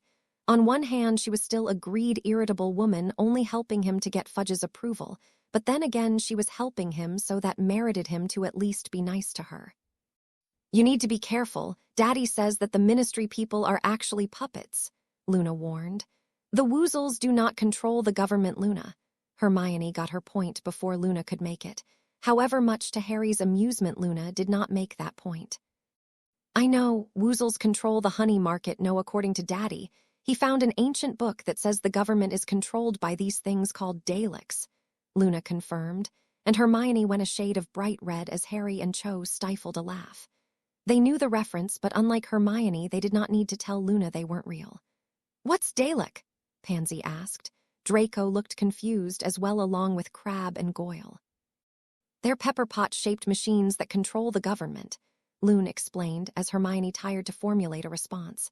It was not working well for her, seeing as there was no logical response. Oh, and the media's run by a giant beetle, Luna interjected, and Harry saw Hermione look deflated for a moment. Okay, well, this isn't mental at all. Anyway, I'm going to get us some more drinks, Draco announced, brightly slightly confused by the situation. Quickly he wandered back towards the manor. Pansy's parents were nowhere to be seen, and most of the people were too drunk to engage in conversation. No, Master Draco, your mother said no champagne, Dobby warned, suddenly popping into existence. I'm just here for some more butterbeer, Draco told the elf, who nodded and vanished, obviously in a disbelieving tone. Hey, Master Malfoy, one of the guests slurred. Draco turned to see a middle-aged man slouched on a chair. He held out a bottle of butterbeer which he had picked up from the tables. It had been put out as a tokenistic gift. Thanks, Draco smiled, taking the bottle. The man did not move to look at him, but he caught the glint of spectacles. He did not recognize the man, but he accepted the drink. It was unopened, and he was among friends, so it wasn't going to be anything dodgy. Ah, finally, Cho commented the moment he returned. After he filled their glasses, at Hermione moved to take a sip. Wait. Draco ordered, and she gave him a confused stare, but she didn't drink any, nor did anyone else, as they waited for Draco to explain why. We need to toast first, he announced, and Pansy just shook her head before thinking of one. Okay, fine. A toast to me not marrying Draco Malfoy, she announced, thrusting her glass forward. I'll drink to that, Cho confirmed, and slowly one by one they toasted each other. But as Hermione's and Cho's glasses chinked, Harry noticed a single drop of butterbeer fall to the floor. He didn't know why he followed its path, but suddenly he noticed it hit the floor. Smoke came next, a flicker of white gas that vanished quickly, but not quickly enough. Drop them, Harry ordered as Cho's glass approached her lips. Hermione was inches away from the drink, and Draco actually had the glass in his mouth, ready to take a drink. Harry quickly pushed the glasses away with a bolt of energy, and they shattered a few meters away. What the hell was thaw? Pansy demanded before turning to see smoke rising. It was white like snow, but it crept through the air. Did anyone drink it? Harry demanded, and thankfully he was met by universal no's. What is that stuff? Draco demanded. Some kind of poison, obviously. Quite deadly stuff. Cho commented, looking at the smoke intently. It was fatting now, and in a moment there was nothing left to even suggest there had ever a poison present. Where the hell did you get that? Hermione demanded, looking at Draco. Some guy gave it to me, Draco explained, and you took it. Hermione was stunned. Well, it was sealed, and it was on a table that we put butterbeer on, Draco defended. Stop now, Harry commanded. It's not Draco's fault. He didn't know it was poisoned, and now that I think about, we're forgetting something. Like the simple fact that there happens to be an assassin inside the manor. James Potter moved through the crowd with a venomous smile on his masked face. A face that could belong to any middle-aged man, and before Draco Malfoy died, he would not be able to place it. By then the mask would have been burned, and he would be gone. His only wish was there had been no antidotes. 2 he had been given, and 1 was under orders from his master. She had told him to never tell anyone, and he only knew it was a she because of 1 accidental stutter. Something she had missed, but he had not. He had served the organization for years, and had taken it upon himself to marry their prime target during his first few years of both school and servitude. He had married Lily Potter to keep an eye on her, but he could never have guessed it was actually her watching him. She was slowly digging up the conspiracy, and putting it in that loathsome journal he could never understand. James was never the person he claimed. He had conspired with Pettigrew to make him the secret keeper, knowing it would put Sirius out of action. He had helped set up an entire life that his supposed son would live, and filled it with pain and suffering only for it to be brushed aside. He was a sadistic person, and he had given the boy the antidote, and that girl. Apparently her living was essential. A shame, but on the bright side, the kids poisoned would die in agony. It was poison extracted from the bark of the Acacia tree. Very rare, but inside was a chemical that could be distilled into poison. Poison that ate away the insides and took 3 days to kill, but there was no cure or painkiller. He was supposed to kill 5 children. His colleagues thought 6, but they were wrong. In the corner of his eye he saw Snape, Snivellus. So he came to the party this year. Obviously, making up with Harry had led him to realize that he needed more of a social life. James, however, well, he thought of the many things he had lost out on the chance to inflict on the slimy git. The things he had done made Snape into the person he was, but somehow the boy had broken through. However, it made little difference in the end. Soon he would have his chance, but first he needed to escape. The door for some reason was hidden from view, but it made no odds Lucius its Draco help. He heard the Malfoy bitch squeal, and he let himself smile sadistically. He had wanted to hurt the brat Lily claimed was his son for years, and now he would do it indirectly. Only 2 would survive, 2 who would grow close enough for one to be the perfect bargaining tool over the other. My God! He heard Lucius cry before a blood-curdling scream followed. Oh, this had turned out so perfectly. He was going to be rewarded for this. Oh, he would be the favored prince of Dumbledore and the shady figure. Oh, indeed. Then James looked for the door. This time it was nowhere to be seen, and for some reason the room seemed almost empty. People around him seemed false, like cardboard cutouts designed to trick those who were not really looking. I take it you don't know who the figure is, a voice demanded from above. When he looked again, the room had become a prison, bars on every window and a strange gray fog filling the room. What the hell? He demanded, wondering that question indeed. How had he been found? How had his entire world changed? Look, I know this is all serious and whatnot, but this link between us is pretty cool. Look, I can interact with the world. Another more comical voice said, and James turned to the side and was punched by a red boxing glove that had appeared from nowhere. Draco, this is no time for jokes. A girly voice hissed, and James looked for the source. Someone was tricking him, and he needed to know why. Look, mate, everything you say is going through our minds as well. 2 things, 1. The first voice began, see a healer about those thoughts. I mean, they are not normal. Who the hell imagines something like that? The other male voice interrupted, as James's vision was clouded by the fog. James was looking for the person making the fog, but his vision was now nothing but white. Maybe this was much more than a simple trick. Okay, 3 things. But anyway, thank you for giving the details of your failed assassination attempt, And also thank you for alleviating any guilt or betray I would have felt when you mentioned you're not actually my dad." Harry Potter's voice, crisp and cool, filled the air. "Dementor powers," James growled. "Actually, I got this idea from the Horcrux, and thanks to a connection we all share, all of your would-be victims can now interact with the world. Luna, no." James could swear Harry was smiling when he said this. "Oh, come, just one hit. He has two, and he's not going to use them again," the Lovegood girl James supposed answered. "Thank God for that," another female voice shuddered. "No, at least not yet." Harry had actually considered allowing the girl to torture him. He was not the victim, he was the torturer. His head was brimming with what he would do to these kids if he ever found them. "We can read your thoughts. For the love of God, stop thinking before one of us gives you a heart attack," the original girl growled angrily. "I say kill him," someone suggested, and James paled slightly. He couldn't die here, he was needed. He was the only person who could. Then he saw what they were doing. They were trying to gain access to his thoughts. Since the discovery of his Dementor powers, everyone he worked with had gone through extensive occlumency training to keep people out. So instead of prizing the information out, they had tried to trick him. "Nice try, Crab," Harry sighed, as James stopped thinking about his plans. "Seriously, though, what are we going to do with him?" Luna Lovegood asked. He recognized her voice this time. "I say send him to Azkaban and let Lucy interrogate him," someone else suggested. Obviously, Harry's friends knew a lot about his identity, if he could tell Dumbledore this information. "Not a chance in hell," Harry scoffed. This guy was never seeing Dumbledore again. You know Minister Fudge is over there, and his guard is too. What if we knock this guy out, tell Fudge who he is and what he tried to do?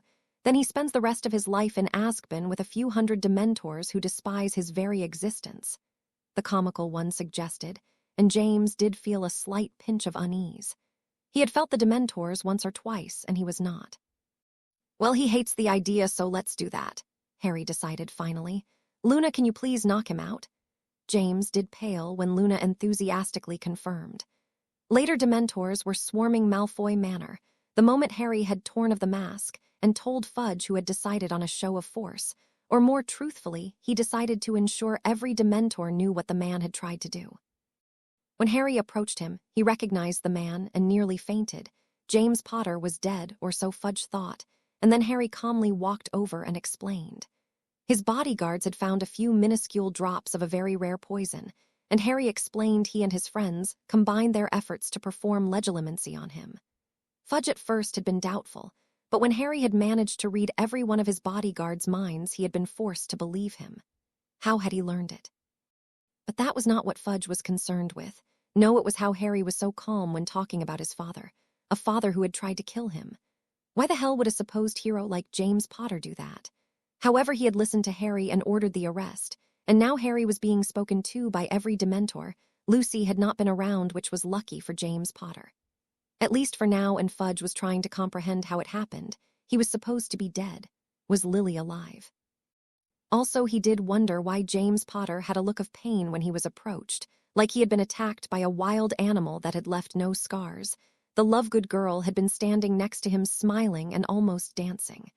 They were defiantly a weird bunch. So what had happened? How had James survived? Why did he try and kill Harry? And what was really going on here? Harry seemed reluctant to speculate, but Fudge already knew the answer. It went back to the file on Sirius Black. It was so short, and yet every attempt to have it reviewed had been blocked by Dumbledore.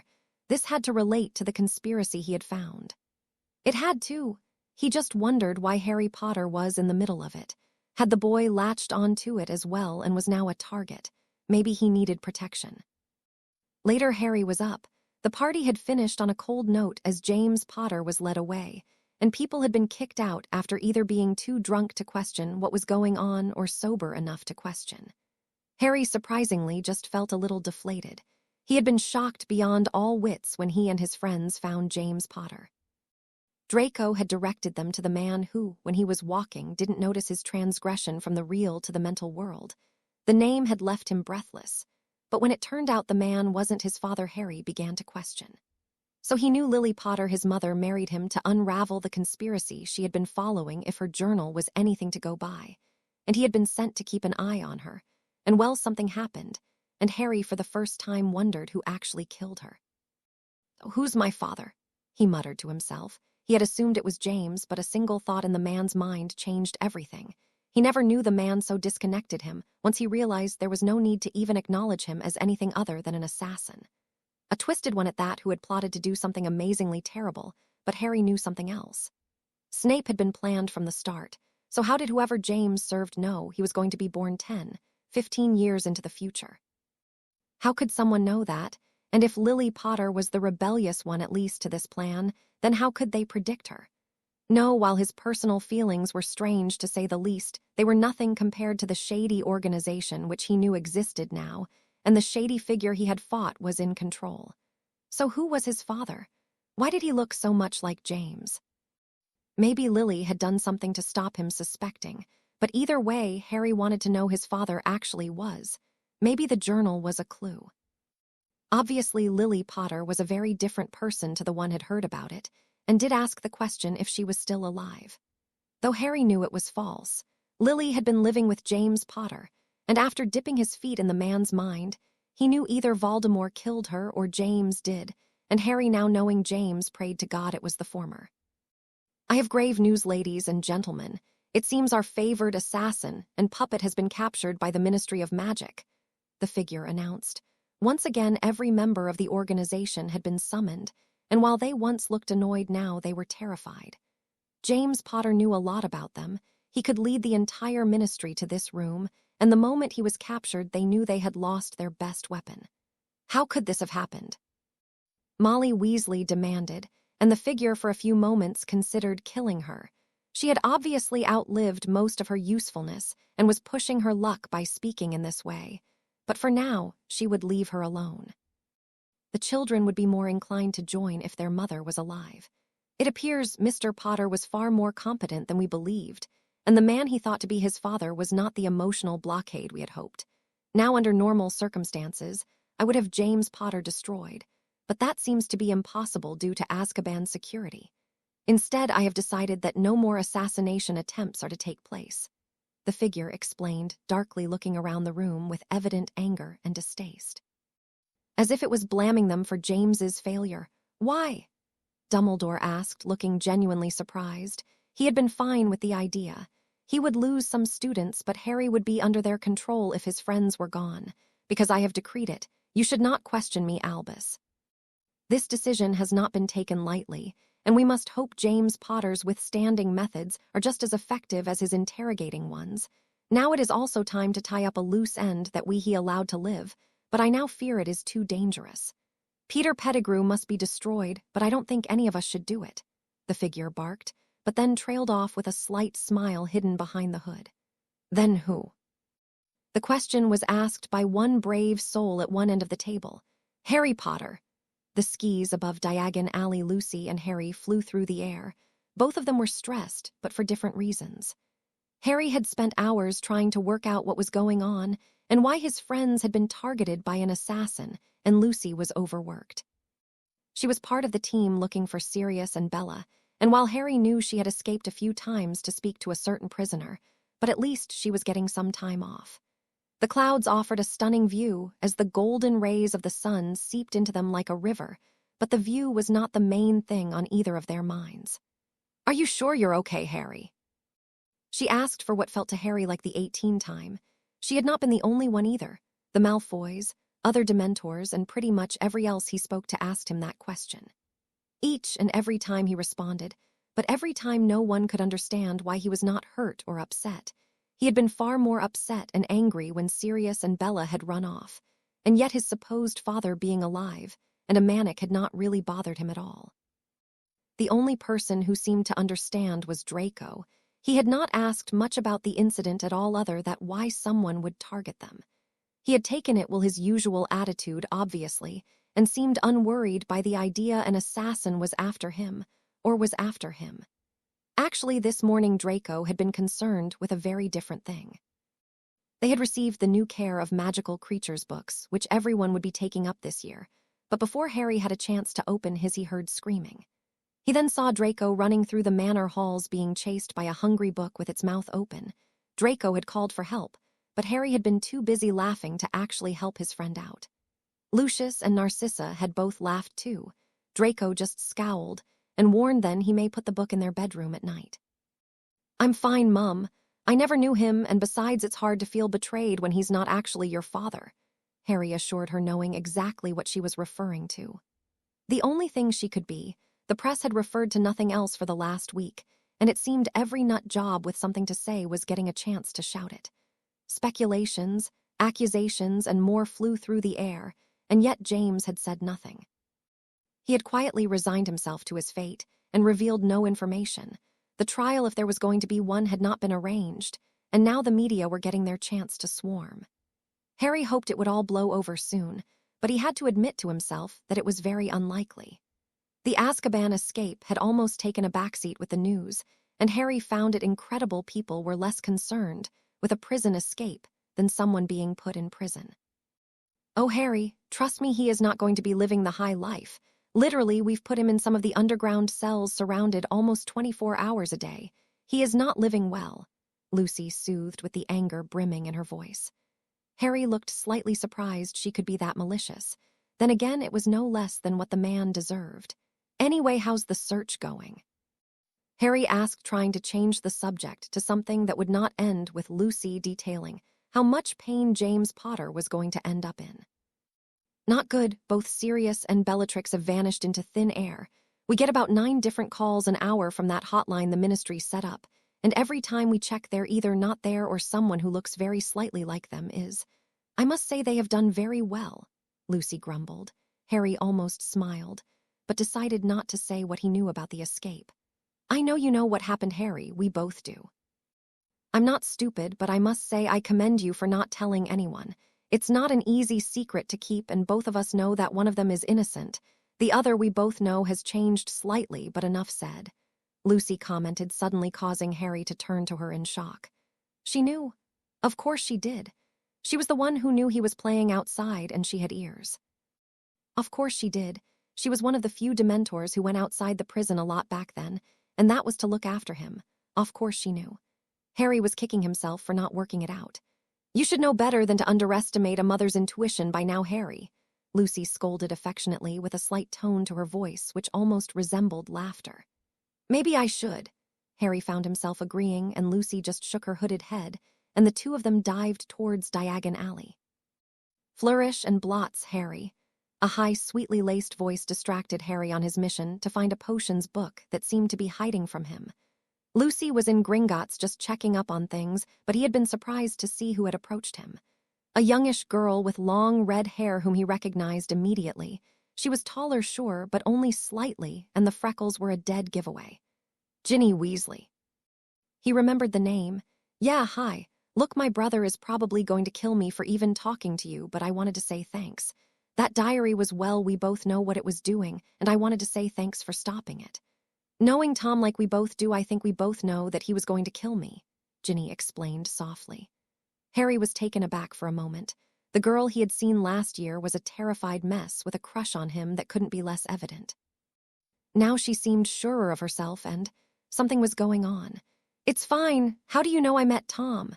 Harry asked, slightly intrigued. Well, you went inside the diary, didn't you? Or at least that's what Draco told me, Ginny answered with a smile. What?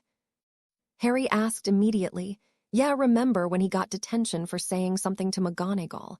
Well, I had detention the same night for skipping class, and we got talking.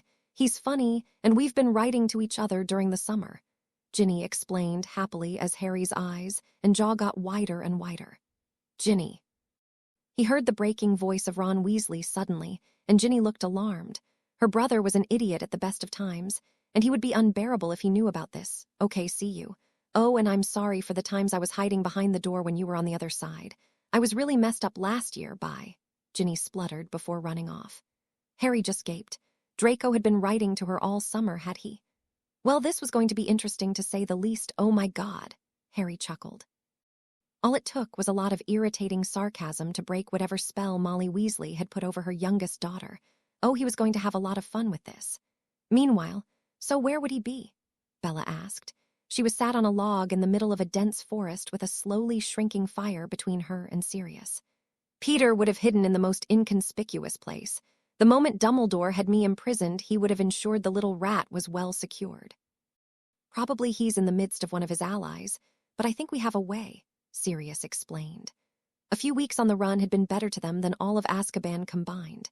Both were eating more nutritional meats and vegetables than the practical slime everyone but Harry got in Azkaban. While their hair and nails were longer and wilder, they were less hollow, and the signs of malnutrition and years of being under the Dementor's chill were wearing off. And you're mentioning this now, and not 3 miles back, why? Bellatrix asked. They were somewhere near Scarborough according to the signs. After reaching shore, they had fled into the moors and were held up here. Because we need to get to Hogwarts, Sirius explained, not looking up. Okay. Have you ever heard the term suicide? Bellatrix asked, looking somber. Sirius shrugged. Look, if you're going to act like Draco Malfoy, then you can go the other way because sarcasm is far from productive, Sirius sighed. Okay, that wasn't sarcasm. You see, Hogwarts may be the worst place in the world to go right now, because you know who's that guy who wants to put us in prison or kill us. That guy who you know frames people and manipulates them. I forget his name, but doesn't he live at Hogwarts? Bella asked, her voice filled with sarcasm. Sirius just sighed and shook his head. I'm starting to see why Harry told us Cho always slaps Malfoy, he muttered before standing up. Try slapping me, I dare you, Bella warned, looking fierce. Anyway, when we were kids, me and the Marauders made a map of Hogwarts that shows all of it and the people inside. If we can get hold of the map, we can make the charm more powerful and use it locate Pettigrew, Sirius explained. He knew it was still there, but he had no idea if term had resumed or not. He had not seen a newspaper, or at least a wizarding one, since he escaped, and so had no idea if it was even still the holidays. He assumed it was. Okay, so that's Operation Suicide. Do we have any other suggestions? Bella wondered. Sirius just glared at her. Fine, let's go with that, but I'm telling you it's suicide, Bella warned again, but Sirius had more than one reason for going. Then again, as of now, so did she. Harry was obviously going to be there, and if they could see him again, then maybe it would be worth it if they got caught or were murdered by Dumbledore. Both were very likely. Summer was slowly drifting away, Harry found. The day he would return to Hogwarts grew closer and closer with each passing day. Bella and Sirius had not been caught. James Potter was refusing to talk, and it seemed that now the shock was over that slowly. Ever so slowly, the world was calming down. The frenzy it had been thrown into was dying down, and Harry was relieved that he would not be the center of attention. He was not going back to Azkaban during the summer. The place was crawling with horrors, and more so Lucy had told him he would stay with the Malfoys until it had all blown over. All of it, and not whatever calm the world had drifted into now. However, he had kept a watchful eye for more assassins or thugs sent after his friends, but neither he nor they had found anything. Maybe they had given up. It was a hope-filled thought which he doubted would come to fruition. They're here, Draco gestured to the 2 girls walking over. Cho and Hermione had just arrived, and all of them had decided to meet up. Crabbe and Goyle were out, and Luna decided not to come. Apparently today was something important to her or her family, and Harry decided not to intrude, though she seemed sad in the days leading up. So do you know what's up with Luna? Draco asked. They had all been surprised to find the normally insane girl acting quiet over the last couple of days. No, I considered mind breaking in, but I think it would be better if she told us in her own time, Harry answered, knowing how traumatic events could affect a person. He still remembered what happened before Lucy found him, and he had not discussed the details with anyone except her. I suppose you're right, Draco sighed, sounding slightly dejected. They had all wanted to help her, but Harry realized the best help was giving her the space she needed. If today was something Luna associated with sadness, then she should be allowed to feel how she wished. Any luck on the journal? Draco asked suddenly. Harry had spent some time in the Manor library looking for any information on languages. It seemed Lily had covered her tracks well, and not a single book in the possession of an old pureblood family had any idea what the symbols were. Hi, Harry greeted once Lucius had finished greeting the girls. It was a custom apparently for guests, but it did not take long. Hey, Harry. Hey, Draco, Cho and Hermione said in sync. They quickly descended into conversation about how they were and what they were and weren't looking forward to when Hogwarts came. Dumbledore was the main factor against it, turned out. Where's Luna? Hermione asked. Harry knew she and Cho had no idea Luna had declined an invitation. She's not here, Cho answered suddenly. Harry frowned. How did she know that? Today's the day Luna's mum died. Her dad told me when me and Hermione went over, I saw a picture. She died today. She had been making a spell that backfired about 10 years ago, Cho explained. It's a long time ago. Draco commented not unkindly, but it was untactful to say the least. Draco had never lost a parent, and Harry knew that you still missed them. His time at the Dursleys had taught him that much. Harry could imagine how she felt. It explained a lot about why she had been sad the last couple of days, and hopefully after today she would feel better. It was a vain hope in some ways, but a hope nonetheless.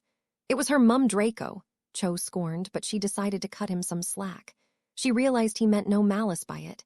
It was just a lack of understanding. So any update on the breakout? Hermione wondered, wanting to change the subject. She could sense upcoming tension. It was a good distraction, seeing as Harry could understand Dementor talk, and as there were so many around, it was easy to work out what was going on. The press claimed the ministry was closing in, but in reality, they were getting further and further away from the suspects, and despite all the sightings, they had not found much. Their only lead was the sighing of Bellatrix by a man who claimed she attacked him, something Harry doubted, judging by how much fame he was seeking from the account. Not really. I think a few Dementors are going to stop them getting near Hogwarts, but I don't think it's going to work, Harry confessed, knowing how Dementors sensed animals. Why? Draco asked, and Harry cursed as he realized he had given away that he knew something about how they escaped. They got out of Azkaban with hundreds of Dementors. If they can get past them, they can pass anything, Harry explained quickly. The explanation seemed to settle Draco and Hermione, but he was sure he caught a flicker of disbelief in Cho's eyes, but she did not question further. Ah, well, if we wanted to worry about a murderer, we could focus on the people who want to kill us, Draco pointed out. Unease quickly spread through the group, telling Harry that all of them had indeed been on the lookout for assassins. I've been watching my mum cook, Hermione mumbled, and I bought a new lock, Cho announced. And I have a flying lunatic who can sense assassins, Draco smiled. Harry shot him an exasperated glare. Yeah, well, unless Harry clones himself or starts talking shifts, we can't all have one, Cho remarked. Not a bad idea, Draco muttered aloud. We could sell this as a protection to people. Yeah, we only have one, and there may or may not be a law or two about selling people, Hermione pointed out, and Harry didn't know whether or not to feel insulted that they were talking about selling him or thankful they were considering him as valued security. He decided with neither in the end. You also have a girl you keep writing to, Harry commented, remembering his conversation with Ginny the other day. What? Hermione asked sharply. Oh dear. Draco commented, realizing what Harry knew and what he was suggesting. What's going on? Do you have a girlfriend, Draco? Cho asked with an inquisitive tone and a slight smile. No, Draco defended. Cho burst into giggles at this point, and Draco just glared at Harry. Cho hits me, Hermione slaps me, Luna poisons me, and now you're revealing things about me. Dear God, what do Crabbe and Goyle have planned? He asked himself. Excessive mauling, they are bears, Hermione suggested lightly. Okay, let's play a game. Let's turn into our animal forms and find out who guessed mauled first. Reminder, I happen to be a fox, Draco pointed out. Better idea, you turn into a fox and I make you into a scarf, Cho suggested in what Harry hoped was a joking way. King's Cross Station. Out of interest, do we have a new defense against the dark arts teacher this year? Because the last two have died in two us-related situations, Draco wondered aloud, thinking of Quirrell and Lockhart. Okay, how about this year we try to not kill the teacher? Hermione suggested in all seriousness. How does it get to the point where instead of agreeing not to get in trouble, we agree to not try and kill teachers? How does it get to this point? Cho demanded as the six of them approached the entrance to King's Cross.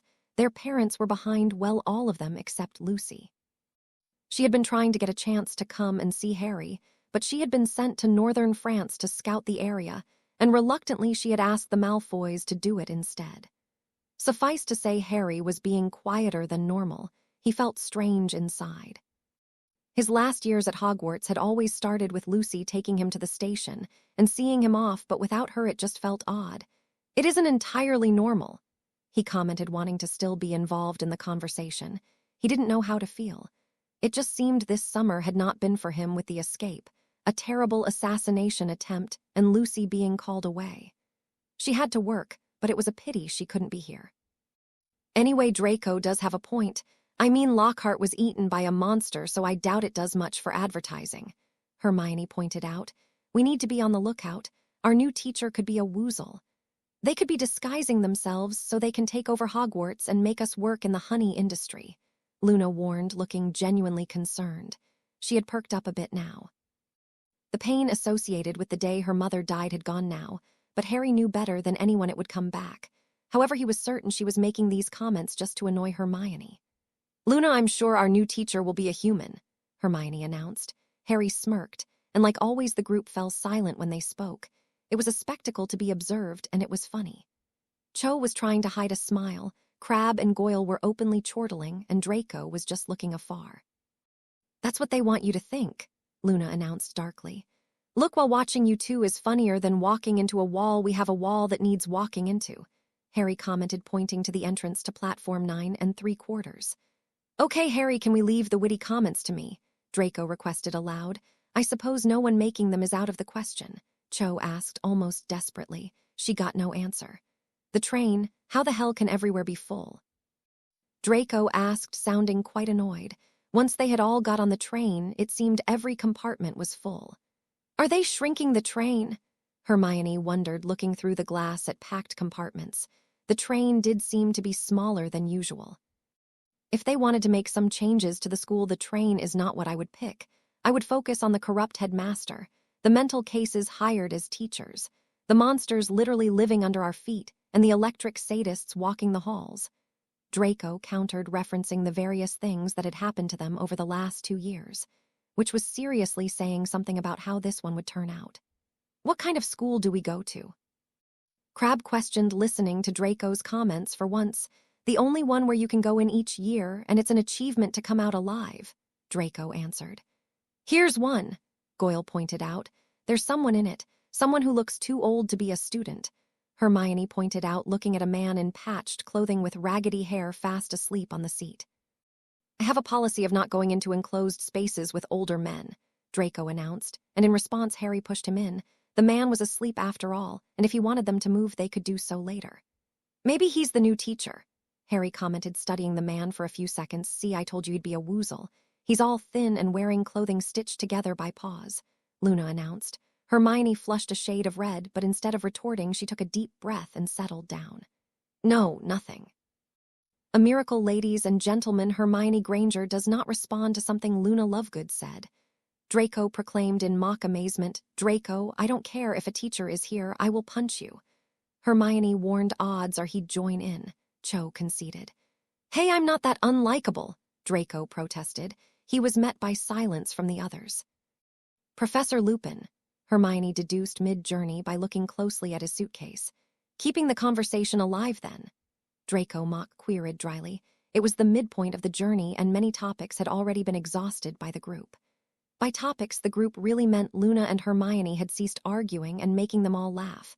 So with a breakout, assassin, and the rest, have we exhausted ourselves for school? Or will something more destructive happen this year? Draco inquired, making a very similar comment to one he made earlier. "Depends, does castration count as destructive?"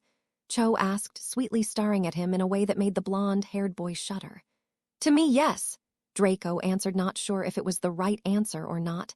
"Then keep making comments, and yes, there will be a more destructive force at work this year," Cho told him with a sly grin.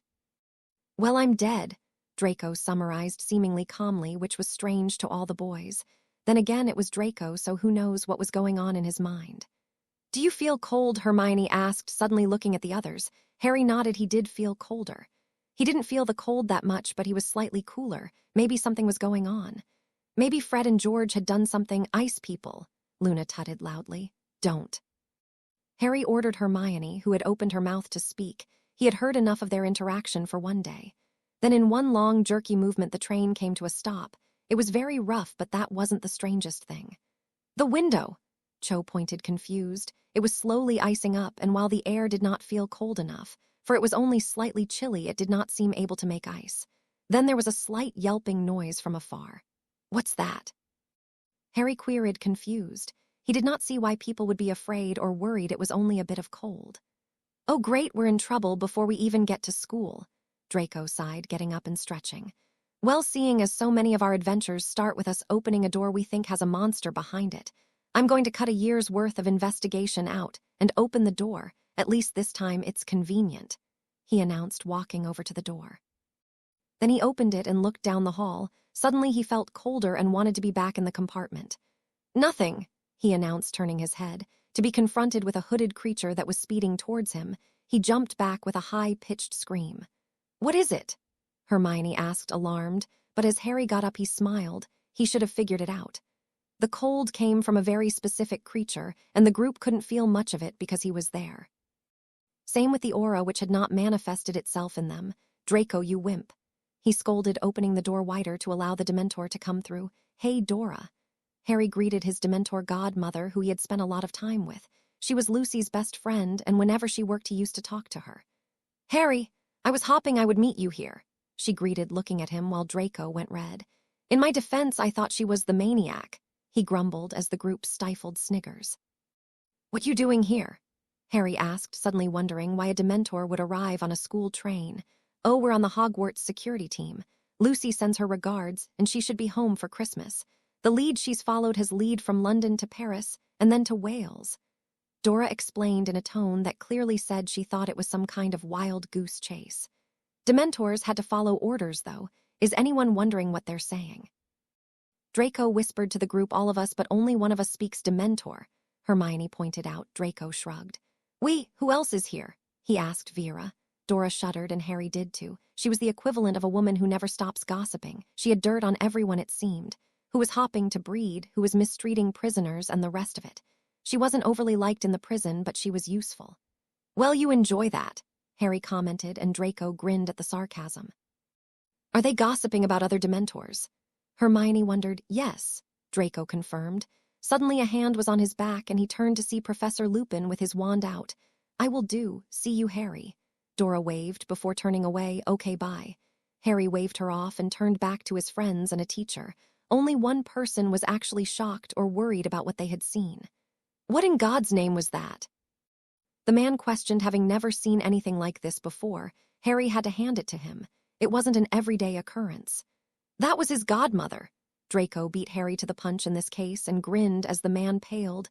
"You can talk to Dementors?" he questioned, and the group groaned as a whole. "It's a long story," Goyle supplied, not wanting to hear the explanation again. They had heard it, and it was not something they discussed often. Despite a lot of people commenting on it, however, before he could begin any kind of explanation, a scream was heard. A familiar red-haired boy was running down the train. "It's going to get me," he blubbered with tears pricking in his eyes.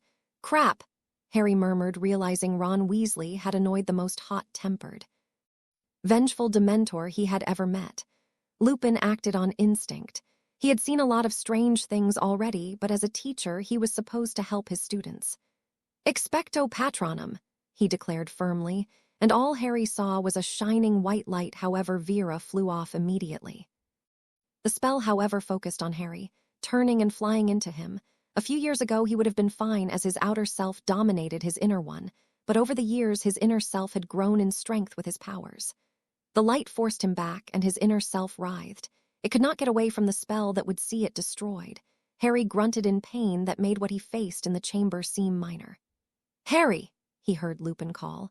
"Are you okay?" He heard Cho's voice slowed to a snail's pace, and the pain began to ease. The spell was going as Lupin cut it off. Then in a few seconds he was fine. "What the hell was that?" Draco demanded, and thinking his friend had been assaulted, he drew his wand on Lupin. Crabbe and Goy followed while Hermione and Cho tended to their friend. "Stop!" Harry breathed, suddenly sucking in air greedily. It's not his fault. Gingerly, his friends lowered their wands. "What happened?" Lupin demanded, looking panicked. "Don't use that spell," Harry barked. Evidently this man was a powerful wizard. Most patronesses would do nothing more than unnerve him, but this one was more powerful. This man knew his stuff. "Why did it affect you?" Lupin asked, having no knowledge on Harry. He waited until Harry had regained his breath and was less shaky. "Your spell looked for a Dementor, and the closest thing it found was me," Harry slowly began to explain. That was painful, but it also revealed a lot to him. His inner self was becoming more powerful. It had come to a point where only a spell of pure light could wound it. It being more powerful was concerning, and Harry knew it was clever. Now it had tasted a patroness, it would learn from it. You're a Dementor. Lupin questioned, looking shocked. Harry sighed. In a sense, yes. He answered, wanting to get this over with as soon as possible. In a sense? What do you mean? Lupin wondered aloud as the rest of the group sat down. They knew the answer after all, but they weren't the ones explaining it. I have some Dementor powers. I have for a long time. Your patroness reacted with inner me badly. Harry simplified, not wanting to go into what Aragog had told him or the likes. Inner you. Lupin was confused. He had never seen anything like this before, nor heard of it. The natural part of me who currently wants to eat you and every other person in the world.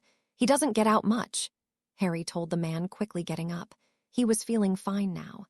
However, he was slightly irritated at having to explain himself to this man. However, he seemed nice enough, and he had seen 2 unusual things tonight. However, as he regained himself, not a single person noticed the red-headed boy who had seen and heard everything. Later, they had arrived at Hogwarts by the time Lupin had stopped asking questions, and while at first he seemed odd, the patchy, evidently poor man seemed interesting. He had a lot of stories about his days at Hogwarts, and what he and someone else got up to. He never mentioned the names, though, of his old friends. That was slightly odd, but everyone seemed to get on with him after a while. What Harry did find odd was the lack of judgment. His friends had liked him before finding out about him, and he had saved their lives, but this man had little knowledge of him as a person. So why did he warm to him? Harry wondered if this man had a secret too, but it was a fleeting thought. He was worried about his inner self, who was growing in strength. Only a powerful patroness could catch it off guard, and he worried that one day it would be too powerful for him. However, he could not worry too much about this. It was the one thing he could not help. Well, it was nice meeting you, but I think you need to change into your robes, and I need to have a quick word with the driver, he announced calmly before sweeping out of the room. He had offered everyone chocolate beforehand, but he found no one in this compartment had been affected by the Dementor. He knew the reason. Anyone know why we told him all that? Draco asked aloud suddenly once the man had gone. Because he saw me talking to Dora, which could have been explained, but the patroness would have harder to explain. Harry supplied the answer. So you don't think he's part of the people trying to kill us? Draco wondered. Harry shook his head. He had wondered the same thing.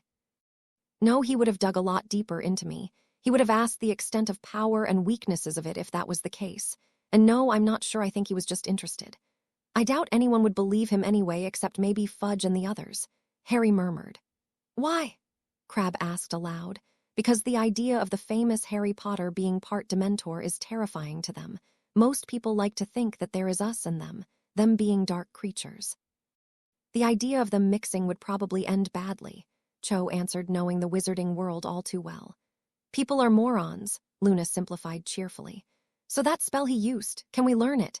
Draco wondered suddenly. Are you trying to kill me?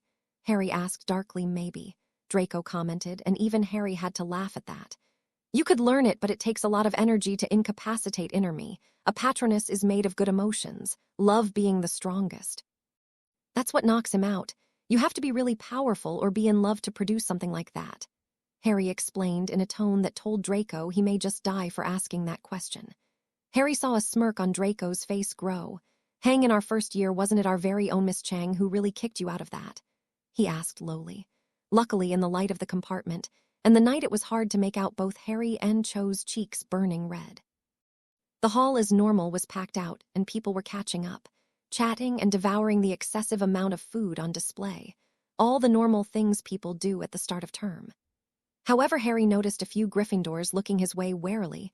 Maybe they thought he was connected to Dora arriving. Maybe not. Most had been too interested in the sorting ceremony, and Harry saw a lot of students had gone into Gryffindor this year. A lot more than last year or the year before. However, it was not a huge thing to concentrate on, and as the teachers sat down, he noticed Dumbledore prepare to speak. The man threw a look at Harry, which he didn't know if it was threatening or something else. He seemed almost worried in his eyes. Settle down, settle down. Dumbledore rose, intending to give his speech as usual. He gave it a few seconds before everyone did indeed quiet down. The food that had made up the feast vanished into thin air once more, and Draco looked slightly annoyed as his spoonful of ice cream disappeared en route to his mouth. Now, welcome to another term at Hogwarts. Now I'm going to address the most important issue straight away. As many of you found out on the train this year, we are being joined by the Dementors of Azkaban. Now while no Dementor will enter this castle while I am headmaster. Pretty sure that's incorrect and racist, Draco commented not loudly enough for him to hear. They will be on the grounds in order to offer protection from Sirius Black, who I hope will come nowhere near this castle. I would like to remind you that you should treat Dementors with respect. They are creatures who are not forgiving when you cross them, Dumbledore warned. Pretty sure he's right about that. Cho, do you have any Dementor in you? You don't forgive much either, Draco pointed out. Harry glared at him, and Cho punched him on the arm. Point proven, Draco sighed. Now while we are joined by the Dementors, I would like to remind everyone that the Forbidden Forest is off limits to everybody, and if you pass a Dementor, then you are reminded not to tempt it. Dumbledore continued looking grim. He obviously did not want Dementors around the castle, and even more so now. He knew they were a threat now. Indeed he did, and he looked at Harry, who looked impassively back. This year the ball was in his court, so to speak, with a small army of his family just outside. The next day, a boggart is a creature that takes upon the identity of your darkest fear. It uses your own mind to frighten you away from whatever object has taken refuge in. Now, after much effort on my behalf, I managed to find one in the castle, and Mr. Filch was happy to get rid of it. Lupin began giving his starting speech to the class. This was the first defense against the dark arts lesson of the year, and Harry was eager to begin this one. He noticed a lot of people shift away from him as Lupin began. Hermione was next to him and seemed confused at not having to take her books out. Draco looked curious more than anything as the wardrobe started to shake. Ah, Draco Malfoy, lovely of you to volunteer. Lupin nodded towards the boy, who was the only person stood forward. Draco sighed inwardly when he realized. However, he walked forward. Now the spell you will need this lesson is ridiculous. The only thing that can combat a boggart is laughter. Now, Draco, what I want you to do is picture what you fear the most and make it humorous, Lupin explained. Draco suddenly looked worried. Having his darkest fear exposed to him was not something he wanted to see nor wanted anyone else to see. How much would you bet it's an angry Cho? Hermione whispered to Harry, who smiled. That would indeed be funny, but Harry suspected it was something else. Harry saw Draco consider for a few long seconds.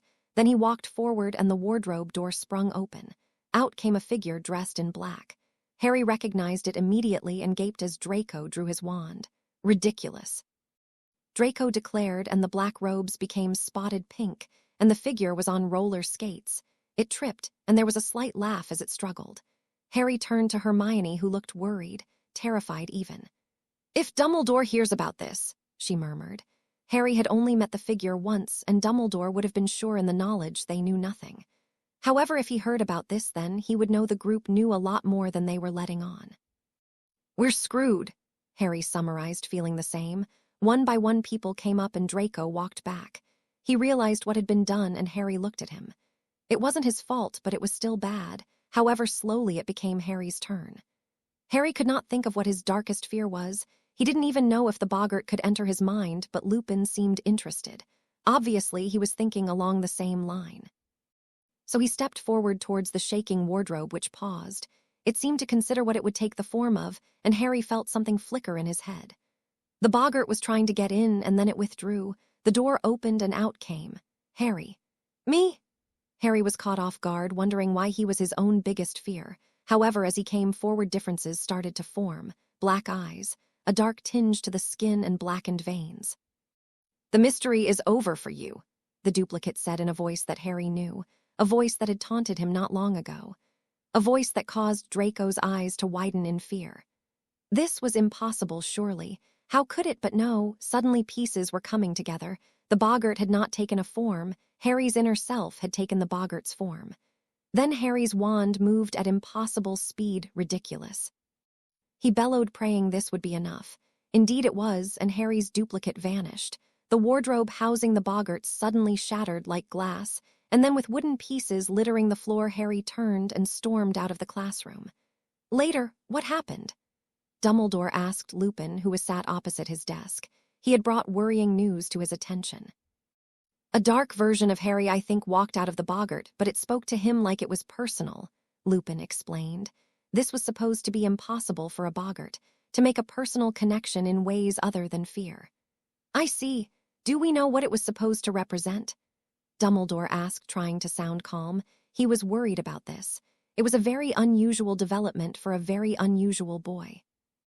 However he knew what this was, Dumbledore had more and more knowledge on Harry Potter now because his partner had just worked more out. He did not trust the person. They had known each other for many years. Dumbledore had been planning for Harry to be the one to defeat Voldemort from day one, siphoning powers into the family of Lily, and then onwards. However, the day that monster came into his life was both a blessing and a curse. With it came agents including James Potter along a new look to the plan which was fast expanding. It was coming to fruition, but Dumbledore suspected that he was being kept in the dark about certain details. However, with the good came the bad, the secrets, the deception, the murders, the spying and extending his power base. He did not want power, he wanted Voldemort gone, nothing more. However, he would do it any way he could. I don't know, all I know is Harry attacked it with a normal spell which destroyed the boggart completely. That should be nearly impossible by itself. He learned the spell only today. Lupin continued, looking worried. I know, but with Harry a lot of very curious and very strange things happen. He has very odd powers, I'm sure you've heard. And I have heard rumors that he spoke to a Dementor on the train, something that I'm sure is impossible without a translator. Dumbledore continued. He wanted an answer because he knew this teacher had been with Harry when the Dementors arrived. I saw him, Lupin confirmed, but he decided to keep some of the information secret. He can do it then. Amazing, I wonder just how something like that could be done. It's incredible, Dumbledore announced, seeming shocked, but he knew some of this already. He had hoped for more, but the wolf seemed unable to help. A shame he had been brought in to win Harry's trust, and now it seemed like Harry would not tell him much about his powers. A shame, but the werewolf knew nothing, which proved to Dumbledore not telling him was a very good choice. Meanwhile, to Harry everything now made sense, perfect sense even, and he walked through the maze which was the Chamber of Secrets. He knew the basilisk was asleep, but that was not the reason he had chosen to come here. He now knew a lot more, he just didn't understand it.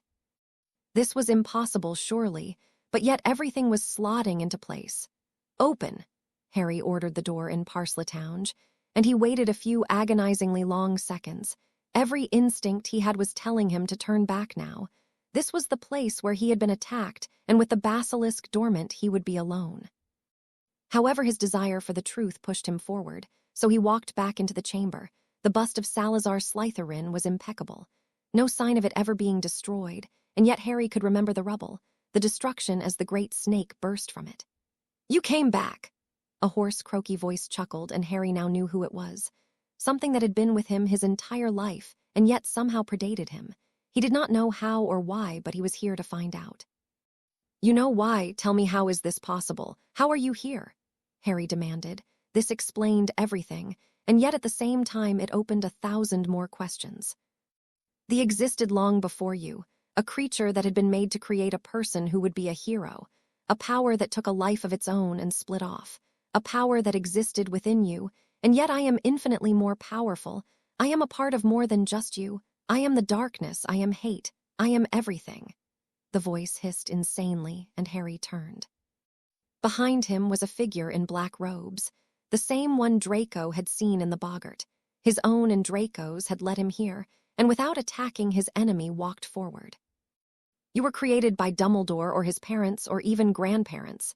The power that he tried to use to stop evil became evil.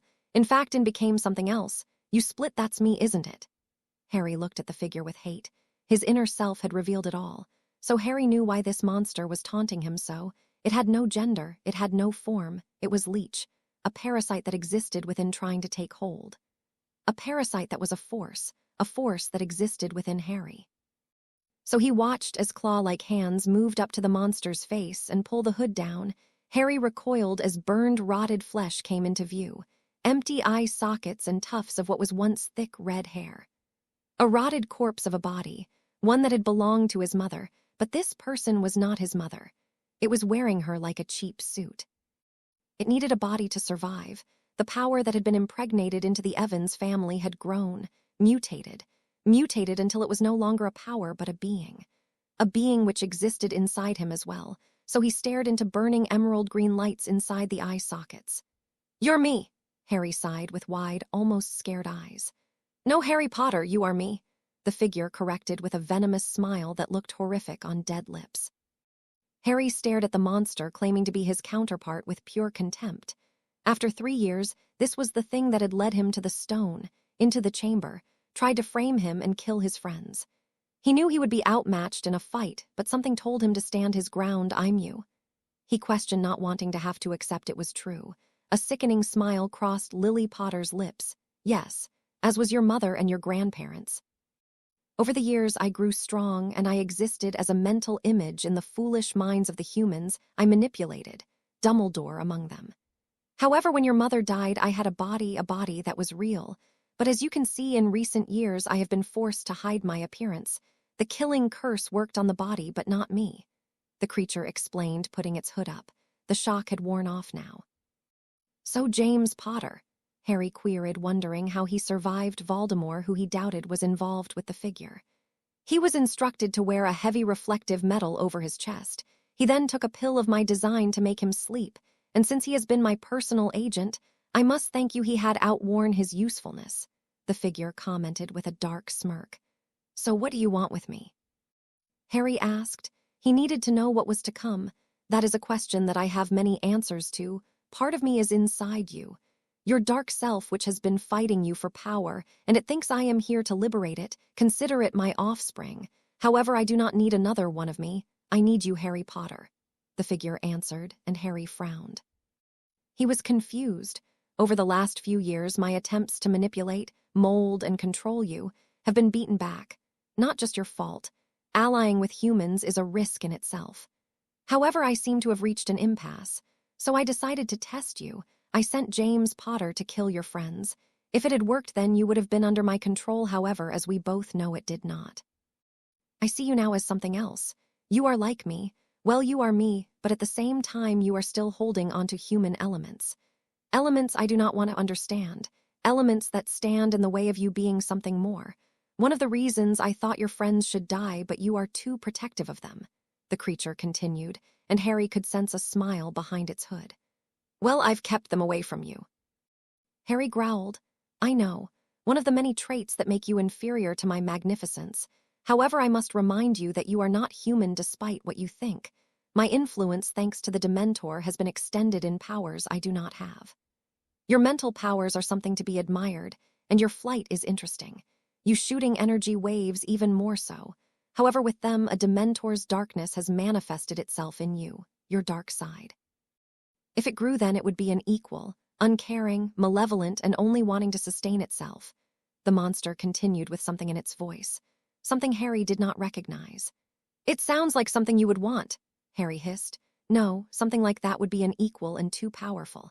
It could not be controlled, and already it is clever. With a few words it helped you work out my mystery and send you down here. It hoped I would free it, but do not want it free. It spat with what Harry realized was worry. But it's you, Harry pointed out. No, the power I am has personality taken from all my previous hosts. I always existed in them, and I took things with me. Think of us as father and son. I created you in a sense. The power infused in you may have the same genetic code, but it does not have my personality, my knowledge or attributes. If it was free, then it would be the end. You know this too, the figure commented. So you're supposed to be my father. I never thought I'd say this, but I'll take James Potter, Harry hissed, not wanting to even think of what it had said. You have no choice. Without me, you would not be you. No, you would be some child wriggling in the dirt to please an old man who wants you as a martyr. Without me, you would have no powers and you would be defenseless. I lived inside her, and I controlled inner functions.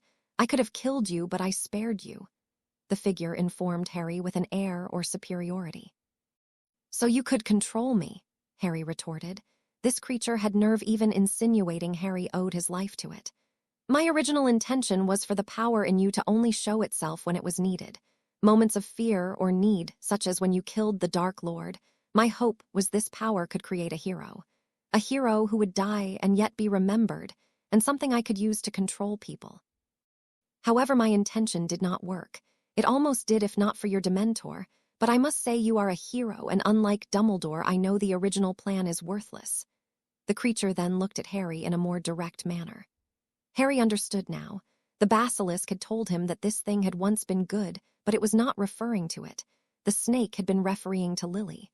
She wanted to change the world and make it better, and then the creature had taken over.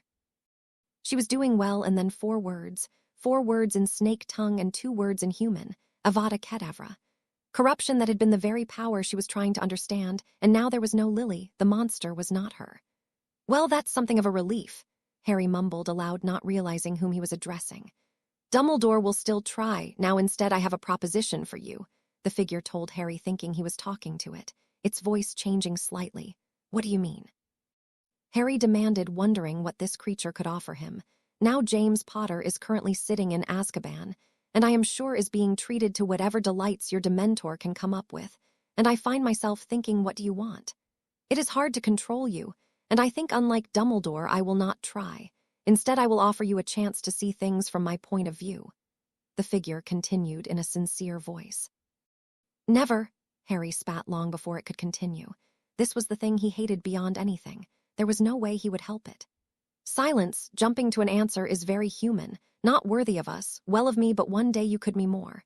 However, there is someone inside this castle, someone my esteemed companion refuses to tell me anything about. He seems to have realized our relationship is strained to a point where soon it will break. We have argued about this, and you. Now Peter Pettigrew. The last 3 words were all Harry heard, and he remembered what Sirius had said. I have your attention, the figure chuckled in a wispy, infuriating voice. Now we both know he is a rat, an animagus much like you. Yes, I know. However, I know he is in the castle, I don't know where, the figure explained with a contemptuous sneer towards Dumbledore. He had become something of an annoyance. He was once more subservient, and yet now he was becoming something more. It was annoying. So we're looking for a rat in the castle? Harry asked. Indeed. Both of us, and working apart seems foolish. Foolish to a point where it would give the rat time to escape. Dumbledore wants this despite what he says. So I propose an alliance, a secret one, to give us time to find the rat. It is a chance to see things from my perspective, and we both could use each other. My resources and power matched with you mental ones are something that would be formidable. Then you can see the world from my point of view, a view that could mean you become something more, the figure requested finally. And if I accept and it doesn't end up that way? Harry demanded, wanting to ensure the figure would not stab him in the back, metaphorically and literally as well. Then we go back to being enemies. I go back to working with my human servants, and you go back to your friends. Eventually, however, you will become too big to ignore, and I will have to destroy you, the figure answered with some venom in its voice. Think about it now. If you don't accept, then we both try to find Pettigrew. Dumbledore is doing the same, but he knows more, not much more, but he has the advantage nevertheless. So we work together and we both learn. I created you.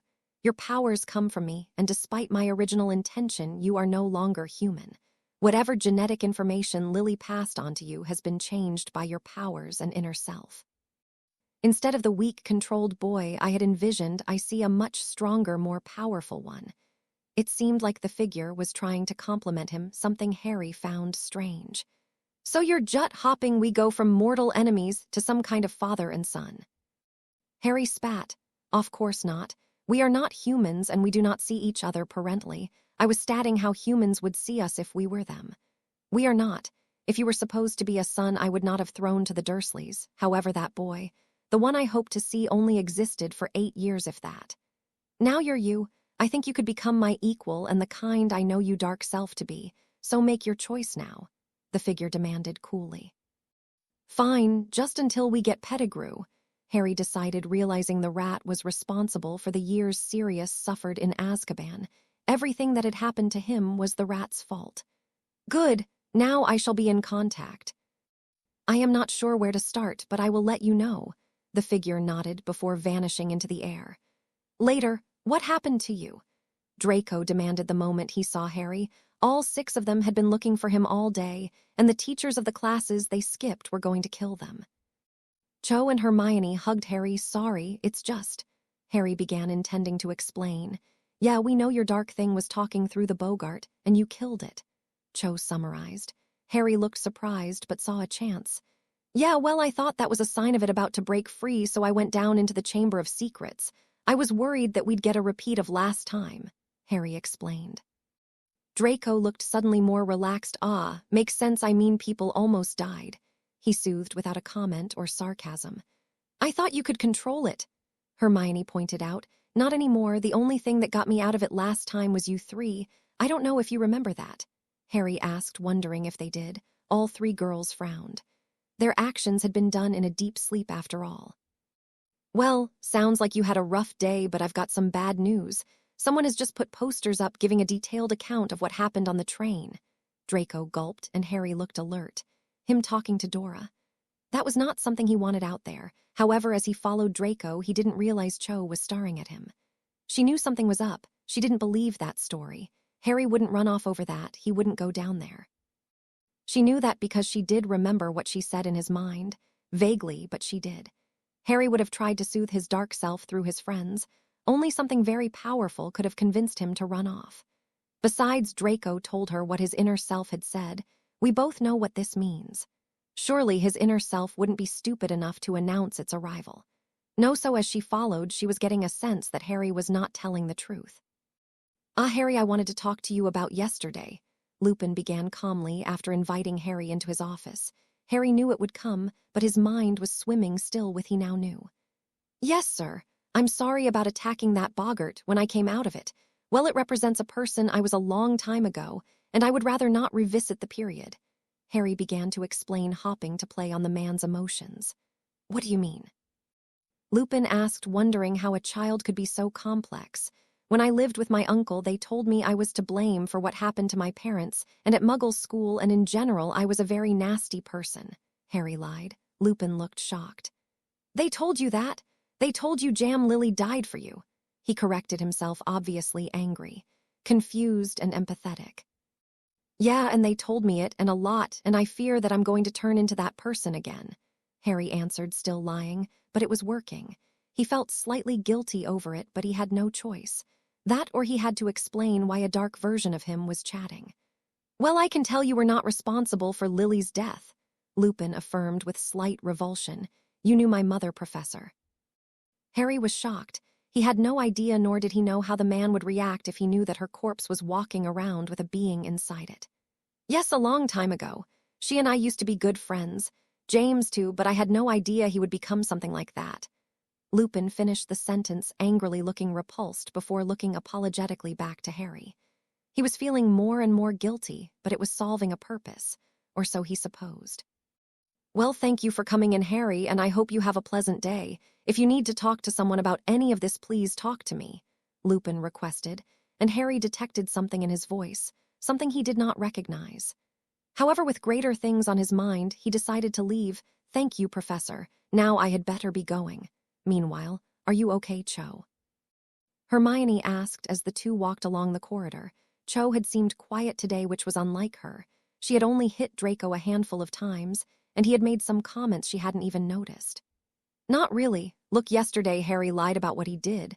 We both think it, but I don't think he went out to soothe his inner self. I think he found something out and needed to do something. I just don't know what, Cho answered, looking stressed. Why do you think that? Hermione wondered with a frown. She had suspected herself, but she had believed herself to be the only one. I just don't buy it. Did he seem worried to you when he left class yesterday? Cho asked. No, he looked more angry or surprised. Hermione confessed, remembering him attack the boggart and run out. Exactly. What his other self in the boggart meant something by we both know what this means. I mean, running to the chamber is not what Harry would do because last time he was alone and transformed, it was mental power from all of us did he get out of it. I just think he wants us to think something. Cho continued. Why? We know about him, so why would he keep something else from us? I thought there were no secrets between us all, Hermione asked. Everyone has secrets, Hermione, but I think Harry is trying to keep us safe or ignorant. Cho informed her, looking slightly guilty. Both of them felt as if they were betraying Harry in some way, talking like this, questioning him and what he was doing. Draco, Crabbe, if you want to see what two girls are going alone in a hall, then there's little thing called the internet in the Muggle world you may want to look at. Draco began as Crabbe led him. For some reason, he had decided to spy on the girls, a reason Draco thought would not announce itself until he was 16. However, Crabbe said it was important. Ha ha, Crabbe muttered before stopping. His hand knocked into Draco's chest. Oh, was his curt response as he heard whispering from the other side of the hall. It was Hermione and Cho. Maybe we should ask him. Hermione was suggesting. No, we can't let anyone know what we found out. At least he keeps out of our brains, but we don't upset or alert anyone, Cho continued. Draco frowned. He only knew one person who could get into brains, but why would they keep something from Harry? If they were worried, surely it was the best thing to do. What about Draco? Should we ask him? Hermione wondered, knowing how close Harry and Draco were. No, we can't, just in case we're right, because Draco would tell him, and if it is nothing, then it might hurt us all, Cho was saying, and there was a nervous edge to her voice. I know, but I feel guilty. I feel like I'm betraying someone, Hermione confessed. Draco frowned. I know, but we need to find out. I mean, if something's going on, then we need to find out what it is, or he might end up hurt or worse, Cho continued soothingly. I know, but I don't want it to be as if we're stabbing him in the back, Hermione sighed, looking obviously worried. It won't. I'm sure it'll be over before he even knows it, Cho confirmed with a slight smile. Then the two of them reached the end of the corridor, pushed open the door, and left. Okay, I think we can all agree something weird is going on, Draco announced the moment they were out of sight, and he counted to ensure they were also out of earshot. Agreed, Goyle mumbled. Should we tell Harry about that? Crabbe wondered, not liking that they were doing something in secret. Well, they might have been talking about him. Goyle pointed out. Dumbledore can also get into brains, Draco suggested. Why would they be talking to him? Crabbe questioned, and Draco had no answer. Well, as much as I would like to say little girls and creepy old men are a good mix, I know that's not true. So whoever they were talking about, it could end badly, so we need to consider, Draco sighed. I think we should. Then we can find out what it is, and you now find out together at least, then we won't have big secrets or conspiracies between us, Crabbe announced. What if it's something good? They're planning a surprise or something, and we both ruin it and our friendship. Goyle warned. Both good points, but I have to agree with Goyle, Draco decided. Look, we don't know what they're doing. They could be planning a party. Not likely, but it's possible. And if we shout about it, then we could end getting torn apart. Us, the guys who faced Voldemort, and most of us slept through a basilisk eating an evil guy. We're connected through animal Wi-Fi, which they can't use for a while, I suppose, seeing as we'd know anyway we need to keep it quiet. So we're going to find out what they're doing. Are you sure? I mean, investigating them while they're investigating. Goyle wondered, though he trailed off, as he realized none of them actually knew what they were doing. Whatever exactly, I suggest we do that, and see where it takes us. Draco decided, looking slightly uneasy about the whole thing. Knight, you wanted to meet with me? Harry asked as he walked into a clearing in the midst of the forbidden forest. Indeed, I thought it best to begin our investigation quickly. Neither of us have any reason not to, the figure replied pleasantly, as if nothing had ever happened between these two in the past. Well, other than the mutual hatred, and I need to be back at school by morning. Also, let's not forget some of your puppets might need you. Dumbledore may need help dressing, Harry commented dryly. Don't act so hostile. It does not bode well for this alliance, the figure requested plainly. I suppose you have something, Harry asked after a few long seconds of silence. The figure looked up through the hood. As you cannot see, and I assume you do not wish to, I am going to tell that I am smiling. You have skipped to the point, and this banter can cease. However, no, I do not, the figure answered. Harry looked surprised. The thing he knew as a monster did not seem the type to call him for no reason. I have not investigated Pettigrew much beforehand. However, seeing as your help may prove valuable, we are going to start at the beginning of this. The town Pettigrew vanished in. Take my arm, please, the figure requested, extending a claw-like gnarled hand. Feeling like he should do the opposite, Harry grabbed the being's arm and was sucked into nothing. Rowan's he appeared a few seconds after he vanished, Harry gasping on the floor while the figure stood tall looking down. Shadow travel was fun for Harry, going amazingly fast and everything, but whatever that was, well, it was tight, uncomfortable, and sickening. I suppose it takes some getting used to. Welcome to Rowan's, a small town around 3 miles away from the site Voldemort attacked you as a baby. This house was the same one occupied by Pettigrew, who is not within the walls, but we may find a trace, shall we? The figure mock asked before walking up the door. Why are we here? Surely any trace is long gone by now. I mean, what would he have left behind? Harry asked, realizing they were investigating the site of a 10-year-old event. As I recall, Sirius Black was arrested here. The house was sold numerous times, and yet every one of them moved quickly. We are not just looking for Pettigrew, but signs. Someone wants people out of this house, and we shall find out why, the figure explained. You could have told that earlier, Harry muttered, walking up behind the figure. No, if I had, then we could have been overheard. The forest is a dense place, and now if we are done talking, we can enter. The figure answered before knocking on the old wooden door. It was a weak knock coming from the monster, having literally dead hands, but Harry did not comment. He was considering why he had agreed to do this. Good, no one is home, the figure mumbled as it waved a hand over the lock, and then the door swung open. After you. It gestured, leading Harry inside. It was dark and spacious, with furniture dotted around, and it held no sign of a convict ever being here. Which was strange, Harry. There was no sign of anyone ever being here. There was dust everywhere, and the batteries in the clocks had long since died. Does someone live here? Harry asked aloud, apparently. However, I think we can both agree that the idea is wrong. At the moment, the house is empty, and in fact, no one has been in this house for some time. So why do people move in and out? The figure questioned aloud. Don't answer. You don't know either. The figure warned before Harry could say anything. I may not know the answer, but I do know that if no one's been here for a long time, why have 2 people just turned up? And why are 6 others waiting in the dark behind them? Harry asked, looking at the front door and sensing those in the distance. Because it's now quite obvious that we have walked into a trap. A trap? Harry questioned. This was supposed to be a secret, so how could anyone know they were there? Not for us. I assume Dumbledore does not wish for anyone to look into Peter Pettigrew. It seems his trap was for other less skilled persons. Step back a moment, Harry Potter. You would not be of much use here, the figure decided, slowly turning towards the door. With a flick of its wrist, the door opened, and slowly a man and woman walked into the room, which was suddenly covered in a blanket of darkness.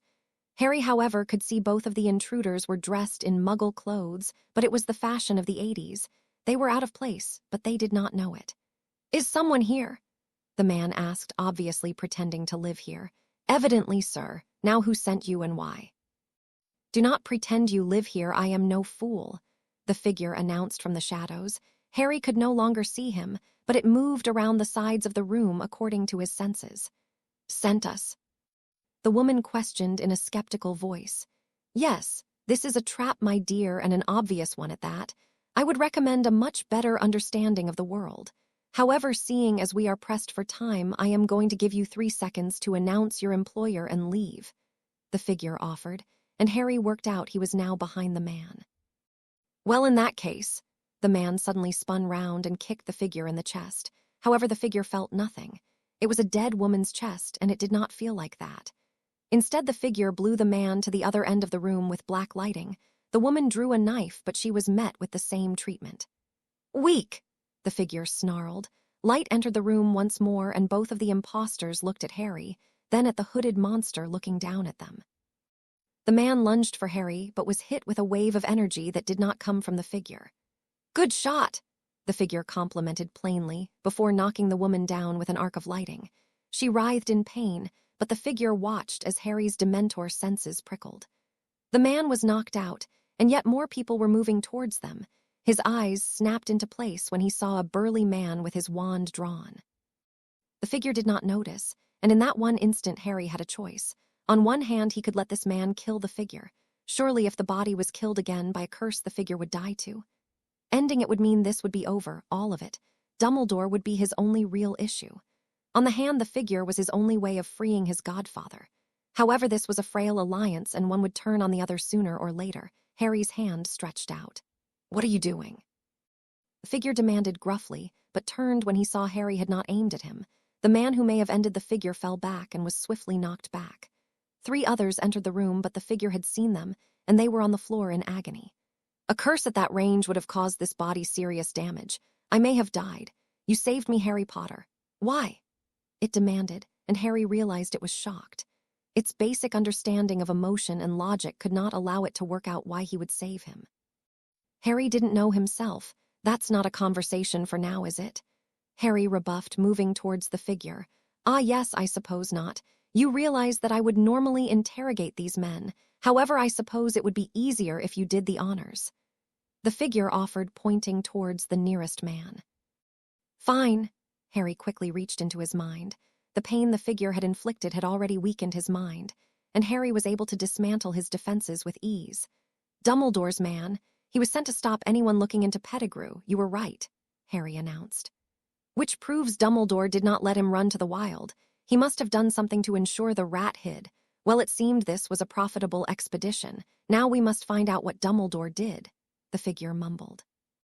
But why would he do this? I mean, why didn't he just leave the house? There's no evidence of anything happening here, so why did he want it guarded? Harry asked. A very good question. I have a feeling something else is going with Dumbledore. It seems my time with him is approaching the end. Already he is resisting, and soon my control will not bite him anymore, the figure admitted. Well, if he's under it now, why can't you just ask him? Harry asked. No, the man has often played along with my demands, but just as often he has broken free of them, he has never been under my control entirely. This house shows that. I wanted Pettigrew dead after this night. However, Dumbledore said the man had gone long before he arrived. He lied. I thought he had, but it seems that more was done here. All we need to do is find out what. The figure replied with obvious distaste for what looked like a puppet pulling its own strings. So how do we find out what happened? Harry wondered aloud. That is simple. We need to break into his mind, the figure answered. That's going to be near impossible, Harry warned. Harry had occasionally delved into the man's thoughts, but finding out his secrets would alert a very strong mental defense. His mind was a safe, and it was well guarded. I will come with a plan. Now we need to get you back to Hogwarts before your absence is noticed, and I need to dispose of these unfortunate victims of their own stupidity.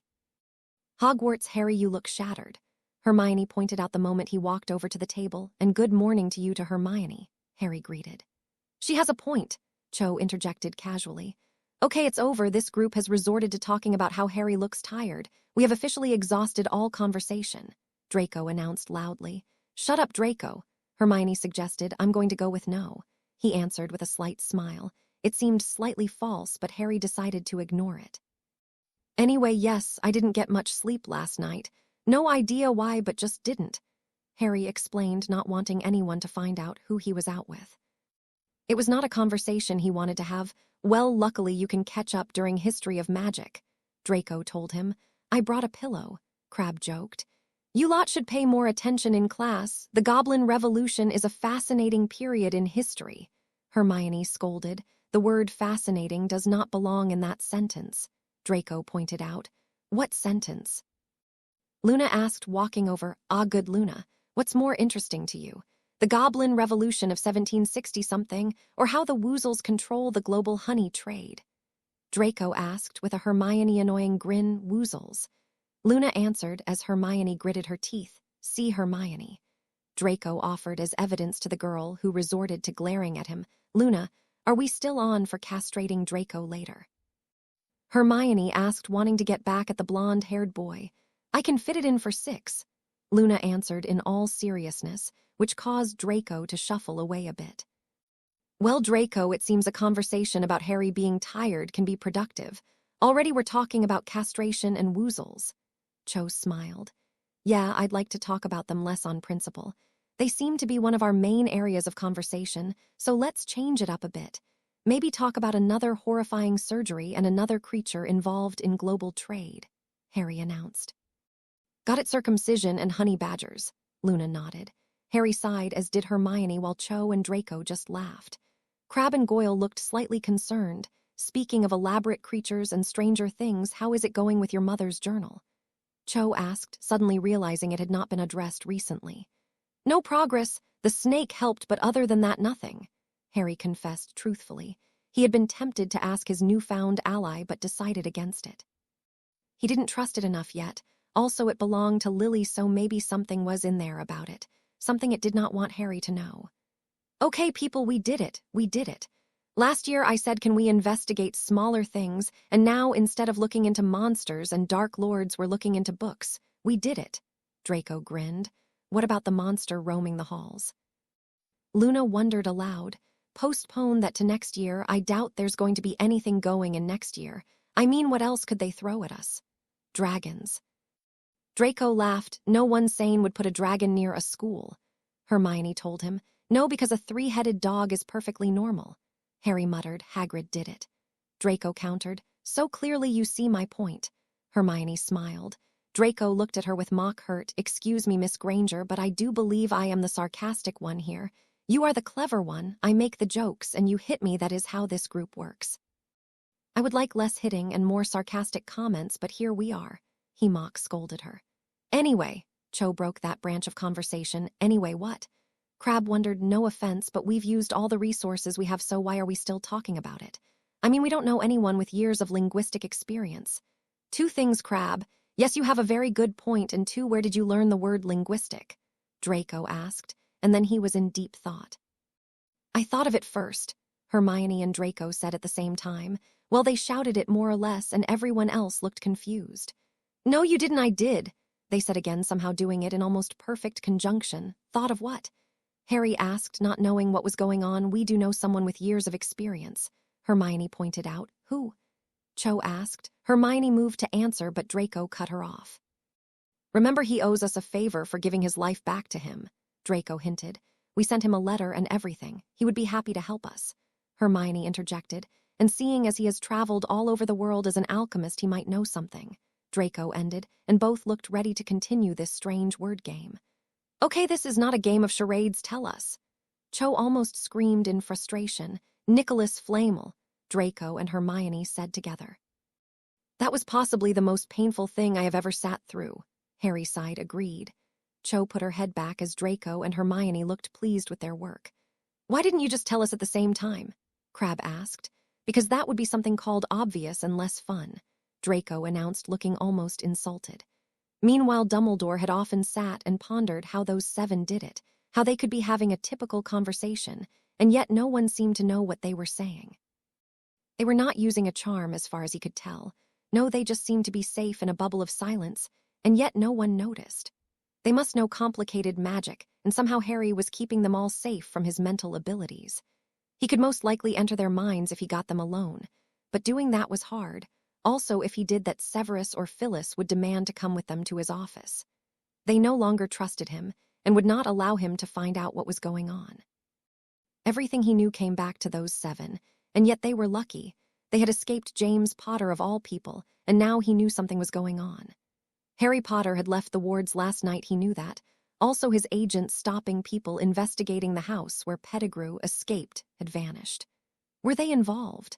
And if they were, how close were they to finding out about his entire plan? Or worse, how close were they to finding out what he kept hidden in that house? Go, go, go, Harry urged suddenly as he saw a Dementor he didn't like on the gate. The one thing he didn't want to get into was a conversation, and he didn't feel too bad ducking slightly as they walked past. They were going to Hogsmeade, and despite a minor disagreement between Harry and McGonagall about Lucy's scrawled signature, he had been allowed to go. Wow, and I thought all Dementors were kind, welcoming people. Draco commented as they walked by. First, they're not people, and she happens to be one of the most annoying Dementors I know, so shut up and don't draw attention to me. Harry warned. I'm half tempted to call her over now, Draco muttered, and Harry shot him a venomous glare. And I'm half tempted to throw you into a wall, but here we are, Harry announced, and Draco frowned. I think I'll go without getting hurt, Draco decided. Don't count on that, Hermione warned, looking at Draco warningly. Give it 10 minutes and that will be wrong, Luna confirmed with a wide smile. I'm going to bet Luna's right, Crabbe agreed. Adventurous. I'm going to go with 5, Goyle countered. 3, and I'm going to bet Cho will be the one to slap him. Harry grinned. I'm going to go with Luna and a kick, Goyle answered. You know, I much preferred the early years when you didn't slap me or hurt me in any way. Instead, you just glared at me from a distance. What happened to those days? Draco wondered aloud. You got more annoying, Cho answered for him as the group slipped away from the rest of the crowd. They weren't too far away from Hogsmeade, but they wanted to slip back into their animal forms. Are we clear? Cho asked, not wanting to have anyone see them. Harry looked around and tapped into his Dementor senses. No one was around to see them, and he leapt into his bird form. Crabbe and Goyle entered the form of a bear. Cho once more became a swan, and Luna looked at her with her snow wolf eyes.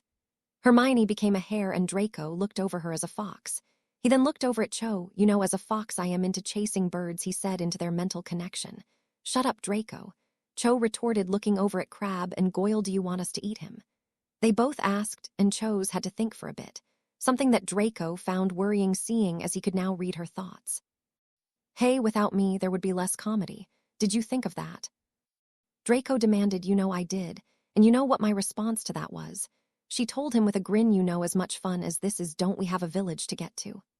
Harry interrupted. Good point. How about a race? Draco suggested. I'm a swan. Cho pointed out. Exactly, I have a great chance of winning. Okay, let's go, Draco announced before shooting off through the field. Hermione followed closely while Luna picked up Cho and ran with her. Harry flew through the air and looked down at the two charging bears.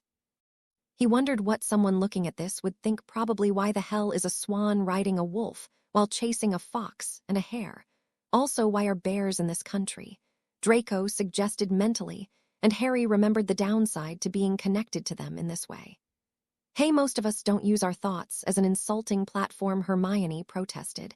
And that is why you will never be a great comedian, Draco pointed out. Harry suddenly looked behind him to see another raven coming up behind him. Oh, Harry's attracting female attention, Draco slyly commented as the slightly lighter bird tried to move past Harry. She's cutting me off, Harry worked out as the bird flapped around him. While I thought that would happen to Draco first, Luna interjected, and Harry laughed slightly before trying to overtake the other raven.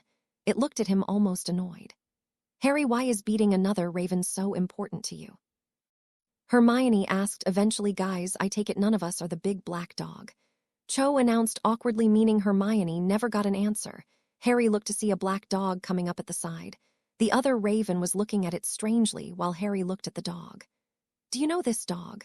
Draco asked, listening to Harry thinking about it. Yes, I do. Okay, change back, Harry requested suddenly, and everyone complied. Luna, however, changed back, and Cho went flying suddenly as the swan lost the support of the wolf and was propelled forward. Luna, Cho scorned in her normal voice. Hey, you won the race. Draco laughed as Harry touched down on the ground. The black dog stopped suddenly and looked at the group. Then it saw Harry. The other raven and dog suddenly returned to human form.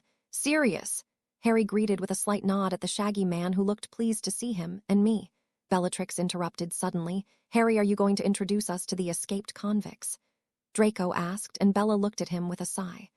I thought you were joking when you said he was annoying, was all she said. Look at that. You meet an aunt for the first time and she's being mean. Tut tut, Draco murmured. Cho, Draco, Luna, Hermione, Crabbe, Goyle, this is Sirius Black and Bellatrix Lestrange, Harry informed them, gesturing to the pair, who smiled.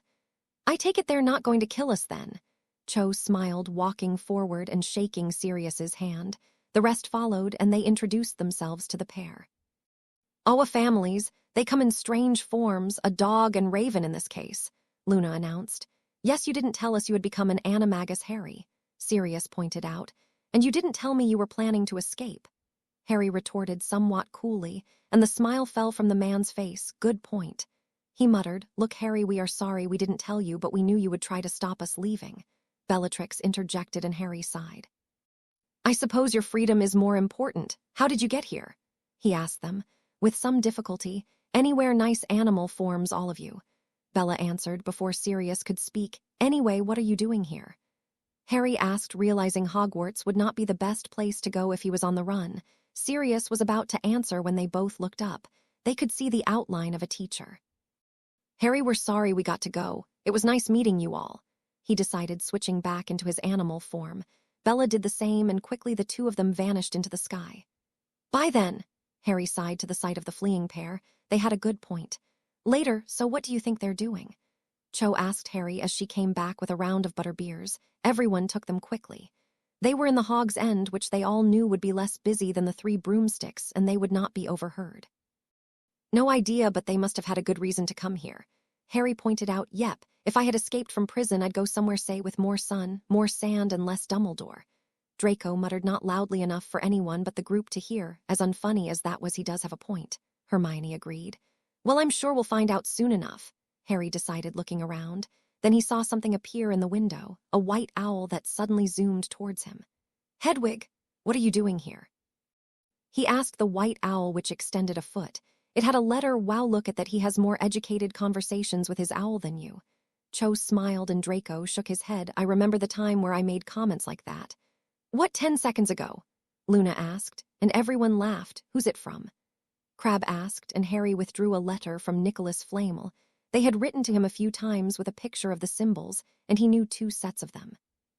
So they had sent him the pages after making him promise he wouldn't tell anyone.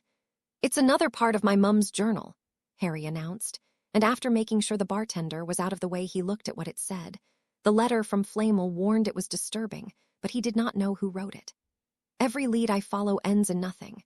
No one knows anything, and I'm starting to think I'm looking for someone who doesn't exist, someone who is hiding away while the world looks on. I know Dumbledore is involved somehow, but I don't know much else. However, my investigating time is less available now. I'm starting to fall for James Potter. He is someone I just can't get out of my head, and yet I hated him a week ago. I've been tested for love potion, but it's like something inside of me is pushing me towards him. It's weird if nothing else. That's deep." Draco sighed, however, only Harry knew that there was something hidden, something pushing her towards James. It was living inside her, like a parasite that evolved too far. However, when she died, it became more. However, he was the only person who knew this, so he moved on to the last entry. "I was right looking back. I was reading my 7th-year entry, and I was right. I don't love James, and I also know that I was hunting for someone hiding in me. I am the reason people cannot be safe. The thing I've been looking for is inside me, some kind of force. Something that cannot be controlled, and I see no way out. Not one. It also explains James. I know behind it all he is cruel, and yet he maintains he loves me, and yet I know it's not true. He is obviously working with this thing, whatever it is. My only question is why it's letting me do this. Write this. What does it gain from letting me know this? My other question is it in my son? Did it pass on information, questions without answers, so many of them, and yet I have nothing but Harry, who on this Halloween night seems strange. The night she died," Harry worked out and sighed deeply. Cho put a comforting hand on his back, and he smiled at her. "So what did she mean?" Hermione wondered. "I mean about something being inside her." "No idea." Harry was relieved that Draco did not comment on her choice of words, but he supposed it was a bit of a dark thing to get into.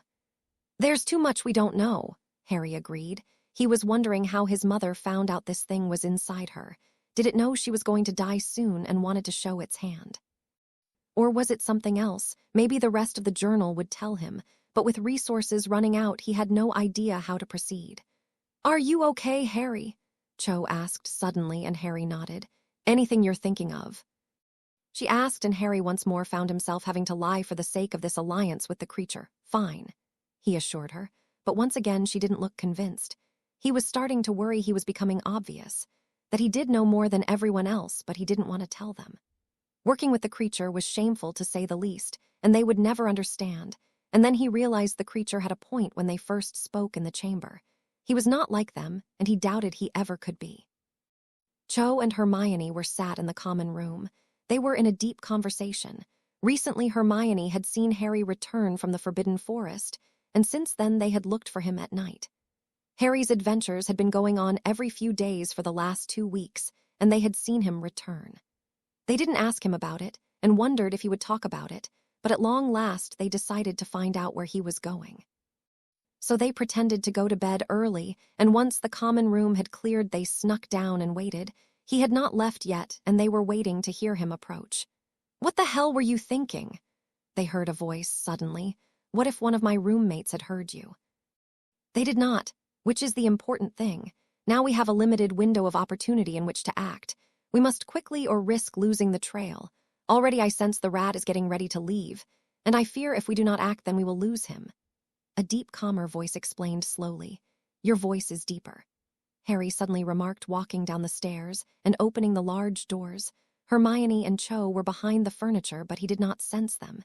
He was preoccupied with this person. "Dead voice decays, this body is failing. A decaying body cannot support a power such as this for long," was the reply. "And what will you do?" Harry asked, slightly concerned about his own safety. "I will find another, now I wish to talk to you," the person answered, casually walking out of the Ravenclaw common room. "About?" Harry asked. "Your mother's journal," was the response, and both girls looked at each other, both shocked. How did this person know about it, and why would Harry share? "How do you know about that?" Harry demanded suddenly, angrily, almost as he realized that this thing had been playing him. "Because I am no fool. The Sorting Hat, however old, could not have hidden it well. Also, your talents come into play, and I know you have it by your reaction to the subject. was the answer, and Harry just looked at this thing. What about it? Harry asked. Why did you not come to me? Was the question, and it seemed to Cho and Hermione, whoever this was, seemed confused. Because it's about you, Harry answered, and a dry, throaty chuckle escaped from its mouth. No, she never knew about me, not until the end, and I needed to take control the moment she died to ensure I would live on, it answered. What are they talking about? Hermione whispered to Cho, who frowned. She had no idea either. She just shook her head to ensure neither Harry or his friend heard them. Wait, Cho, I know him, Hermione breathed suddenly. What? Cho asked, concerned. It's Draco's boggart, she answered, and Cho gasped. This was the figure, the mysterious figure behind everything, and yet Harry was with it. What was going on here? Hermione, Harry might be in trouble. Do you know the Slytherin password? She asked, pureblood as normal. Was her dull answer, and Cho nodded. Go and get Draco, Crabbe and Goyle, Luna too. I think Harry might need us, she decided, looking at her friend with obvious concern. She was worried he was being manipulated or forced to work with it. So what actually happened? Harry asked. The hooded monster he knew looked at him. Voldemort fired the killing curse. Yet the power in you rejected it, and as I predicated it sank inside you. It burned up, deflecting the curse, and I thought it was gone. However, we both the rest of this story, was the answer, and Harry didn't know whether or not the thing was regretful or proud. Dumbledore's office, blood drop. The creature hissed towards the gargoyle, which moved quickly. The old man had a very strange taste in sweets. Now be silent. His wards will not activate thanks to me, but if he awakes, then it will get confrontational, the creature warned, slowly stepping up the staircase. When they both reached the office, the creature opened it with a slight wave of the hand. Lily Potter was many things, and powerful was one of them. It is a shame she never realized the full extent, the creature muttered, opening the door. But it gave you a chance to live, Harry commented. It did, but remember, my original plan was for her to live. She was supposed to step aside like Dumbledore said she would. However, I realized too late she would not. My original plan was to take over her living body, not the dead one, and I need a new one, was its blunt and yet truthful answer. How do you do that? Harry asked in a whisper, with great difficulty. Was its cryptic response. Then it gestured for silence and crept up a staircase to where Dumbledore was sleeping. Harry sensed the creature remove ward after ward, but they were powerful, and Harry decided to let the creature do the work this time. After you, it whispered, and Harry closed his eyes and plunged down into his mind. He did not see a landscape like with Quirrell, but instead saw a swirling tunnel of memories. It quickly stretched to become a maze, and Harry realized the walls were shields. If he touched one, then it would either wake the man up or throw Harry out. So he walked, looking at the walls, which sometimes held pictures. Some moved, and he Dumbledore as a young child, fighting with his brother and talking to a young, confused girl Harry did not recognize. Then again, it was years ago, so why would he? As he walked, he heard shouts, the name Dumbledore among other things that made little sense. Then he looked around. He was looking for something to do with Pettigrew or Sirius, but instead he saw one passage, impossibly thin. This was a lot of protection, and Harry wondered what he was doing with it. Whatever was inside was his deepest and darkest secret. So Harry looked for a way in. The maze wall was tiny, and then he realized. He was not human, and he the powers of a Dementor. If he could stop its aura, then could he start his own? Dementors chose happy memories to devour, but it was a choice, so he closed his eyes and willed the memories towards him. It was too much, and suddenly Harry was viewing hundreds of memories. Fights, a young charismatic man, a dead woman, a duel with the young man who aged to become an older one. He saw Dumbledore meet the great father of Lily Evans and continue the process. He saw the offspring of this, the creature, meet Dumbledore in a dream before becoming a physical being. He saw Sirius for a second, and then he saw the house he and the creature had been to, but he did not see either Pettigrew of Sirius. Help me!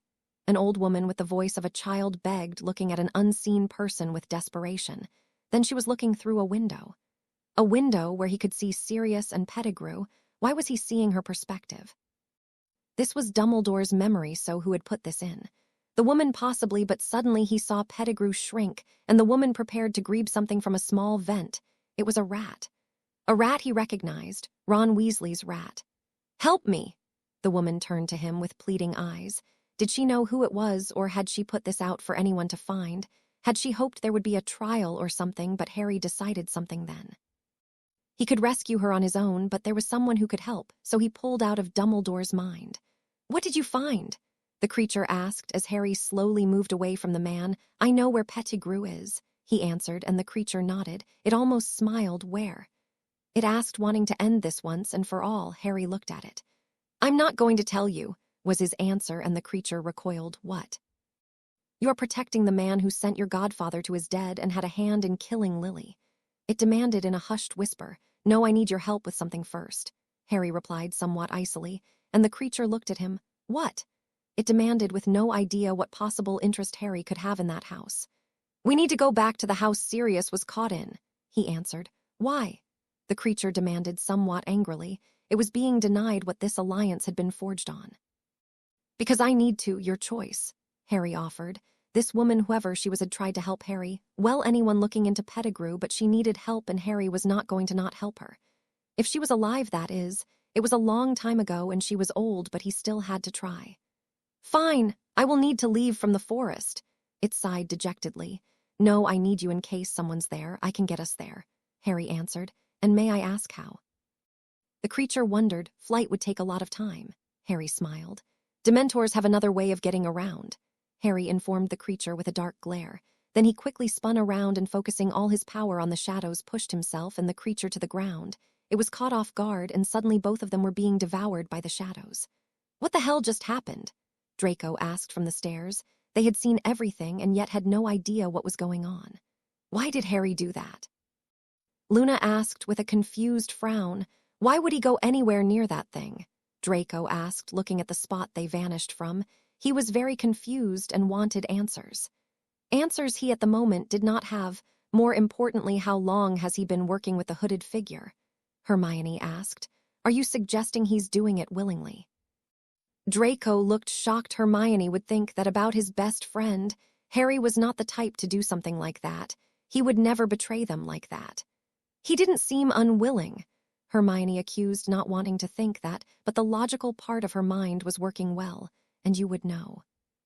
Draco snapped. "Well, he could have been taken over by his Dementor part," Hermione pointed out. "Harry is not that weak. And no, I know he would not do this willingly," Draco replied angrily. "Calm down, both of you. We need to work out what the hell is going on and not speculate and accuse. We need to find out why Harry is with this guy, and more importantly, we need to find if he's in trouble," Cho interrupted. She felt the same as them, and her mind was working in the same way, but she was going to hear the facts. She wanted to know what was going on, but she was not going to just jump to a conclusion. "Fine, let's calm down and work it out. Harry could be in trouble," Draco pointed out. "I would be far more worried about yourself, Mr. Malfoy," Dumbledore announced, walking towards the group with his wand drawn. Unlike Harry and the creature, there was a lot of them, and they had made a lot of noise without knowing about. "Now we are going to have a little chat, and you are going to tell me everything you know." "Or what?"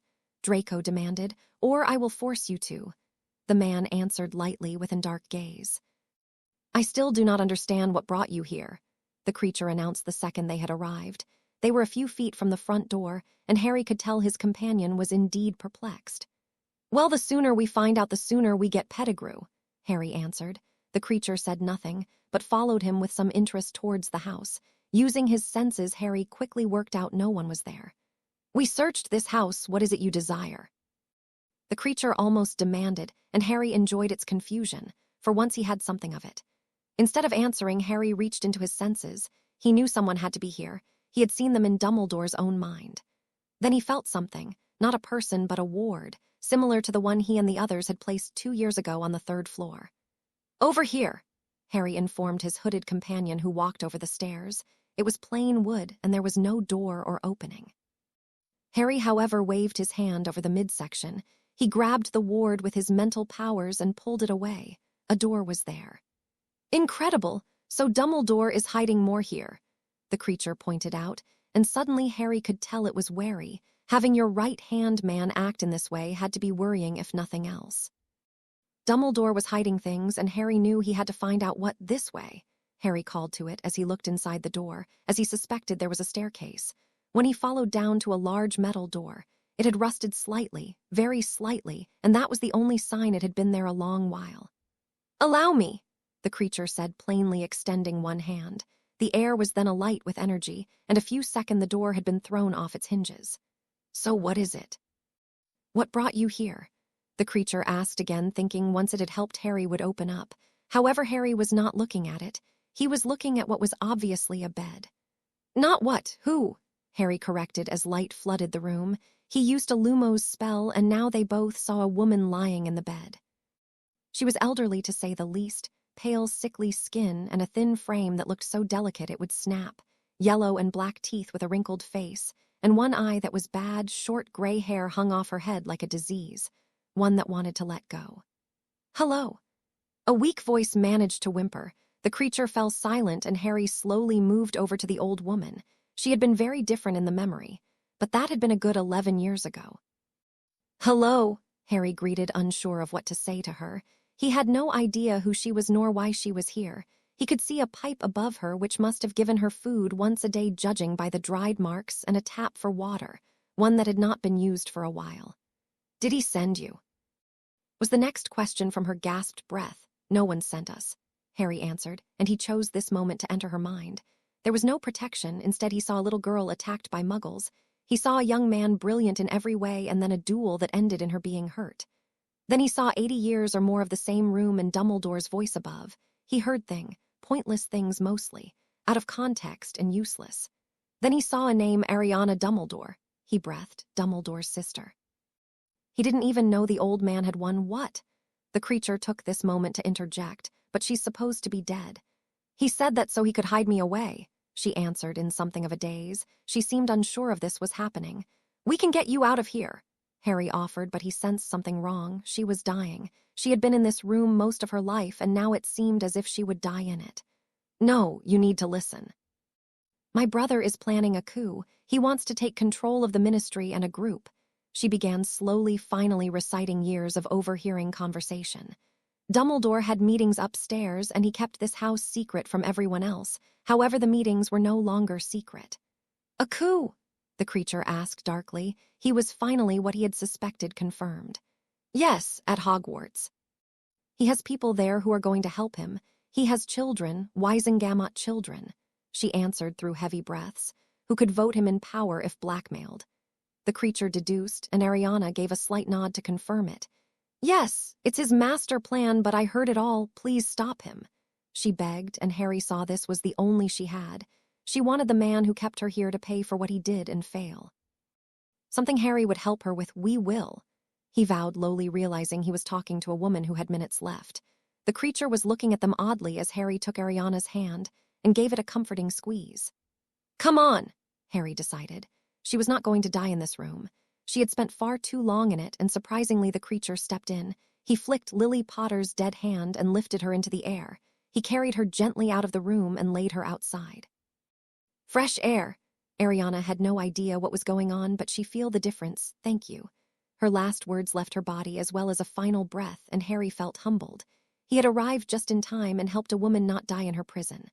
"Odd," the creature mumbled, and Harry turned around. "What?" he asked. "I was wrong. Your emotion has made you more powerful." It was confused, shocked, and also humbled, so it was no surprise neither of them said anything for a short time. "If he's planning a coup, you got us out of there in time," the creature pointed out, eventually realizing he had to deal with what Ariana had said. "What makes you think it's today?" Harry asked. "He invited me to the castle in the early morning. He intended to spring a trap, and the group I helped found would hit me with killing curses. This body would give way. He was asleep because he needed energy for a coup," the creature answered angrily. "We would have been caught in the trap," Harry deduced, realizing this woman in some ways had saved his life. She had planted a memory which had led to her peace and Harry's safety. All unknowingly, but that didn't matter. "What do we do?" Harry asked. "We can do nothing. If he's planning a coup, it explains everything, but we have no way of stopping him. I know the effects of him in control are formidable, but to storm Hogwarts we would need an army," the creature answered. For a second everything was lost, and then Harry worked something out. "We have an army," he almost smiled. "Meanwhile, tell me," Dumbledore growled as he studied the 6 he had chained to chairs in his office. "No," Cho spat suddenly, and the old man slapped her hard. She recoiled but did not give any indication of pain. "Is this how schools work now?" "The headmaster employs a bit of torture. Somehow you make yourself look more of a moron every day, from giant dog to torture. The only reason I want to escape is because I don't want to die at the hands of a bearded twat." Draco interrupted suddenly, and a few mouths dropped at that. Dumbledore looked dumbstruck. This was supposed to be an interrogation. He was supposed to strike fear. "Brave words, Mr. Malfoy. Perhaps I should target you first," Dumbledore suggested, drawing his wand. "Oh, come on. This is not the first or last time I have been threatened, and to be honest, Cho is scarier than you," Draco commented, drawing the man closer. "You're certainly brave for someone tied to a chair." Dumbledore hissed angrily, leaning closer to Draco's ear. "And you certainly brave for someone who's about to hit by a bear." Draco grinned as a huge bear paw smacked into the side of his head. The man had been so angry he had gotten so close to Draco Crabbe could reach over. Crabbe, who was now in his bear form, "Nice work. Okay, let's undo this chains and we can go," Draco suggested. The only reason he had allowed the man to get them was because from afar he could have stopped a bear. Up close he was done for. "Wow, Draco saved us," Hermione pointed out. "Don't think I still won't hit you." Cho smiled, evidently relieved. "Look, as much fun as banter is we need to go. Perhaps outside the school where the old guy won't get us.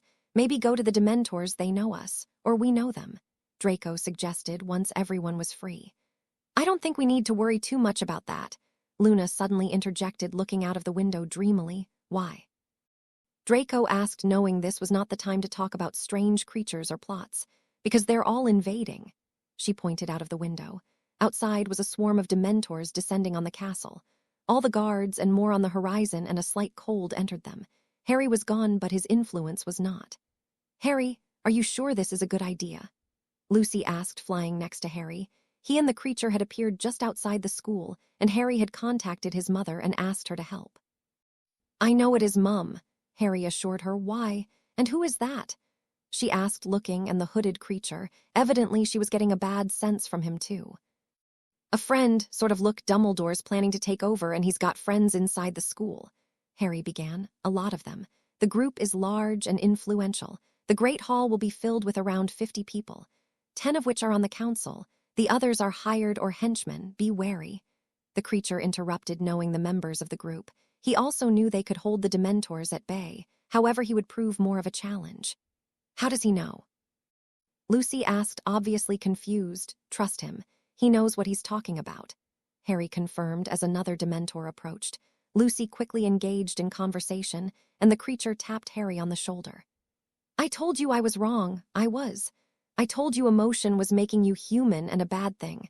However, again, I was wrong. I know you think badly of me, and I understand it. However, I do feel somewhat proud. You are powerful, and I thought you were suppressing that power by being human. I was wrong. You were making yourself more powerful and weakening the monster within you." It began, and Harry fell silent. This couldn't be happening. The arrogant monster who told him he would be better off without emotion was saying it was wrong. "We have been working together 3 weeks, and I have seen you loyalty and love for your friends, but also love and care for a woman you did not know. I would consider it weakness, but what you did was good. Heroic even, and you stood up to me countless times because you were right. I am a monster, I do not deny it, but I realize you are not," the creature sighed. "And is that a bad thing?"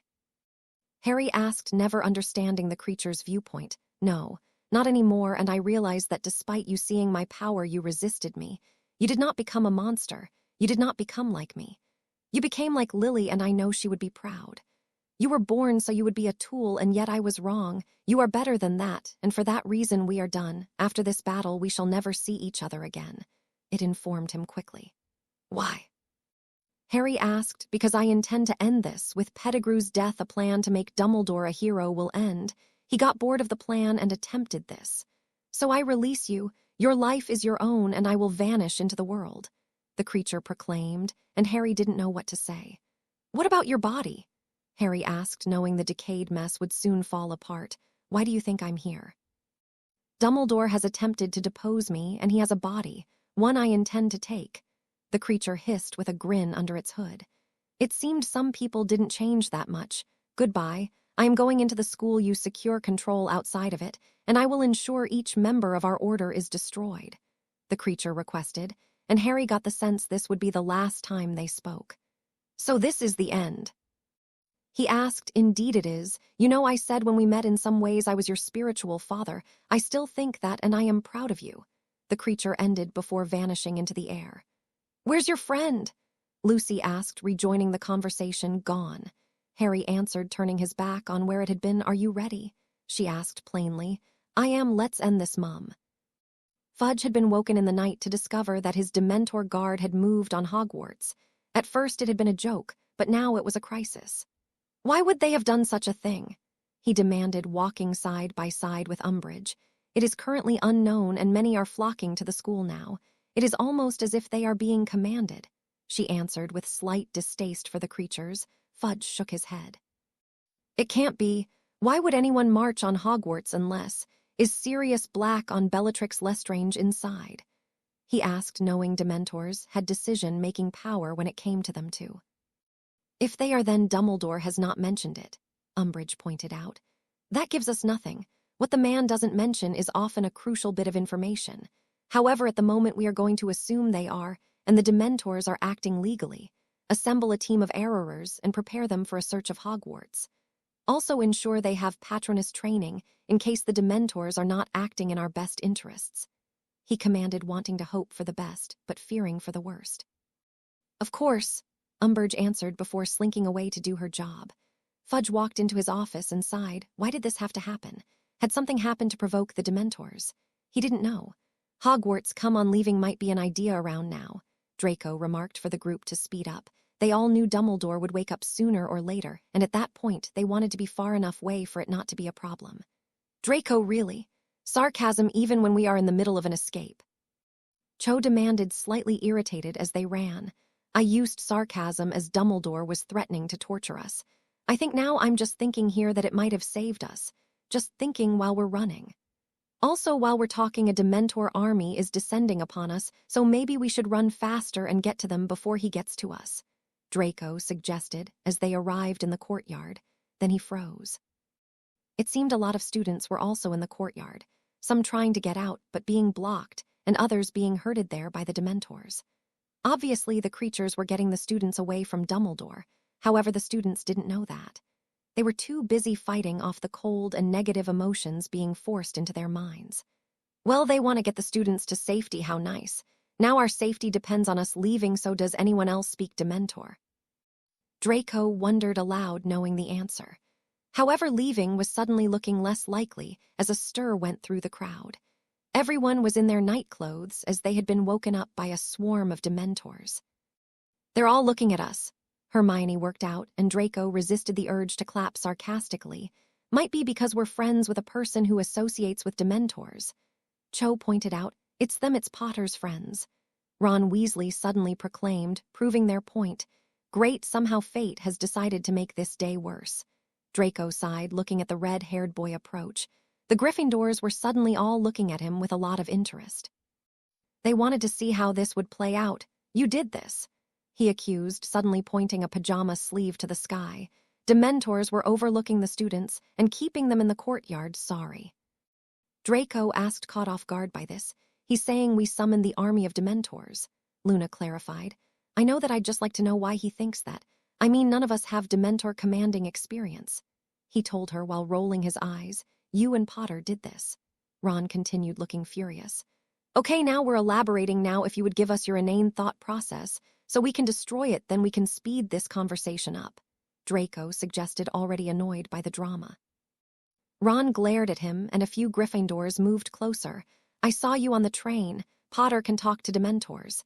He's the one doing this, and you're helping him as normal, he accused, and the group's shock at him knowing about the train gave the wrong message. Ron's anger was growing thanks to the Dementors' chill, and sooner or later things would get messy. See, I told you. Potter can talk to Dementors, Ron announced triumphantly, and people looked at the accused party with shock horror. They had all heard about him getting close to a Dementor, but talking and controlling one was something else. So what? Hermione demanded. So he can talk to them, does that mean he's responsible? Shut up, know-it-all, Ron snarled, but Hermione didn't flinch. She had seen worse than this boy. You have no way of proving it was him, no way at all, Cho defended, glaring at him. Her being a year above made her slightly more intimidating than Hermione. However, Ron's anger was fueled and he just glared at her. He can talk to them. And where is he? He's not with you lot, so where is he? Ron demanded with a smug grin. Right here. A voice echoed across the courtyard as Harry walked in. Behind him were 3 Dementors. Oh, he is doing it. I would apologize, Weasel, but I'm not going to, Draco remarked, looking at Harry instead. Did I miss anything? Harry asked with a grin, walking over to his friends. Then he recoiled as Cho and Hermione slapped him. That's for not telling us that you were working with the hooded creep. Cho told him with a glare. How did you? You followed me. Harry worked out, feeling stupid. They had followed almost everyone they suspected so when he started to go out at nights. Why did he assume they wouldn't follow him? Well done.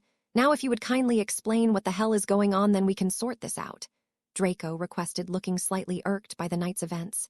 He's an evil monster is what's going on. Ron interrupted, and Luna looked around. Then she lunged forward and kicked him hard in the groin. He fell on the floor. Sorry I didn't get to insult him, she justified as the boar groaned from the floor. Me and the figure were working to find Peter Pettigrew. Harry began wanting to get across why he had to do it. Did you check the grave? Remus Lupin asked suddenly. He was being escorted into the courtyard by a team of Dementors. He had fought them off, but eventually they had overpowered him. He was never dead. It was faked to frame Sirius Black. Harry answered, knowing the man had been friends with him a long time ago. Lupin fell silent as Harry turned around. Can you bring him out? He requested to Dora, who was hiding in the air. However, in one clawed hand she held a man, a short, squirming man with messy hair and who obviously hadn't washed in some time. No student could have known him but Peter, Lupin gasped, looking a mixture of amazed and hate-filled.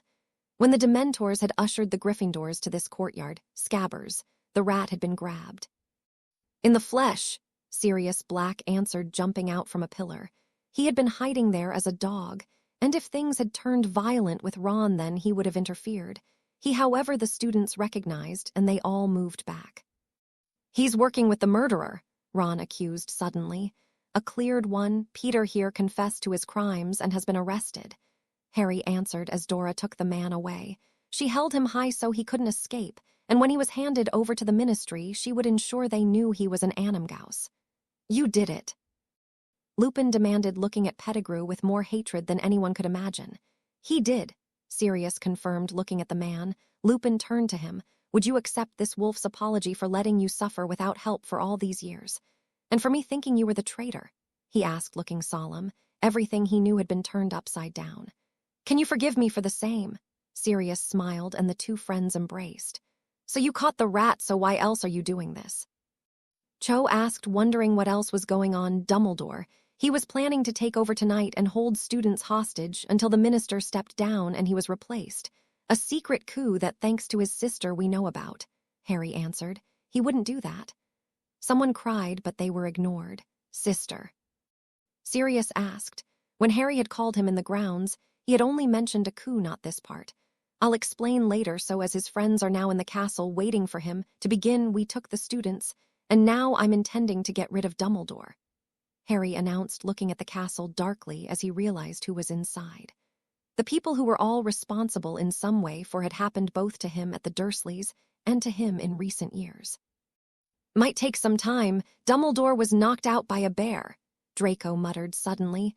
I wouldn't make jokes at a time like this, Mr. Malfoy, Lupin scolded. He's not joking for once, Harry answered, realizing the old man must have captured them. We're fine, Hermione told Harry before he could worry. Dumbledore's not. He got hit by a bear. Luna interrupted, looking. That was a fun part, Crabbe agreed, and Goyle looked slightly envious. Meanwhile, people turned to look in shock. The students being escorted by the Dementors just looked amazed and repelled. The Dementors did nothing as Lily Potter moved among them. A thinner, decayed Lily Potter that was. However, the being controlling her did not care about them.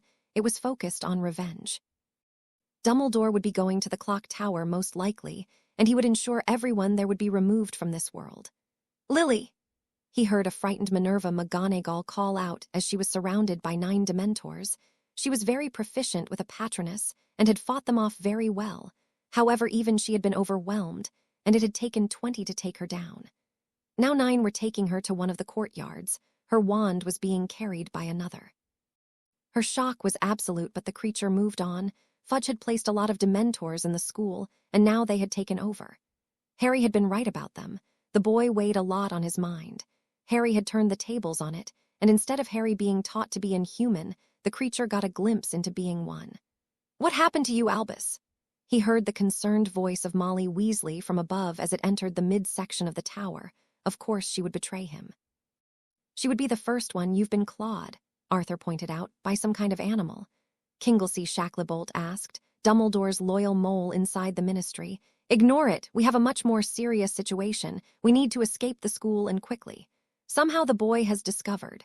Dumbledore trailed off as he heard footsteps. Diggle and Doge were the other two members of the gathering, so these were the people betraying him. "Has it come to the point when I am not invited to the meetings of my own order?" Everyone jumped back except Dumbledore as Lily Potter walked up the stairs. "So you reveal yourself," Dumbledore remarked, looking at his former ally with disgust. "Indeed, your sister sends her regards from the grave." It answered, and Dumbledore looked slightly surprised. "She's dead?" he asked, and the creature nodded, and Dumbledore for a few seconds looked saddened. Then he was back to his usual self. "Indeed, keeping her locked up is never a good idea. I should thank you, Albus. Your meddling meant I turned to Harry Potter for help, someone who has shown me more than you could imagine. However, I do intend to put this little rebellion down. The Dementors have already taken the students away from you. Ministry reinforcements will arrive any second, and they will know the truth. The mercenaries I am sure you're hiding in the castle will be destroyed. I kept well hidden from the Dementors, but I know you all, rich, clever, or friends with the old man." The creature snarled at the Weasleys, knowing them to be largely useless. "So we were being led by Lily Potter the entire time?" Molly questioned. "No, I am utilizing her body. However, after the Dementors foiled the plot, and when the Aurors end your escapade, there is only one thing left, the end of you six. Kingsley Shacklebolt, Arthur and Molly Weasley, Daedalus Diggle, Elphias Doge, and Albus Dumbledore. I am going to kill you." A team of Aurors arrived, as Harry expected, a few minutes after the Dementors had secured the students. Harry knew they were coming. Logically, he knew the minister would want to find out what was going on quickly, and also he would send a team of Aurors who were highly skilled. "You're in for it now, Potter," Ron snarled as he noticed the Dementors moving to the side in order to allow the team through. Harry was slightly surprised to see the minister himself leading them. Obviously, he had caused a crisis which was bigger than he originally thought. "Harry." He greeted with obvious confusion in his eyes as he overlooked the scene. Knowing he had a few moments before questions would be asked, Harry gestured for Dora. "Minster Fudge, please meet Peter Pettigrew." Harry dropped the bombshell there, and then as the man in question was once more dragged before the students, the courtyard was slightly warmer now as Harry's influence extended to protect more and more people. He needed positive emotions so they would believe him. For a moment, Fudge looked disbelieving until he actually saw the man. His eyes widened as his mouth dropped slightly. Peter was currently unconscious, but Harry assumed he would wake up sooner or later. "Amelia." He turned to a woman to his right. Harry recognized her as the woman in charge of security and felt pleased he had rendered two of the most important people in the ministry silent. "It is," she gasped, walking forward to study the man. "Didn't we do this part a few minutes ago?" Draco asked, and was silenced by a glare from Cho. "He's supposed to be dead." Umbridge pointed out the obvious, and Fudge rolled his eyes slightly but didn't let her see it. Then Pettigrew woke up. The Dementor's effect so high up had a serious effect which Harry had no intention of relieving, so instead he woke him up. "It was him all along," Sirius announced, and all eyes, as well as wands, were on him as the Aurors looked unsure. Fudge looked at the Dementors but frowned when he realized they were not doing anything. He then looked at Harry. "Dramatic," Draco announced softly. "Would you care to explain, Mr. Potter?" He asked, confirming what he had thought at the beginning. There was a lot more to Sirius Black than public opinion dictated. Harry moved forward to explain, but suddenly he was pulled to the side by Crabbe, who had seen it first. "Down!" Madam Bones screeched, pulling Fudge down as a series of curses rained down from the windows. The Dementors. Immune moved to protect the students while shield after shield sent the curses flying. Harry swore under his breath. He had forgotten to mention the coup. He had been too focused on the moment he knew Sirius had been waiting for all this time. The moment of his innocence being proven. Instead, he was forced to wait until the Aurors returned fire, and sent the men above running for cover. Harry knew this was going to happen. The figure had warned him, and yet he didn't listen. "What is going on?" Fudge demanded, looking at Harry. He was for a moment standing tall and obviously angry with being attacked. It wasn't hard to see he would order Sirius locked away any second.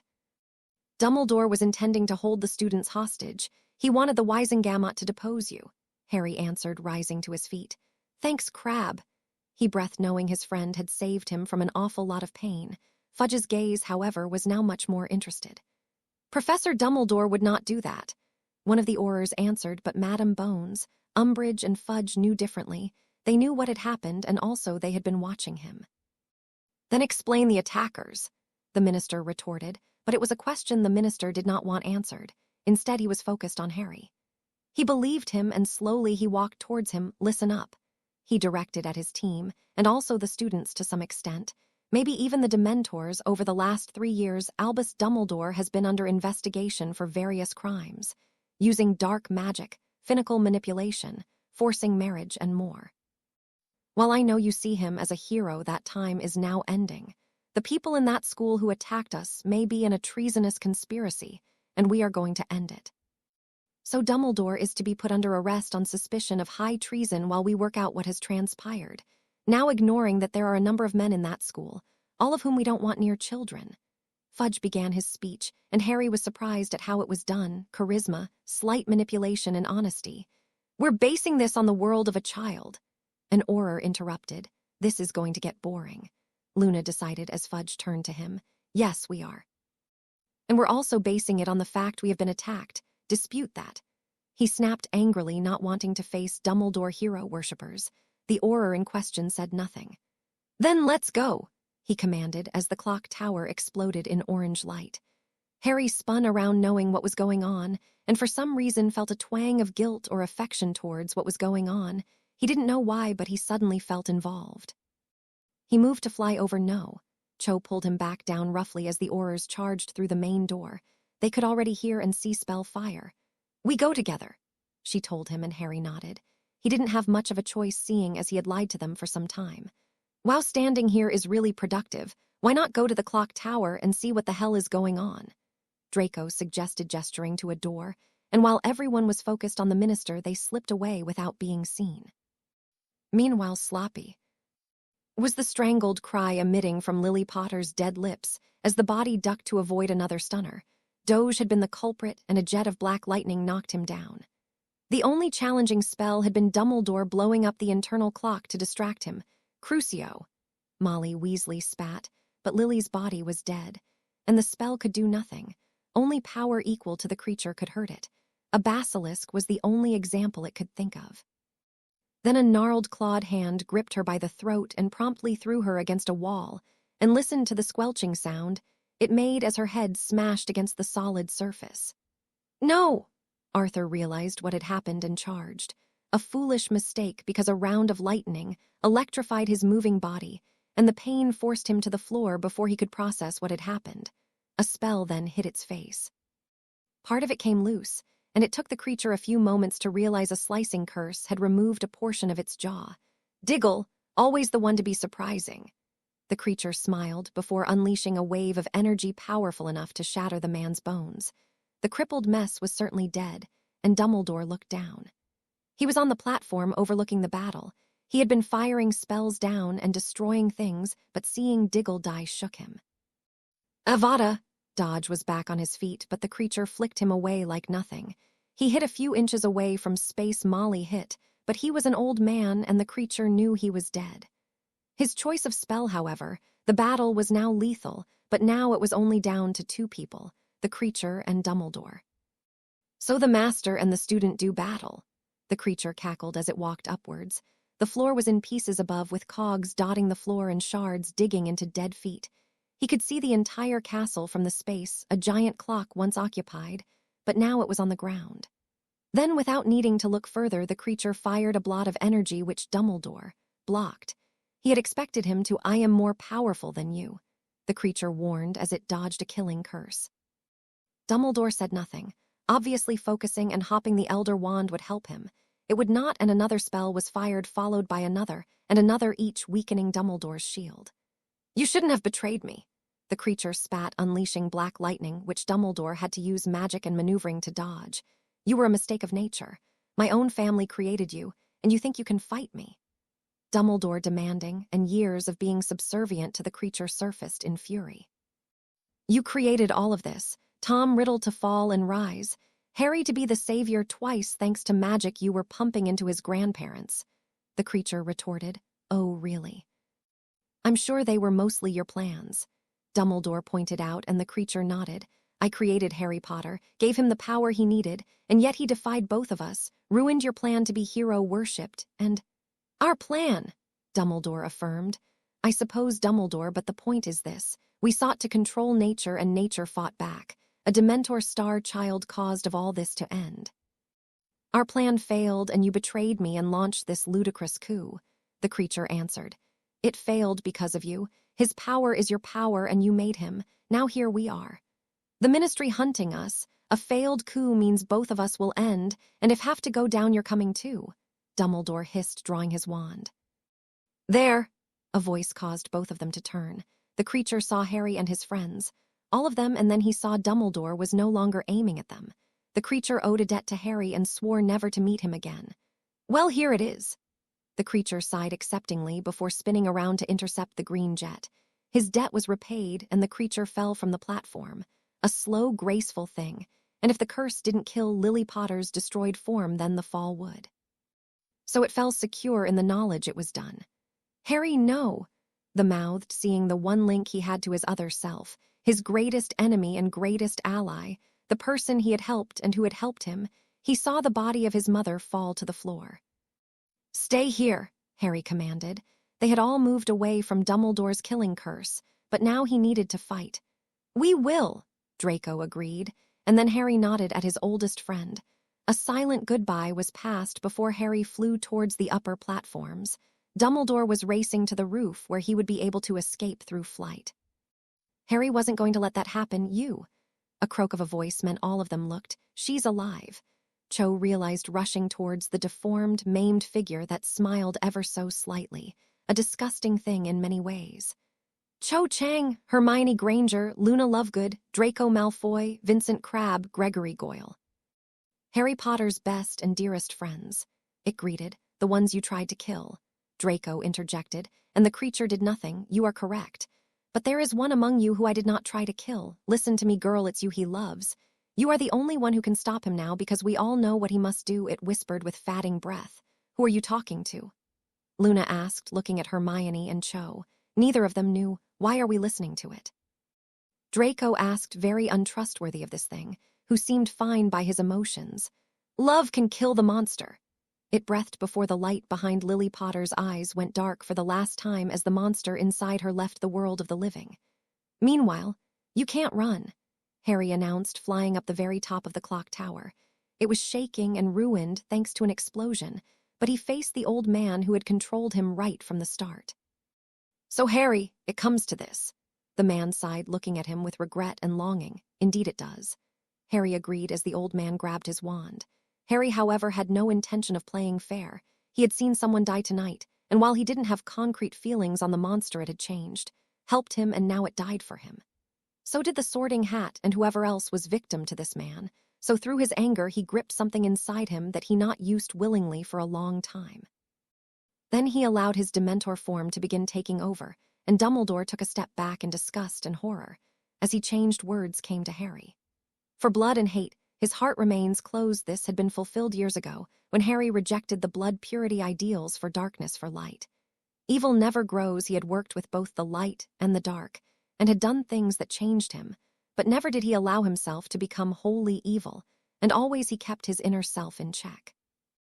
For the end to meta truth must unveil. If not for the creature, he would never have found Ariana, who had stayed alive long enough to stop her brother with terrible loss and terrible betrayal. Ariana had been lost to Dumbledore, who betrayed the figure.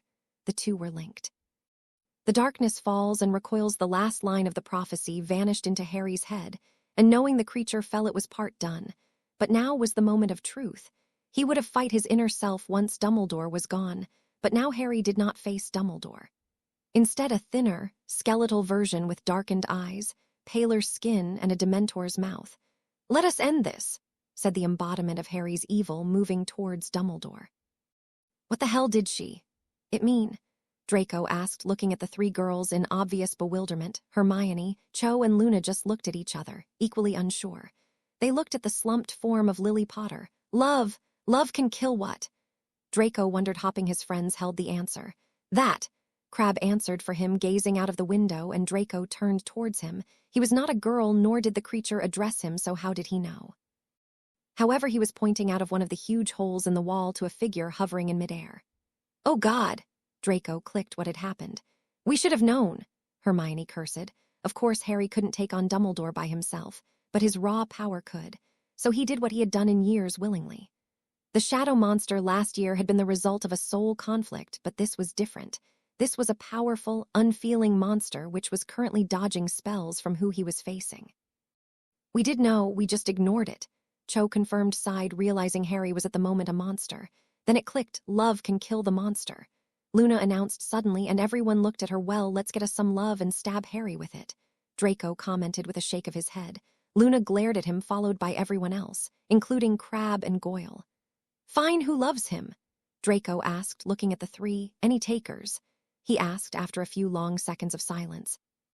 The three girls were looking at each other. "Who isn't the question, Draco. The question is, who does he love?" Hermione corrected in deep thought. "Meanwhile, what are you?" Dumbledore demanded through legions of spells, ignoring the fact people were watching this duel and seeing him attack a third year. "You are everything you made me," was the slow, eerie response as Harry glided in a circle around the old man. "I didn't make you." Dumbledore spat, trying but failing to hit the boy with a curse. Harry inwardly just felt the soul inside him and allowed hunger to overtake him even more. "Oh, you did, and now I shall end you," Harry hissed as the roof of the clock tower shattered under immense pressure brought on by a force Harry conjured and used it to throw the old man off it. Normally he would have fallen and died, but Dumbledore had his wand and managed to cushion himself seconds before the fall. He landed in a courtyard surrounded by students looking at him with a mixture of disbelief and anger. The old man, however, simply drew his wand and aimed at the sky. "You cannot best me, old man. You couldn't best my other self, and you expect to beat me. A being of pure power and hunger." The noise was loud, and where it came from was unclear. Harry's new Dementor mouth ruled out it being vocal, but everyone could hear it. "I order you back." Harry hissed, and Dementors flocked to stop him hurting the students. Then the moment his voice hit them, they froze, somehow compelled to obey.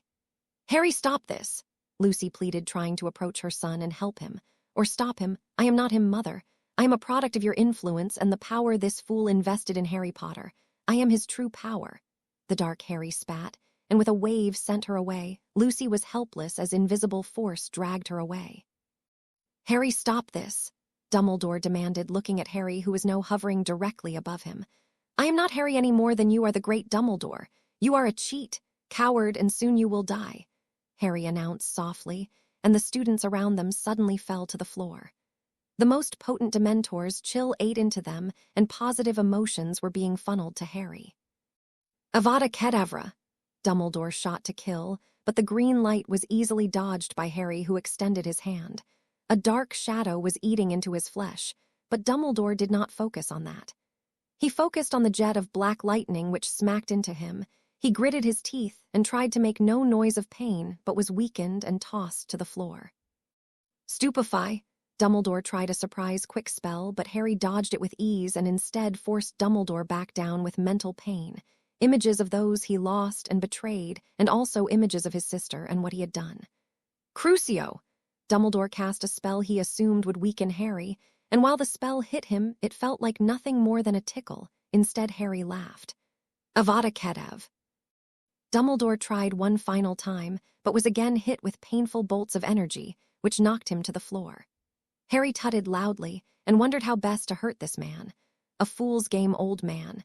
Now you will watch as I devour your beloved students before taking you," Harry announced in a kindly voice, but suddenly all the students twitched. Inside the true, Harry felt their very life force and soul combined slowly rise only to be pumped towards him. He felt like he did when he tried to eat the troll. It was a good feeling, but unlike that time, he was unable to stop it. He realized then that there was no way for him to stop these people dying. "Harry!" The voice of Minister Fudge turned him round, but by then he was changing. Already a dark color was spreading from his eyes around his face. His nails were growing sharper, and his body was becoming more twisted. Fudge and Umbridge then fell. He felt their souls being added to the mixture.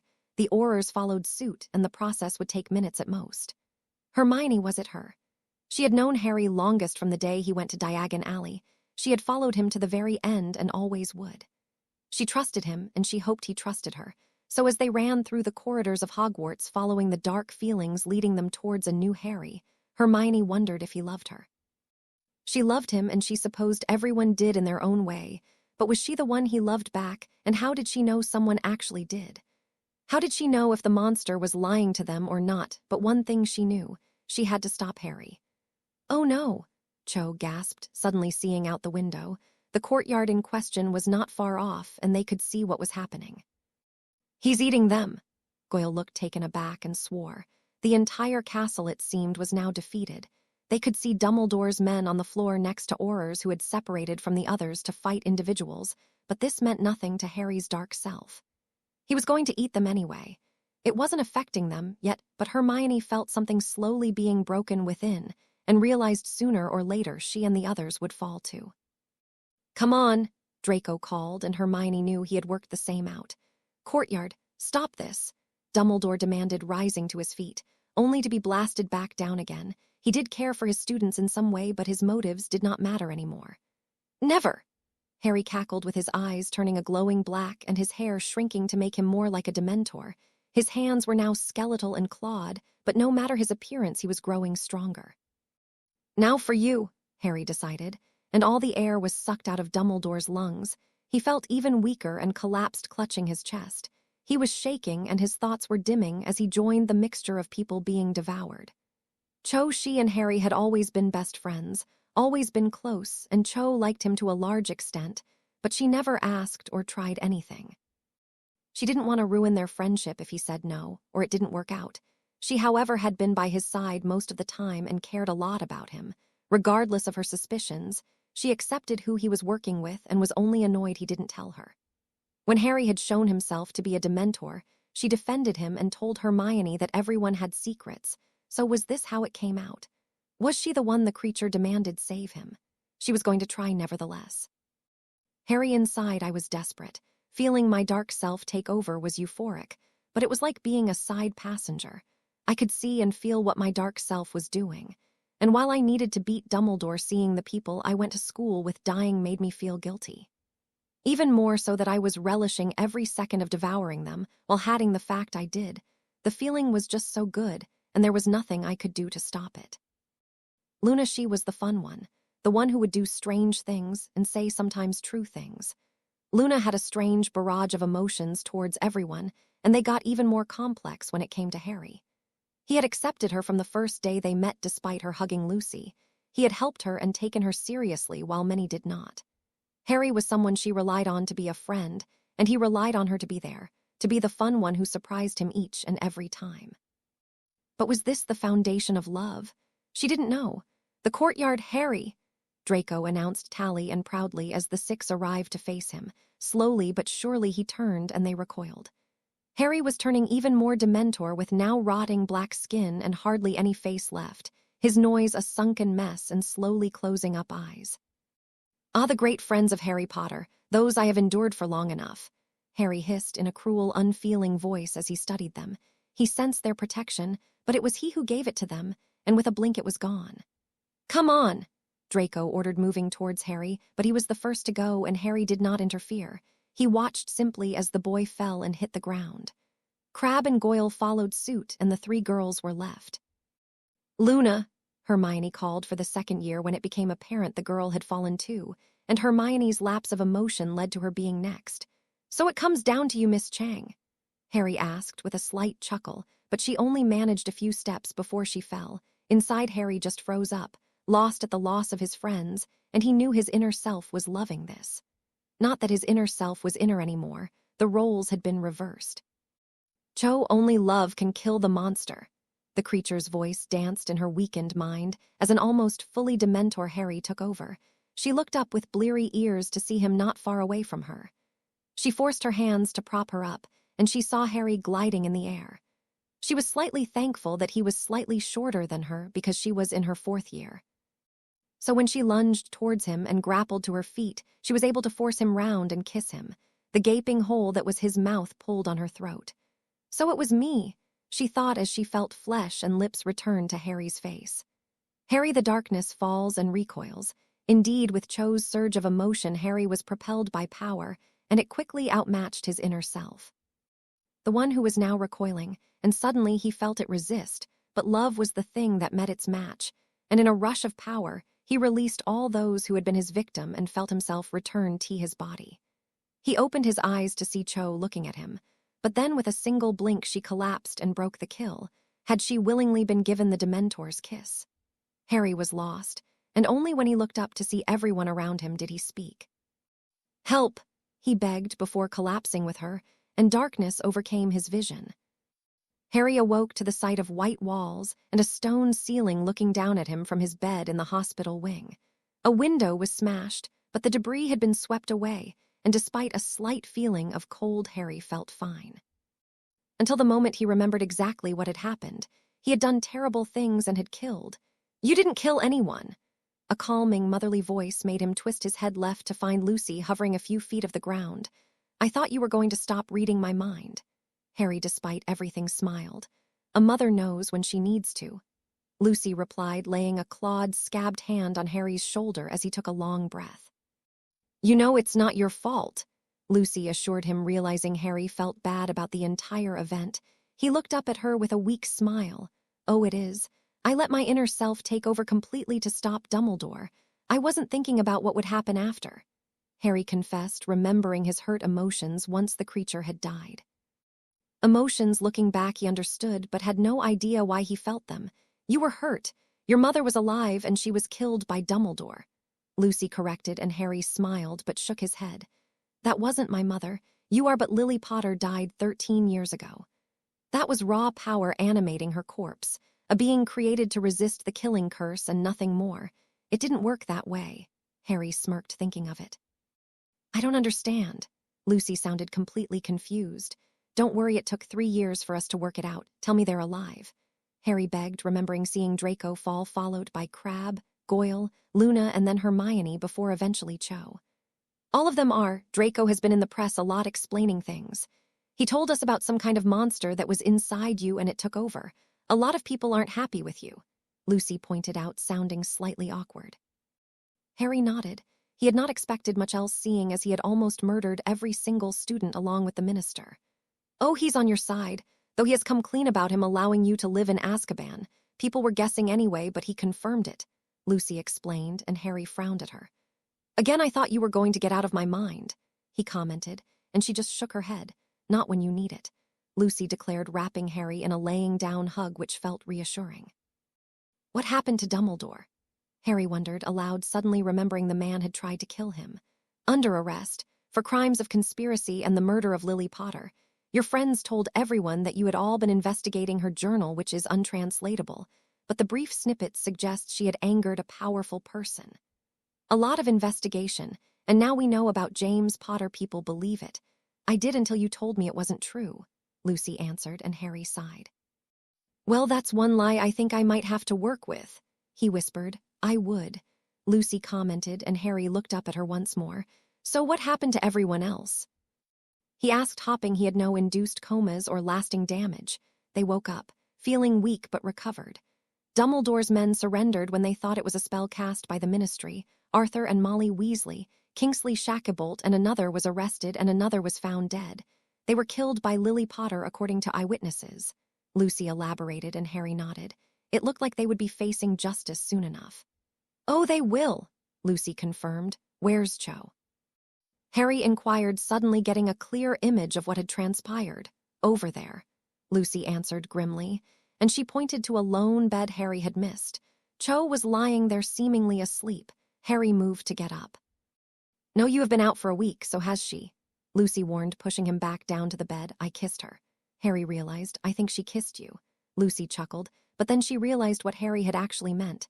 No, you haven't. She has a soul, but her life force was drained a lot when she kissed you, and it will take time to recover. She informed him gently. How long? Harry asked. We don't know. Nothing in this world can take a life force like that, so it's impossible to predict. She's alive, Harry, and she saved you along with everyone else, Lucy reminded him, but Harry felt a twinge of guilt as he studied her. He had loved her for a long time. He supposed he just never realized it. Draco had seen it and made a few comments on it, but Harry never had. It was attitude and just her. He couldn't place it, and he really hoped Lucy wasn't listening to these thoughts. Sleep now. You need rest, Lucy told him firmly, and Harry closed his eyes thinking he would never get to sleep, and yet in seconds he was out like a light. The next day Cho still had not woken up, and Harry had been by her bedside. Madame Pomfrey had been in and out checking on the pair of them, but Harry felt drawn to her. He had done this by his choice of stupidity. You know, staring at someone while guilty really isn't going to help. A voice pulled him out of his thoughts, and he turned to see Bellatrix laid out on the bed. How did you? Harry began, but then remembered what her animal form was. He nodded before she could comment on his words. How you holding up? Bella asked. Not good, Harry answered truthfully. He had not been allowed to see anyone except Madame Pomfrey and Lucy, but she was busy today and he could do with someone to talk to. What's wrong?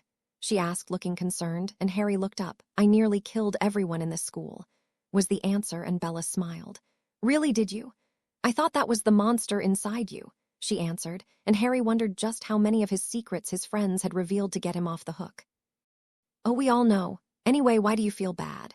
You didn't do it, Bella demanded, looking indignant. I did. I let it take over, and it's part of me. I felt good as it devoured them. Harry argued, wondering why she was talking about this to him. Surely she wouldn't understand. Harry, you'd be surprised what wrong things can make you feel good. Don't repeat that, but it's natural, I think. Dementors like souls, you're part when you like souls, she told him with a click of her tongue as if he was being silly. You don't get it, Harry accused, sitting down on a chair. He did not like spending all day in bed and only got in when he was made to. Oh, really? Harry, I've done things, terrible things, and were they my fault? Yes, she began, and Harry was slightly surprised by her open confession.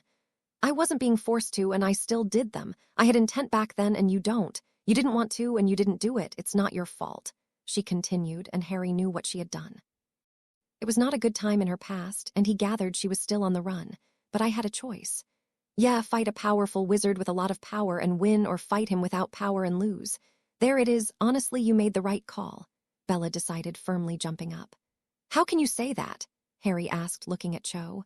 Because if you hadn't, Dumbledore would now be minister and thing would much worse. You saved a lot of people and you only hurt one. Only one. Harry scorned. Okay, one who matters a lot, but this is the thing. Our actions are our own, and taking responsibility for the actions of others is wrong. If you willingly tried to kill them, then we would be having this conversation, but thanks to Cho you got the chance to stop it and you took it, proving that it was not you doing it. Bella almost shouted, getting slightly irritated by this, and for a second Harry was at loss for words. She had a point, but it didn't stop him feeling guilty. Think it over, Bella began, but the sound of footsteps forced her to turn into a raven and fly away. 2 days later, Harry, Hermione's voice surprised him, and Harry looked up from the bed. He was being made to lie in to see his bushy-haired friend pelting towards him. He had been worried about her. She had been Cho's best friend, but instead of anger or negative reactions, he was surprised to find her hug him deeply. I think that's Cho's job now, when she wakes up. Draco grinned, walking into the hospital wing, and nodded at Cho's sleeping form. Somehow he could cast light to almost any situation. Hilarious, Hermione commented, and for a moment it seemed like nothing had changed. Harry, Draco greeted, shaking his friend's hand, and was followed by Crabbe and Goyle before Luna pulled him into another hug. How you doing? Draco inquired. Fine, Harry answered. He was feeling slightly better after his conversation with Bella. Good to hear it. It took us far too long to see you. Apparently we would be a negative influence. I told Madame Pomfrey that he is part Dementor, so thrives of negative emotions, and she locked us out for another 2 days. Hermione finished, looking at Draco, who sheepishly nodded. Details, was his argument, so not much has changed, Harry guessed. Well, other than you and Cho not being around, no, which is a big change if you think about it. Luna muttered in deep thought. Draco looked worried, as normally her thinking sessions ending in him being hurt in some way. So when they letting you out of here? Crabbe asked, changing the subject. No idea. When they want to, Harry answered, and for the last few days he had felt like there was another reason behind it. When they bloody decide, Goyle muttered, and he suddenly got a sharp look from Draco. What do you mean? Harry asked, knowing Draco did not act serious unless he had to. Well, there have been some people who want you arrested for what you've done. Luckily not many now, because our own Hermione Granger came up with the most ingenious story ever, Draco explained, and Hermione flushed a deep red. Really? Harry asked, feeling slightly proud. Well. Hermione tried to shake it off. Nonsense. She managed to exclude the bits about you working with, say, lethal monsters, and include the hero bits. The downside is everyone knows you're part Dementor, but here we are. The minister is stopping people bringing charges against you, as is my father. Most are on your side because you saved their kids, and a few might not be, but again, here we are, Draco explained, beaming at Hermione. And I told them about the woozles, Luna announced. Yes, Luna told the Daily Prophet the honey trade was controlled by woozles, and there is some consideration going on it which is worrying. But the papers aren't known for their genius, Draco shrugged. They are doing a story on it, Luna confirmed, and Harry wondered how Hermione was keeping a straight face. So do we know when? Draco began suddenly after a moment of awkward silence. No idea, Harry sighed. Well, they better hurry up. Everyone in the castle owes her their life, seeing as she kissed you, which is weird enough, but she did it on something dark and menacing which was being taken over by a Dementor, Draco joked, and Hermione punched him on the arm. Oh, Draco sighed but did not joke further. Okay, shoo you lot, Madame Pomfrey decided, entering the room. Okay, Harry, by the way, it's a week till Christmas, so see at the manor, Draco shouted at him as they walked, and with the group doing a nod of respect to Cho, they left the room, leaving Harry alone with his thoughts. The next day Harry was packing up and down the hospital wing. He was bored and had been hopping for a visitor and spending a lot of time hopping. Cho would wake up. Lucy had been to visit in the morning, but for now that was it. Then he saw Cho's hand flinch. Cho! Harry rushed to her bedside, wondering if there was a chance she would wake up. Harry! He heard her whisper ever so slightly, and with his heart in his throat he waited for something to happen. He wanted to tell her he was sorry, how thankful he was to her, but then she muttered something else slightly quieter. So he leaned closer, something that gave Cho enough time to jump up and kiss him. Cho! Harry gasped, wondering how long she had been awake, but had not time to say anything as they embraced. Sorry had to do without the wake-up conversation, she whispered into his ear before pulling him into a passionate embrace. Thank you, Harry muttered, referring to a number of things at once. However, he got no reply, and the couple enjoyed the moment for a second, before they were joined by Madame Pomfrey, who quickly ushered them apart. Later, so when did you know? Harry asked Cho, who looked up from her dinner. She hadn't eaten in nearly 2 weeks, so she was justified in scoffing her food down. I don't know, I just did. I realized that we had been really close. Not like best friends close like me and Hermione are, but we were always there for each other. Also, you don't make annoying comments. She smiled, and Harry chuckled with her. So what about you? What happened once I kissed you? Cho asked. I felt a surge of emotion and beat my inner self down to size. You saved me, Harry told her solemnly. Wow, so the girl without the power beats the boy with the Dementor power. It says a lot about our relationship, doesn't it? She grinned cheekily. We have a relationship then, Harry smiled, and she clapped loudly 3 times in a sarcastic way, reminding Harry of Draco's attitude to life mostly. No, we just kissed then, and I saved you for no reason, and there's nothing between us at all. Of course we have one, she barked with some disbelief. Okay. Harry beamed, holding his hands up in mock surrender. See what I mean? Even with the power, I'm the dominant one. She remarked with a knowing wink and left Harry speechless for some time, mostly because she was laughing at his reaction for a while. Malfoy Manor, it had come out. People knew what he was, and this time there were more people a little bit unhappy with his presence at the party. Some were more than happy, while others stayed silent.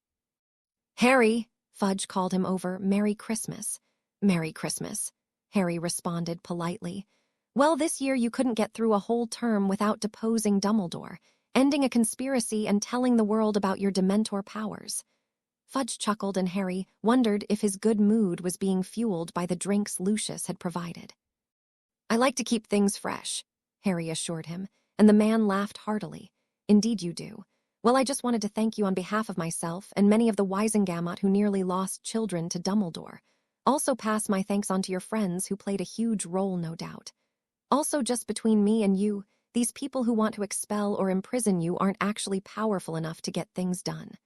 Fudge told him lowly, which was some relief to Harry. The trials of Molly and Arthur had led to people wanting Harry charged with attempted murder, and Dumbledore, who was imprisoned for life without a wand in a magic-proof cell, just opposite James Potter, was telling people Harry was some kind of monster. Not that Harry ever went down there. Imprisoning me would be quite hard, Harry joked. Indeed, my boy. Now I dare say I have a party to attend, as do you. Talk to you soon. Fudge nodded once before leaving Harry, who had spotted his friends meeting up in the usual place. Hand. Cho half offered, half ordered, appearing behind him. You know, I'm pretty sure a relationship doesn't just mean I do what you say, Harry commented as Lucius walked behind him. You have much to learn, young man. The eldest Malfoy chortled before walking away. Lucius had seemed unmoved full stop by what had happened and had only been angry at Dumbledore. See, Cho grinned, taking his hand, and the two of them walked side by side. Oh, here they come, Draco announced, holding a bottle of butterbeer poison-free. He declared immediately before anyone could comment, and handed out glasses. Everyone did drip some on the grass to make sure it was free of smoke. A toast, Harry suggested, and Draco nodded. I'll start, to Hermione Granger for the most brilliant plan in the world, too, including the chess pieces, he began, and Hermione carried it on. To Luna Lovegood, who opens our minds to new ideas every day and has caused a magical inspection of the honey trade. Hermione smiled. The news had come as a shock to all of them. To Vincent Crabbe for knocking Dumbledore out with a claw, something that needs to go down in history, Luna announced, holding up her glass. To Gregory Goyle for not eating Draco and also being a constant source of helpful knowledge. To Cho for managing to kiss Harry and save us all, Goyle continued, and Harry wondered if that was an insult in any way. To my boyfriend Harry for everything he's done, from the troll to here. She smiled before lightly pecking him on the cheek. Can I just toast everyone except them two for not doing that lovey-dovey stuff? Draco asked aloud and was ignored. To Draco Malfoy for being a constant source of entertainment and a way to vent anger for the last 3 years. Harry ended, holding up his class. After they chinked their glasses together, each of the 7 took a long drink. And to the future, Draco muttered, because he hadn't finished the bottle of drink, and as they all drank again, Harry smiled as he looked back on all they had accomplished, from defeating a Dark Lord to bringing down Dumbledore. They had done the impossible, and the ride and each member of the group had been nothing short of fantastic.